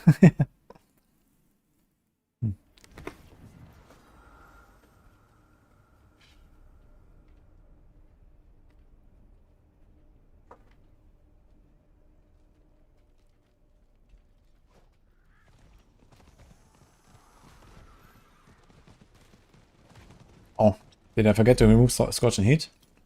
Wait. I thought I replaced it.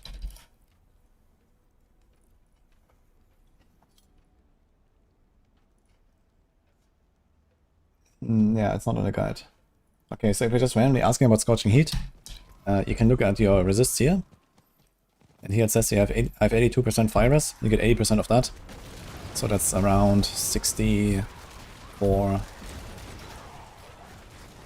point 6 in my case. So this is actually a pretty good aspect if you're playing a fire build, and you know, especially once you have a Grand Ruby. And if you have like a Heraldic Ruby or Gem Strength, it's even better, because that number goes up, but not by too much anymore, so you're gonna get like another 1 or 2 or 3% or something on that. But you know, typical aspects are like 60%, and this is like 65 plus.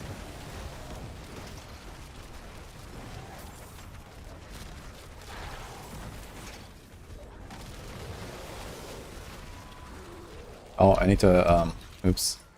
I have everything turned off on the filter. Need to turn this on again. Okay.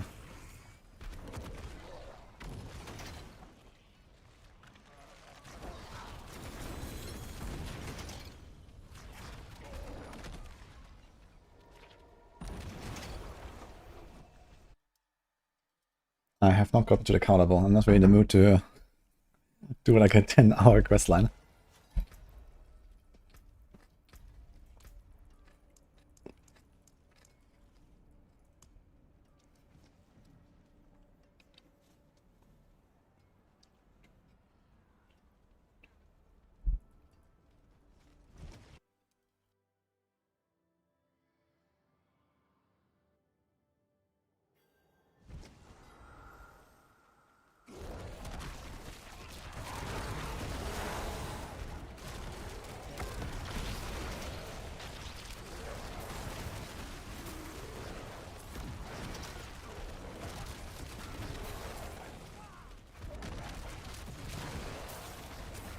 Okay, now the question is, can I find any greater demons that I can put into my build that do not cost me a lot of resource? This thing costs 8. My hand transform is actually kind of crazy. I don't think I can.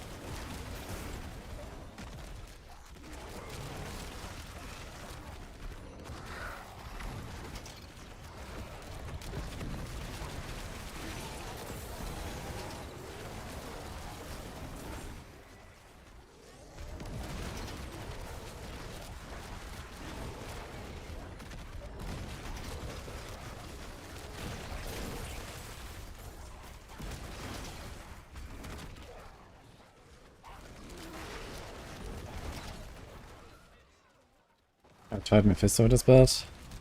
This is probably gonna be my Mephisto killer, I guess. Because it's very tanky as well, and you can just include it in Endurance Faith. So I don't think, you know, anything in there can kill us, I guess. I'm not sure like what kind of one-shot mechanics exist. But I can probably live through a lot of shit. But yeah, this should be very easy against Mephisto, I imagine. But I don't know the fight yet, so I'm still waiting until I actually see the fight.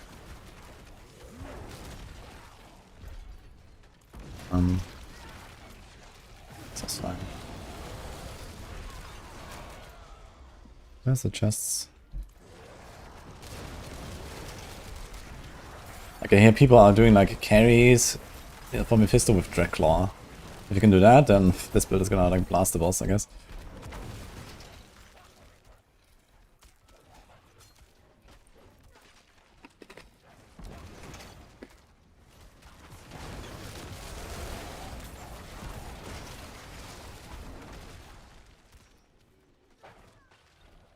How it compares to Tyrants? It's around the same pace. Around the same fun. You see more though, it's way tankier. No resource management, so it's a bit comfier, I guess.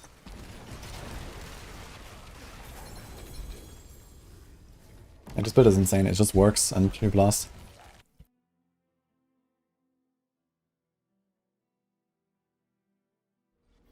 I'm in for a surprise, the titles are built on softcore and got slapped. I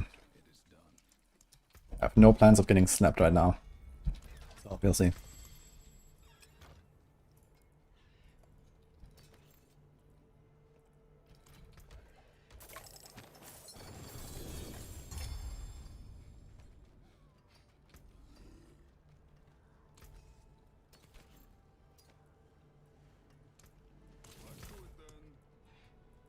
I need to mute some shit.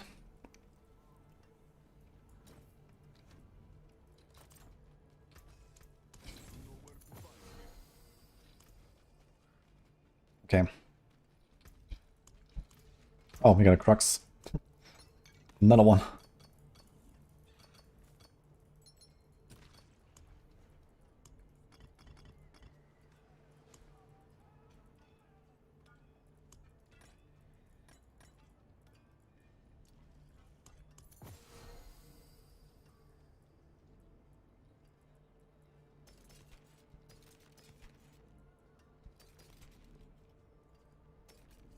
This thing's still for 8 million, maybe I should start selling some of these.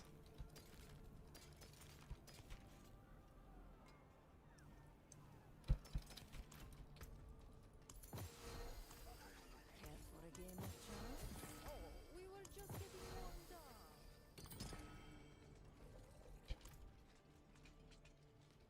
Okay, so let's try no jump. But we do this. So we can have more, like on the boss we can just ramp so hard. Because I think you can have 4 of these. And I think 4 of these. So you get even more damage when we combine this. So no leaping.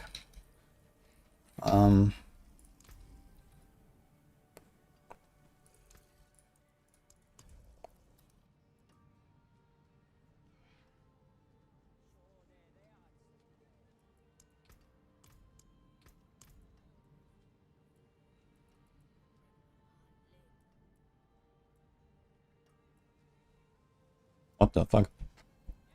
Oh, faint sentinel build. Okay. Interesting. You see, that's so big.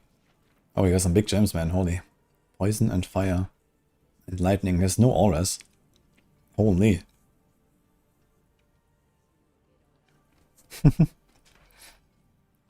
Funny.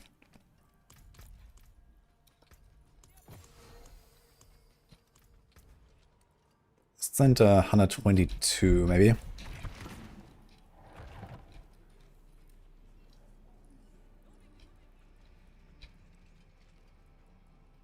Can I make a diamond while we're at it? Maybe skull?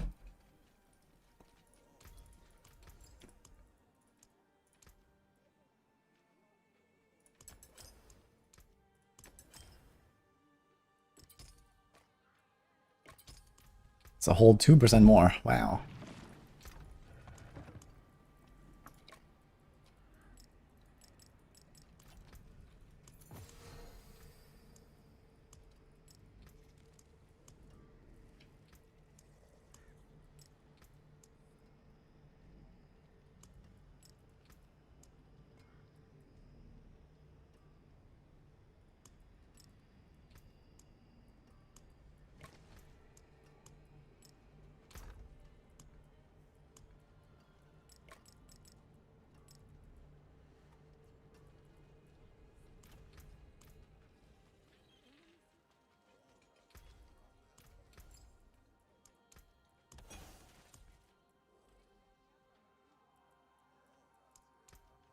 Like the eyes of Lycander herself. Maybe we upgrade to grand gems. Insane.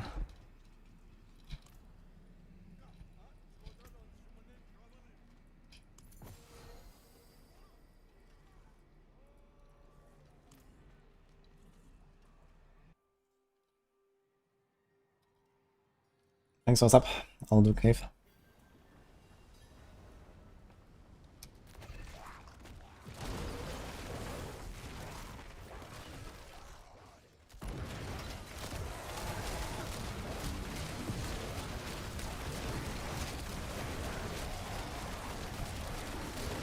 I think the ramping of the build wants to be for the boss.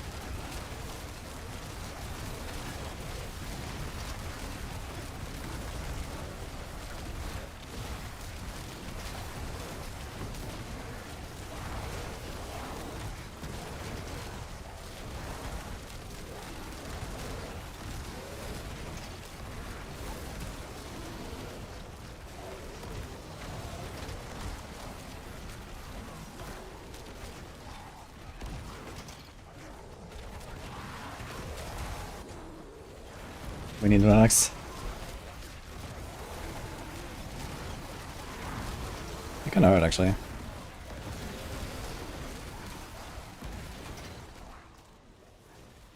Nah, 122 is kinda tanky to be fair.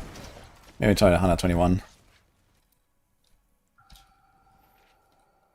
It's also not a really great map or something. Is this bit better than Apocalypse? I think so actually. I think we're kinda at that point.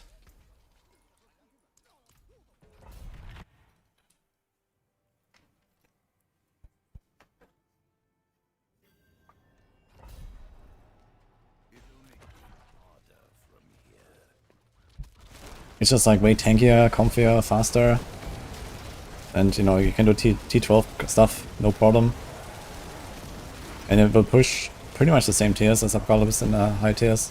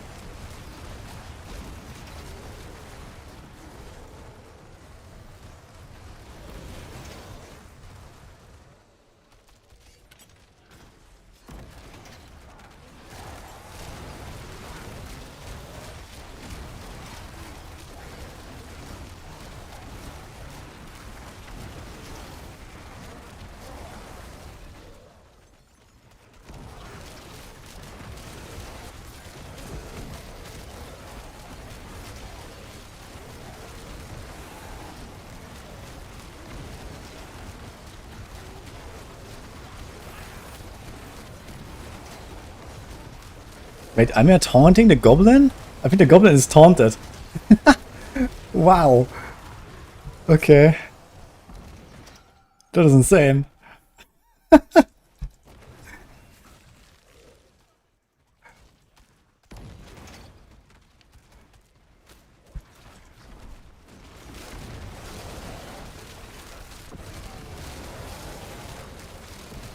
Dude, look at my dominance going up, man. That's crazy.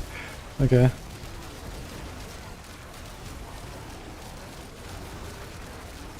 I need to put this into the emissary guard. It's actually gonna be nuts.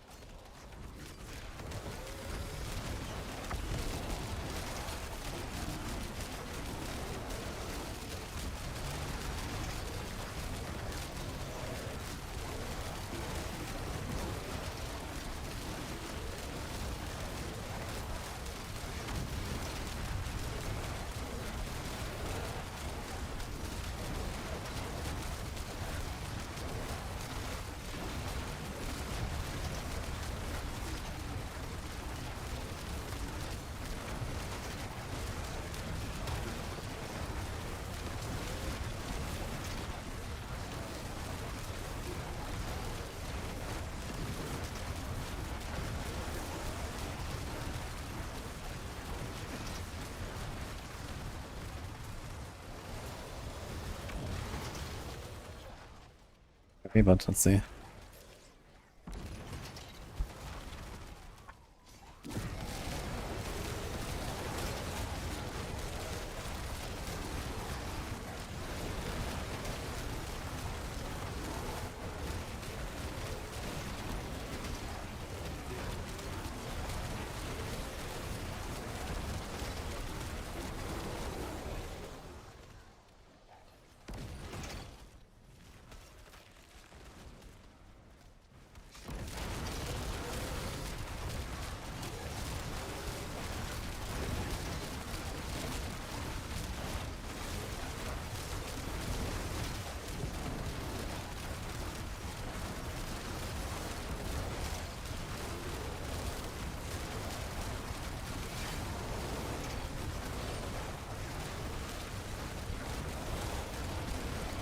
I kill this yellow, I guess.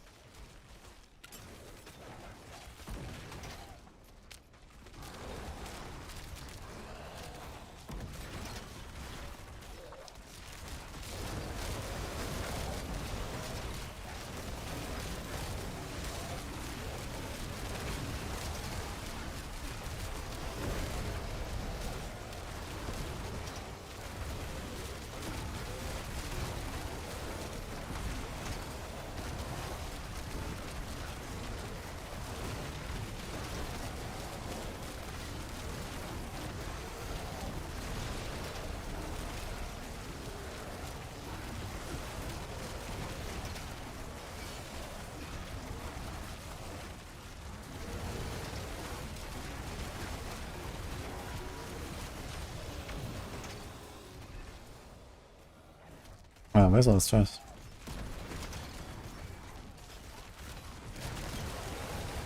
Oh, is this enough? Why not? Should have just collected them. Yes.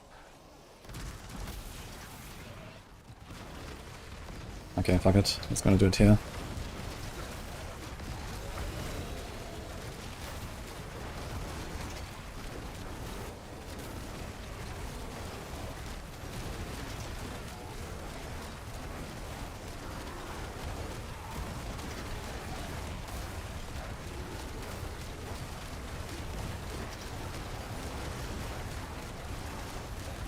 Oof, oof, oof.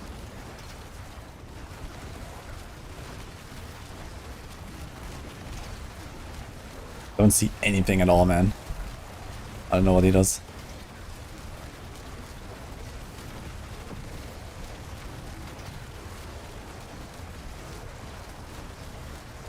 It shoots like this poison globe.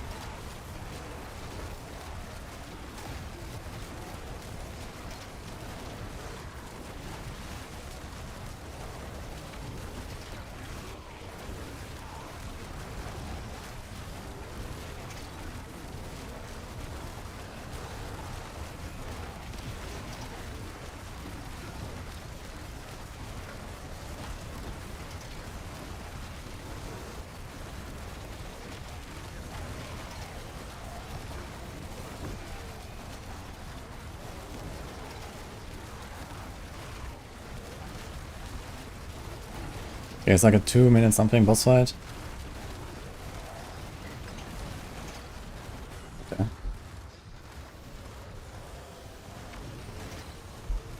Literally same time. Okay.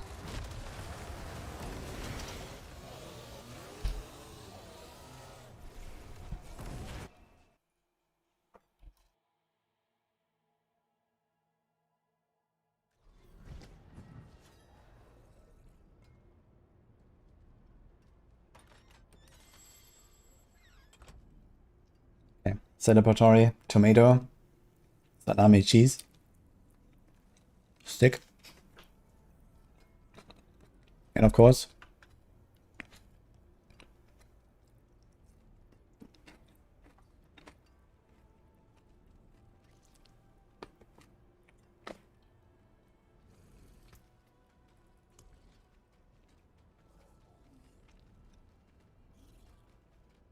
oh, we got hot fixes.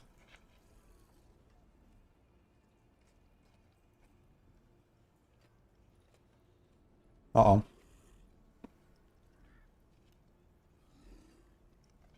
Uh-oh.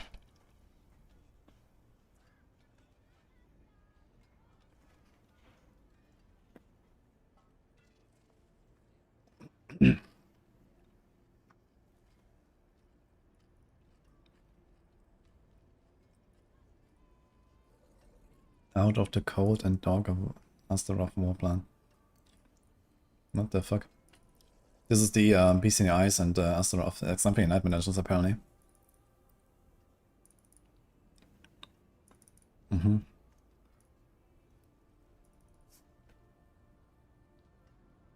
Finishing the Tower of Spitran, no longer sponsored portal exception. Okay.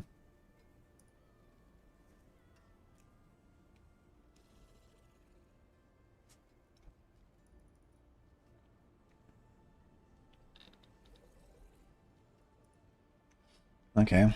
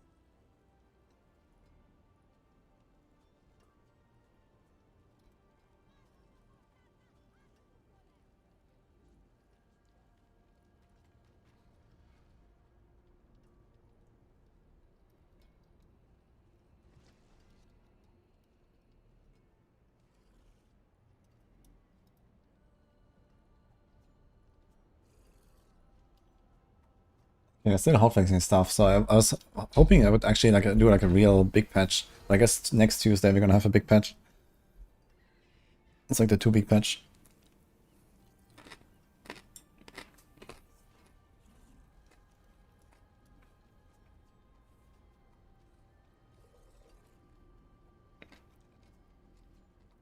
Why is there Ruby in Lunatic spec when there is no Scorching Heat aspect? Because fire damage is dangerous.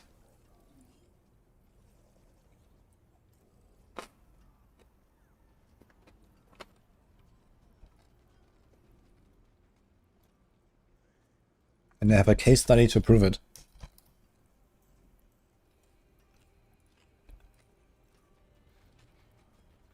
Yo, Pablo. Thanks, man. And Bobert. Appreciate the subs.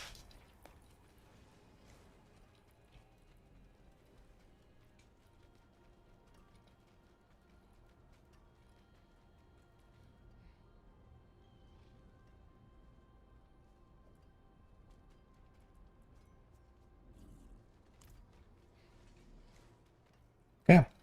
Rank 1.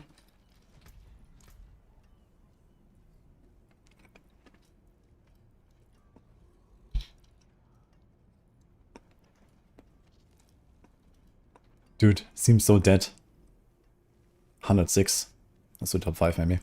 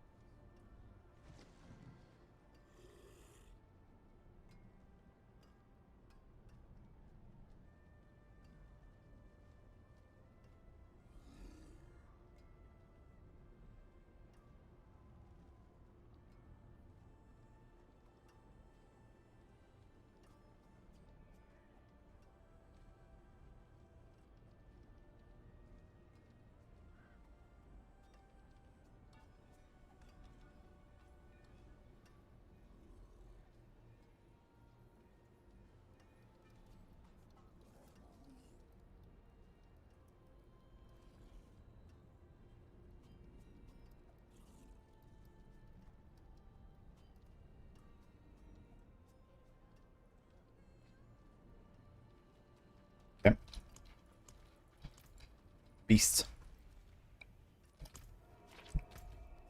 And then a horde. Uh-oh. Is the tower capped at 150? You kind of like the idea of tower being uncapped. Well, it is capped, but that cap is, you know, typically unreachable. Let's say it's intended to be unreachable.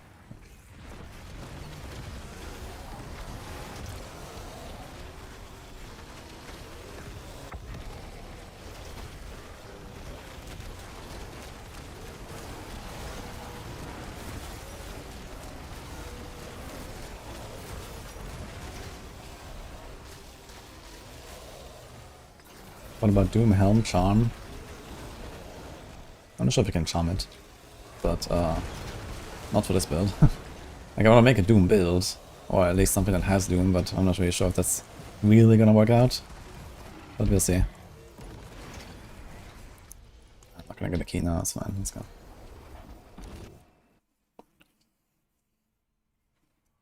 Hey, Moberg. Good luck, what are you playing?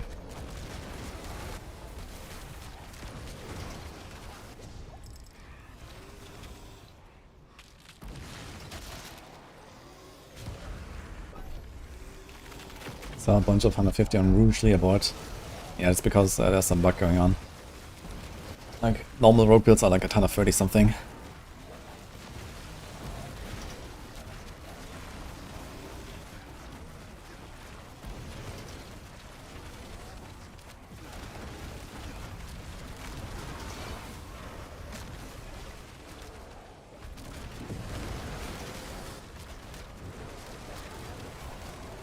Oh, Goomba.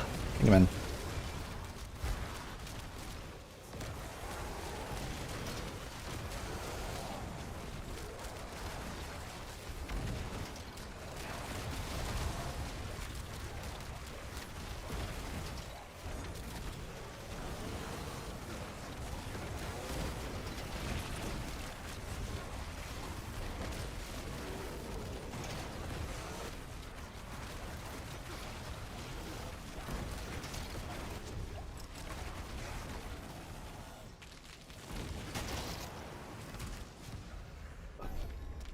Can you make a leap style build of Anathema?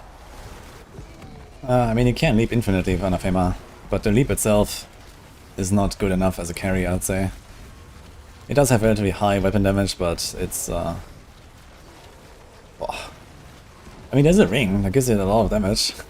Maybe you can try to make like a leap build with it, but I think it's gonna be extremely awful to play because you have to like just leap in place on the boss and stuff. That sounds awful, honestly.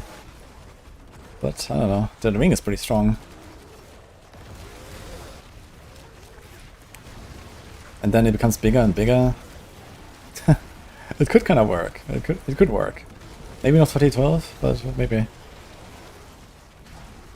Just sleep. Since the ring makes the impact larger, that could be decent actually. I mean, even on a build like this, I can kind of see the damage when I leap into a pack. So if I, you know, go Anathema and then you have like a Blazing Scream running, some stuff like that, and the bombardment, you press like bombardment, Blazing Scream and run, and then Anathema automatically triggers. From those two, plus the leap itself. Yeah, I can kind of see it work actually.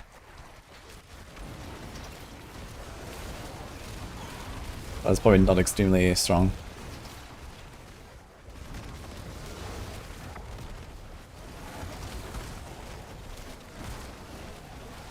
God, this guy's beefy, man. Holy fuck.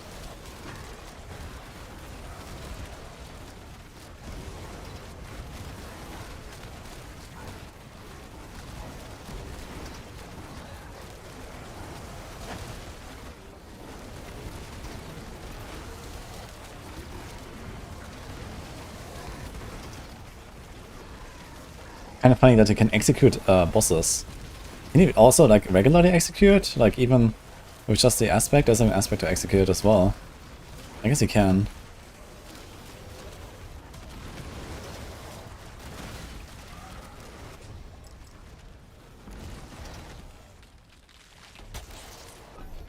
This is just chaos.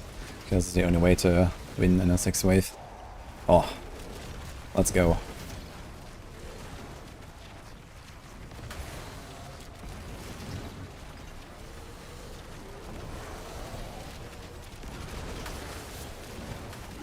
We're not exactly one-shotting these problems though, we're like 2-3-shotting them. Because sometimes there's no pain gorgers and stuff. But it's good enough, I guess.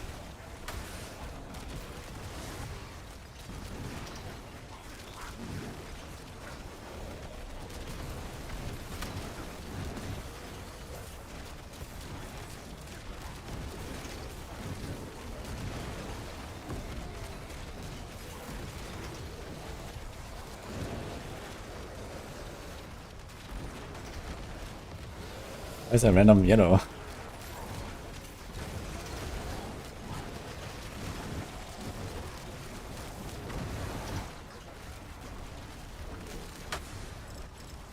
Nice. Another chaos wave. I'll just send it. Actually, I think if you spec into the higher amount of chaos waves, you probably get like consistently 2 to 3 chaos waves in like a 6 wave run. And you will probably pretty consistently get Bartok. And sometimes you get a Goblin wave or Elderlord wave and you actually get Bartok and the chest. And you don't have to spend so much time in here with 10 waves. I think that's might actually a good strat. And you get plus 50 Ether for free when you click it as well from the upgrade. I can kind of see it actually.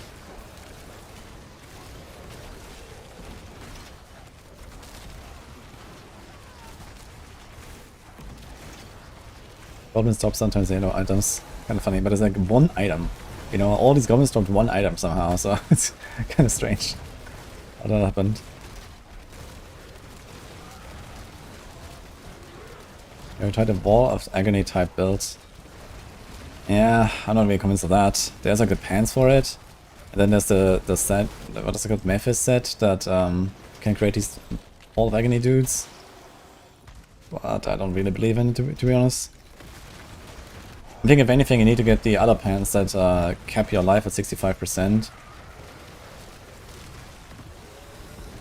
And then you do 400% more damage with your defensive skills. So I think this is actually what you have to do. But the problem is, then you have like offensive pants equipped that not only don't give you a defensive aspect, but also remove a third of your life. So you have like 0 survivability. So I'm not really sure how this is gonna go. I'm not really in the mood to try this.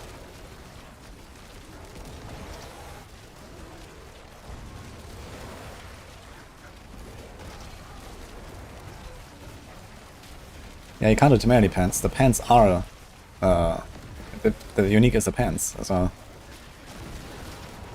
maybe you can throw in an Endurance Faith on the charm, but yeah, I don't know.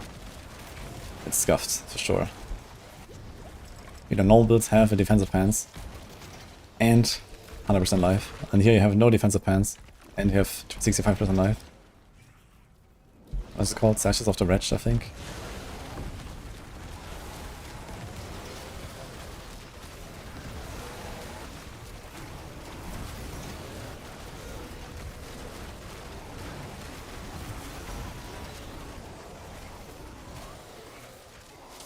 Wait, chica. What's up? Oh, was this a talisman chest? I misclicked it. How much does it cost? Quite little actually. 100, right?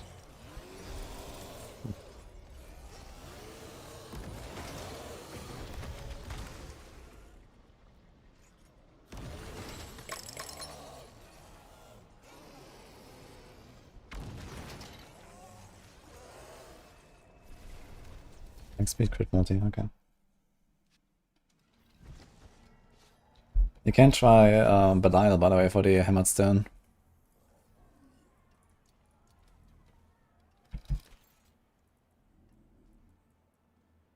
I know here, this is Sashes of... No, it's not Sashes of the Wretched. There's like another pair of pants that gives you like 400% defensive damage or something, right? It's not this one. Soul Shard skills and their demons, this is kinda good.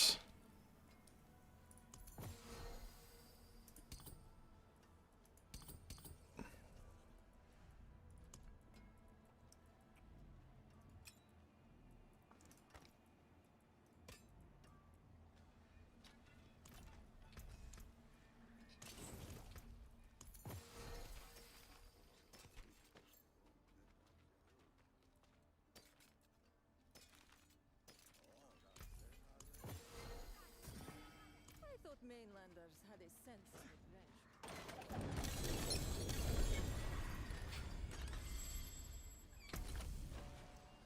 revenge. Hit rotten bosses.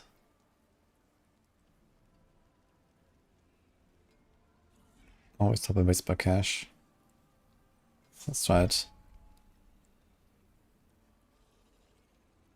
Can do under city. Can do a boss. Can do another horde.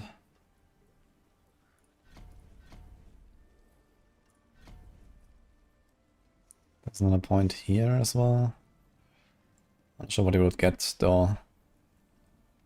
Don't. Okay, we kind of want to level some.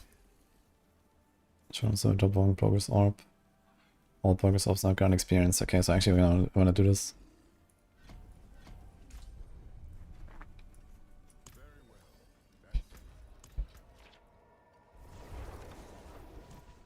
Jo, ohne Mainzer. Thanks, man.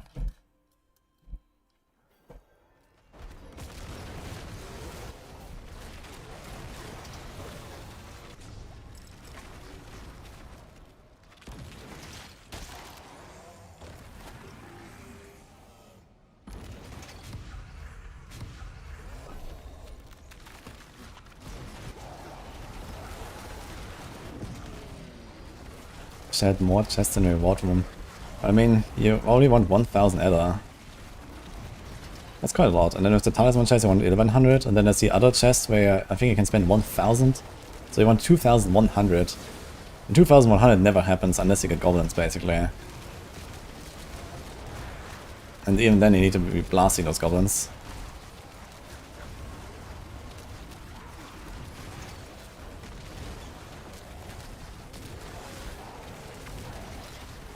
Decision on 20 before opening, I got 10 waves. Yeah, I intentionally went for 6 waves to complete it faster. I was doing a lot of 10 wave hordes and then I realized I was just wasting my time actually. Because the chest is not really great.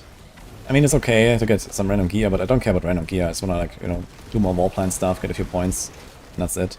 So we're gonna be out of here like 5 minutes earlier basically. We're doing 6 waves. And we still get Bartok relatively consistently if you have like 1 or 2 good chaos waves.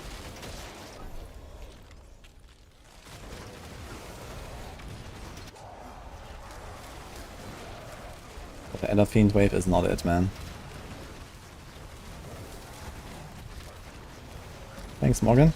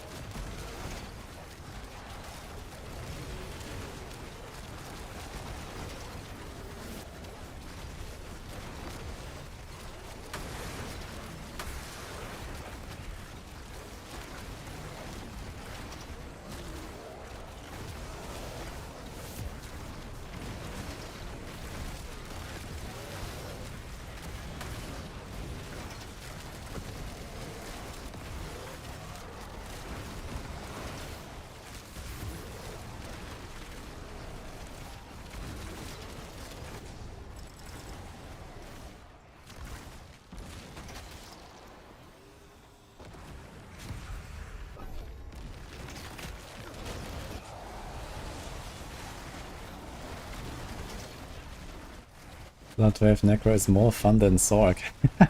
Yeah, is it actually like the core skill variant? That's the thing, right? Like the season 10 variant? Hey, Chaz.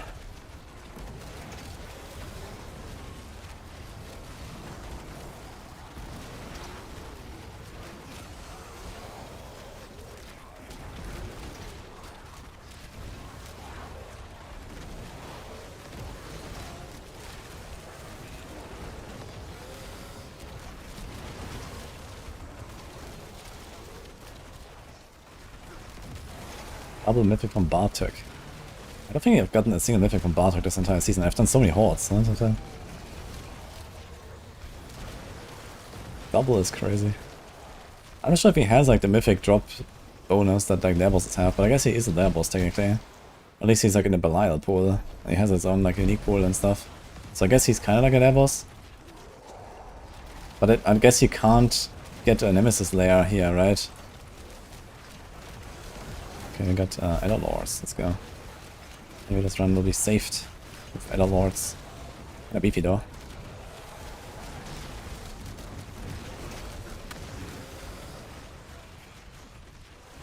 Oh, anyone in chat?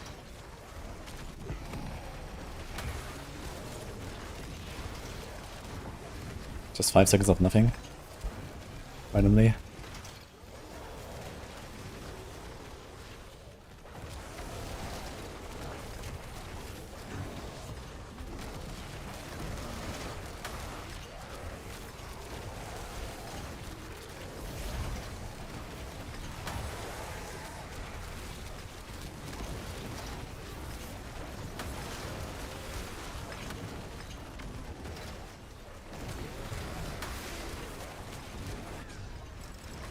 Okay, nice. Another one.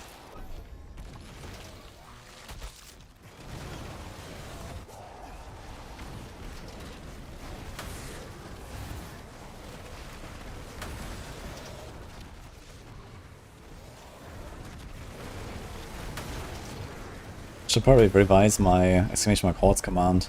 Like in 6x40 you definitely want to take every single chaos wave. And just YOLO. And then like all of the like kind of like instantaneous rewards, like Butcher as well. I guess Elder Goblins is also like that. You don't want to like build any strat, you just send it.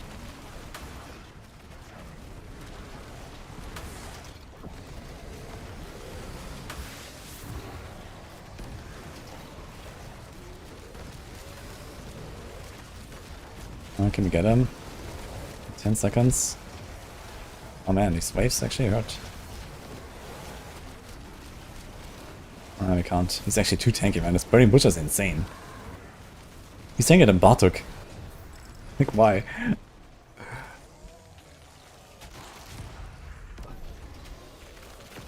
Sarah Sal, thank you.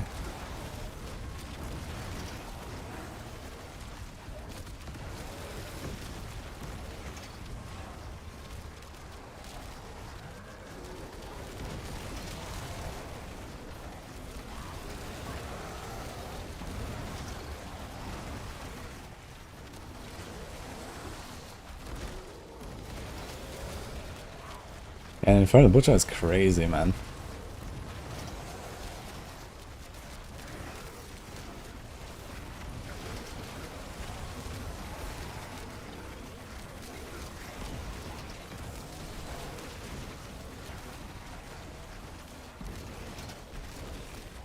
Oh well, we don't get the 400 chest, but that's fine.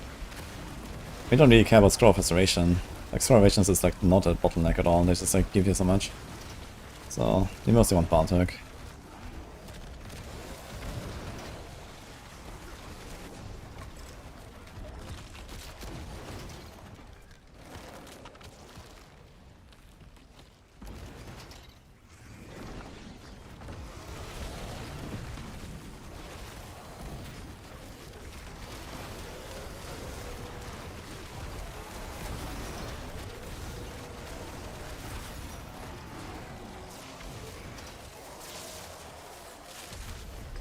Yo, Zam. Thanks, man.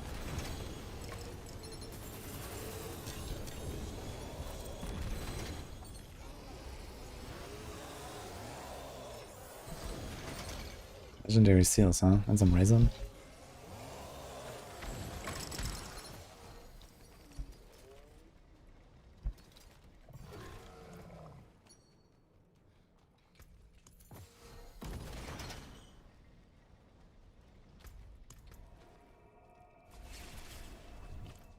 Which build class is the most tanky right now? I think Barbs have like some Celix stuff going on, that's kinda insane.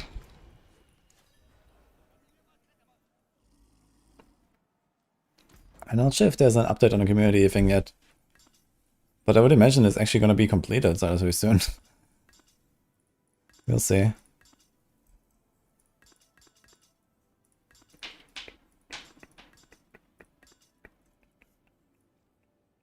This almost looks like a one-hander.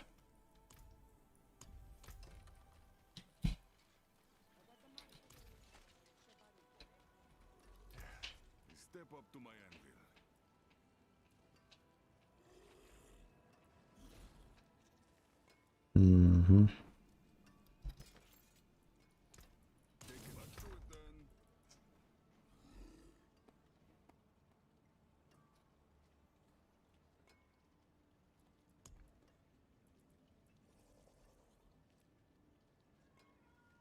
Do we feel adventurous? I mean, I don't need a knife on hit, do I?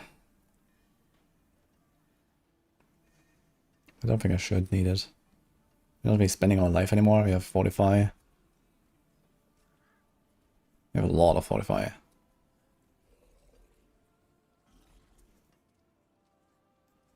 So what do we put? That's actually a good question. What do we put instead? Willpower, actually.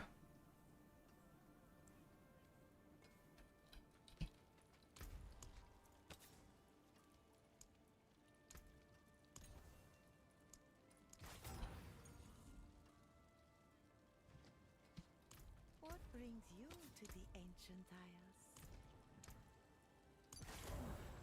Ancients watch over this one. Ah, beautiful, no? Okay, we are sending.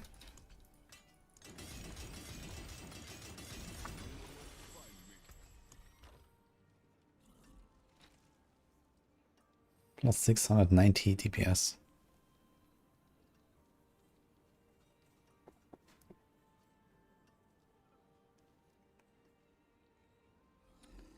Sure. Mainlander,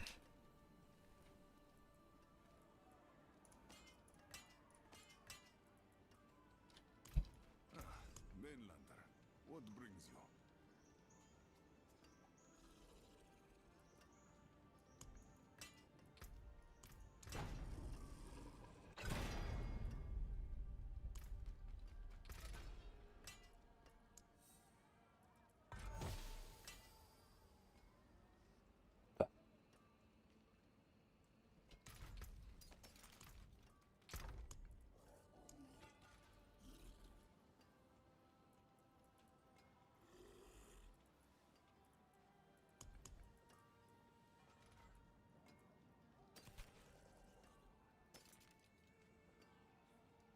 Any chance for like any other like fire summoner thing?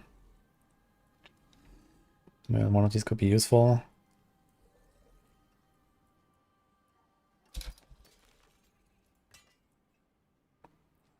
This one is all with crit.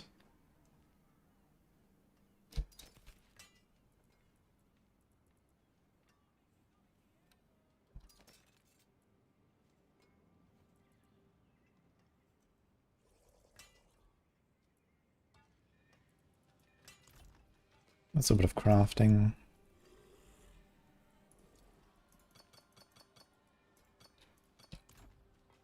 Thanks, Yada.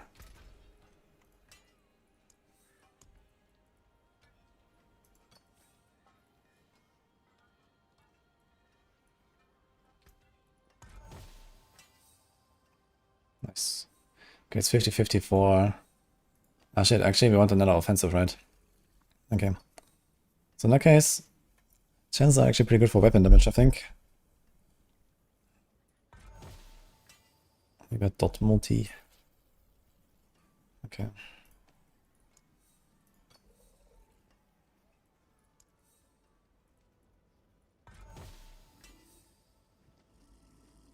There's the weapon damage, but kind of crappy.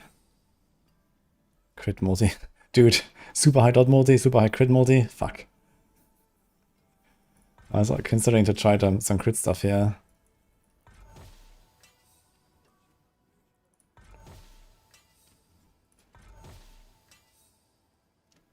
Dude, the weapon damage is so bad. Now, of course, remove that.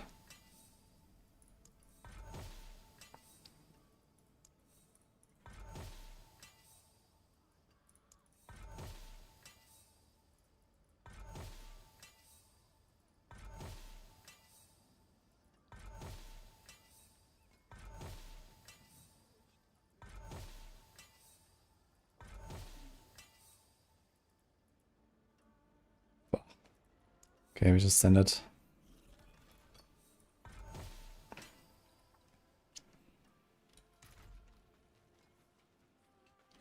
Welcome to the Isles. What do you bring me challenge next time?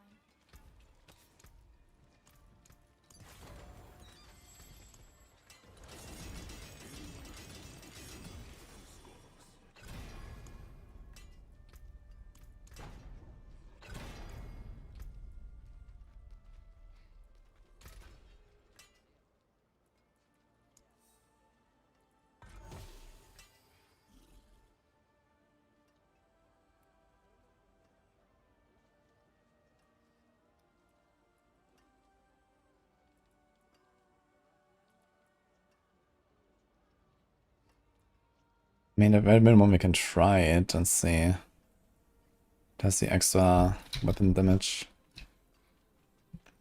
Level power. Same life. Less attack speed. But like, we can try and see how the survival feels about the life on hit. I don't think we need a life on hit at all.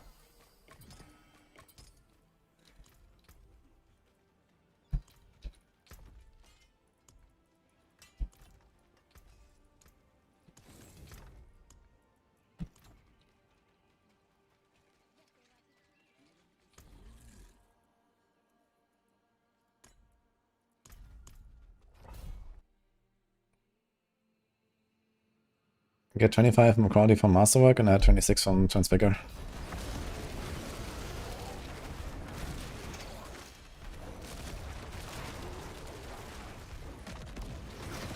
But the Transfigure Masterwork is not the Transfigure quality is not equal to the Masterwork.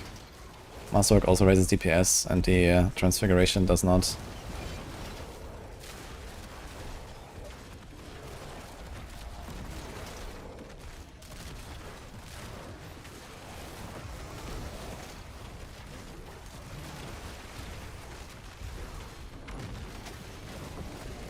No clash. Thank you.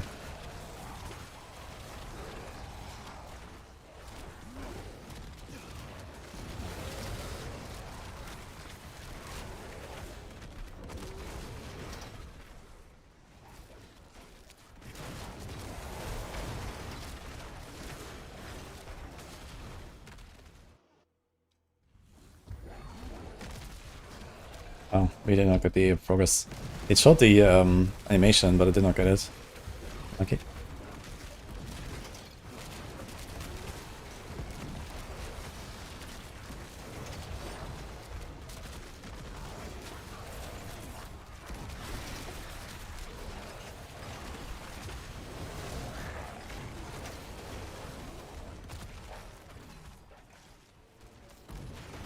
Is there a war plan guide for Warlock or in general? I made a video a few days ago, and I will have like a follow-up with like more details and stuff soon. You can check on YouTube.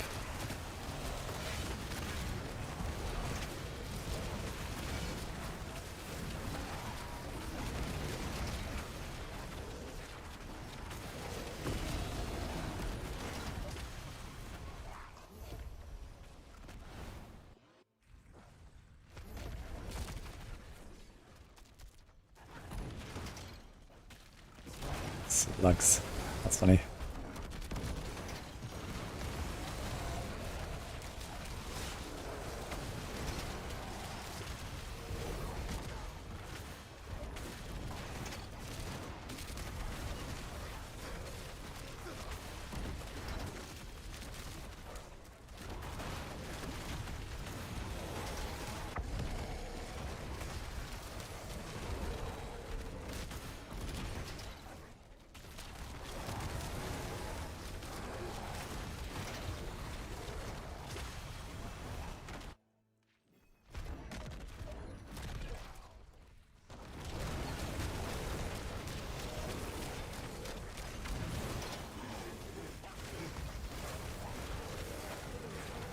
I get a buff to shoot out each attack. This is Terror's Might. It doesn't do anything, it just looks fancy.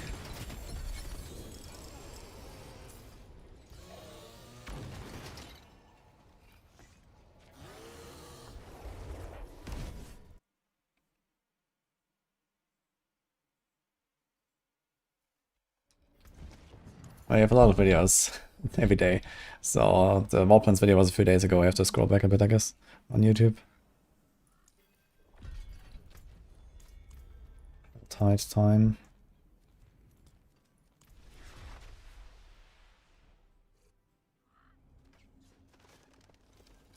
The rank 1 lock player has some insane gear and 2 times strength transfigures. Yes.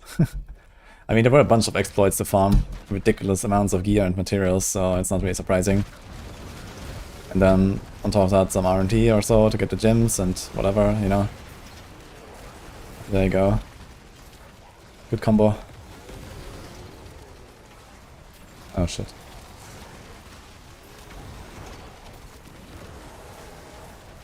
But I have all my crafting stuff and no boots here. Unlucky.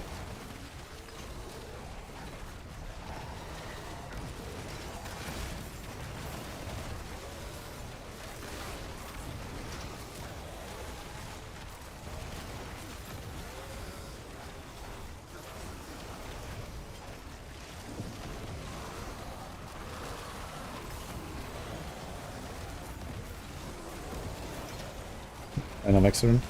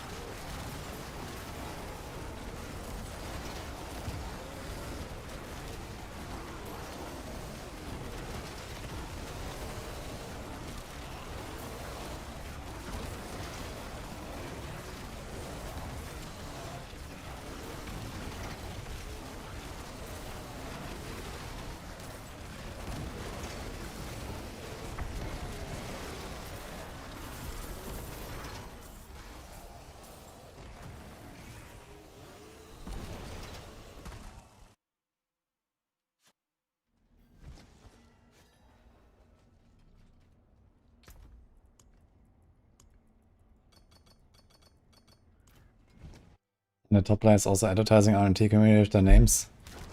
I'm not sure. That'll be pretty oof. But I mean, it happens. In Defeat it certainly happened with like, you know, bot advertising and stuff. So I would not be surprised here.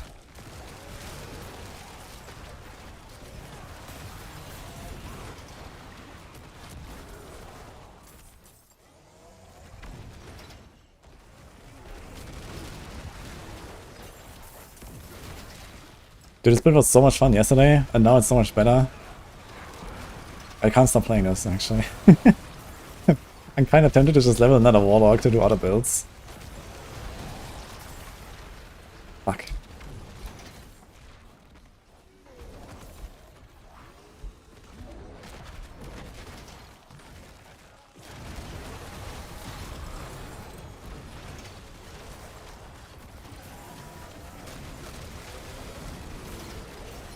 Rules, yeah, T12 Hellborn was like free shot. Insane.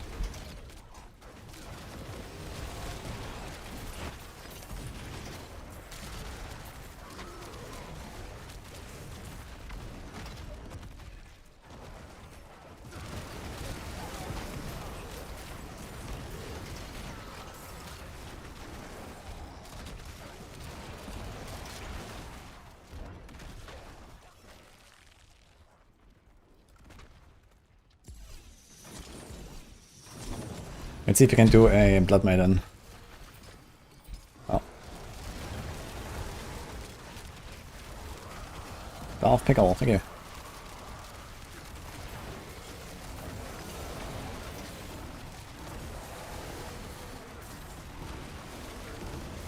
This is a Lunatic Warlock.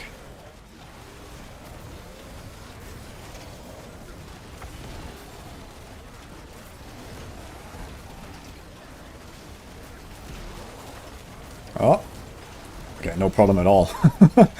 Okay, let's go.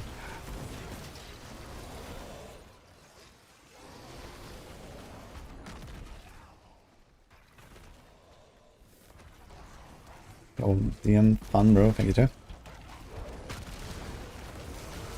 Is there any whispers? No.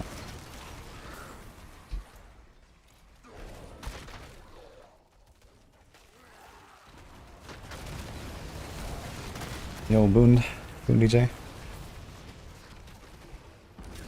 I mean, T10 plus, you can definitely get the Dark Claws so easily, and once you get better gear, it should be fine. In T10 you can start working on Mythics, for example. Get your glyph levels up.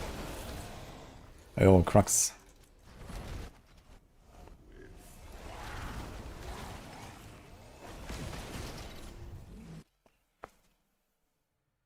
Visual clarity minus 100% when you're playing Helltides and a bunch of Apocalypse Warlocks. It might improve soon, who knows?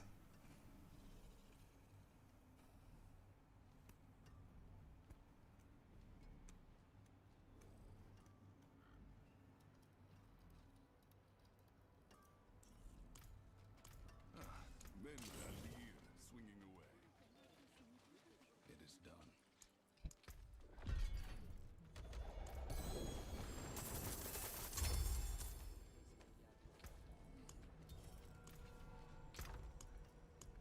It's Crux number 11. We're gonna have a lot of Mephistos in our future at some point. 115? 115.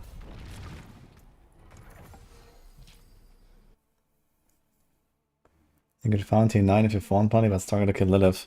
Yeah, Lilith is definitely quite a bit harder than, you know, the typical content of that torment. So you wanna be, you know, a T10, T11 I guess or so before you do Lilith, unless you know the fight very well.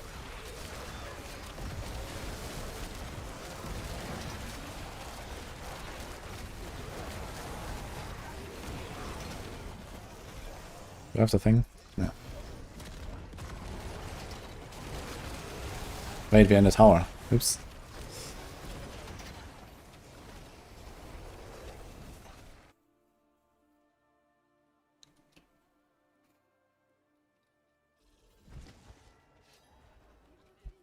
Seeing a 10 Ms of that Dragclaw with the Mythics.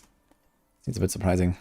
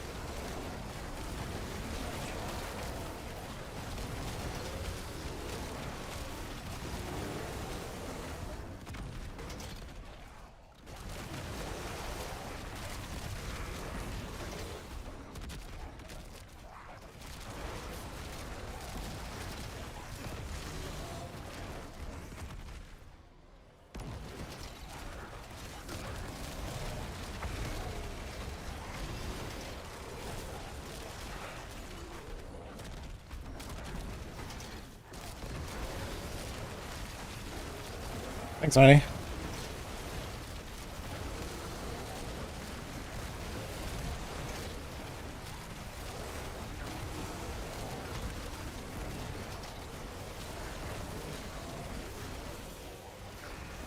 Okay, fine. I didn't take like any damage at all. But here we are. Yeah, I don't think you need life on hit at all on this build. This weapon is better, I think, with no life on hit. We have so much 45 generation from these tortured wretches.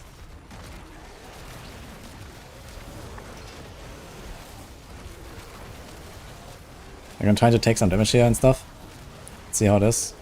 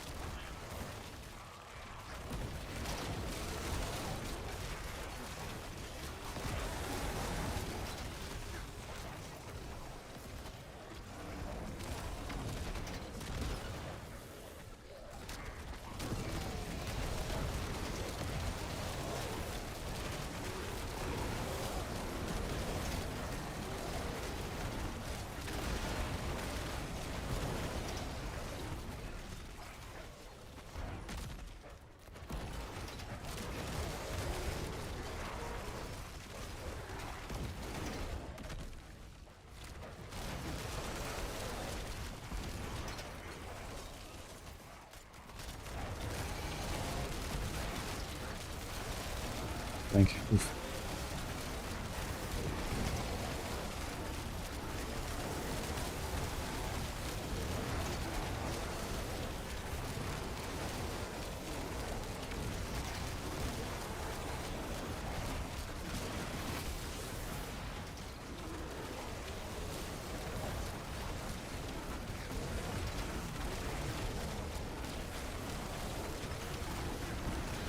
Actually, melting that boss there.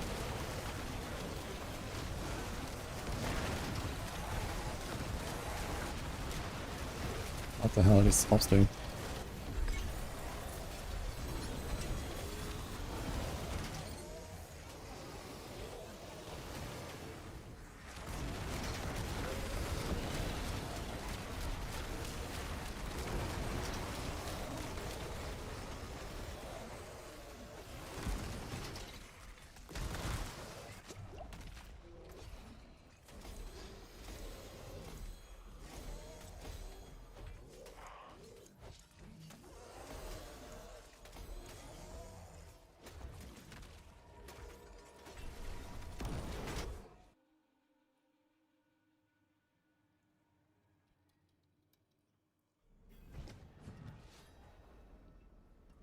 Oh!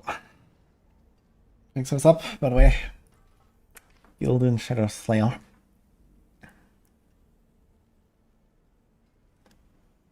What stats should you replace or quit multi on Apocalypse? Yeah, usually in late game, the small like percent elemental rolls are not that crazy anymore. Like rings have like small values. The weapon glove is still decent, for example. So glove ideally have like triple multi with crit, elemental, and one. The rings you can give it up. Willpower you can give it up a little bit.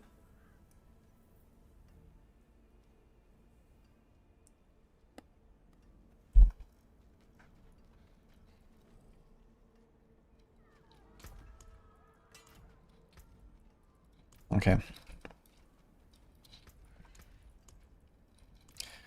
It's YouTube time, guys. I think we're gonna make out the LUNATIC guide.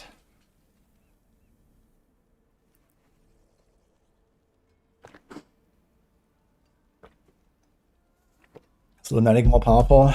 Well, in terms of raw damage, they're pretty comparable actually. But I think LUNATIC is actually a better overall build. Because you have insane mobility and insane tankiness. And Apocalypse has neither of that actually. The main advantage you just have is you hit the entire screen, right? So yeah, this build goes faster. And I'm like at least 3 times tankier or something. So it's kind of crazy actually. When are you gonna be chat and pop 10 profane mind cases at a time? Can you stack it 10 times? I don't even have one of them. You can stack it 10 times. So it's basically torment 13.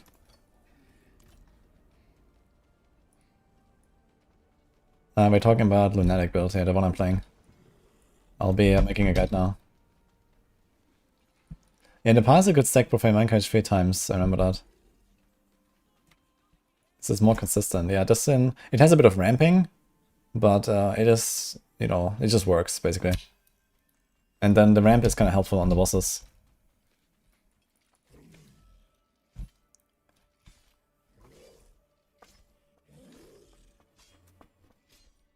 Where do we rank LUNATIC? I think this might go into S actually.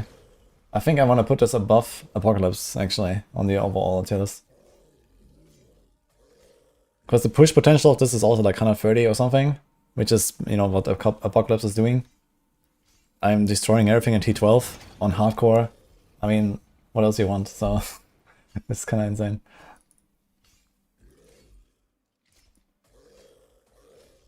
This is the tower rank 1 push. This was the 115.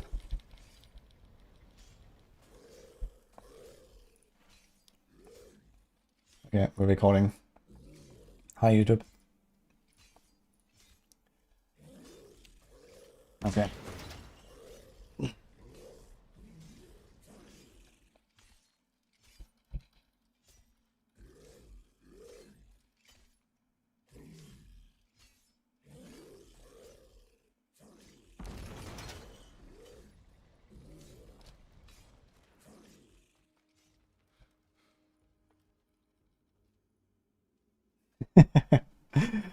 Alright.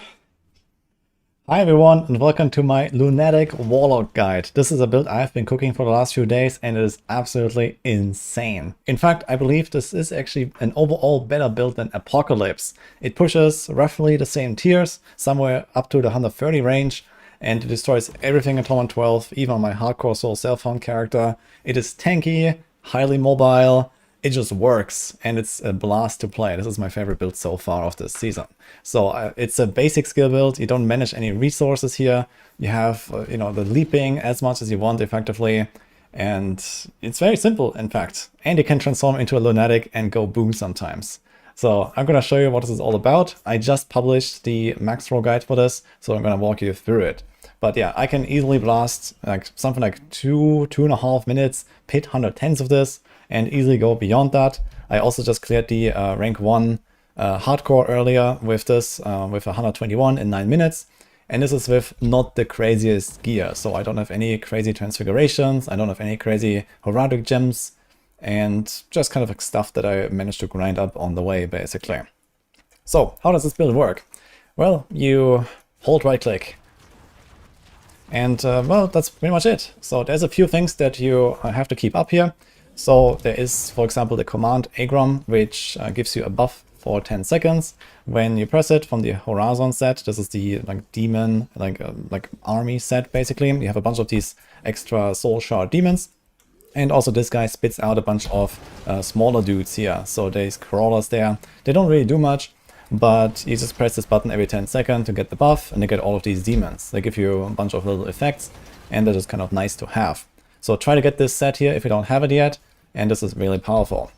Then there's a few other skills. So we have Metamorphosis. This just, you activate it on cooldown. It gives you extra life, extra damage, Shadow Form, so you get unhindered. Kind of neat.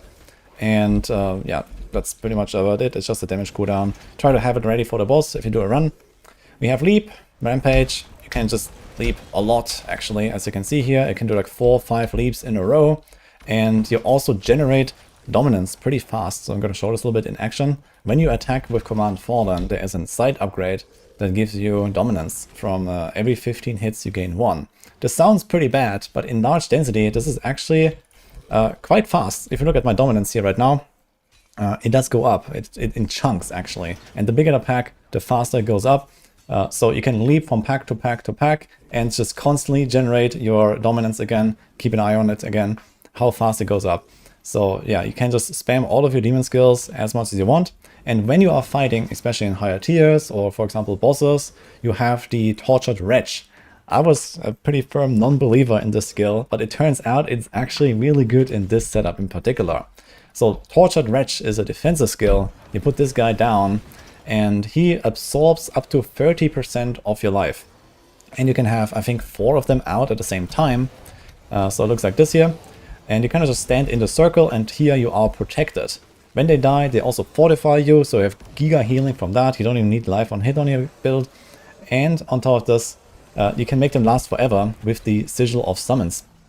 So we have this here. So they can still be depleted when you take a lot of damage, but in an extended fight, you can just have many of them up and you just stay there until you take that damage. So you are just insanely tanky, protected, and I rarely see my health move at all, basically. On top of my character just having like almost 6 million toughness, on like just walking around, basically. Just from the gear and all the stuff that we're getting here.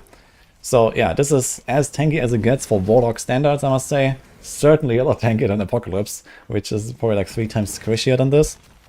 And it's extremely simple to play. So you just, move around. And you also have the Evade here, which comes from the Cage of Madness, the key item of this build, effectively. So here we have a gigantic Command Fallen damage multi. So this beats any other helm by far. And you have this Evade transformation effect into a Lunatic. So kind of similar to the Witch Doctor like chicken build from Diablo 3. You are the Lunatic. And you also shoot out these little guys. Now, if you want to play something like the Chicken Witch Doctor, it is not really that, to be honest. So these little guys, they can clear some small trash and stuff like that. Maybe if you run through like Torment 10 or Torment 11, you will see a bit more of them. But for the most part, this is mostly just to go fast. And boy, do you go fast. Because this 60% movement speed buff goes over the 200% cap. And on top of this, I put Ghostwalker in there. So there's actually a hidden effect. When you are transformed, you are unstoppable and unhindered already, but we get it from this as well. So you can walk through everything with 280% speed, and you know, you can do like leap, leap, leap, and then you can go through dungeons extremely quickly. You can rush through the Helltide extremely fast. And yeah, some pit runs I can do in like 90 seconds or so if I go like to like a pit 100 or something like that. So this is how fast this goes, because just like leap around, run around, and you one-shot packs and move on. So this is how the entire build works. There's two other uniques that I have in here. Pain Gorgers, so this is just extremely good for basic attack builds. Almost all of our damage comes from this one big lunatic that explodes here. And then we have Seed of Horizon. We effectively just stack a little bit of extra maximum resources where we can. So you can get this, for example, as a random roll on a helm. I don't have it, unfortunately. You can get it as a roll on a legendary chest. I don't have that. I'm running with Materials, which just happen to roll really well with a gem strength here. But a regular legendary chest with a might aspect is actually what I put into the guide.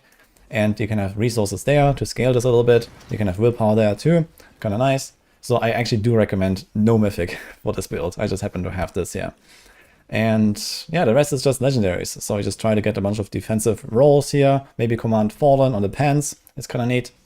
So here, always life, willpower, always life, willpower, some armor doesn't hurt.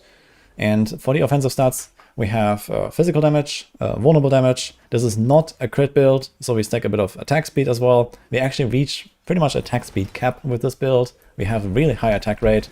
So you can see here 1, 2, 3, 4, 5, 6. We attack pretty fast because we have it here on the rings. We have the Moonrise aspect that gives you attack speed. And we have the shard that gives you cast speed. So this is actually the old attack speed cap too. So we are above the 100% with this as well. So we have a lot of attack speed. And you are permanently unstoppable from the sacrificial fragment. So even when you are not transformed, and you have your little guys out here, you see I have the unstoppable icon above me. So you are just completely immune to CC, you can walk through enemies, and you do so extremely fast. It's just an absolute blast, honestly. This build just has everything you want, basically. So yeah, that is pretty much it, to be honest. It's relatively simple. One note about the talisman. The Godslayer crown is extremely good for this. I have the Igni Se rune combo here in my helm. So like this, we spawn these wolves every time you press anything that's not command Fallen, basically. So you see here, these wolves spawn, and they apply vulnerable and freeze. So everything is also CC'd, you stagger bosses pretty fast, and you get a vulnerable for free. Very nice combo. And here we have Nagu and Prit. This gives us the red ring around us. This is the Dark Prison. So if you ever want to be even more tanky, then you just have that. So there's weaken here, there's damage reduction, it moves with you, it slows everything, and it fortifies you even more. So you kind of just get everything in one package here from this rune combo. Very nice. Yeah. Lastly, the Rust-Bitten Dirk. So I have another charm here. So sometimes, for example, for like T12 lab bosses, if you want to make them a bit faster, or just overall beef your single target damage a bit, I just kind of swap this one out when I go to like a T12 lab boss. I can take them down in like 10 seconds or so, and then maybe 15 with the Godslayer. So it's not a huge deal if you don't want to do it, but it does help. You know, it's like a really nice single target to go for the Rust-Bitten Dirk here. So I can just swap this around. And if you get lucky and you have the Diamond Mind Seal, then you can actually combine this Horizon set with the Rite of the Nameless. So you can do a 5-piece Horizon, 3-piece Rite, and since you are casting this Sigil of Summons anyway in your rotation, you kind of just walk into a pack and press this sometimes. So for example on boss fights as well, like it extends the duration of these guys. There's actually one thing about the Sigil that I didn't talk about, which is the Worm that comes out of it. So you'll see this in a second when I get some killing blows here. It's better when you are actually fighting enemies because you get more kills there. But yeah, there's like this Hellworm coming out of it. So here you see this, it's like behind the Tortured Wretch now. And this Hellworm also shoots out Lunatics, you can see here on the top left. These actually do the same damage that you do, and they work with Pain Gorger, so I checked that. So this thing is actually kind of nuts. In fact, he can do more damage than you because he has this upgrade here as well with the 25% increased damage. So this Hellworm is effectively doubling your damage or so on the boss. It's very nice, and also sometimes in packs or when you're fighting like a Soul Spire in a Helltide or something like that, you just get this guy out after a while and he just keeps shooting. So you kind of want to put the Sigil down on top of the target, and you kind of like face tank with your tortured wretches, and then the worm comes out and also blasts them. And while they are in the sigil, they also take more damage. So you have like a really good package there. And you just have like the entire army like shooting and exploding while you just tank everything. And for everything else, well, we have the Maxwell guide here, so you can check out starter, mid-game, endgame variants. In fact, if you think you need anything for this build, I actually tried just removing my helm and my gloves and my amulet, and that was just a waltzing through like Torment 8 on my character. And I also removed 2 legendary notes on the paragons. So this build just works, even when you don't have this gigantic multiplier on the helm. You can get started with nothing, so you can see this here. And then the best part is you can farm all 3 uniques from Guard. They're all dropped from the same boss, and there's only 5 items in the loot table. So you just farm that boss and you're gonna have all the stuff in no time with good rolls. So just go for this. Very comfy starter, like if you're making your first Warlock, for example. I think this would work from pretty early on. I haven't tried leveling with this, but I think this is a pretty solid combo that just, you know, comes online pretty fast, and it should just be blasting even through the level content as you level up to 70 as well. Here's a bunch more notes about the equipment and talisman and transfigurations, but I talked about most of it here. But you can see more details, you can see the entire skill tree, and the rotation explained in detail as well, how this works. Paragon has a few different steps here, glyph leveling priority, and that's pretty much it. So I can just say, try out this build. I think this is the best build that I've at least played so far, and I can only recommend it greatly. So I'll be on this build for a bit more, and we'll see what else we can cook up. So for now, this is what I got here. Hope you enjoyed this. Wish you good luck, and I'll see you guys next time.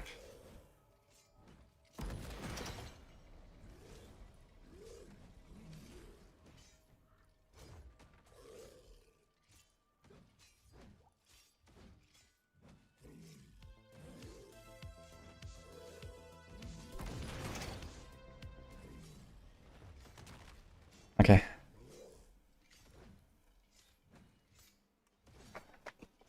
Wait another week and you have 5 more best builds. I mean, this is what I call progress, no? It's nice that we still discover better builds, you know?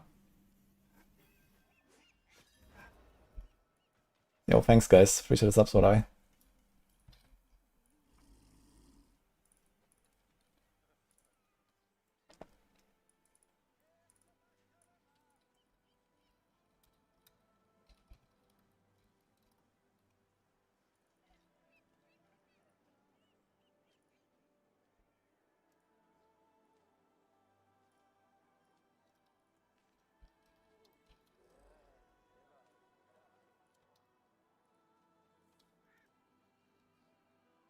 Okay.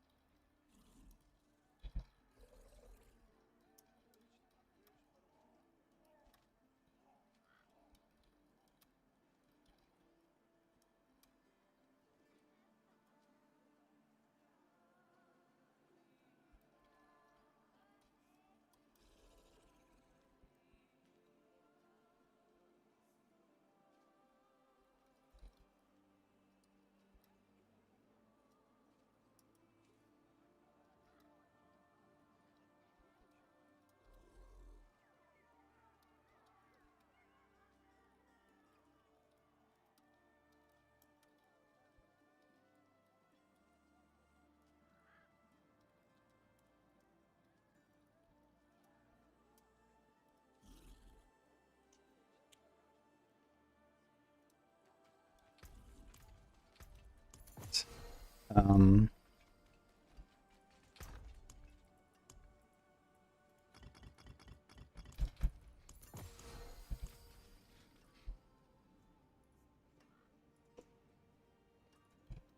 we blast a bit more. Just keep on blasting. I need to get Forgotten Souls. I caved. And I lost my souls again. To fucking Gumba. Ugh.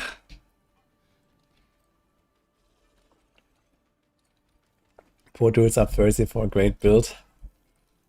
Yeah, I'm not sure what's going on with the druids. You have Danger cooking, but he's on his own right now on Maxwell, so...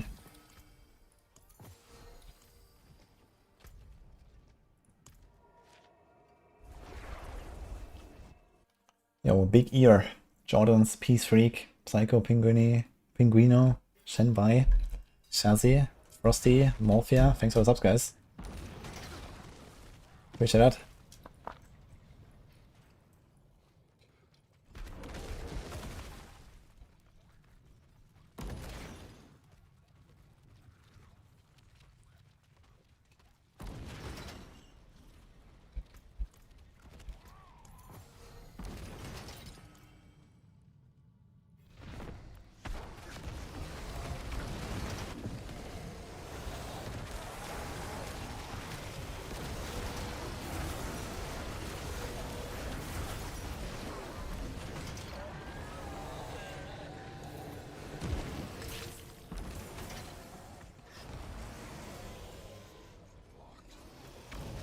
People are getting lackeys.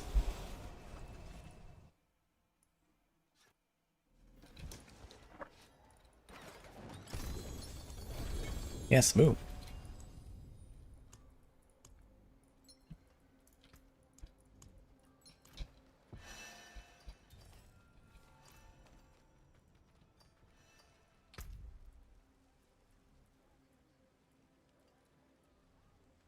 Okay, I want to try this initiative buff here. Receive. Okay. Experience orbs and then 6 attunement. Marshan, Andariel. Altart.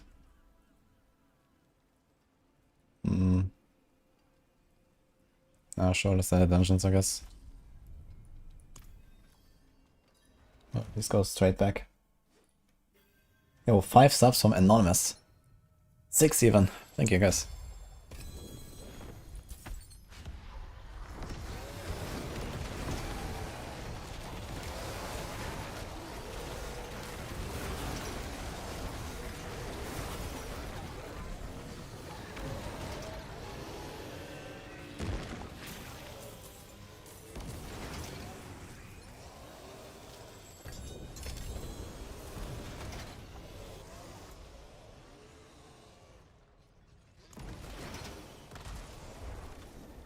How much max health do I have?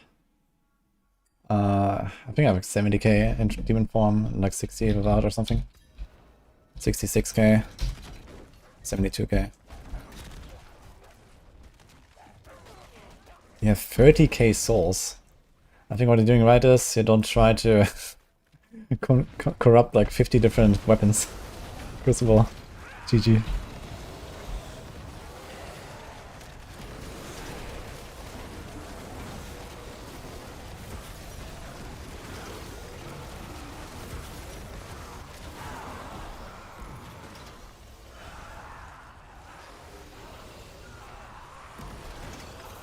I mean, I haven't really farmed a lot of bosses. I have like 200 levels keys, so if I send those, I also have like thousands.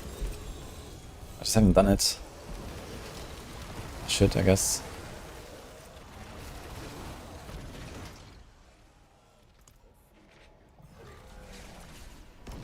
$700k autoside. Yeah, autoside is very plentiful.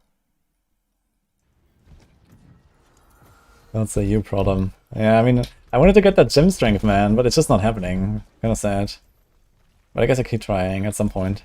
I mean, I've played this build a lot now, so maybe I should just farm souls now, then make next build, and we'll come back to this, right? So I might just do that. We might just come back and do something.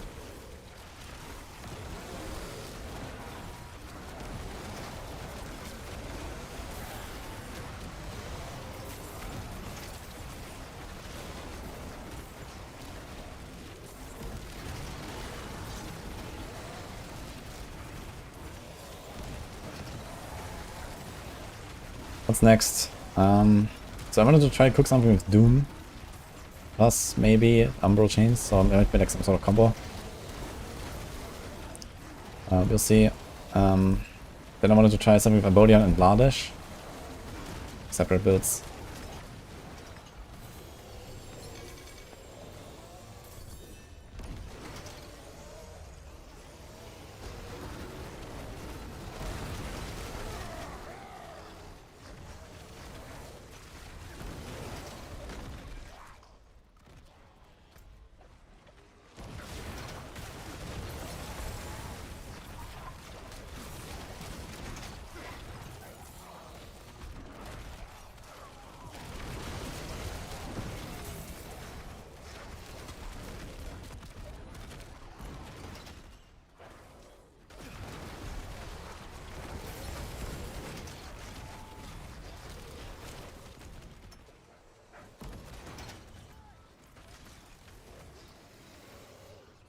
There's no strong rooms.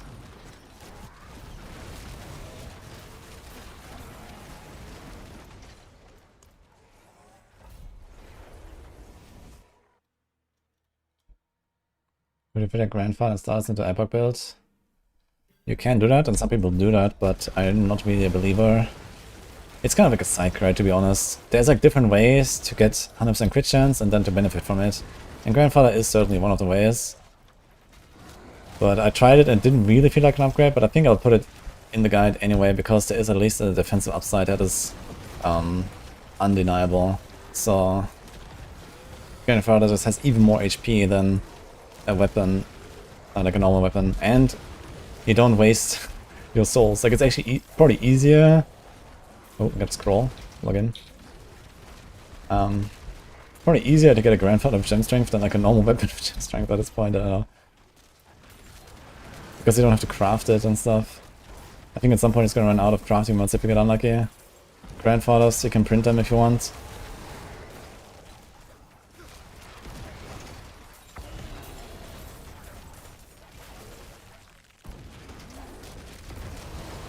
Even if you just get a quality on it, it's also kind of nice.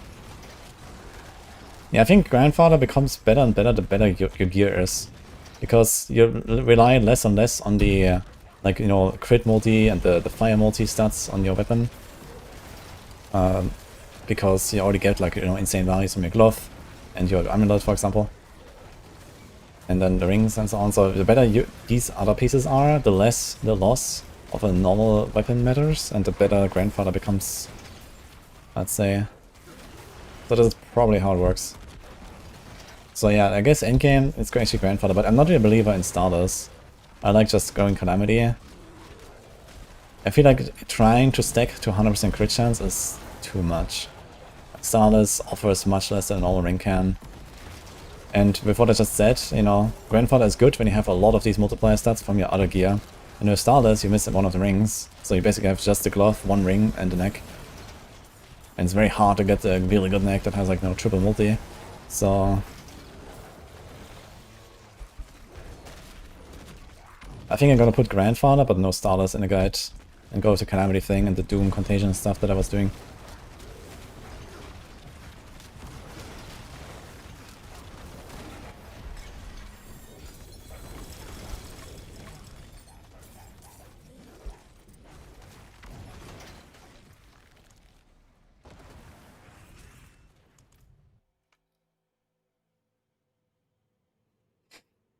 You try to hit a master on percent damage but keep rolling everything else.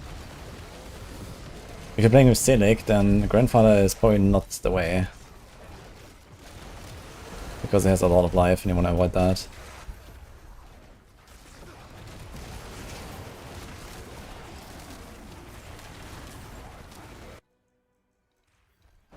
I really made that I made this. I really like that I made the Horror strong rooms faster.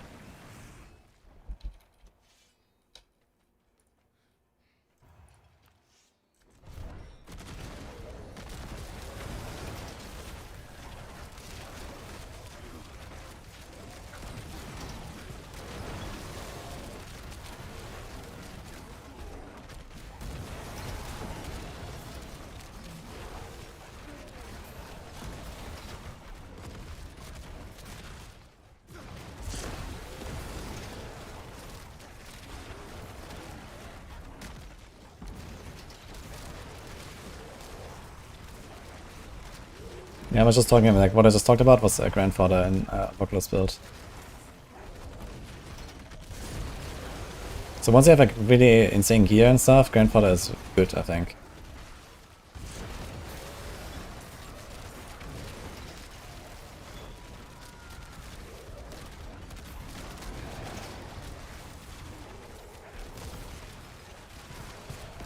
I have this thing that I carry around but I can't evade. Because I drop it on evade. But we're still gonna get 6 attunement here actually. Let's go.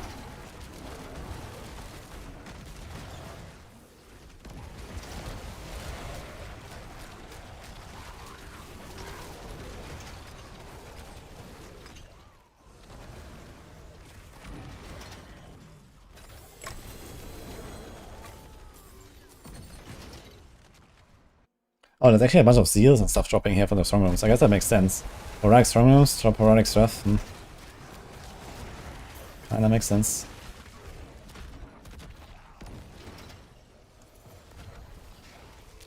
Got 2 or 3 legendary seals there. Might be a good way to find a 6 slot, actually.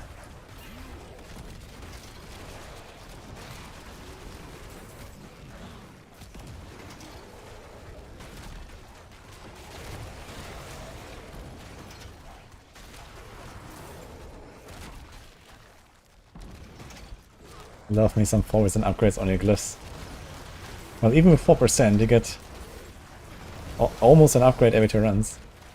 Not the worst. If you do them in like 3 minutes or something, still 10 upgrades per hour. Or close to that at least.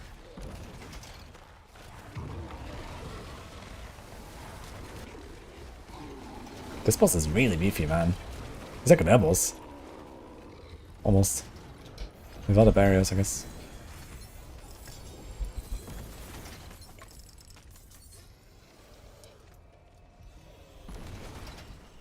God Slayer with max resource, unlucky. Makes my health go up a lot. I don't know, I think 10 gem ups. Oh, what? I think 10 gem ups per hour is not terrible when you're grinding out, like, you know, 240 plus or something. Man, no movement speed and no life, but I'll save it.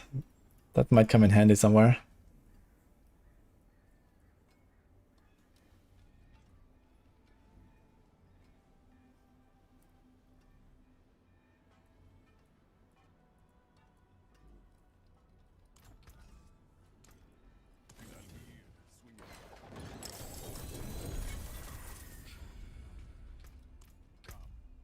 Let us plan our next move.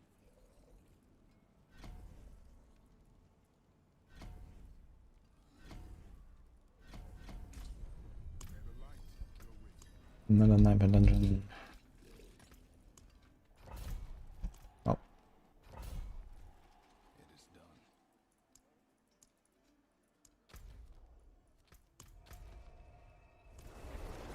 Yo, Alex, thank you, man. Is Heavenly Strength better than the R? The materials might unique. Heavenly Strength beats Material, I guess.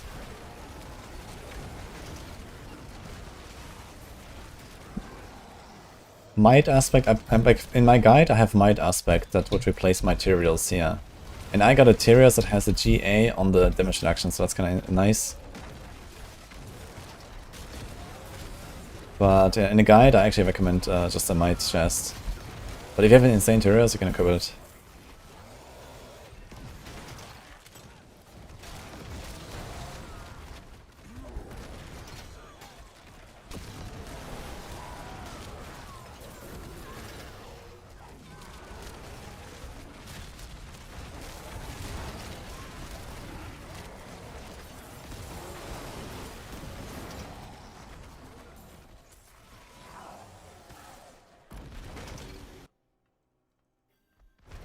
Been here, mainly strength might be bugged. Yeah, it turns out this has to do with Sundered Knight on Paladin specifically, which doesn't count as a two-handed weapon. And that does not surprise me, actually. Ugh.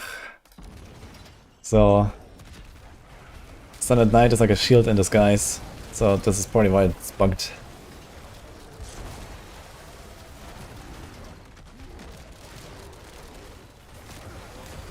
Oh, that sucks, unlucky. Yeah, I heard Wing Strike is pretty good, and Origin apparently is also pretty decent.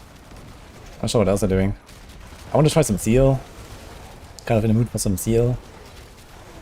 Grandfather Zeal, let's go. If you can put Red Sermon in the cube, that could be something. Kinda excited to try some stuff on Paladin as well.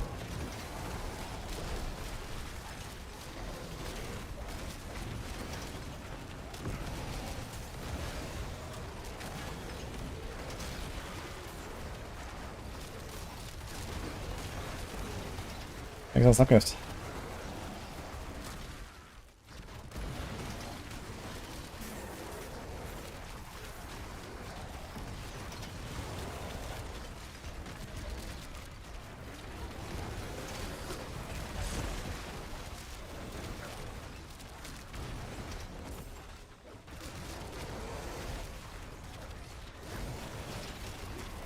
Oh, so close.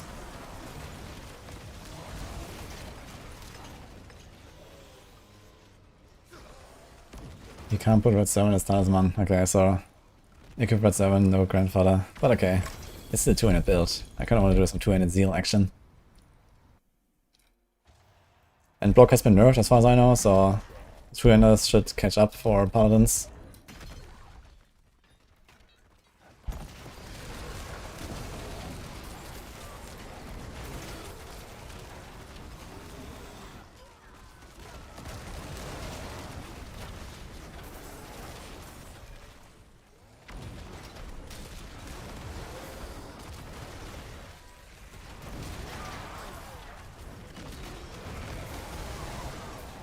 Yeah, problem is I think Lynn's Anvil is not working, right? It's like this resolve stacking stuff and it just like doesn't function, and it's like the main defensive aspect I think for Paladin and Spiritborn I believe, because they both got like Giga resolve stacking. And then yeah. Oof. Thanks Cole Dante.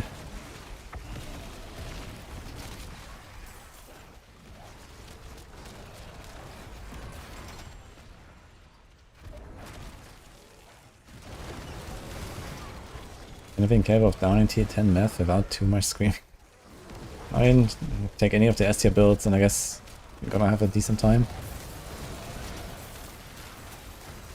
I mean, not all of them might be like super suitable for bossing in particular or something, but you know, at least they're gonna be powerful enough to do it.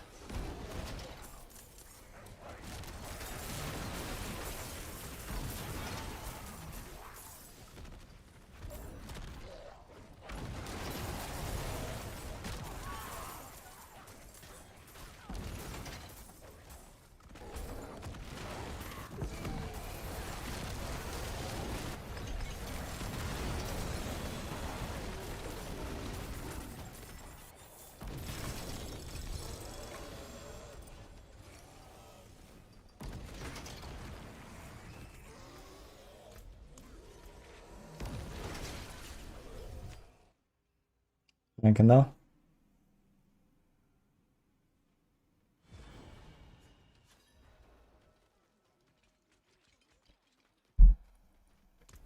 I said it's free in the video.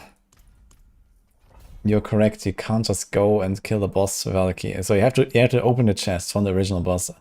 What I meant is that the portal opens and then you get, you know, the that for free, right? You kill the bosses and the loot drops. So that's what I meant. You can't just go in and like farm Nemesis Lair infinitely. So you still have to get keys. You get them in the Helltide. So I talked about that in the video. You get keys in the Helltide relatively fast. And they also drop in other places. And sometimes they even sustain themselves. When you do a Nemesis Lair, you can get keys back. So there's like a nice rota there basically between Diablo thing and Helltide. And Helltide is something you wanna just farm anyway.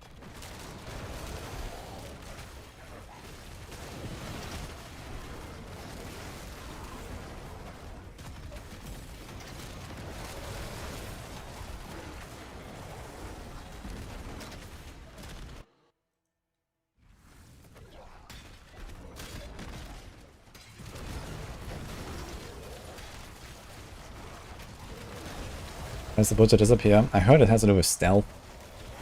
You have some stealth effects in your builds.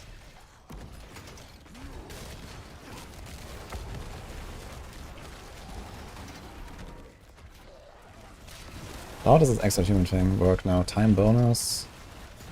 Attunement?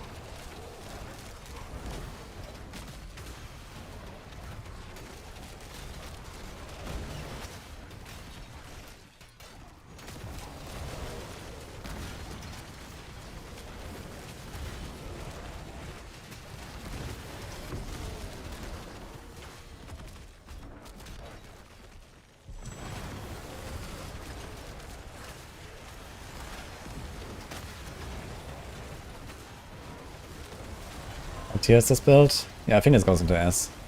I think if Apocalypse in S right now, and this should go like somewhere where Apocalypse is, basically. I think even beyond like above. It's just really nice, man. This goes fast and Everything works.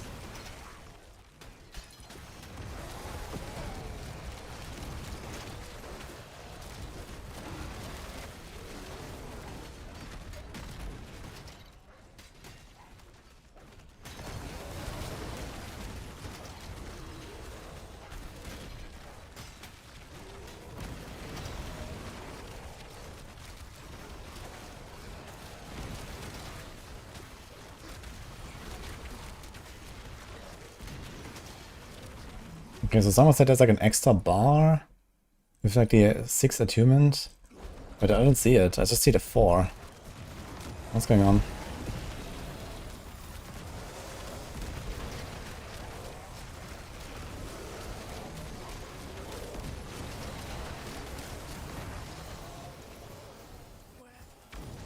Did I spec it?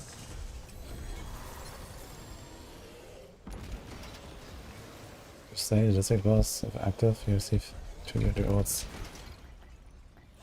It just didn't work. Like, what is going on? This was 4 runes. Usually get 1 per attunement. I don't know. Yo, Condis. Hello. How's it going, man? What have you been up to? Our fellow Maxwell Bob enjoyer here. Well, I guess I am Warlock still. What are you doing? Did I update my activity trees recently? Not really. If you have seen them before. I haven't really been respecking.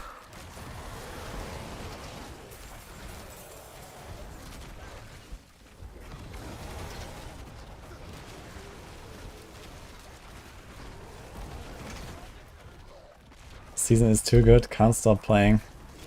I hope so, after 1 week.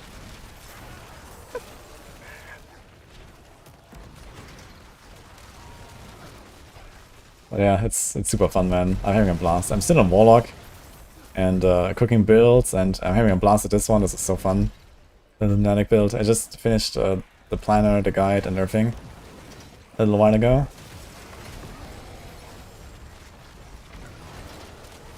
And now I'm just kind of like enjoying this a bit and grinding some souls so I can make the next character.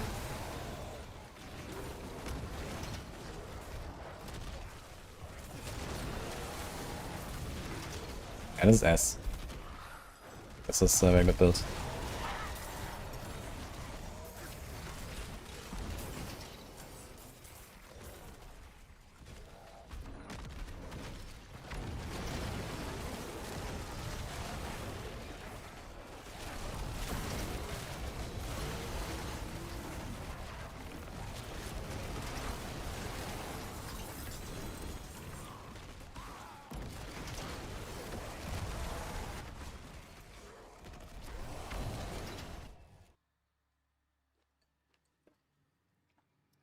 Connor seems like a chill dude.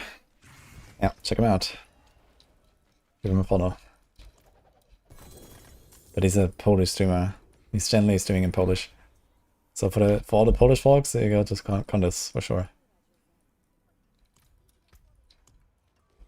Let's do the 117, I guess. Should be kinda chill still. Ding. The Incredibles. Thanks.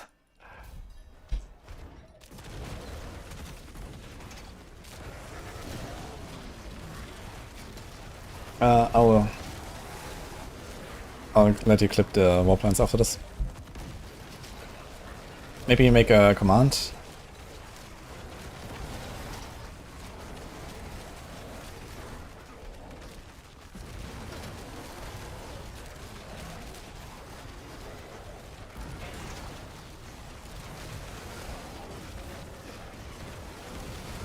Maybe like exclamation mark trees or something.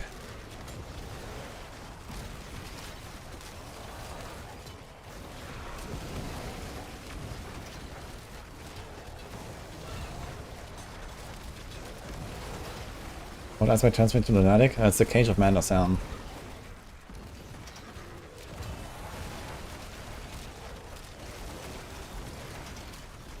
And then you have to press evade.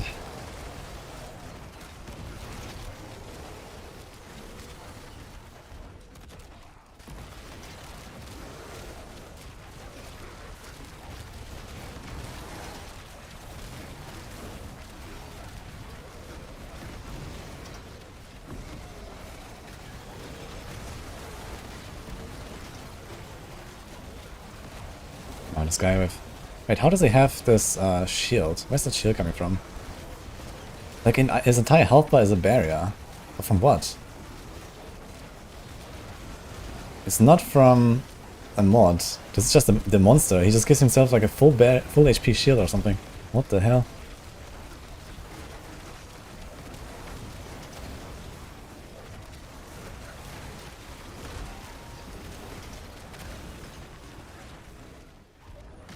Wild. Okay. It's like some Kasa dude from the Dark Citadel. And these are all the Dark Citadel guys, I just realized.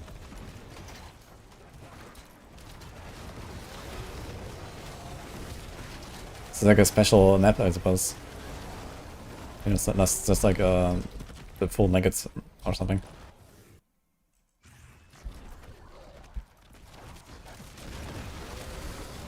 He tried to put Hellbent Commander and it only had 20k gold and couldn't do it. That's hilarious. Tried to sell some seals or charms or something. You have some, but you don't need. This is a good source of gold.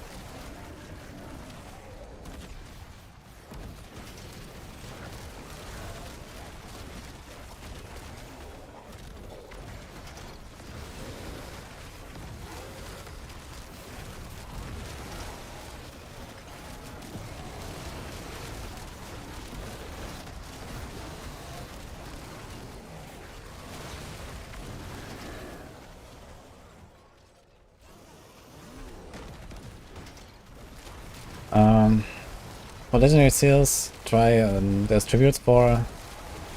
There's tributes, whisper, but you have to spec in it, I think. Oh no, whisper can have it just like that. Yeah, tribute, whisper, infernal horde, or relic strong rooms.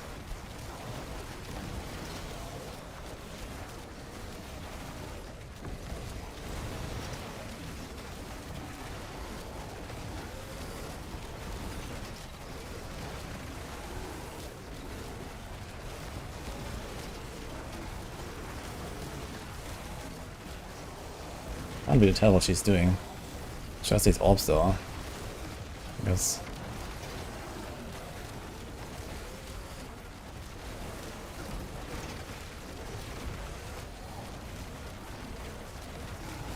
Okay, a 5-minute run on 117. That's okay.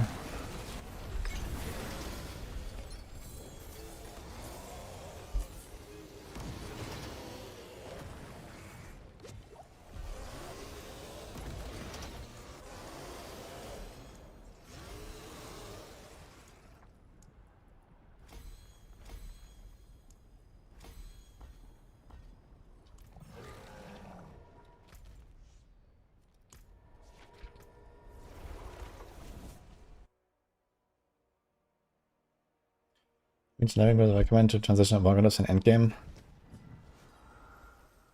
I would say Hellfracture or Blazing Scream because they're already like on the fire side of things.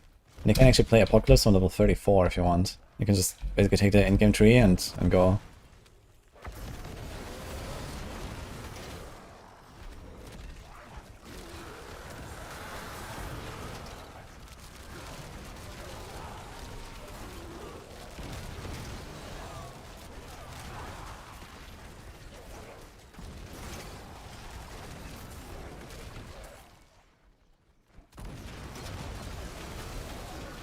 But it's on Maxwell, yeah. We published it earlier.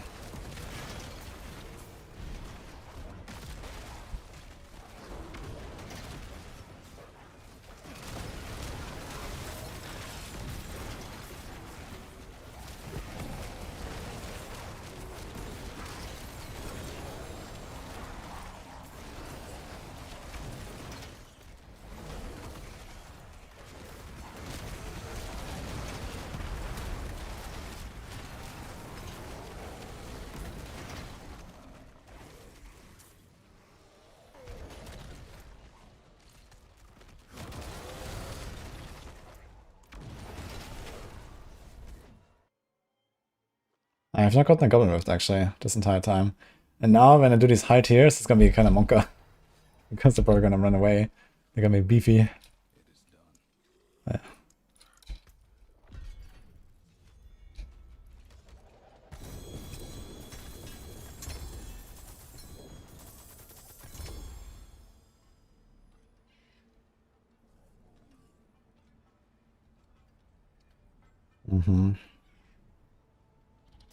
I really need resource gen.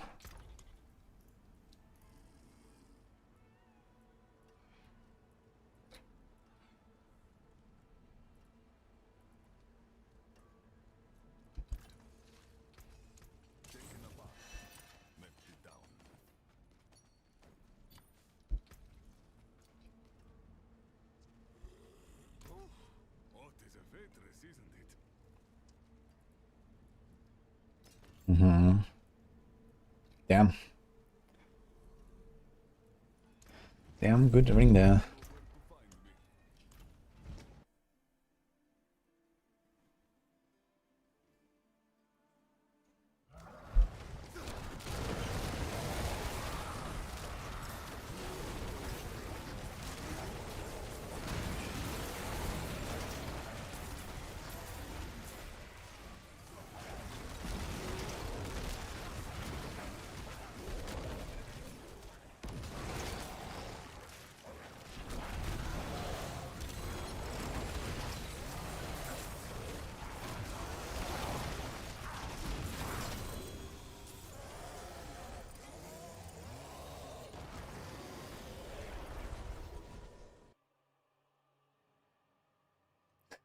Tries to push pit, butcher shows, kills you when you're 10 minutes deep, GG next pit. That was great.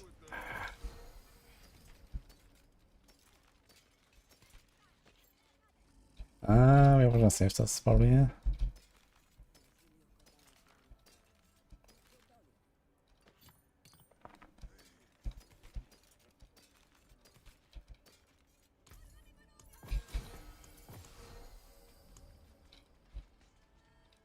Oh, I gotta scroll, I need to break this one.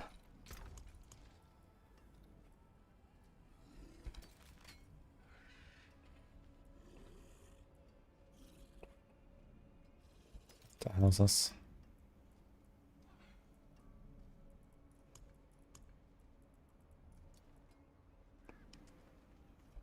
This dot multi. Okay.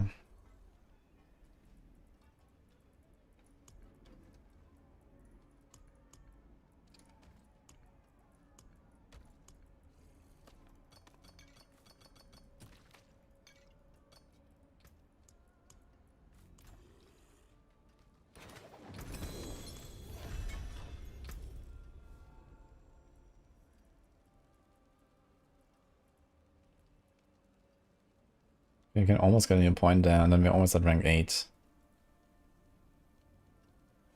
Okay, can someone explain to me how this Undercity thing works? With the extra achievement? I had like 240 seconds left, and I didn't notice anything.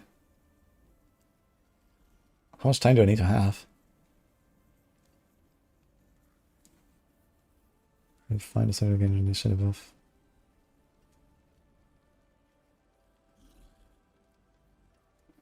We find a district was again initiative of which has a duration equal to the remaining time.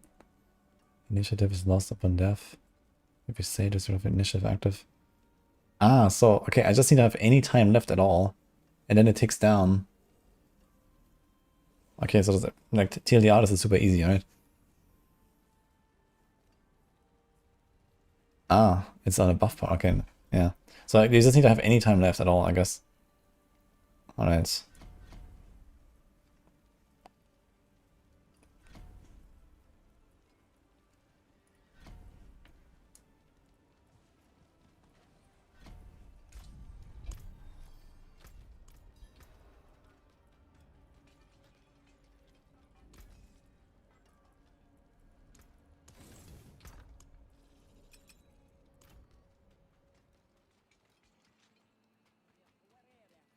Yes.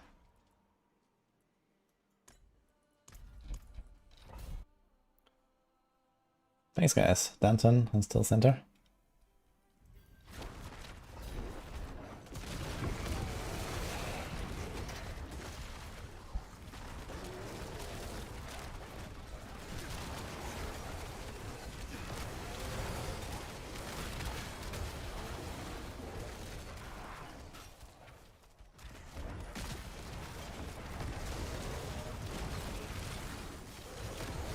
Okay. 07 to Donkey Teeth. Good luck.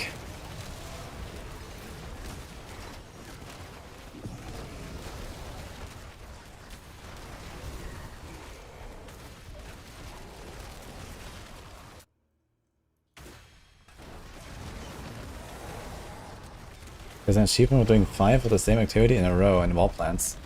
Oh, interesting. I'm gonna try to hit that actually. 5 times Infernal Hordes. Aware.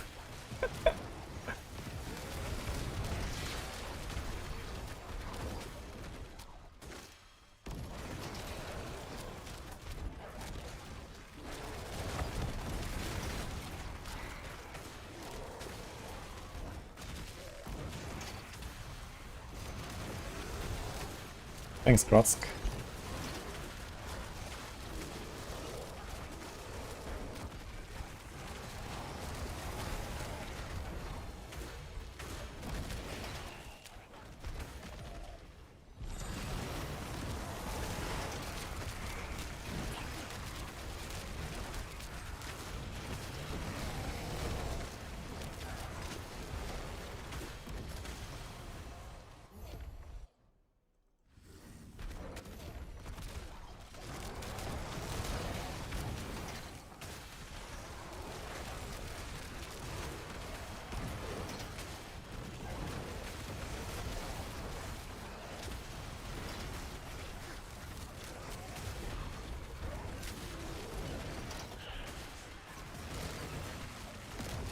Yeah, Mortal Pop doesn't survive the waves on Mephisto Monka. Even with Enduring Faith? Actually, does Enduring Faith even work when you play Sidek? I guess it doesn't, right? Because it probably only works with life damage.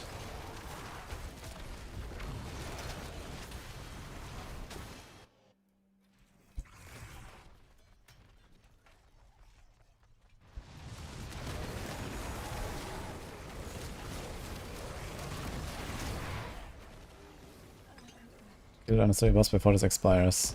5 minutes left. Okay. So this is how it works. Okay.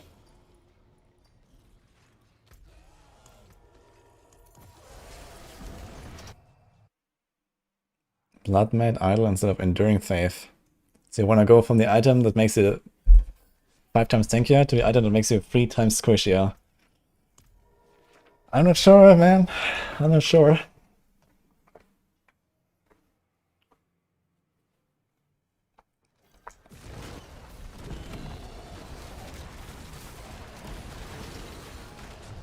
If you want some damage, then take the Banish Lords or the set of the Free. Oh, Gran. Thanks, man.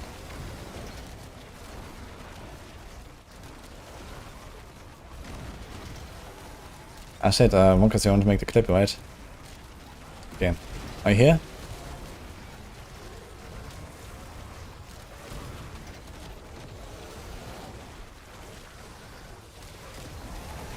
Always. Okay. After this wave, I'm gonna show the clip. Can you make a clip then? That would be ideal.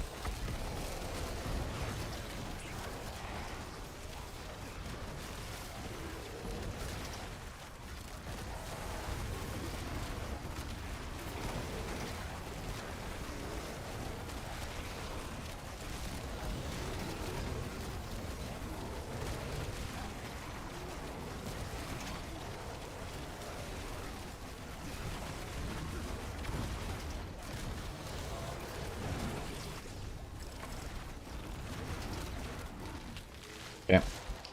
So here's my trees. We took roots, extra ambushes. I'm trying to get the extra XP and then spark. Here, Nightmare Legend, we are on the left side, extra monsters, conviction. Then I think I'm gonna pick the treasure breach. Helltide, we took the Maggots XP, the extra cinders, and then the chest in the city. We went the right side for extra attunement, extra portal. And then we're gonna do the left side for the remaining points.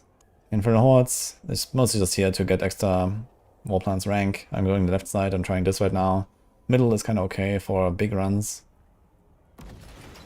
Pit. You take the glyph upgrade here and the progress orbs here, and then you go down left for progress orbs give XP.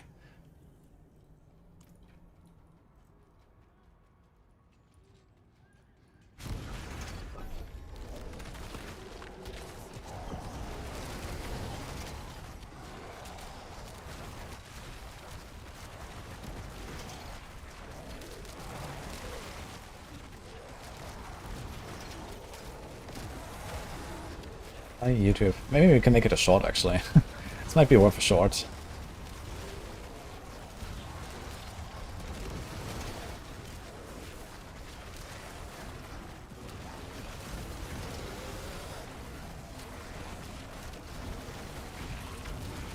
Tuning piston super rare to drop? No. The main thing, the main bottleneck for crafting is actually the yellow dust. The refined primordial dust is the main crafting reagent. All the other stuff, the tuning pistons, you're gonna get plenty of. Don't worry. And you can try to farm, like for example, Undercity tributes that have erratic crafting stuff, or material reserve 9 dimensions. They drop these things too. There's some stuff there. I think Stormroom is also like to bottom out. The 9 dimension tree, it's also not bad. There's a bunch of things that can do that. Did the nerf hordes very hard? I didn't notice a difference. I seem to be getting pretty much the same adder as before expansion. And in fact, more sometimes if you take some of the options on the tree to get the more consistent strats. But I think you might just be doing the 6-wave hordes instead of 10-wave hordes, and then it can be tough to get Bartok, yeah. If you do 10-wave, you get Bartok basically guaranteed, unless you have some super crap run.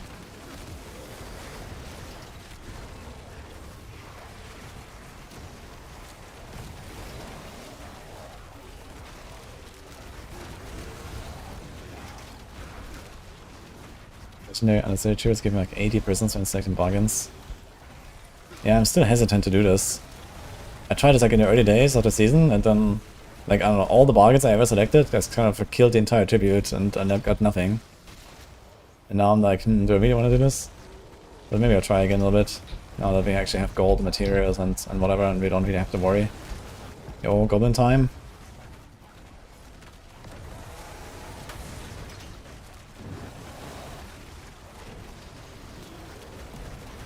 Lunatics versus goblins. Who will win?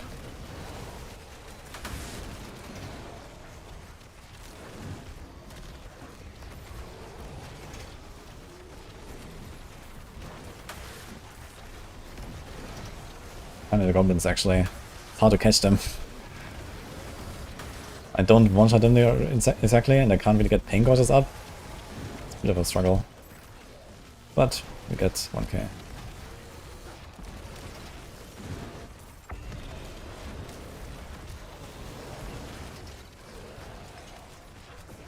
Dude.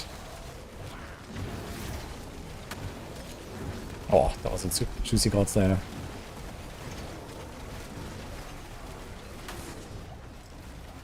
Okay. Only 6,660,000 goblins left for the achievement, guys. We'll get there. How much tank is Mephisto ended off? I don't know. But he's kind of a giga chatter here, so... Also, he's on Tom 10 and Lilith is on T8.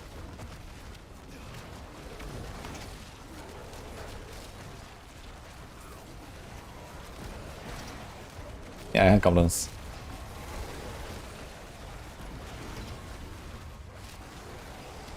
Good goblin wave can go up to like 3k or something.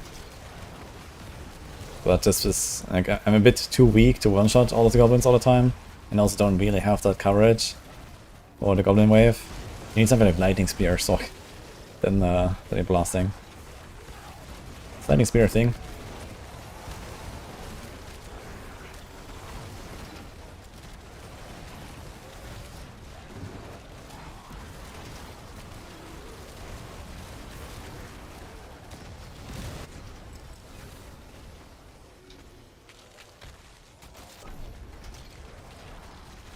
Found every unit for Warlock except the Dreadclaw. I think it's from Astaroth. So you have to go escalation. But you can also try to upgrade unique dagger in the cube. I think there's only that dagger, I believe. Or maybe Elegy's a dagger too, I'm not sure. But yeah, 1 or 2 daggers, so it should be very easy.